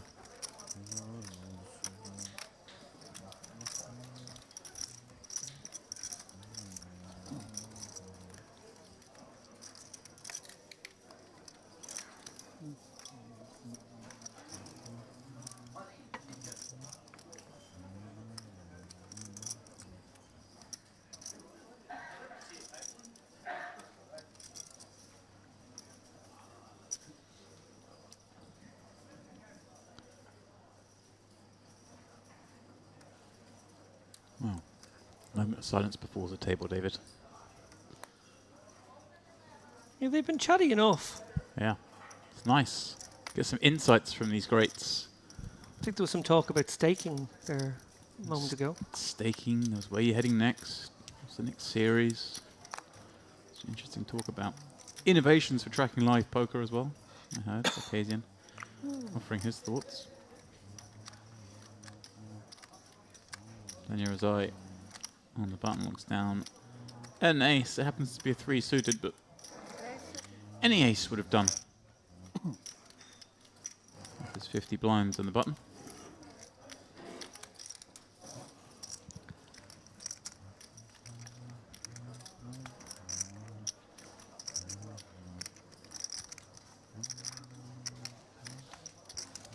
Beck having a think here with 10-5 suited from the small. I can't imagine he wants to get involved. And he does, after a brief pause, elect to relinquish. Pazian won't be doing the same with Jack Deuce suited in the big though. Now, I've noticed sometimes people do squeeze in the occasional suited hand as these 3-bets in the big blind. This seems like kind of a good candidate if we're going to go that way. I know. Obviously, the norm here is the call. But Yeah, it's kind of a cool one to use. Still, the suitedness gives you a little where to go post-flop, if called. yeah, maybe the jack a little too high. Maybe a 8-deuce. The 8-deuce, yeah.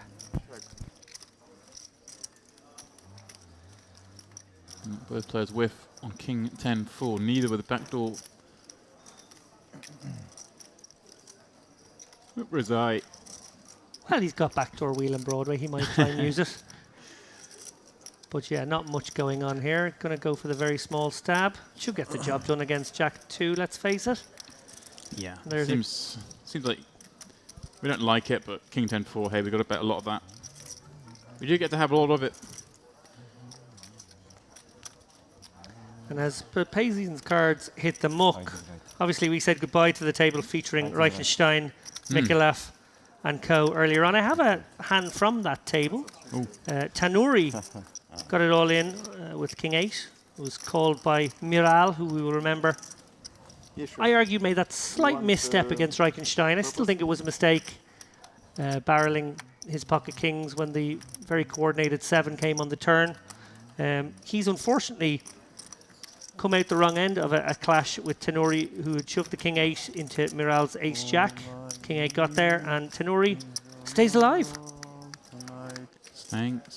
Staying alive. Why are you allowed with a smart watch? Also, from the outer tables, we have a prohibitive chip leader in the form of a familiar face to this stream, Maxime Chilot, Frenchman. Yes. A lot of experience, a lot of wins in recent past. He is up to 1.5 million, would you believe it? No arguments. Can you run pi on this? I mean, it's closer to a device that you can do something with.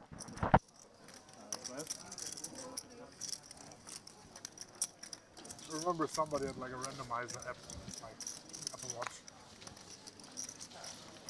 Yeah, I saw that.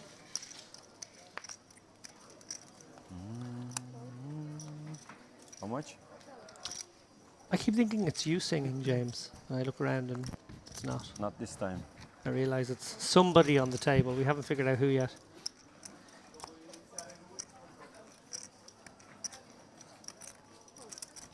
Justice popping up before 5 is suited. Quite happy to take that one down. A rare raise and taken. Today's poker.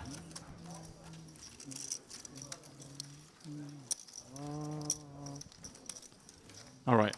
It's not seats 1 and 2. No. Let's work it out. Is it Daniel who's wandered away from the table? Now sink back down. Sigh. That should give it away that the person who came back from the table might have been more likely to sigh. Maybe the sigh and the hum are uncoordinated. Unconnected, I should say. Ooh. Decoy. Maybe they're playing with us. Basically, born and raised with German and Farsi, and then like English just came through school and travel. You should add this Spanish. The good one? Spanish. You should learn Spanish and French. I'm honestly like undecided between like Spanish 12. or like 12. Portuguese. Like both sound like quite tempting language to learn. But also like I'm usually good with numbers. I really have my struggles to learn new language. So I'm like not sure if I'm going to go actually through it. But yeah, if I would learn something, it would probably be Spanish or Portuguese. Yeah, that's not similar. Multilingual reside. Folding, allowing this situation to occur. Shahuli with King Queen offsuit under the gun. He's raised it up. Papazian with Ace Jack off on the button. Now, this is a situation where maybe if a little earlier round, he may look to 3-bet. But with the button, I guess David makes it a bit more attractive to call, although the opener, sub 30 blinds. I guess lots of options still available. Yeah, 27 big blinds effective here. Can certainly go both ways. Looks like he's opted for. Oh, and look at this. Well, I like the flat on the button specifically. I do too. Yeah, I do too. Can't with a little over 30. Another nice spot to squeeze jam. Very good hand to have when you do that. Yeah, 35, 36 bigs here. Big Perhaps jam. Yeah, it can go smaller, but kind of a. It's an awkward stack. The opener's opening off, what, 27. So kind of. So it's kind of like, let's just get it in with that stack. Yeah, and like when you squeeze, if you squeeze the sort of I work with lots of Hispanic people. 10 blinds, say, 9 blinds, it's kind of, you don't really have much ability to fold anyway. So maybe just jamming. Get rid of some of those pairs. It's good. If the opener had 30 blinds, then maybe it makes more sense to come up with a more standardized 3-bet sides from the small. But oh, I do love these tournament poker situations, David. They're never the same. It's true. It is what's brilliant about tournament poker, and I think cash game guys have started to recognize that while they are probably more proficient with the deep stacks. The fact that they tend to reset to 100 all the time creates a lack of complexity in their game. In one respect, obviously, it's a much more complicated situation playing deep, but having to be a master of all the stack sizes, all the positions, all the situations, all the relative different stacks around you, and how you sort of change and contort your ranges based on maybe having some big stacks that cover you, so your stack is relevant, whereas maybe there's some shorter ones you have to think about too. Shapes of those ranges don't look the same, so you have to make compromises. It's way more complicated, at least for shorter stacks. Yeah, there's obviously incredible complexity in the deep stack games with multiple streets and a lot more peeling of 3 bets, even of 4 bets, but tournament poker brings up a whole different kettle of fish. Held. Going to get one through with Queen Jack from +1. He got a 4-5 through this round. He's got the Queen Jack through. He must be feeling invincible.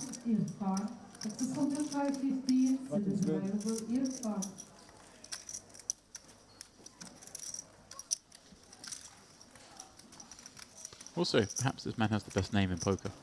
Justice. Held. Yeah. It's proper, isn't it?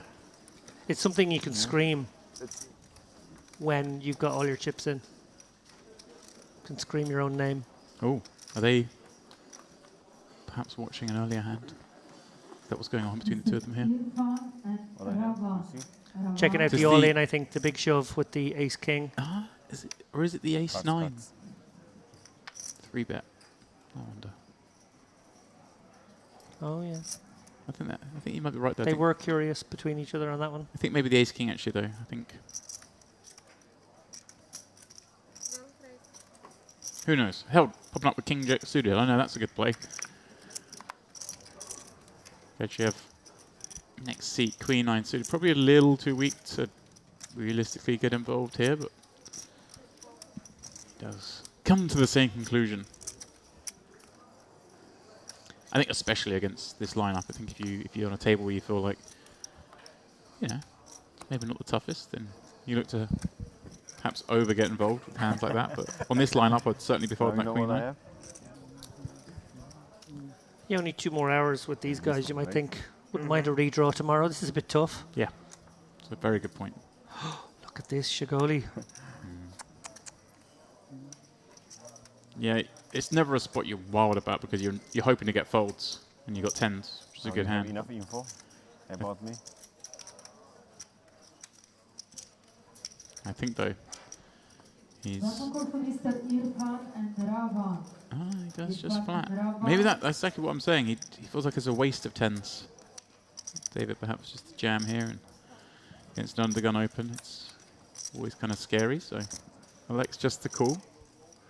Allows Biz in with the dominating King Queen and the Ace-7-5 board. Well, Shahuli has one of his fears realised. And when this chick's rounds are held, having open under the gun with backdoor diamonds feels pretty mandatory. Continue. Absolutely. And Shaholi very much flying blind now.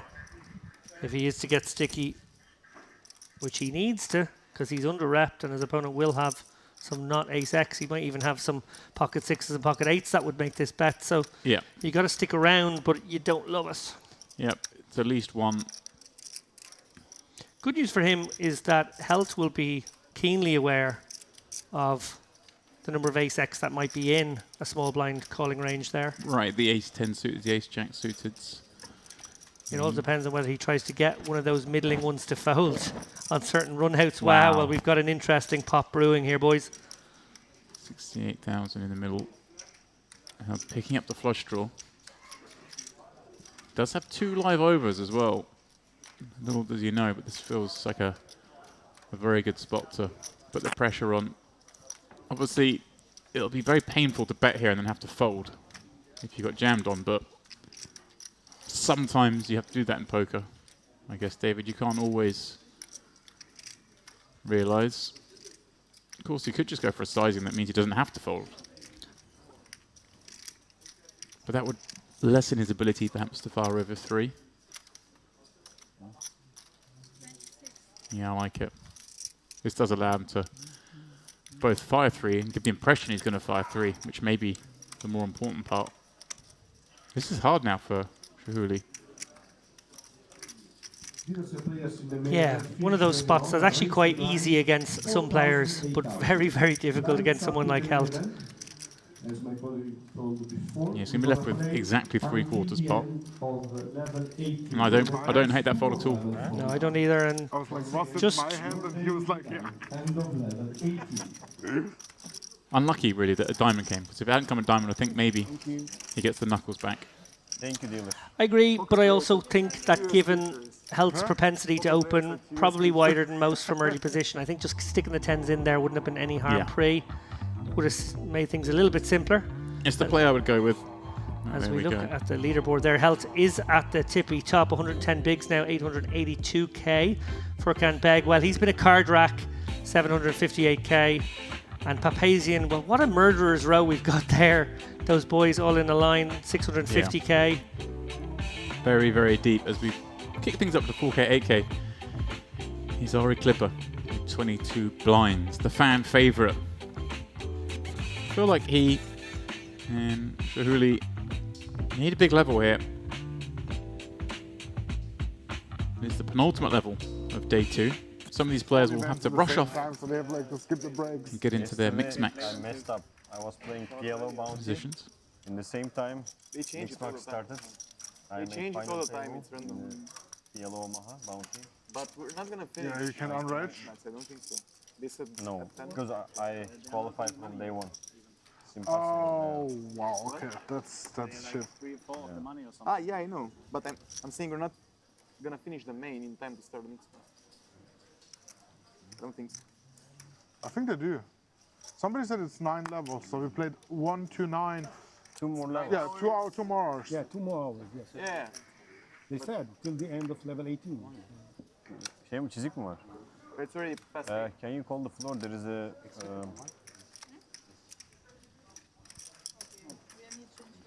yeah. Yeah, so it's past 8 in the main. Past 8 plus a break. Yeah, and they're going to postpone it. Beg I'm asking telling for you a right deck now. change after There's this no hand. way Do you know what they do happened? it like that way. Pretty sure they postpone like the day. I was thinking maybe I sleep half an hour, but I don't think I'm gonna have a chance. I think Oh, are you in day 2 too? First world problems. I really felt sorry for you. Find a beard, I can play for you. Can't win enough money on one trip. Find a fake beard, I can play for you. We look little similar in the head with your glasses. You don't play crazy enough. That does not. There's a problem. He's like his check raise frequency is unbelievable. Like In the midst of all this action. 80% he's check raising. Yeah, it's fine. Table talk, I should say, Razai. Popping up ace deuce of diamonds just as help peeling from the big with 9-5 clubs. You can do We'll that. see Find your beard and you play for me. Jack 6-5 or heartboard. Don't tell anyone. We split the money. I mean, if you play, I can't imagine what money, but we split whatever. It's okay. Whatever you want. I have 10 bigs, I think. 10 bigs is enough for me. Too much. Just 4-5. Okay. 10 is too much. See that.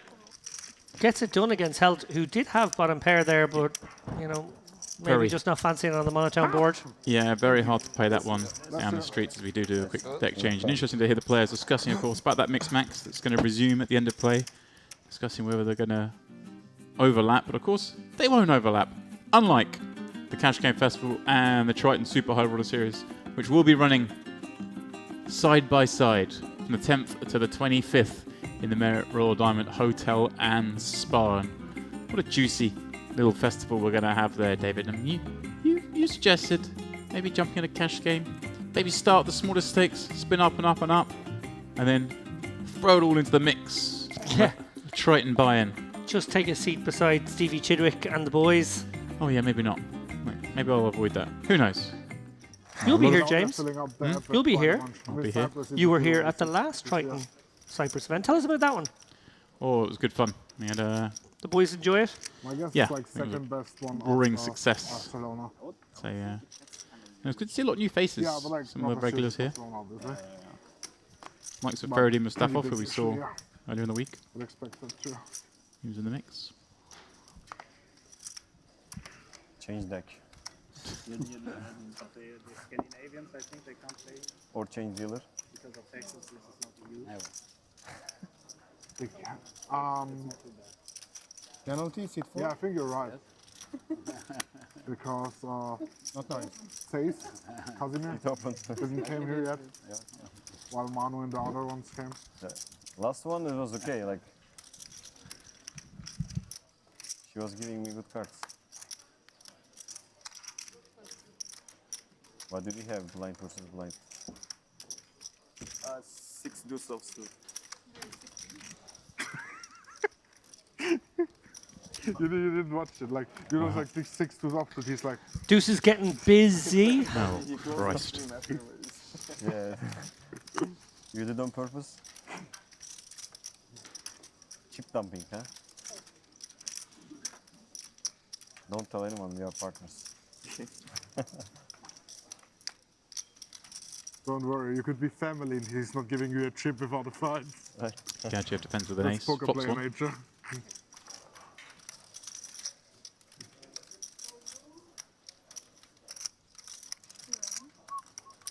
Based on C-bet. It's pretty standard so far. Gajev sticking around, of course, with that ace. Speed of the call. Was the only thing perhaps surprising.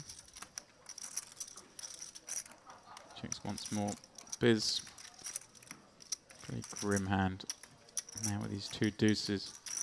Could try and bet and knock out some of those gut shot draws and maybe even some queens, but I think he's just deciding to give up on this pot. Gajev. Interesting, we didn't see him bet at a not too dissimilar spot earlier with Queen 10. But course correction here. They're pretty small, 26 into 66. It's very hard for Biz to do anything about that. May be trying to convince himself that he can beat some hands, and he can, but I wouldn't advocate a call there. That sort of sizing allows even a queen to be betting, I think, which is a broader range of value.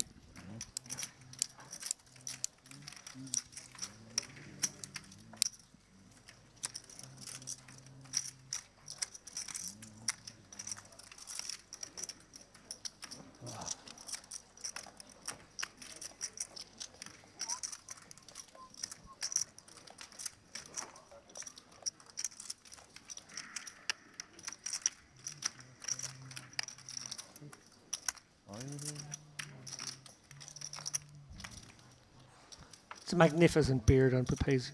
Beautiful thing, isn't it? It really is. What do you reckon the largest object he can hide in there is? A small human.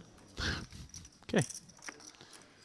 Not he wouldn't do it during play. Obviously, one person, one hand. But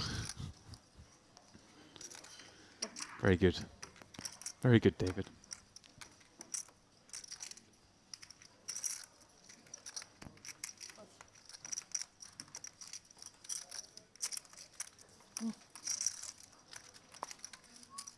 the Clipper. Here he is. the fan favorite. A little over 20 blinds, these 10s. He's going to look to play from the maximum. Kick things off with. It will be for the minimum though, or the minimum raise at least. It is King, Queen, O. Against 20 big blind stack, I think probably best served as a flat. I don't really want to 3-bet call it off. Don't really want to 3-bet fold. In fact, just Yeah, I agree with you. I think that's fine as well. I think it's okay. I think flatting's absolutely fine too. I think maybe you just make your read based on your opponent, and I guess, well, we know Clipper is not the type man he appears to be. Right. We saw a lot of outlandish moves and plays just a couple of days ago, but Or you can might maybe win a bigger pot. Well, let's try it like that. That's okay too. You have 3 whites. 6 free. I have 3 whites, and in my pocket I have some more. But yeah. Okay, can I borrow some? 3. Uh-oh. Speaking of 3. Well, good looking board. you can probably check back this board texture of your Ari. Unlikely to be up against more than one overcard. Treat it like a bit of a trap. Interesting. Just go with the bet though. I see where you're coming from. So it's going to have more connectivity down the bottom part of the board.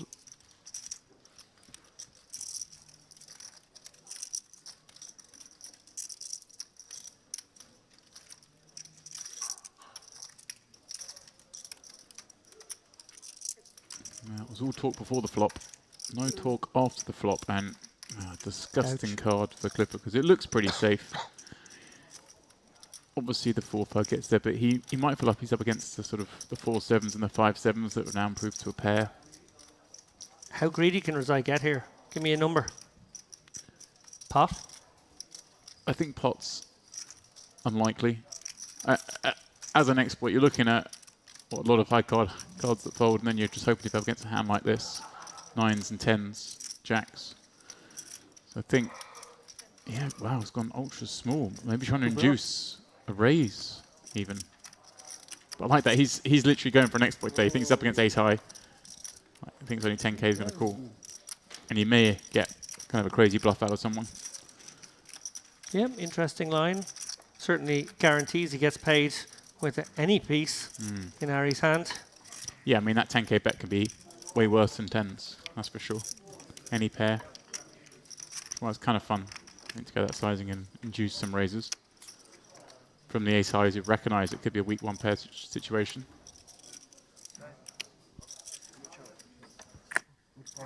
Thanks, man. Tough one for Clipper.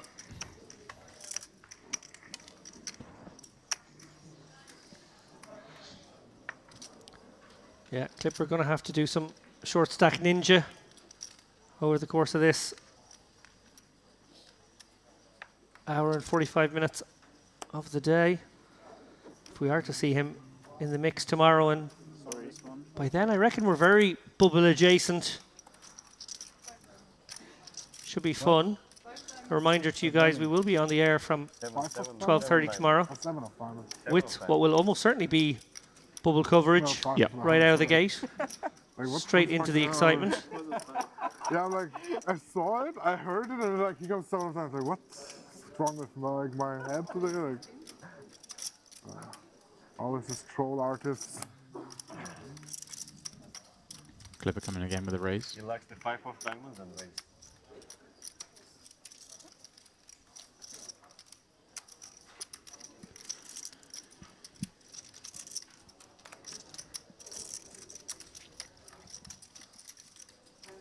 Okay, Jeff. Ace deuce of hearts.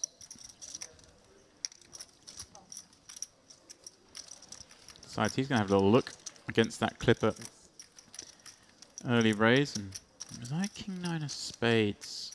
This feels like the kind of hand we want to play, but I don't think we should. These two actions open off what, 17 blinds and a peel from the button. King 9 suited doesn't play very well in that scenario. Very different to a scenario for those of you who are watching earlier when I did advocate peeling from the small blind with King 9 suited, specifically those 2 spades. This one a very different scenario because of stack depths. Beg flicking it in from the big with Jack 8, just about enough. Doesn't love playing that hand three-way, but for the minimum. For the minimum, picks up the only live flush draw on King 7-4. First, the sneeze is going to win this one, David.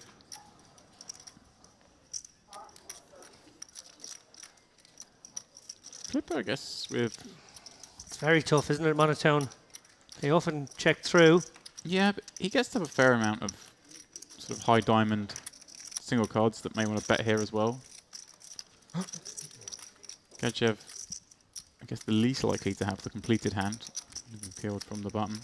You called it, James. The Clipper with a 25k chip. Going to get the job done here. Beg with a bad flush draw. Can't really take any heat.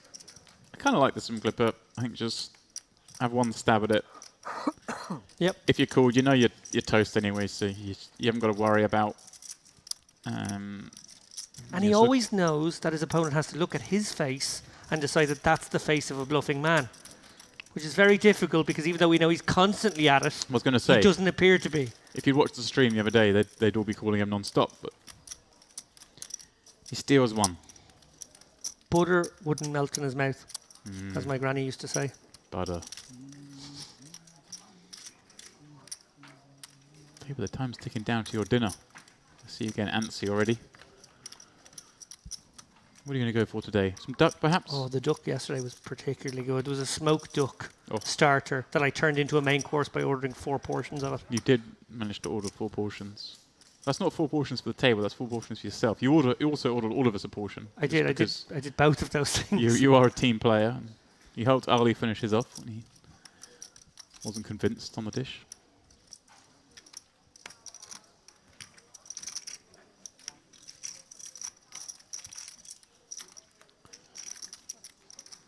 Food here, if you are just tuning in for the first time, is spectacular. If this is the second time, I'm sure you'd have heard me mention it 20 times already because it seems to be the thing I talk about the most. Yeah, it's sort of a buffet stream, really. A buffet spa appreciation show. Yeah. Maybe we could make a podcast. Tour the world and eating buffets and visiting spas. Like The Trip. I mean, there's a few TV shows. There's a few hosts that have managed to wangle that as their jobs through the years. Yeah, it sounds like a really bad version of a Michael Winterbottom TV show / movie, where me and James visit all the great spas of Europe. Here. Come back to poker for just a moment, and then we'll go back to our spa considerations. Besides, gone for slightly larger than min opening on the button, and I wonder, is this a facet of the players behind and the stack sizes they have? Playing very deep. Wow, Beg's sticking around with Jack 9. You do see that mini plus on the button from some players. Yeah. I think they are deep, these 3. And they are tough. I almost feel like it's a sign of respect if someone opens a little bit larger when you're blind when you're deep. They don't want to play so many pots with you. Could be a function of just trying to define Papazian's range in most worlds where you feel like he's the person who's trickiest to play against. Go, boys. Here we go, 3 ways. King 10-8 reside with the best of this. Beg with the open end of Papazian. Also catching a piece, albeit a rather small one. Yeah, we might see 3 to the turn here in some worlds. Yeah, and I was almost wondering, does Beg ever have leads? And if so, would this be a candidate? A hand we don't really like check calling with. Get to have a lot of Broadway. I'm stretching, of course. I think usually we check these spots, but I'm looking to learn. I'm looking to find new lines. 27 into 62 here, about 45%. Comes with a call. That gives Papazian all the information he needs to know. Very hard to continue with 7-8 against these 2 spots. Yeah, and that sizing in my mind, maybe Razai goes a little smaller. Not that I think this is a bad sizing, I actually quite like it. But had he gone smaller, Maybe, just maybe, that would have dragged Papazian in. I do like the fold in this instance. Yeah. Sizing. He's having a think. Because he could even go bigger on the flop, given that the small blind peel has all those kind of Broadway combos. You're really targeting the small blind here more than the big blind on that board texture. Papazian is thinking about this one. Is he thinking about? No, surely not doing something crazy. Some evil thoughts?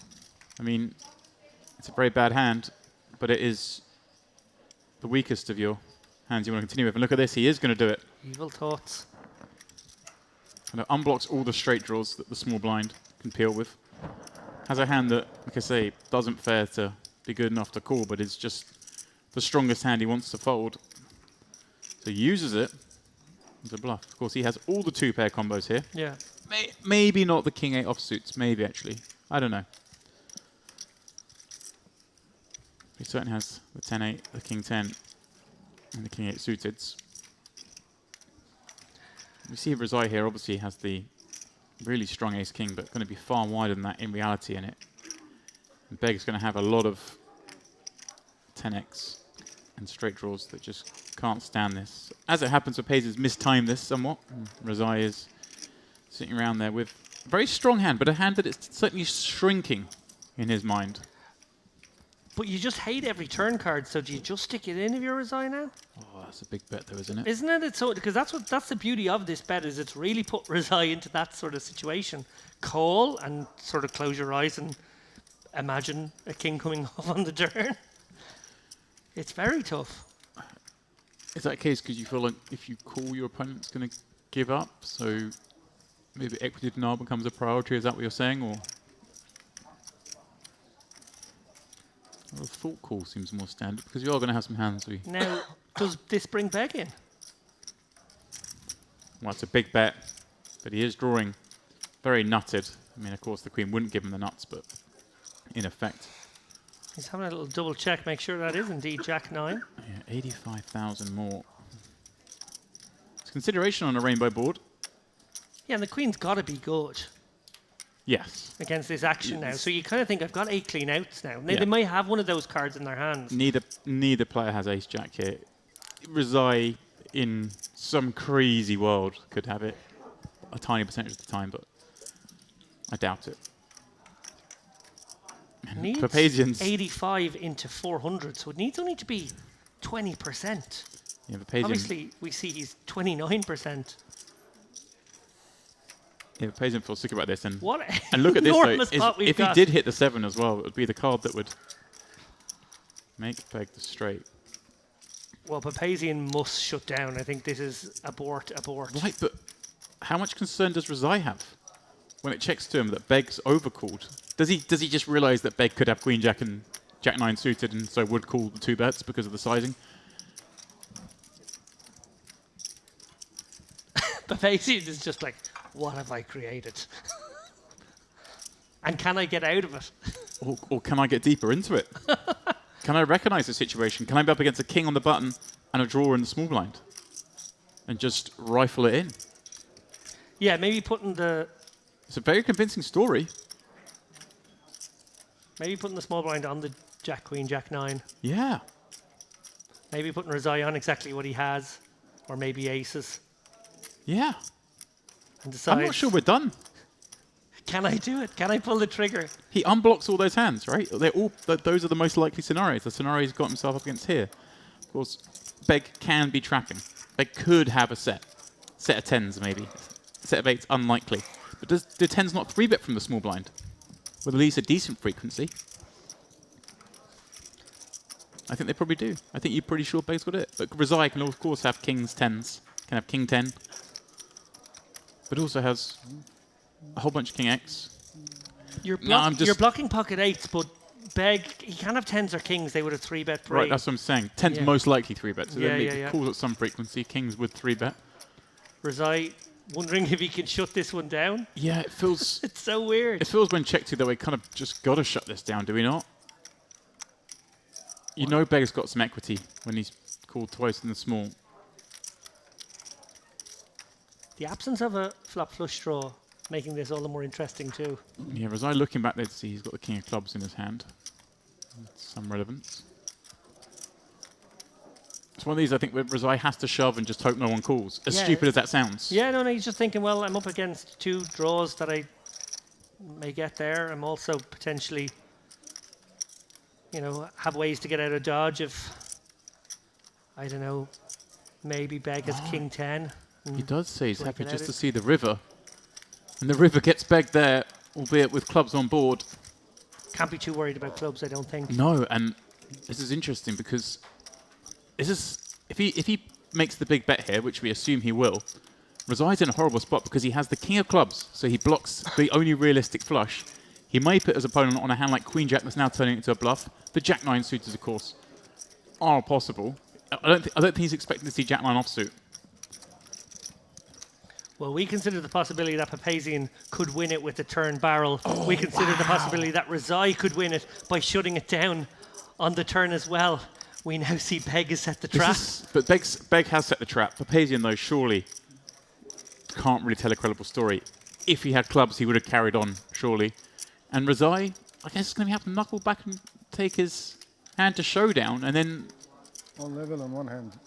1 level on one hand. But I mean, this is a serious hand. And Razai just happy to get out of this one. And Showdown can't really look for value, can he? Yeah, Strasa. What a wild hand. Monstrous hand. This man's won the 2 biggest pots at the table. He won a 300k pot with his queens, 400k pot with Jack 9 offsuit. And I think both players, Papazian, considering maybe he could have got the job done on the turn in retrospect. If Papazian had carried on, it would have been pretty heroic. Oh, it would I think have it's been. easy to talk about. I found ways of talking about it because I'm looking at the hands he's up against, but I think it's entirely reasonable to shut that one down. Daniel Razai, though, I feel like... Oh, and he had the opportunity to just shut it down on the turn. It's not an enjoyable one, but I think you've just got to jam. There was none. It's almost like a negative free roll type situation, isn't it? Just giving that card? Almost, yeah. I hear what you're saying.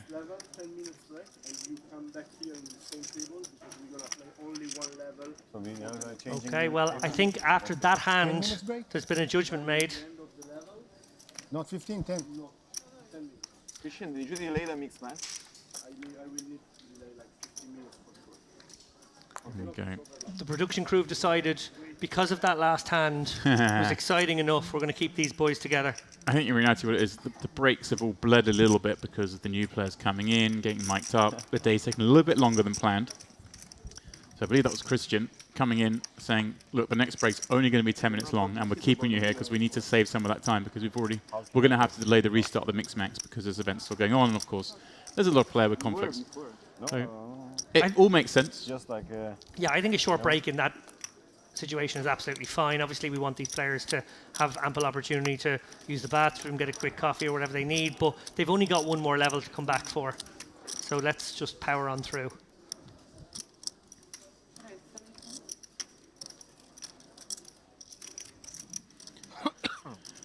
Beg popping up Queen 4 of diamonds.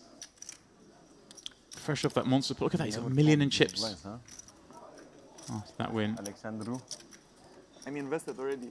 Okay. You just invest like 4k. I have to. Okay, next time I make 25 and you fold, okay? No, like sports betting, when you lose, you double up. Yeah, right. Every time. That's the strategy. Check. Strategies discussed the player zone. I wouldn't advise that as a sports betting strategy, but I would advise flopping a queen when you open with Queen 4 on the button. Papazian, the 6, going to have to find the muck. You want to see what I have? Sure. Yes or no? Yes. Huh? Yes, yes. We're going to see anyway. I saw... Queen. Queen? And what? What do you think I have? King. Deuce. He's close. Incredible hand we saw there between those 3. One of my favourite of the series so far. Yep. Fascinating stuff. 3-way pots can often just create such interesting situations. Good hand on that flop. Just guess, as a deuce is it close. So I thought like probably Queen 4 suited, Queen 5 suited. covering the region. Great point as well by producer Milbudas there. Everything is on hand for these players. It really is incredible. You just like take 10 steps to your left, there's a bar. You go into the next room, there's another bar. There's also a buffet. Smaller than the buffets that we go to for dinner, but still well stocked up. If you need to grab a bowl of soup or a quick sandwich or a little bit of salad or a scoop of some stew.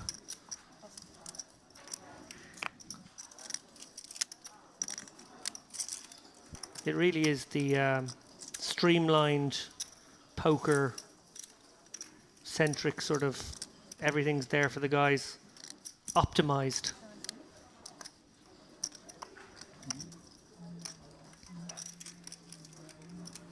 Beg gonna open things up here in the cutoff. His newly minted million going to work here. He's gonna have to do quite a bit of work, one would think, here against the Papasanian tens.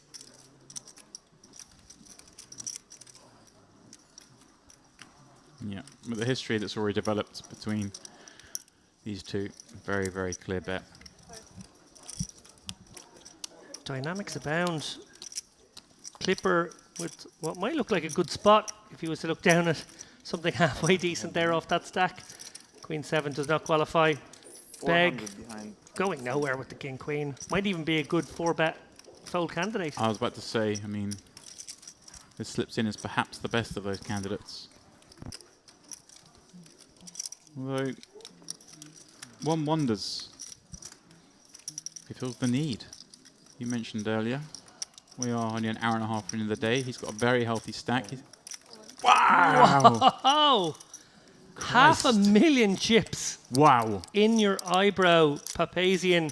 This is he can't fold. There's nothing. There's nothing. Let's see. That beats him. That does this. Right. Well, Jacks, he knows it's flipping a lot, but yeah. There's got to be some ace-5 suits in there. Ace kings, ace queens. Big ball poker from Beg here. He has to be worried maybe about Jacks, but I don't think Jacks does this, you're right. It is a horrible spot to be calling up $500,000 chips, but it feels like it must be done.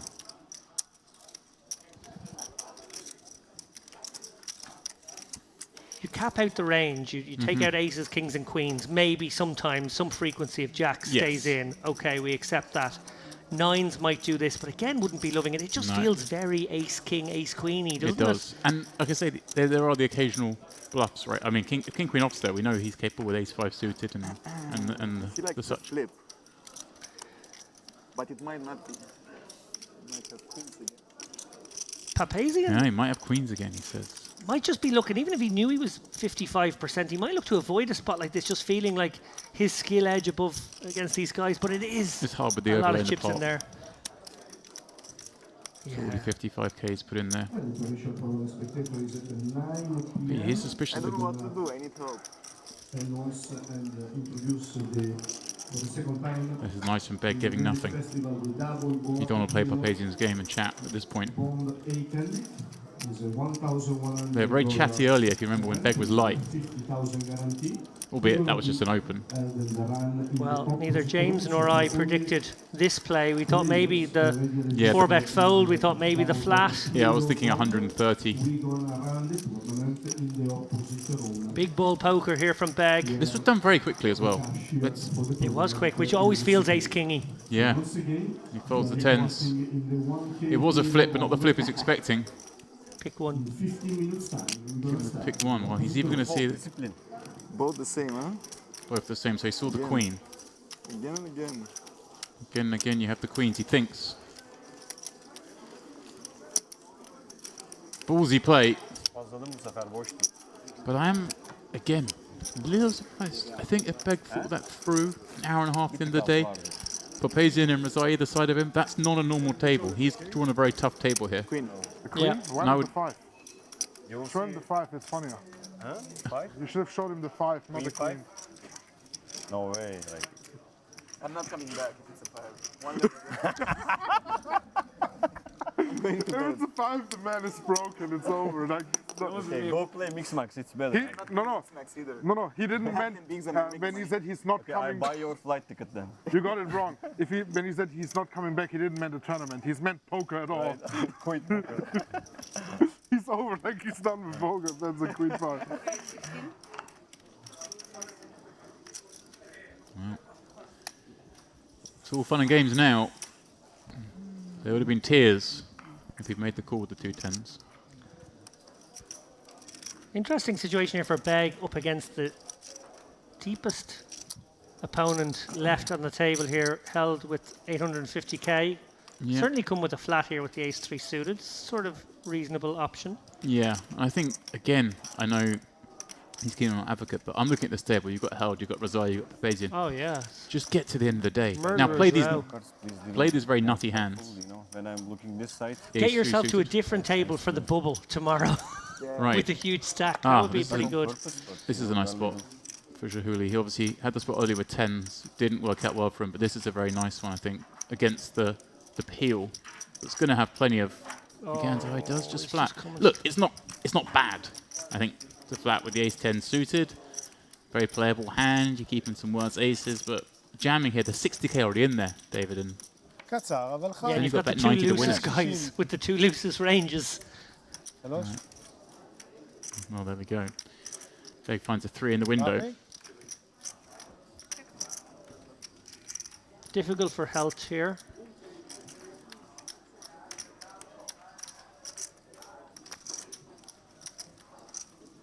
Yeah, like the check.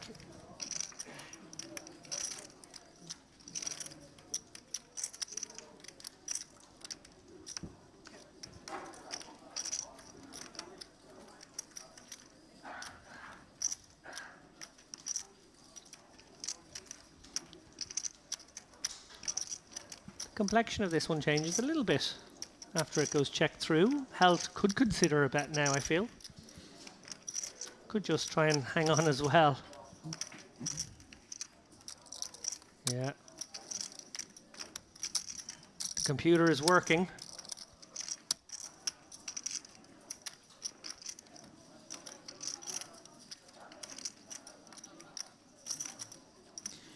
Yeah, you're obviously a little bit concerned that Beg's got some Queen X, but he also gets to have plenty of Queen X himself, having opened that situation.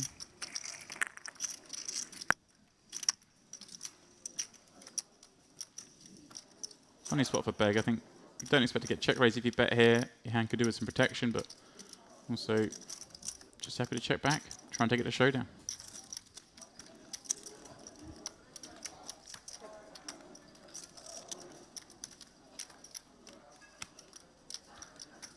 And now at the 3rd time of asking.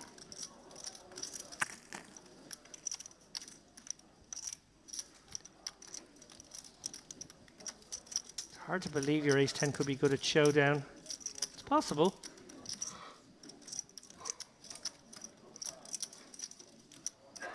But then what can you target to fold? That's worse. Well, that's better, I should say.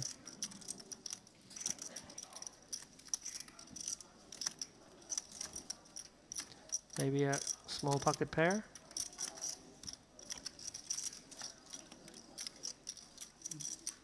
Yeah, he's deciding to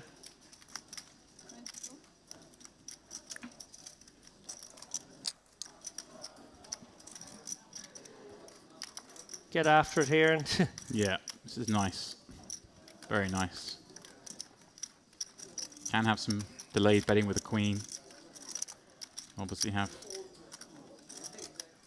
good jack stuff. Beg having a look at this man and the big.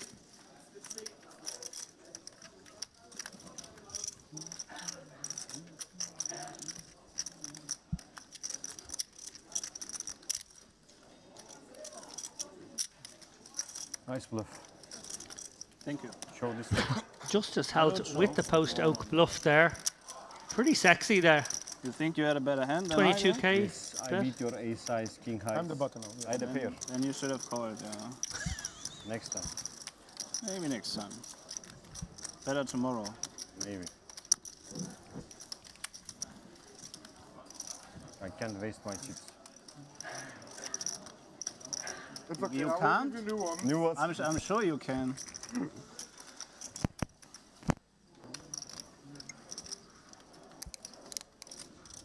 You will be upset when you see what I have. I don't believe that. Hmm? I don't believe that. You don't believe what? That I will be upset.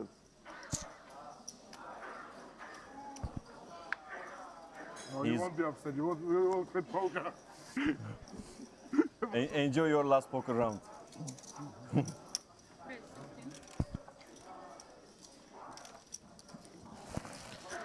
Justice under the gun, 10 on a diamonds. Fresh off that. Minor larceny. Beg, what a table. What a time he's had, pardon me, on our feature table. Big win with the queens. Even bigger win with Jack 9, and then the full bet par with King Queen off. It's a man high on confidence. I think we're both advocating for him just to take a moment. And as you rightly point out, not just take a moment, but make sure he has the ability to go to town on the bubble tomorrow.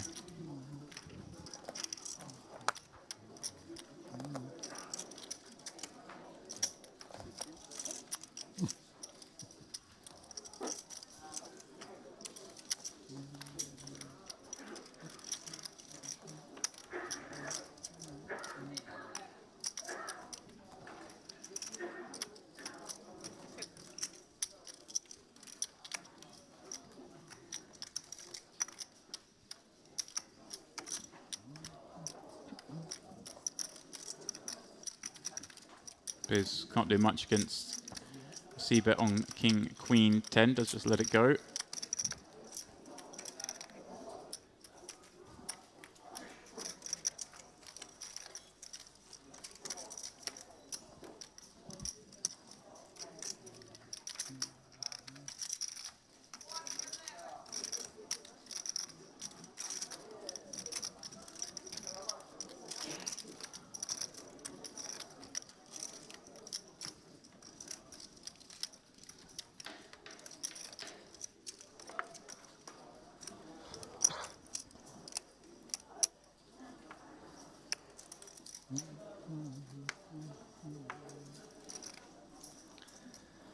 The rich get richer on the outer tables. Maxime Chilot, our chip leader, is just raffle stomping his way through the field. 1.6 million chips now. Wow. What a spot to be in. 70 places from the bubble.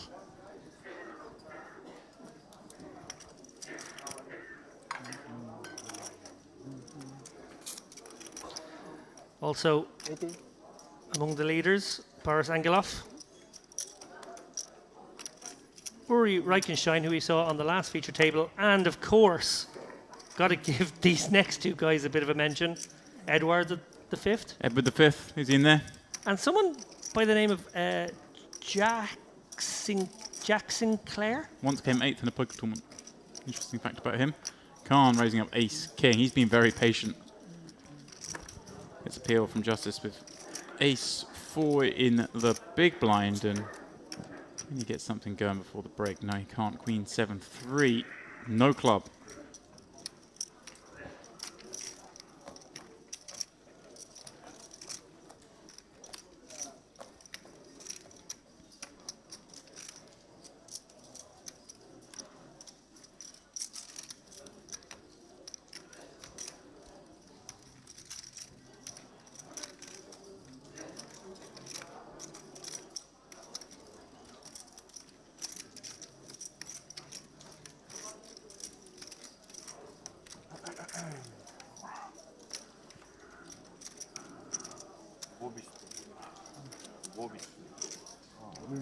What do you mean, like?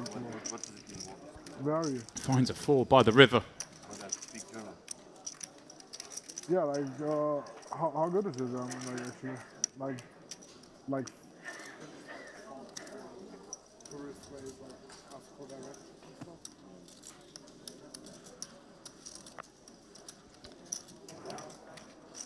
And sometimes they just let Justice Held get there. Yeah. A little unfortunate. Happy man with Ace King. One more level. One more level.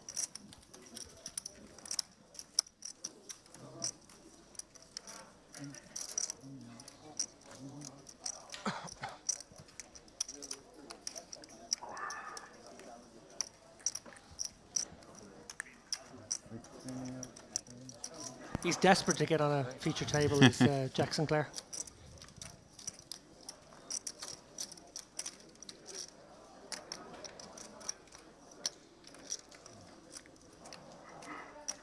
If our producer is listening, maybe finding his table tomorrow morning.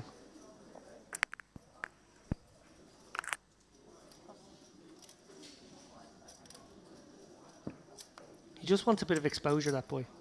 Just a little bit of limelight, a little bit of recognition.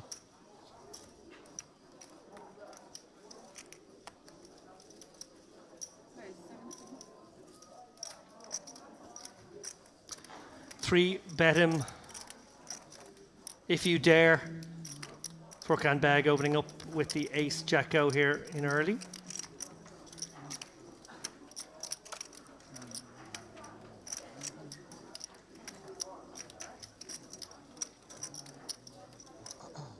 Ooh, and held with a very tempting proposition in this ultra deep stack potential pot. Queen 10 suited certainly qualifies. And he will fancy his chances post flop against Beg. Yeah, Beg's been willing to play.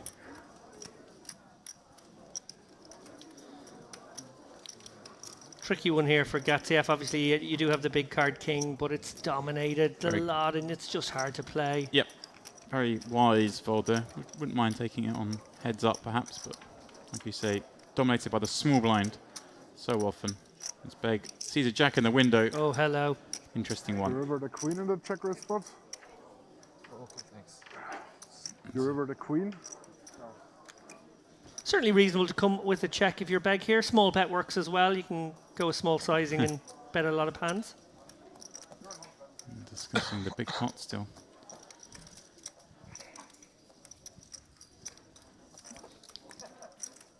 Held open-ended with that backdoor hearts as well.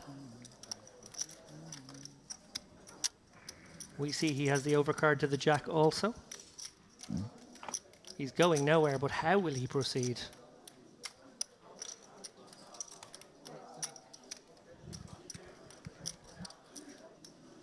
$52K is the answer. Tough spot for Beg now with second pair. I mean, won't be going anywhere just yet. Even against a hand like King Jack has obviously some potential to run that hand down, and finds a jack. And a semi-interesting spot, I'd say, because you kind of give Beg fewer Jack X and more King X that continue, right? They've got to bet in the first place on a board that favours the small blind, and then they've got to continue with a call. So, and you are inclined to give health draws, but also better than one pair hands. So like King Jack. Yeah. Jack 7 suited, maybe at a push. Pocket 7s could certainly Pocket be in there. 7s is the one that seems to me to make most sense of value. But look at the sizing he's gone for. 2 blinds, 10%. Yeah, very much trying to buy this river. Right, but what a disaster river we know is out there. And like you just said, it's very hard for Beg to raise with any of those lone jack type hands.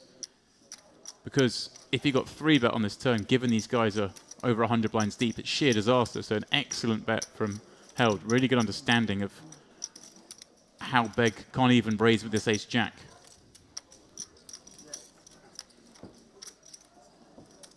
And yeah, just happy to give it up. Yeah, just shuts it down. It was a... Now, David, what's our value situation here? It's dangerous. Right, it sounds crazy because we've got ace jack on a jack board. It's dangerous with no to straight, pursue no flush, value. but it does still feel like the hands just as check raises with on the flop that still want to put chips in by the river are the ones that still beat us. But then our hand's so good, maybe we just have to bet. Maybe you get him to make a crying call with something bizarre. Maybe He you went very bluffed the small, best 32k, hand. so that's what he's done. Maybe you bluffed the best hand. Ace high good, I think. Yes. Ace high is good. Just the ace. I needed the ace. Huh? I needed the ace. You needed the ace? You think so, but... You think so, but not so. I hope ace comes on the river. You think of? I hope. I don't think. Then I got saved. Huh? Then I got saved. I hope the river is ace. It certainly does. And you are... GG. That's just really another. I keep saying, I feel like I'm on broken record saying another really interesting spot, but it was a fun one. Oh, we saw super interesting. The turn 10% and the river, like 15%. I love watching good players play poker. It's so interesting. And they're so deep, this table. They really are, especially those two guys. My turn? Sorry. No.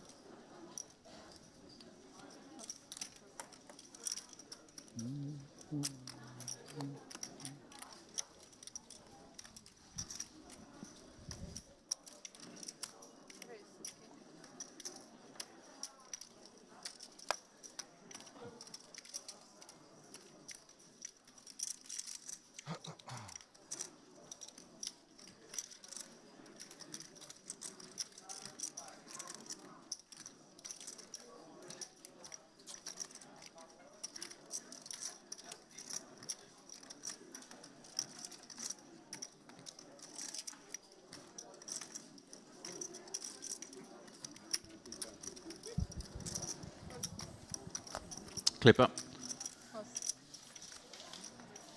Taking things aerial.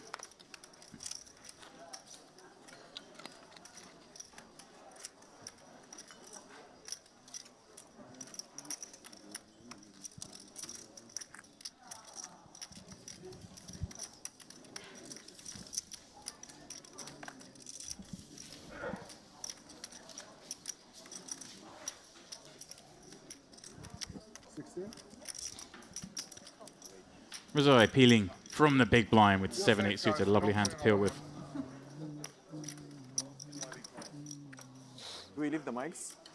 Do we leave the mics or we take them with us? Bad shape.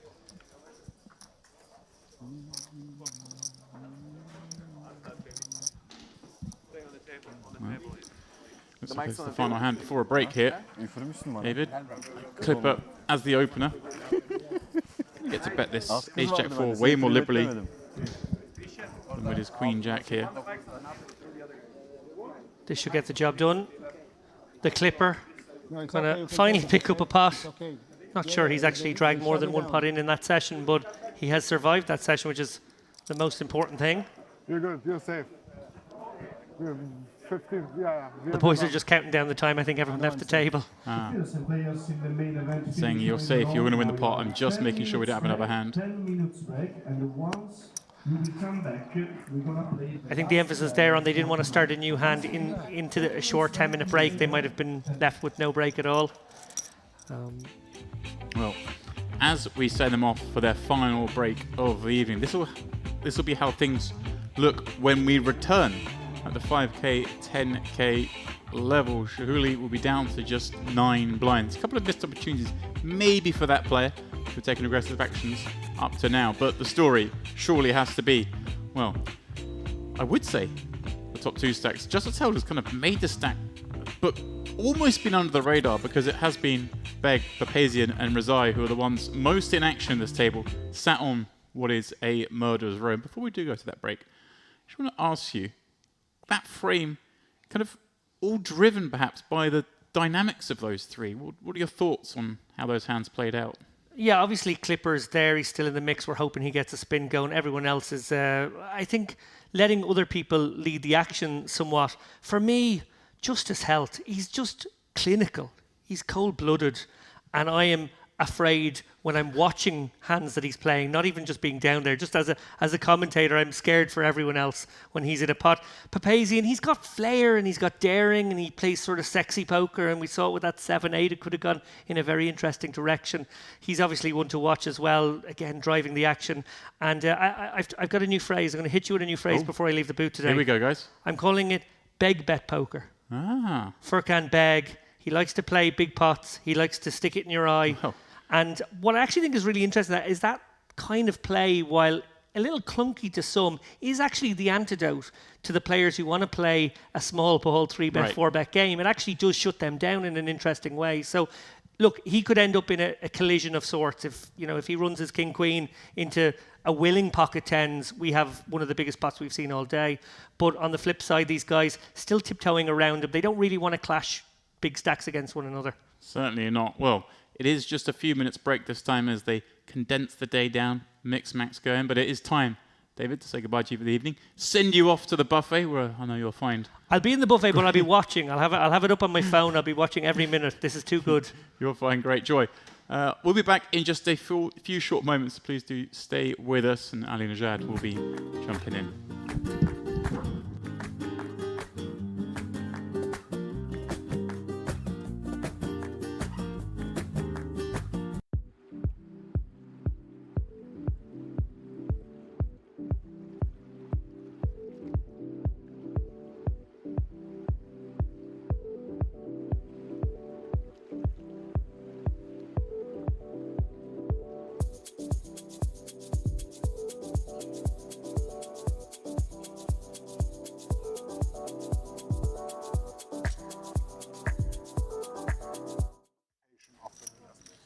Just getting the immediate price, so why not?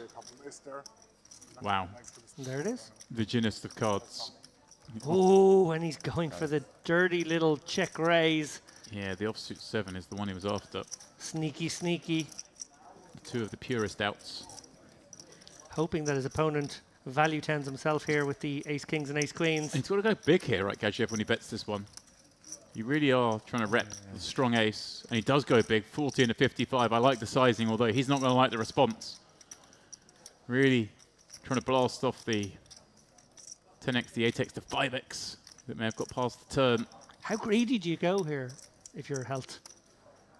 Maybe... Well, there's a lot of missed draws. The hearts, the clubs, a lot of the straight draws on this kind of rich board have missed. Oh, he goes for the little look-see. Like he's thinking about it. We know, of course, he's not thinking about it. He knows he's going to do it. Yeah, I'm thinking like a little 150. But I like the look-see like that. You think 150? I like it. I like 150. I think he might go bigger. Ooh.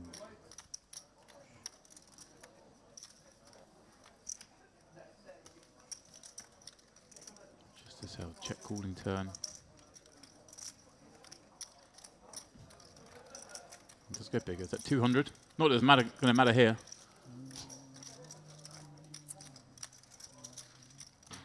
The full pot raise.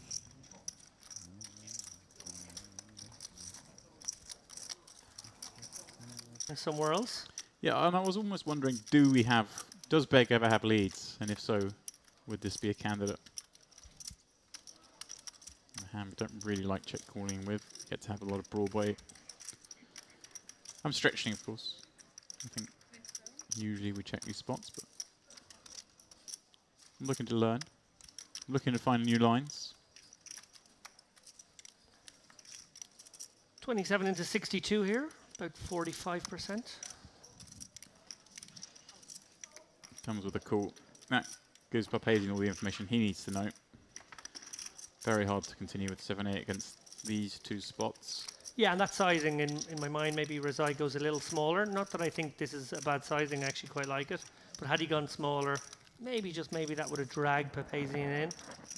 I do like the fold in this instance. Yeah. Sizing. He's having a think. Because he could even go bigger on the flop, given that the small blind peel has all those kind of Broadway combos. You're really targeting the small blind here more than the big blind on that board texture. Papazian is thinking about this one. Is he thinking about? No, surely not doing something crazy. Some evil thoughts?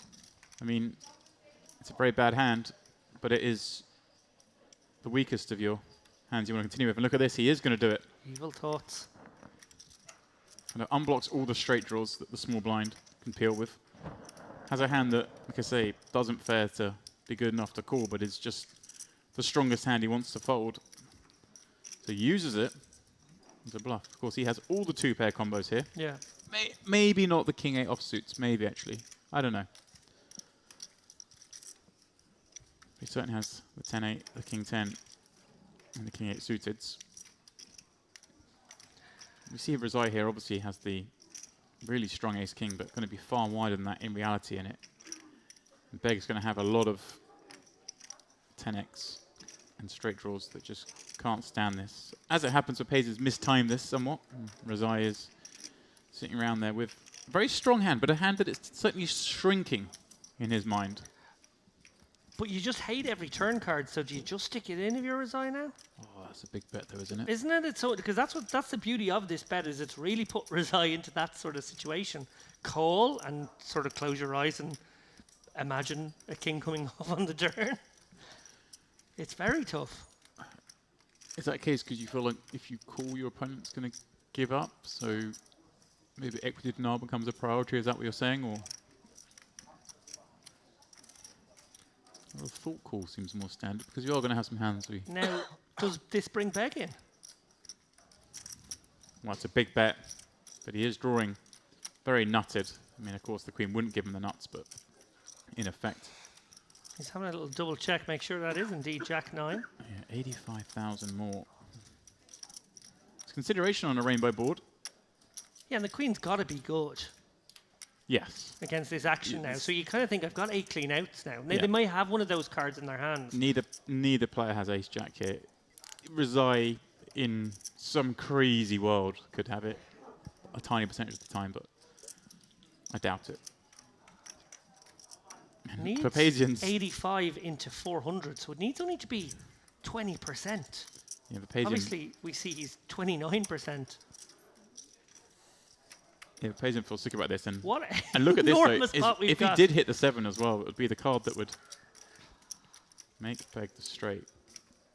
Well, Papesian must shut down. I think this is abort. Right, but how much concern does Razai have when it checks to him that Beg's overcalled? Does he just realise that Beg could have Queen Jack and Jack 9 suited, and so would call the 2 bets because of the sizing? Papesian is just like, what have I created? And can I get out of it? Or can I get deeper into it? Can I recognise the situation? Can I be up against a king on the button and a draw in the small blind? And just rifle it in? Yeah, maybe putting the... It's a very convincing story. Maybe putting the small blind on the Jack Queen, Jack 9. Yeah. Maybe putting Razai on exactly what he has. Or maybe aces. Yeah.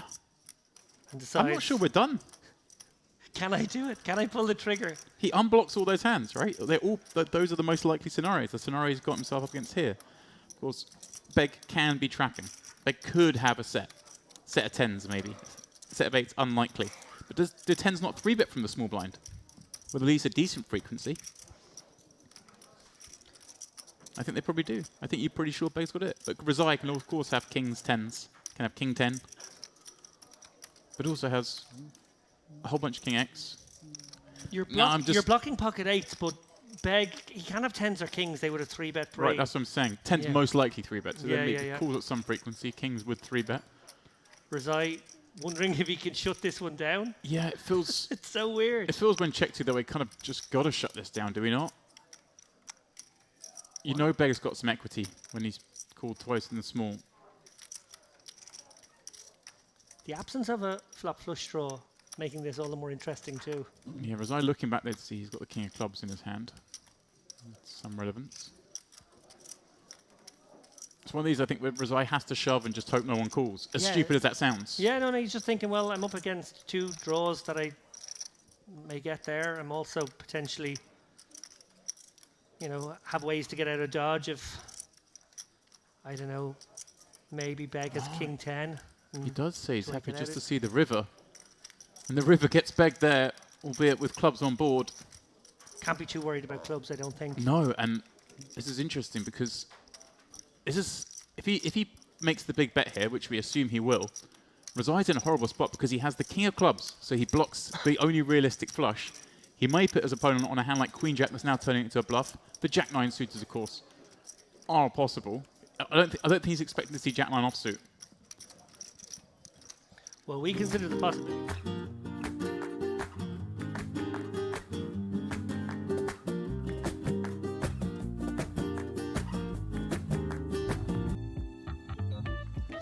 And a warm welcome back to the Merit Crystal Cove Hotel, Casino, Spa, anything you want it to be. Beaches, bars, restaurants, buffets, lots of buffets. And I'm very happy to say that Mr. Ahmadinejad has relieved David Lappin as he heads to one of those buffets. Oh, really? Yeah. Can I ask you a question? I thought that you're going to, whether I say yes or no, so let's say You're yes. right. I know we're keeping the same table. Don't need to walk through it. People have seen the chip counts. They've seen the action here. I, too, was soaking it up. Blinds going to 5 and 10,000. Why is it that we always welcome people back warmly? You want me to welcome them back coldly? Maybe a steely, okay, a frosty welcome back from time to time. We'll give them just kind of a, where the hell have you been? Well, they've been waiting for us to come back, Ollie. We're basically welcoming ourselves back, because let's be honest, the viewers have stayed glued throughout, watching the highlights of the last 2 hours, which have been amazing, and that is the reason we're keeping this action-packed, it has to be said, very talkative table as well, Ollie.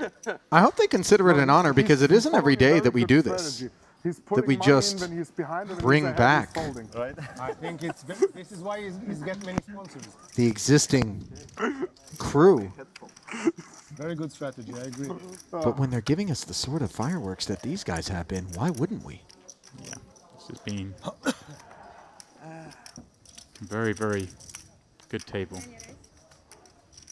It's held 850k stack, now dipping below 100 blinds as we are kicking things up to 5k, 10k. He must feel the pauper, aren't we? I'd say that's still plenty for him to operate off of as he min-raise opens.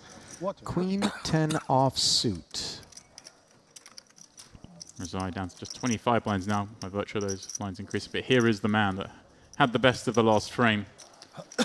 Not willing to peel with the 5-3 offsuit. Ali against that raise. I think he might have done that against quite a few players, but maybe against Justice Held, giving a lot of respect, just kicking that to the mark. And maybe perhaps listening to the note that myself and David were trying to stress through that last frame, that perhaps these players on such a highly talented and highly stacked table, with day 3 coming up in just an hour's time, maybe just try and find a bag, get a table tomorrow that's a little softer, a little shallower, and exercise some pressure on that bubble.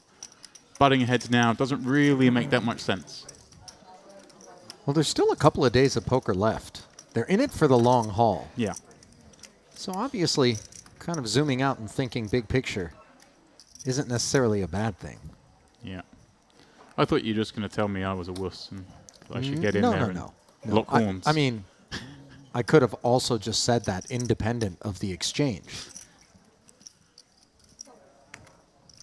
Actually, I couldn't. Because you still fly Ryanair. I don't play Ryanair, Ollie. Oh, you fly EasyJet, sorry. Thank you. Thank you. I get them mixed up. I'm an EasyJet Plus But card if holder. you can I'll have fly you know. EasyJet, it's almost like going to boot camp, aviation boot camp. What is that, 28 inches of legroom? I hope at no point that we're looking for a sponsorship from EasyJet here at Merit, because that's, I think I may have poisoned that deal. And they do fly to the island, so. They do. They fly everywhere. Probably bad news. All right, I take it back. EasyJet.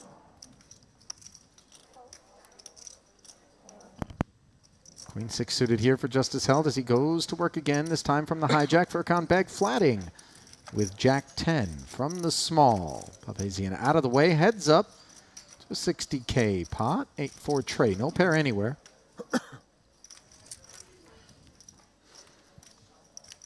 You know, you've got your Lufthansa status. I really don't. I've got an EasyJet Plus card. Do you really? You know.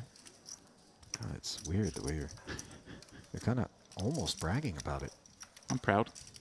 Let's see how proud Justice Held is here, this Queen 6. Yeah, it's funny. I just mentioned how Beg had folded the 3-5 off from the big against this man, and maybe alluding to the idea that he kind of wants to play a little bit of avoidance. Not that 3-5 offsuit's a good hand, of course, but then here he is peeling Jack 10 offsuit from the small against the same player, so just goes to show, Ollie, not for the first time, but I don't really know what I'm talking about.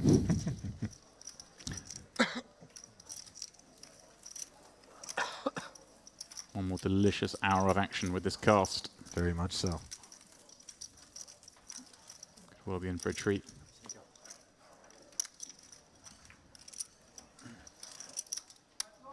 A lot of these players, Ali, itching to bag up their chips and open up their other bag with the Mix Max restarting the moment we finish. Can you believe today.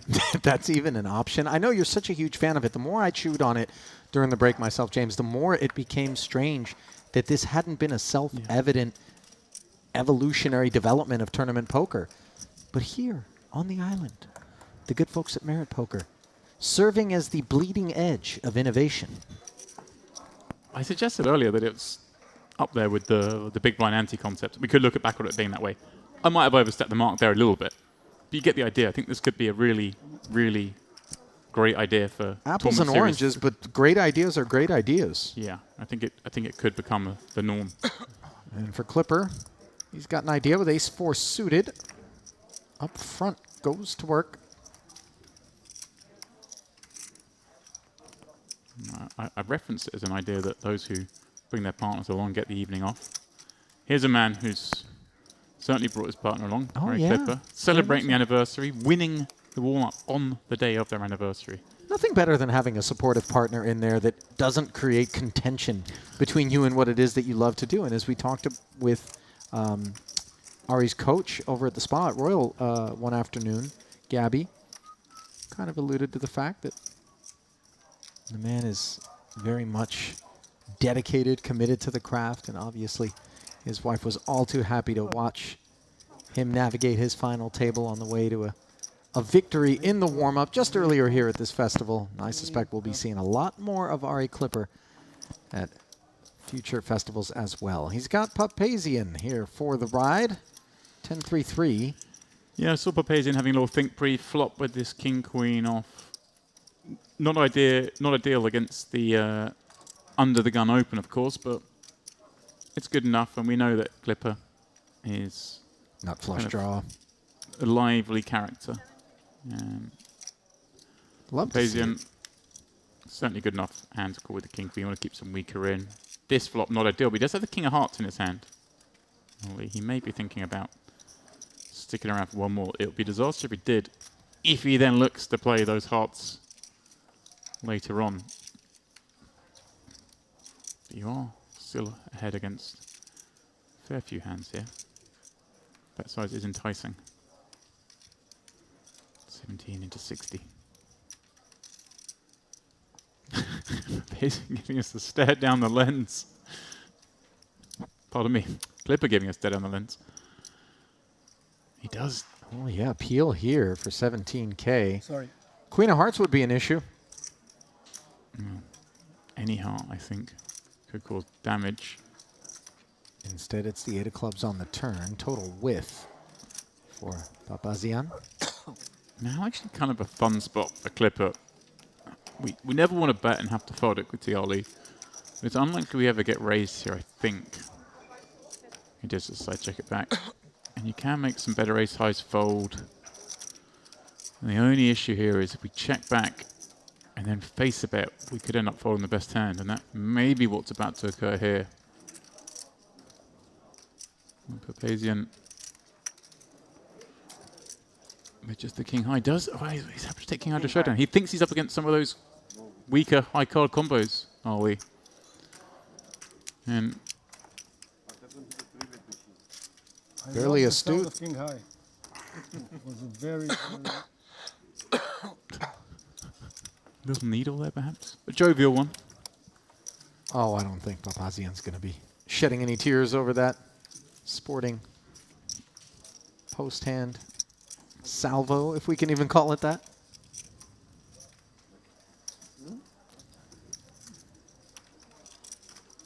So animated is Ari. Love to see it.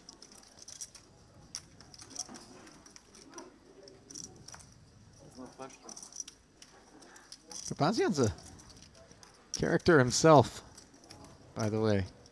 Yeah, he's great fun to watch. Both the way he plays and his table talk, Ali. He's trying to dig out some information in quite a few of the hands he's played.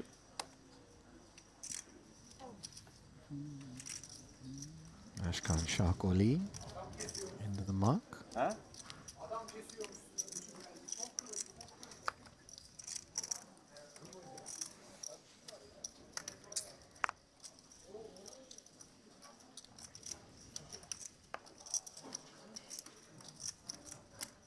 Around to beg.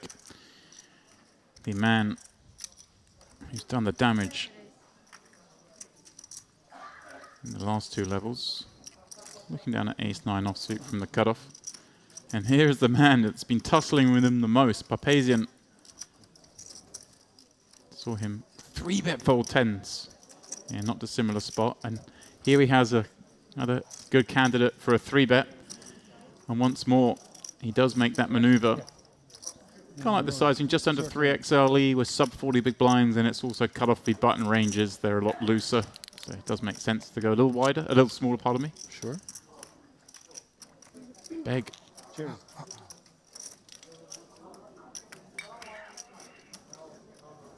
Has options.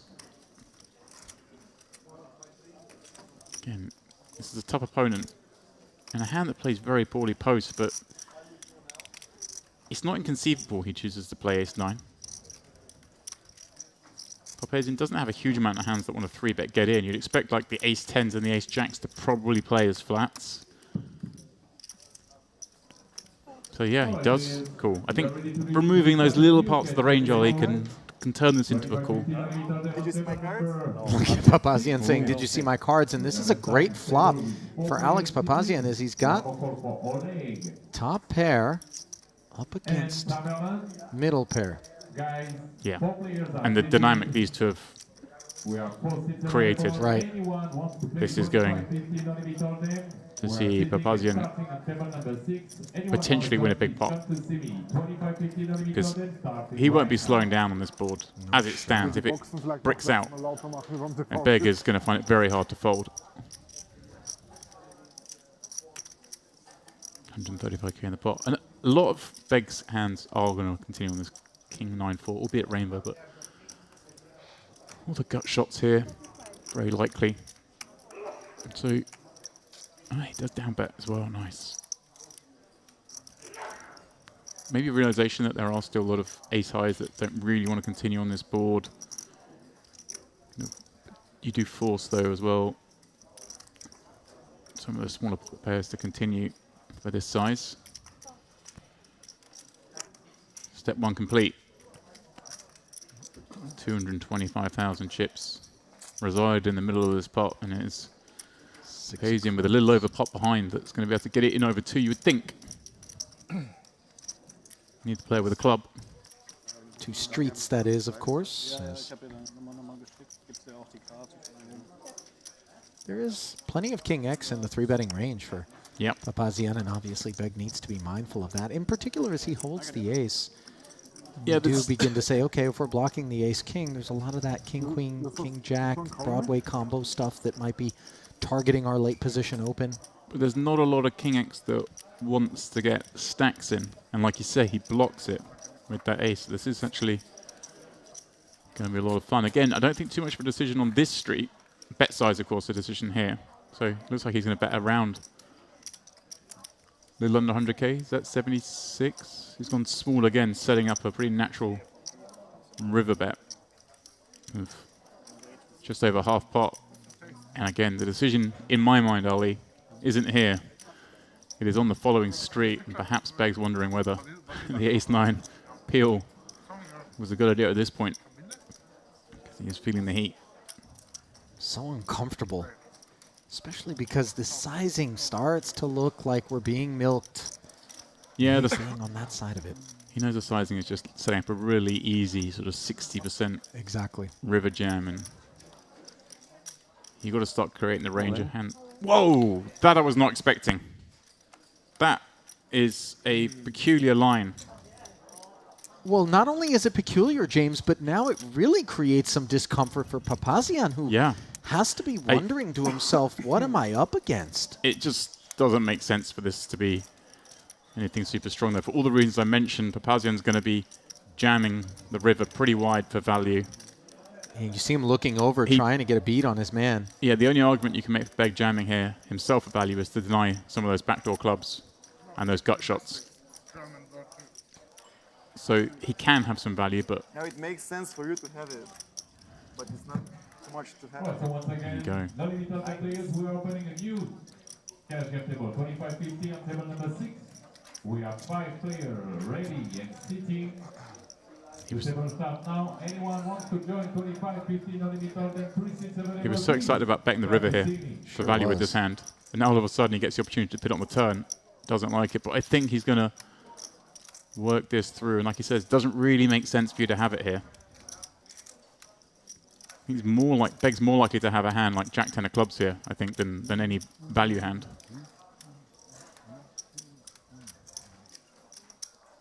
Papazian just has a lot of air. So yeah, he is going to make the call. Obviously doesn't love being all in for his tournament life, calling off with just one pair. You tend to skew away from those situations, not to oversimplify matters, but... just not enough. In the river it will be the same thing, but we will see. And you note that Beg said that the river was already the same thing, indicating that perhaps unimproved he was going to be calling off. So he created fold equity by check jamming here. 300. Doesn't work out for him, though, as Papazian fades the 9 or the ace. That didn't take long, James. Monstrous pot. Unsurprised 285. with the way these two have played. But yeah, Ali, it's funny how you can feel so good about your hand for value like Papazian did there with the king-queen. Can't wait for the brick to come on the river and get to shove for value and feel great. and then your opponent just moves all in. Absolutely right. Your whole thought process, you have to start again. You're like, hang on a second, have I completely misconstrued my opponent's range and how they're going to play? Obviously, that's why you take a bit of time. We know sitting here that that wasn't going to make much sense. Papazian was going to make the call. But completely justified in taking his time. And the 800k pot. It's going to make this last 45 minutes very exciting.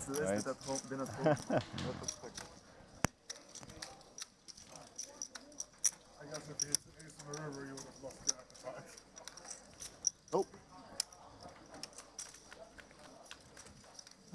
Appetite is plenty.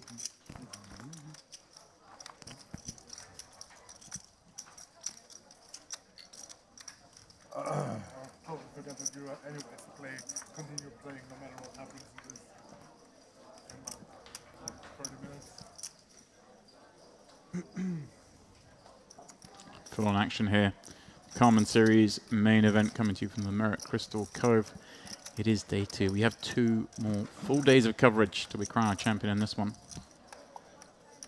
And there are some big names accumulating near the top of the leaderboard. Maxime Chilot is the overall leader in the tournament as things stand.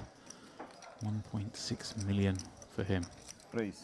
Boris Angelov, Yuri Reichstein up near the top of the counts along with the likes of Jack Sinclair. Look at this development for Furkan Beg on the heels of having opened an ace-9, called a 3-bet, looking a bit wounded after getting a big bite taken out of him by Papazian. Still can well afford to be active. Has been handed 2 queens, and it is Papazian who has the ace-9. This is insane. The running theme on this table, Ali, before we even joined them, was that Beg had queens 4 times. He's had them once on our table.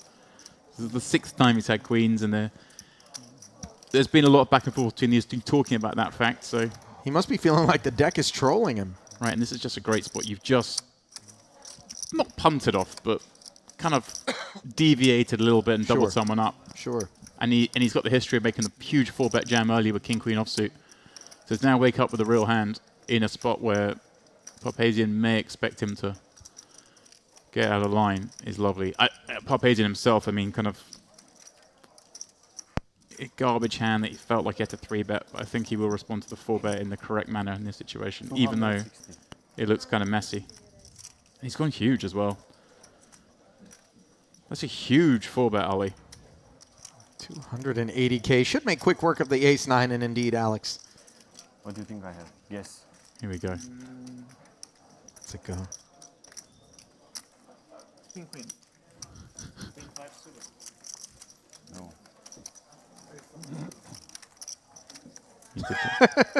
Just a simple no. Nobody knows what I have. Good rally, huh? We know what you had. Sana kapattığım el vardı yine. Kings. If I were to guess truthfully. Queen, queen. Queens. 100%.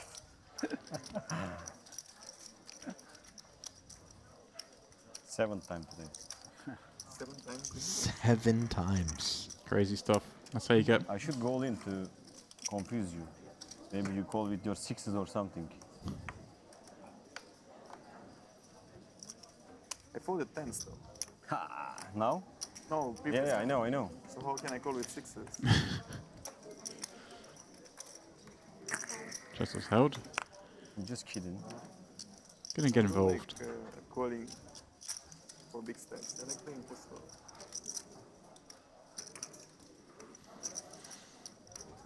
Opens to 20K as ace-9 becomes a theme. Razai with the dominated ace-6 suited.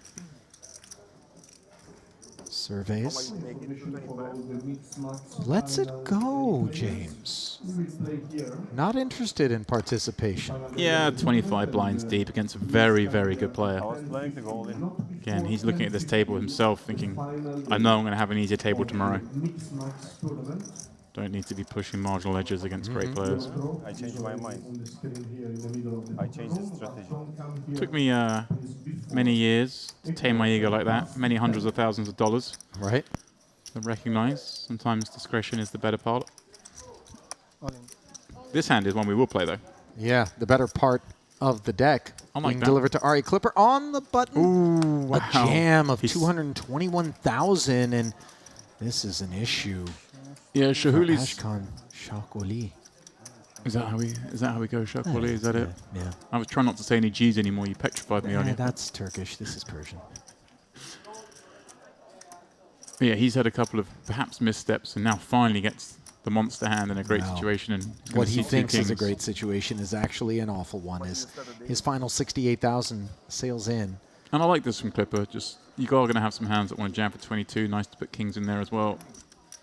Only 3-bet looks so suspicious, especially against under the gun. Justice hasn't been getting crazy out of line. He's probably opening more than What about you? the book would say, but not obscenely so. Oh, instructs.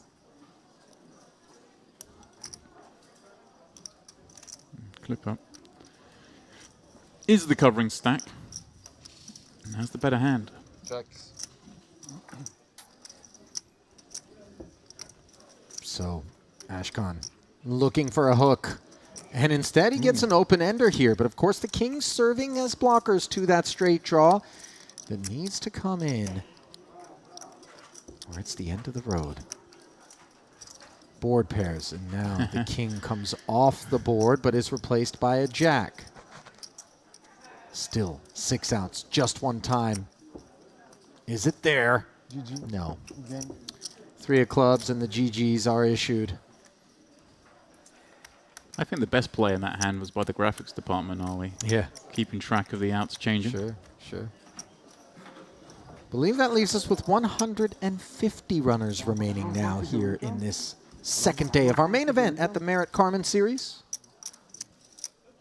89 will receive compensation. 90, though, Ollie, if you include the bubble draw. It's my big blind. That I know you're partly responsible for. I'm just copywriting, that's all. The bubble draw is kind of a cool little wrinkle, by the way, for those that aren't aware. Look at Ari. Who loves it more than Last time him? you were always re-raising, now you go all in. He's tricky. When you don't go all in, you bluff, huh? Pre-flop.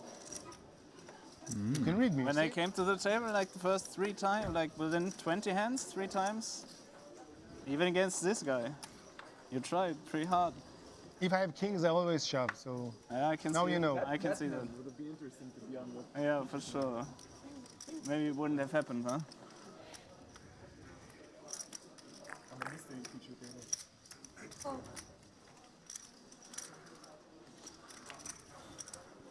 Put it in your notebook. If I shove, it's kings always. Ah, so it was aces. Who's got a The notebook? other, I raise, I do whatever, but I actually played with a guy that did keep a notebook. And you'd beat him in a pot, and he'd just whip it out, I get every open round one time aces. write some things down, close it, put it back in his pocket. And for years, none of us had any clue what was in it.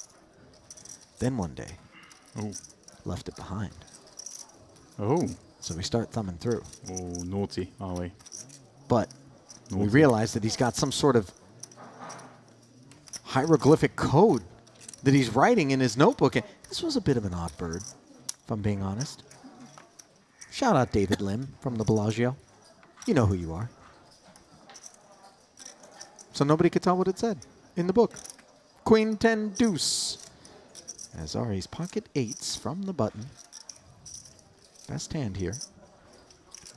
Yeah, hard to see it that way at the moment, but also hard for Razai to see that having opened +1. A little liberal of 24 blinds from +1 on this table, but we admire Heart, Ali, and he is going to stab at this. I'm a little surprised. Kind of go with it if we had the ace of spades, but we've got the 9 of spades. He's going to go small, and it's in hope that he's against this kind of hand, the 2-8s to fold, and hard for Held to hold on with bottom pair to this action. So the ace-9 making 2 better hands fold. There's some magic left in this game. 2 overcards to the 2-8s, obviously an issue. So nice follow through there from Daniel Rezai. So did you take a picture of said notebook and work on decrypting it later on? I mean, No. How nosy were we getting? Felt like he was going to go postal on us when he found out. Like he really, we left it alone.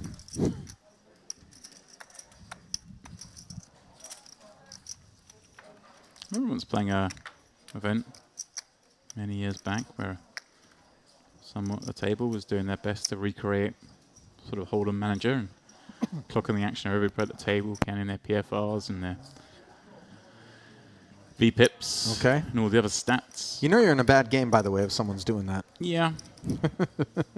At least in one seat. This wasn't a tournament, in fairness, but Oh, you don't really have a choice. Game selection, not a part of tournament poker. yeah, there's always one way to leave the table. If you don't like your draw, just punt and then go rebuy. Maybe you'll get a better one. Papazian. Queen 10. Yeah, again, a little liberal on the from +2, but it's the order of the day. That's a bit harsh, maybe. It's a bit liberal. He has got 80 blinds or 70 blinds.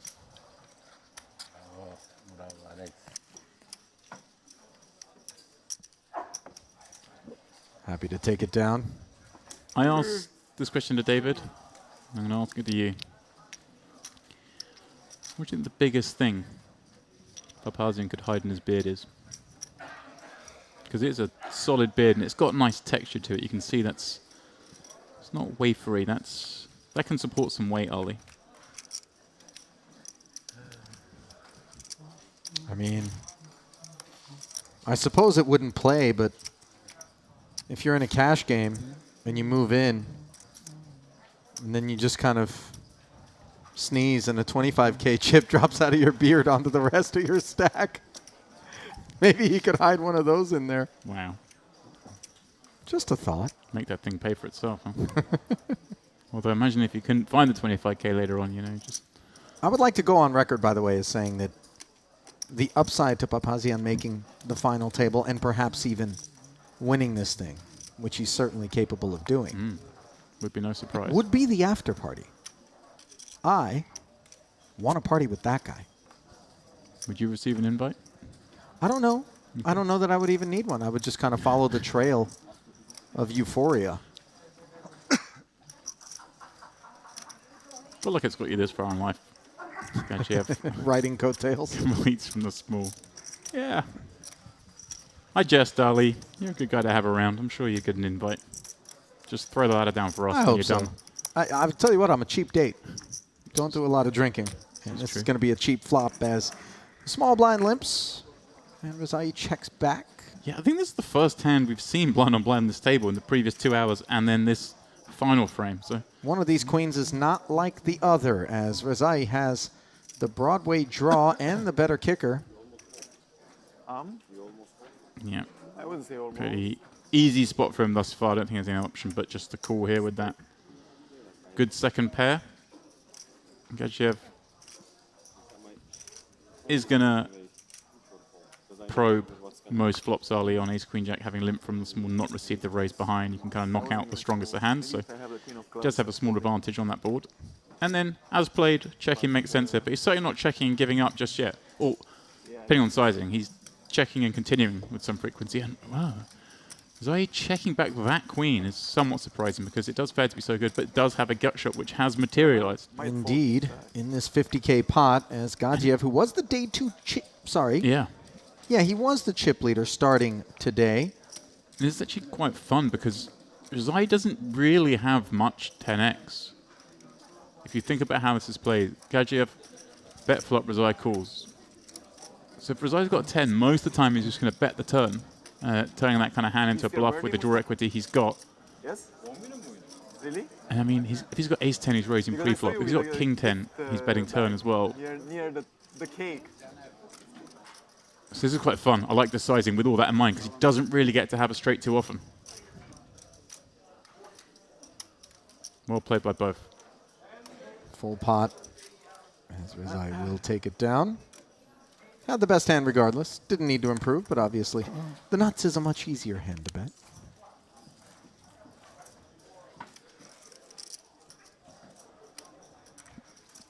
Certainly is.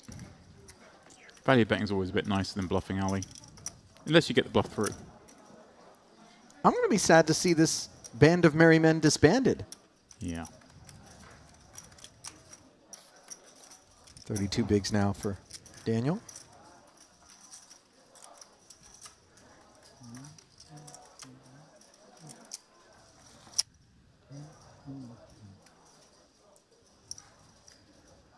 Still yet to see participation from both Oleg Khan and Mustafa Biz.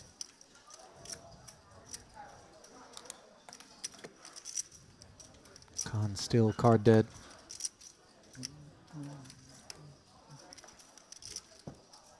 Mustafa also not interested.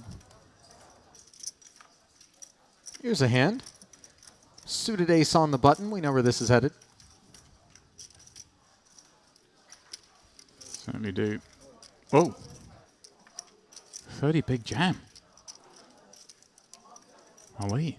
That's a little reckless, as the range of hands that would be calling you are the ones that have you in pretty bad shape. And we don't mind action. We don't mind hands peeling when we've got ace-9 suited. That plays very well post-flop in position. Continue a lot of boards. That's interesting. Actually, perhaps just looking for the end of the day.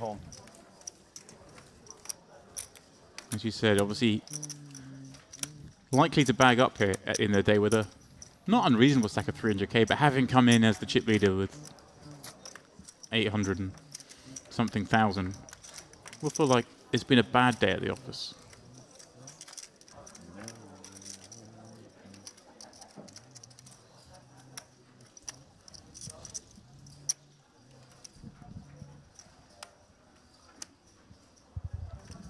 Rack them up and let's do it again.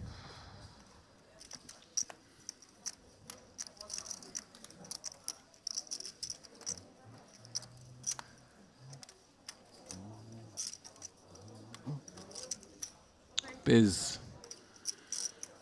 the bounty master, opening up king, queen, but he's going to be in trouble. Just this waking up with ace, king behind. We're playing over 50 big blinds deep here, are we? There's some avenue here. And well, these ace kings don't like to make the habit of flatting.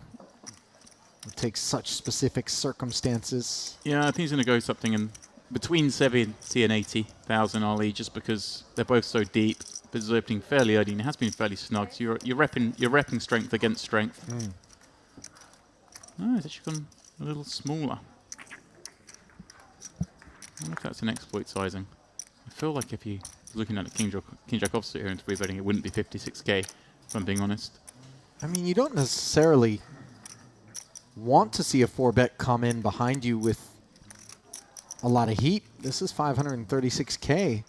Yeah. In front of Mustafa Biz, a player who, by the way, has been yet to participate in a pot in this frame. Yeah.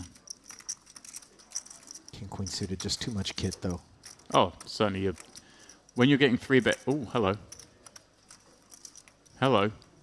So the baby size 3-bet did induce the 4-bet, James, and you did speculate that that might be the case. Now, Justice made this bet. Is he going to sleep in it? Wow. Wow, Ollie. I did not expect that. All those actions were actions I did not expect to see. The small 3-bet. Not a huge fan of it, but Justice Held obviously has his reasons.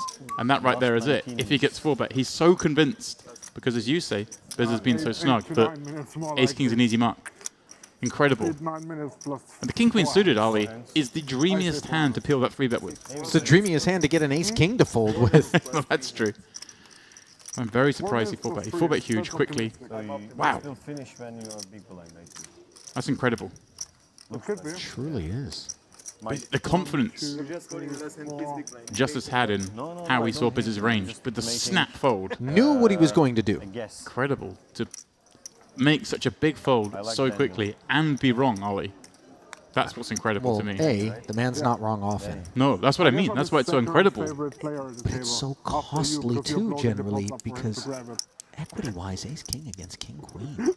For a big pot, you are sitting so pretty. Well, yeah, if he with jams, position, by the way. If he jams there, his opponent's folding, he's got 200k more. But, I mean, Yeah, but sometimes we get these things wrong, aren't we? Yeah.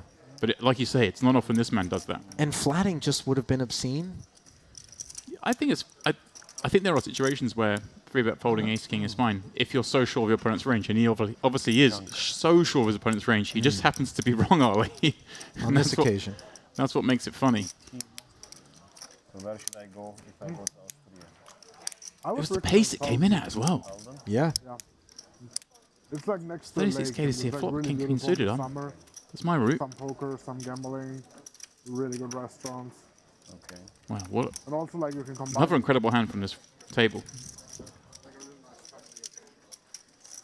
Tom in the chat asking how many in the money. It will be 89 paid. So the bubble will be bursting early on tomorrow. Such is the nature of the short day 1 and short day 2, or shorter day 2. Yeah, not that short, but we have to wrap it up so the guys can jump in their beloved mix max. I believe 48 remain in that. There's at least one mosquito still in the commentary booth. You know, when I first sat in here, I did get this sense that we weren't alone. Now I've had it verified. Which stop? We need an always on camera in here, I think. Where did he go? There's a Mysterious. bizarre number of mosquitoes that work their way into this booth. Yeah.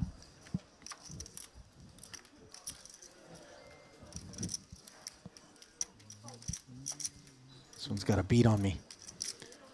I'm still coming to terms with the more bizarre situation we saw a minute ago. I'm not sure I'm more surprised by. I think I'm more surprised by the King-Queen 4-bet. King-Queen suit 4-bet is definitely more surprising me than the fold of the Ace-King. I can get on board with the fold of the Ace-King because of the perceived range of your opponent, but that opponent taking King-Queen suited, always the top floor, is very surprising. Did work out. Beg. Looking to get involved with 10-7 offsuit from the cutoff. He looks at the clock. It's nearly the end of the day. We don't have to win every pot, Beg. But we'd like to. Well, we always like to, Ollie. Well, you can't win if you don't try. Yeah, but you don't have to win every pot to win the most amount of money. This is true.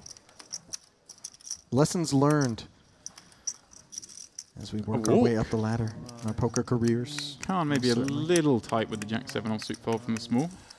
Big blind ante in play, but The very, very well. Any idea how long the buffet is open? Clipper. What time is it? Making a point of that. In Diamond, it closes at 10. I thought it's 11. No, they're gonna keep this one open for poker players. They're gonna keep Crystal open later for poker players. In Diamond or here? Here. Found him. I don't. Oh, James, have you been feasted upon by our friend? You just said hello. I boasted the other day about how they just never seem to bite me. I don't have the blood they like. Boom. This But one's he didn't equal bite me. opportunity. He didn't bite. He just nestled. In the saw a safe place to take shelter for a moment. There is no safe place for a mosquito in my booth. 14 because it's 3. Ace 5 suited. Might feel safe enough. Mind you, Razai folded an ace 6 suited not long ago Like how you know, like that I have like 4 minutes with a raise in front of him. you literally know that I was like. I should have bet on that. But now, the ace 5 suited, which is more desirable than the ace 6 suited. Yes. All the way through ace 9 suited. And unopened, this one. Yeah, exactly. Without the raise in front of him, a very different proposition. But you are right, Ali. Of course, those ace 5 suited is slightly better than ace 6 suited. Something that always sounds a little counterintuitive. Hand number 1. No. So we are going to play 3 more hands, and Daniel Razai predicted it. He's running bad, and it would result in him playing the last big blind, and that's the case it will be. Barring a bust fit, of course. Why him? He has enough chips. No, I feel it. What do you feel it? I feel it. Interesting. I think everybody has a feeling. You felt that I've been the last 10 in the big blind. He feels you both collide in the next end. Alexandra, tell us about your feelings. I said 4 minutes and 3 hands, and it was great. Hey, you remember? You were like. So have we drawn for the number of hands remaining in the evening, and it came up 3? Is that the idea? Yes. Yeah, sure. True grinder. Yeah? Poker slave. Grinder. Gadzhiev in one of the final 3 hands, looking down at ace king. True addicts. The ace 9 resulted in open jam, Ali. Aren't we all? And he's going to do the same thing here. It's almost like he's just had enough of this table. Players, right? Like, So I'm over play, this. play, If you guys want to play a hand with me, it's for all of it. Otherwise, put them in a bag. 300.5. 25. Well, see you all tomorrow. I'll tell you what, the upside to doing this is that you don't force yourself into any post-flop decision making. And here we go, Papazian, 2 6s. Who was supposed to collide? Gonna have to In fold. game or? I don't remember. No, I think now it's over. No, it's not happening. What's happening? It would have needed him to be faster. But what was the prediction? What was the prediction? Was he's coming for his big blind and they're colliding. Button is good. He didn't say who is winning. Button is good. Eventually.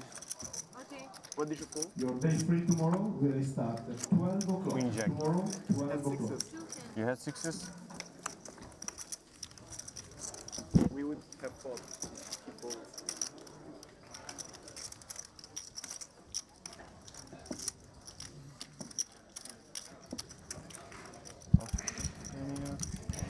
I don't need this 300 right now. Last 2 hands. Okay.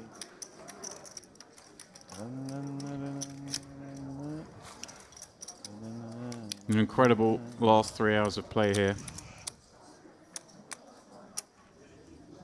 Setting us up wonderfully, Ali, for the weekend. Oh, yeah. Moving day tomorrow. With still plenty of characters in the grab bag of remaining runners here, of which there are currently I think they 144. would fit on you pretty good, yeah. A staggering Yeah.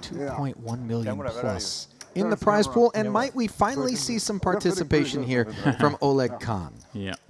15 blinds are going to find the middle. I will see in the stream. So, you give this to me? I can tell you where you can buy it. Maxim Shilot up to just under 2 million in chips as we move into the final throws of day 2. He's on one of the outer tables, of course.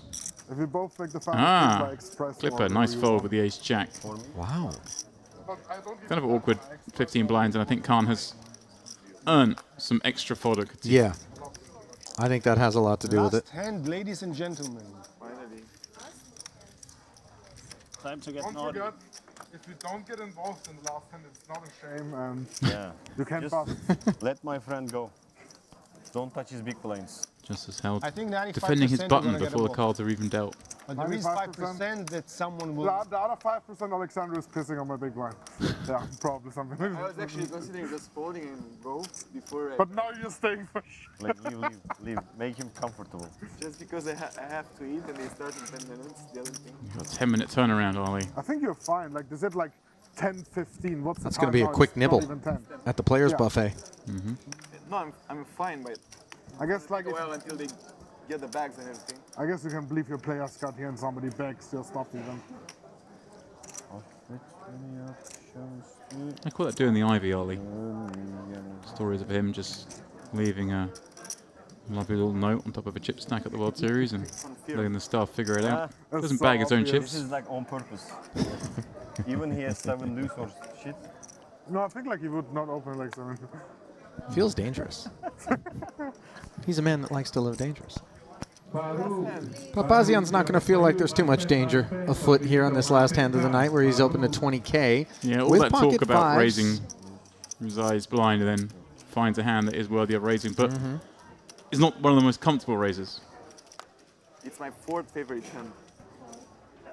It does get round to the blinds, which is the feeling he'd like. Oh, no, actually faces this up with King Jack. So it seems like he's been over this table. We saw him open jam Ace 9 suited, saw him open jam Ace King. And now he finds a hand that he certainly wishes to play and does come in with the peel from the small. Okay, now you're not going to eat. It's your problem. I might need a lot of time for these decisions now.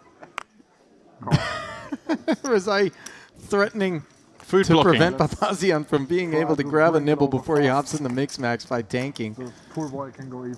Comes along with the suited connector and flops bottom 2 pair on an ace-high board. Gadzhiev caught in the crossfire from the small blind with King Jack. Does not connect. Does shut it down though, Ollie. There's certainly a potential to bet this board as the pre-flop raiser. The small blind peel is going to have a lot of these Broadway combos. Big blind gives up a lot, but maybe with 2 5s thinking I probably still have just enough to get to showdown. Can always do a delayed bet as well.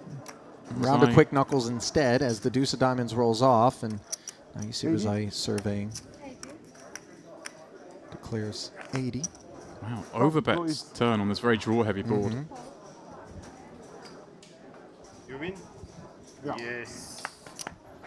No takers in the last hand of the night does go to Daniel Rizai. No, rest of you watch TV. No, the rest watch TV. Don't show.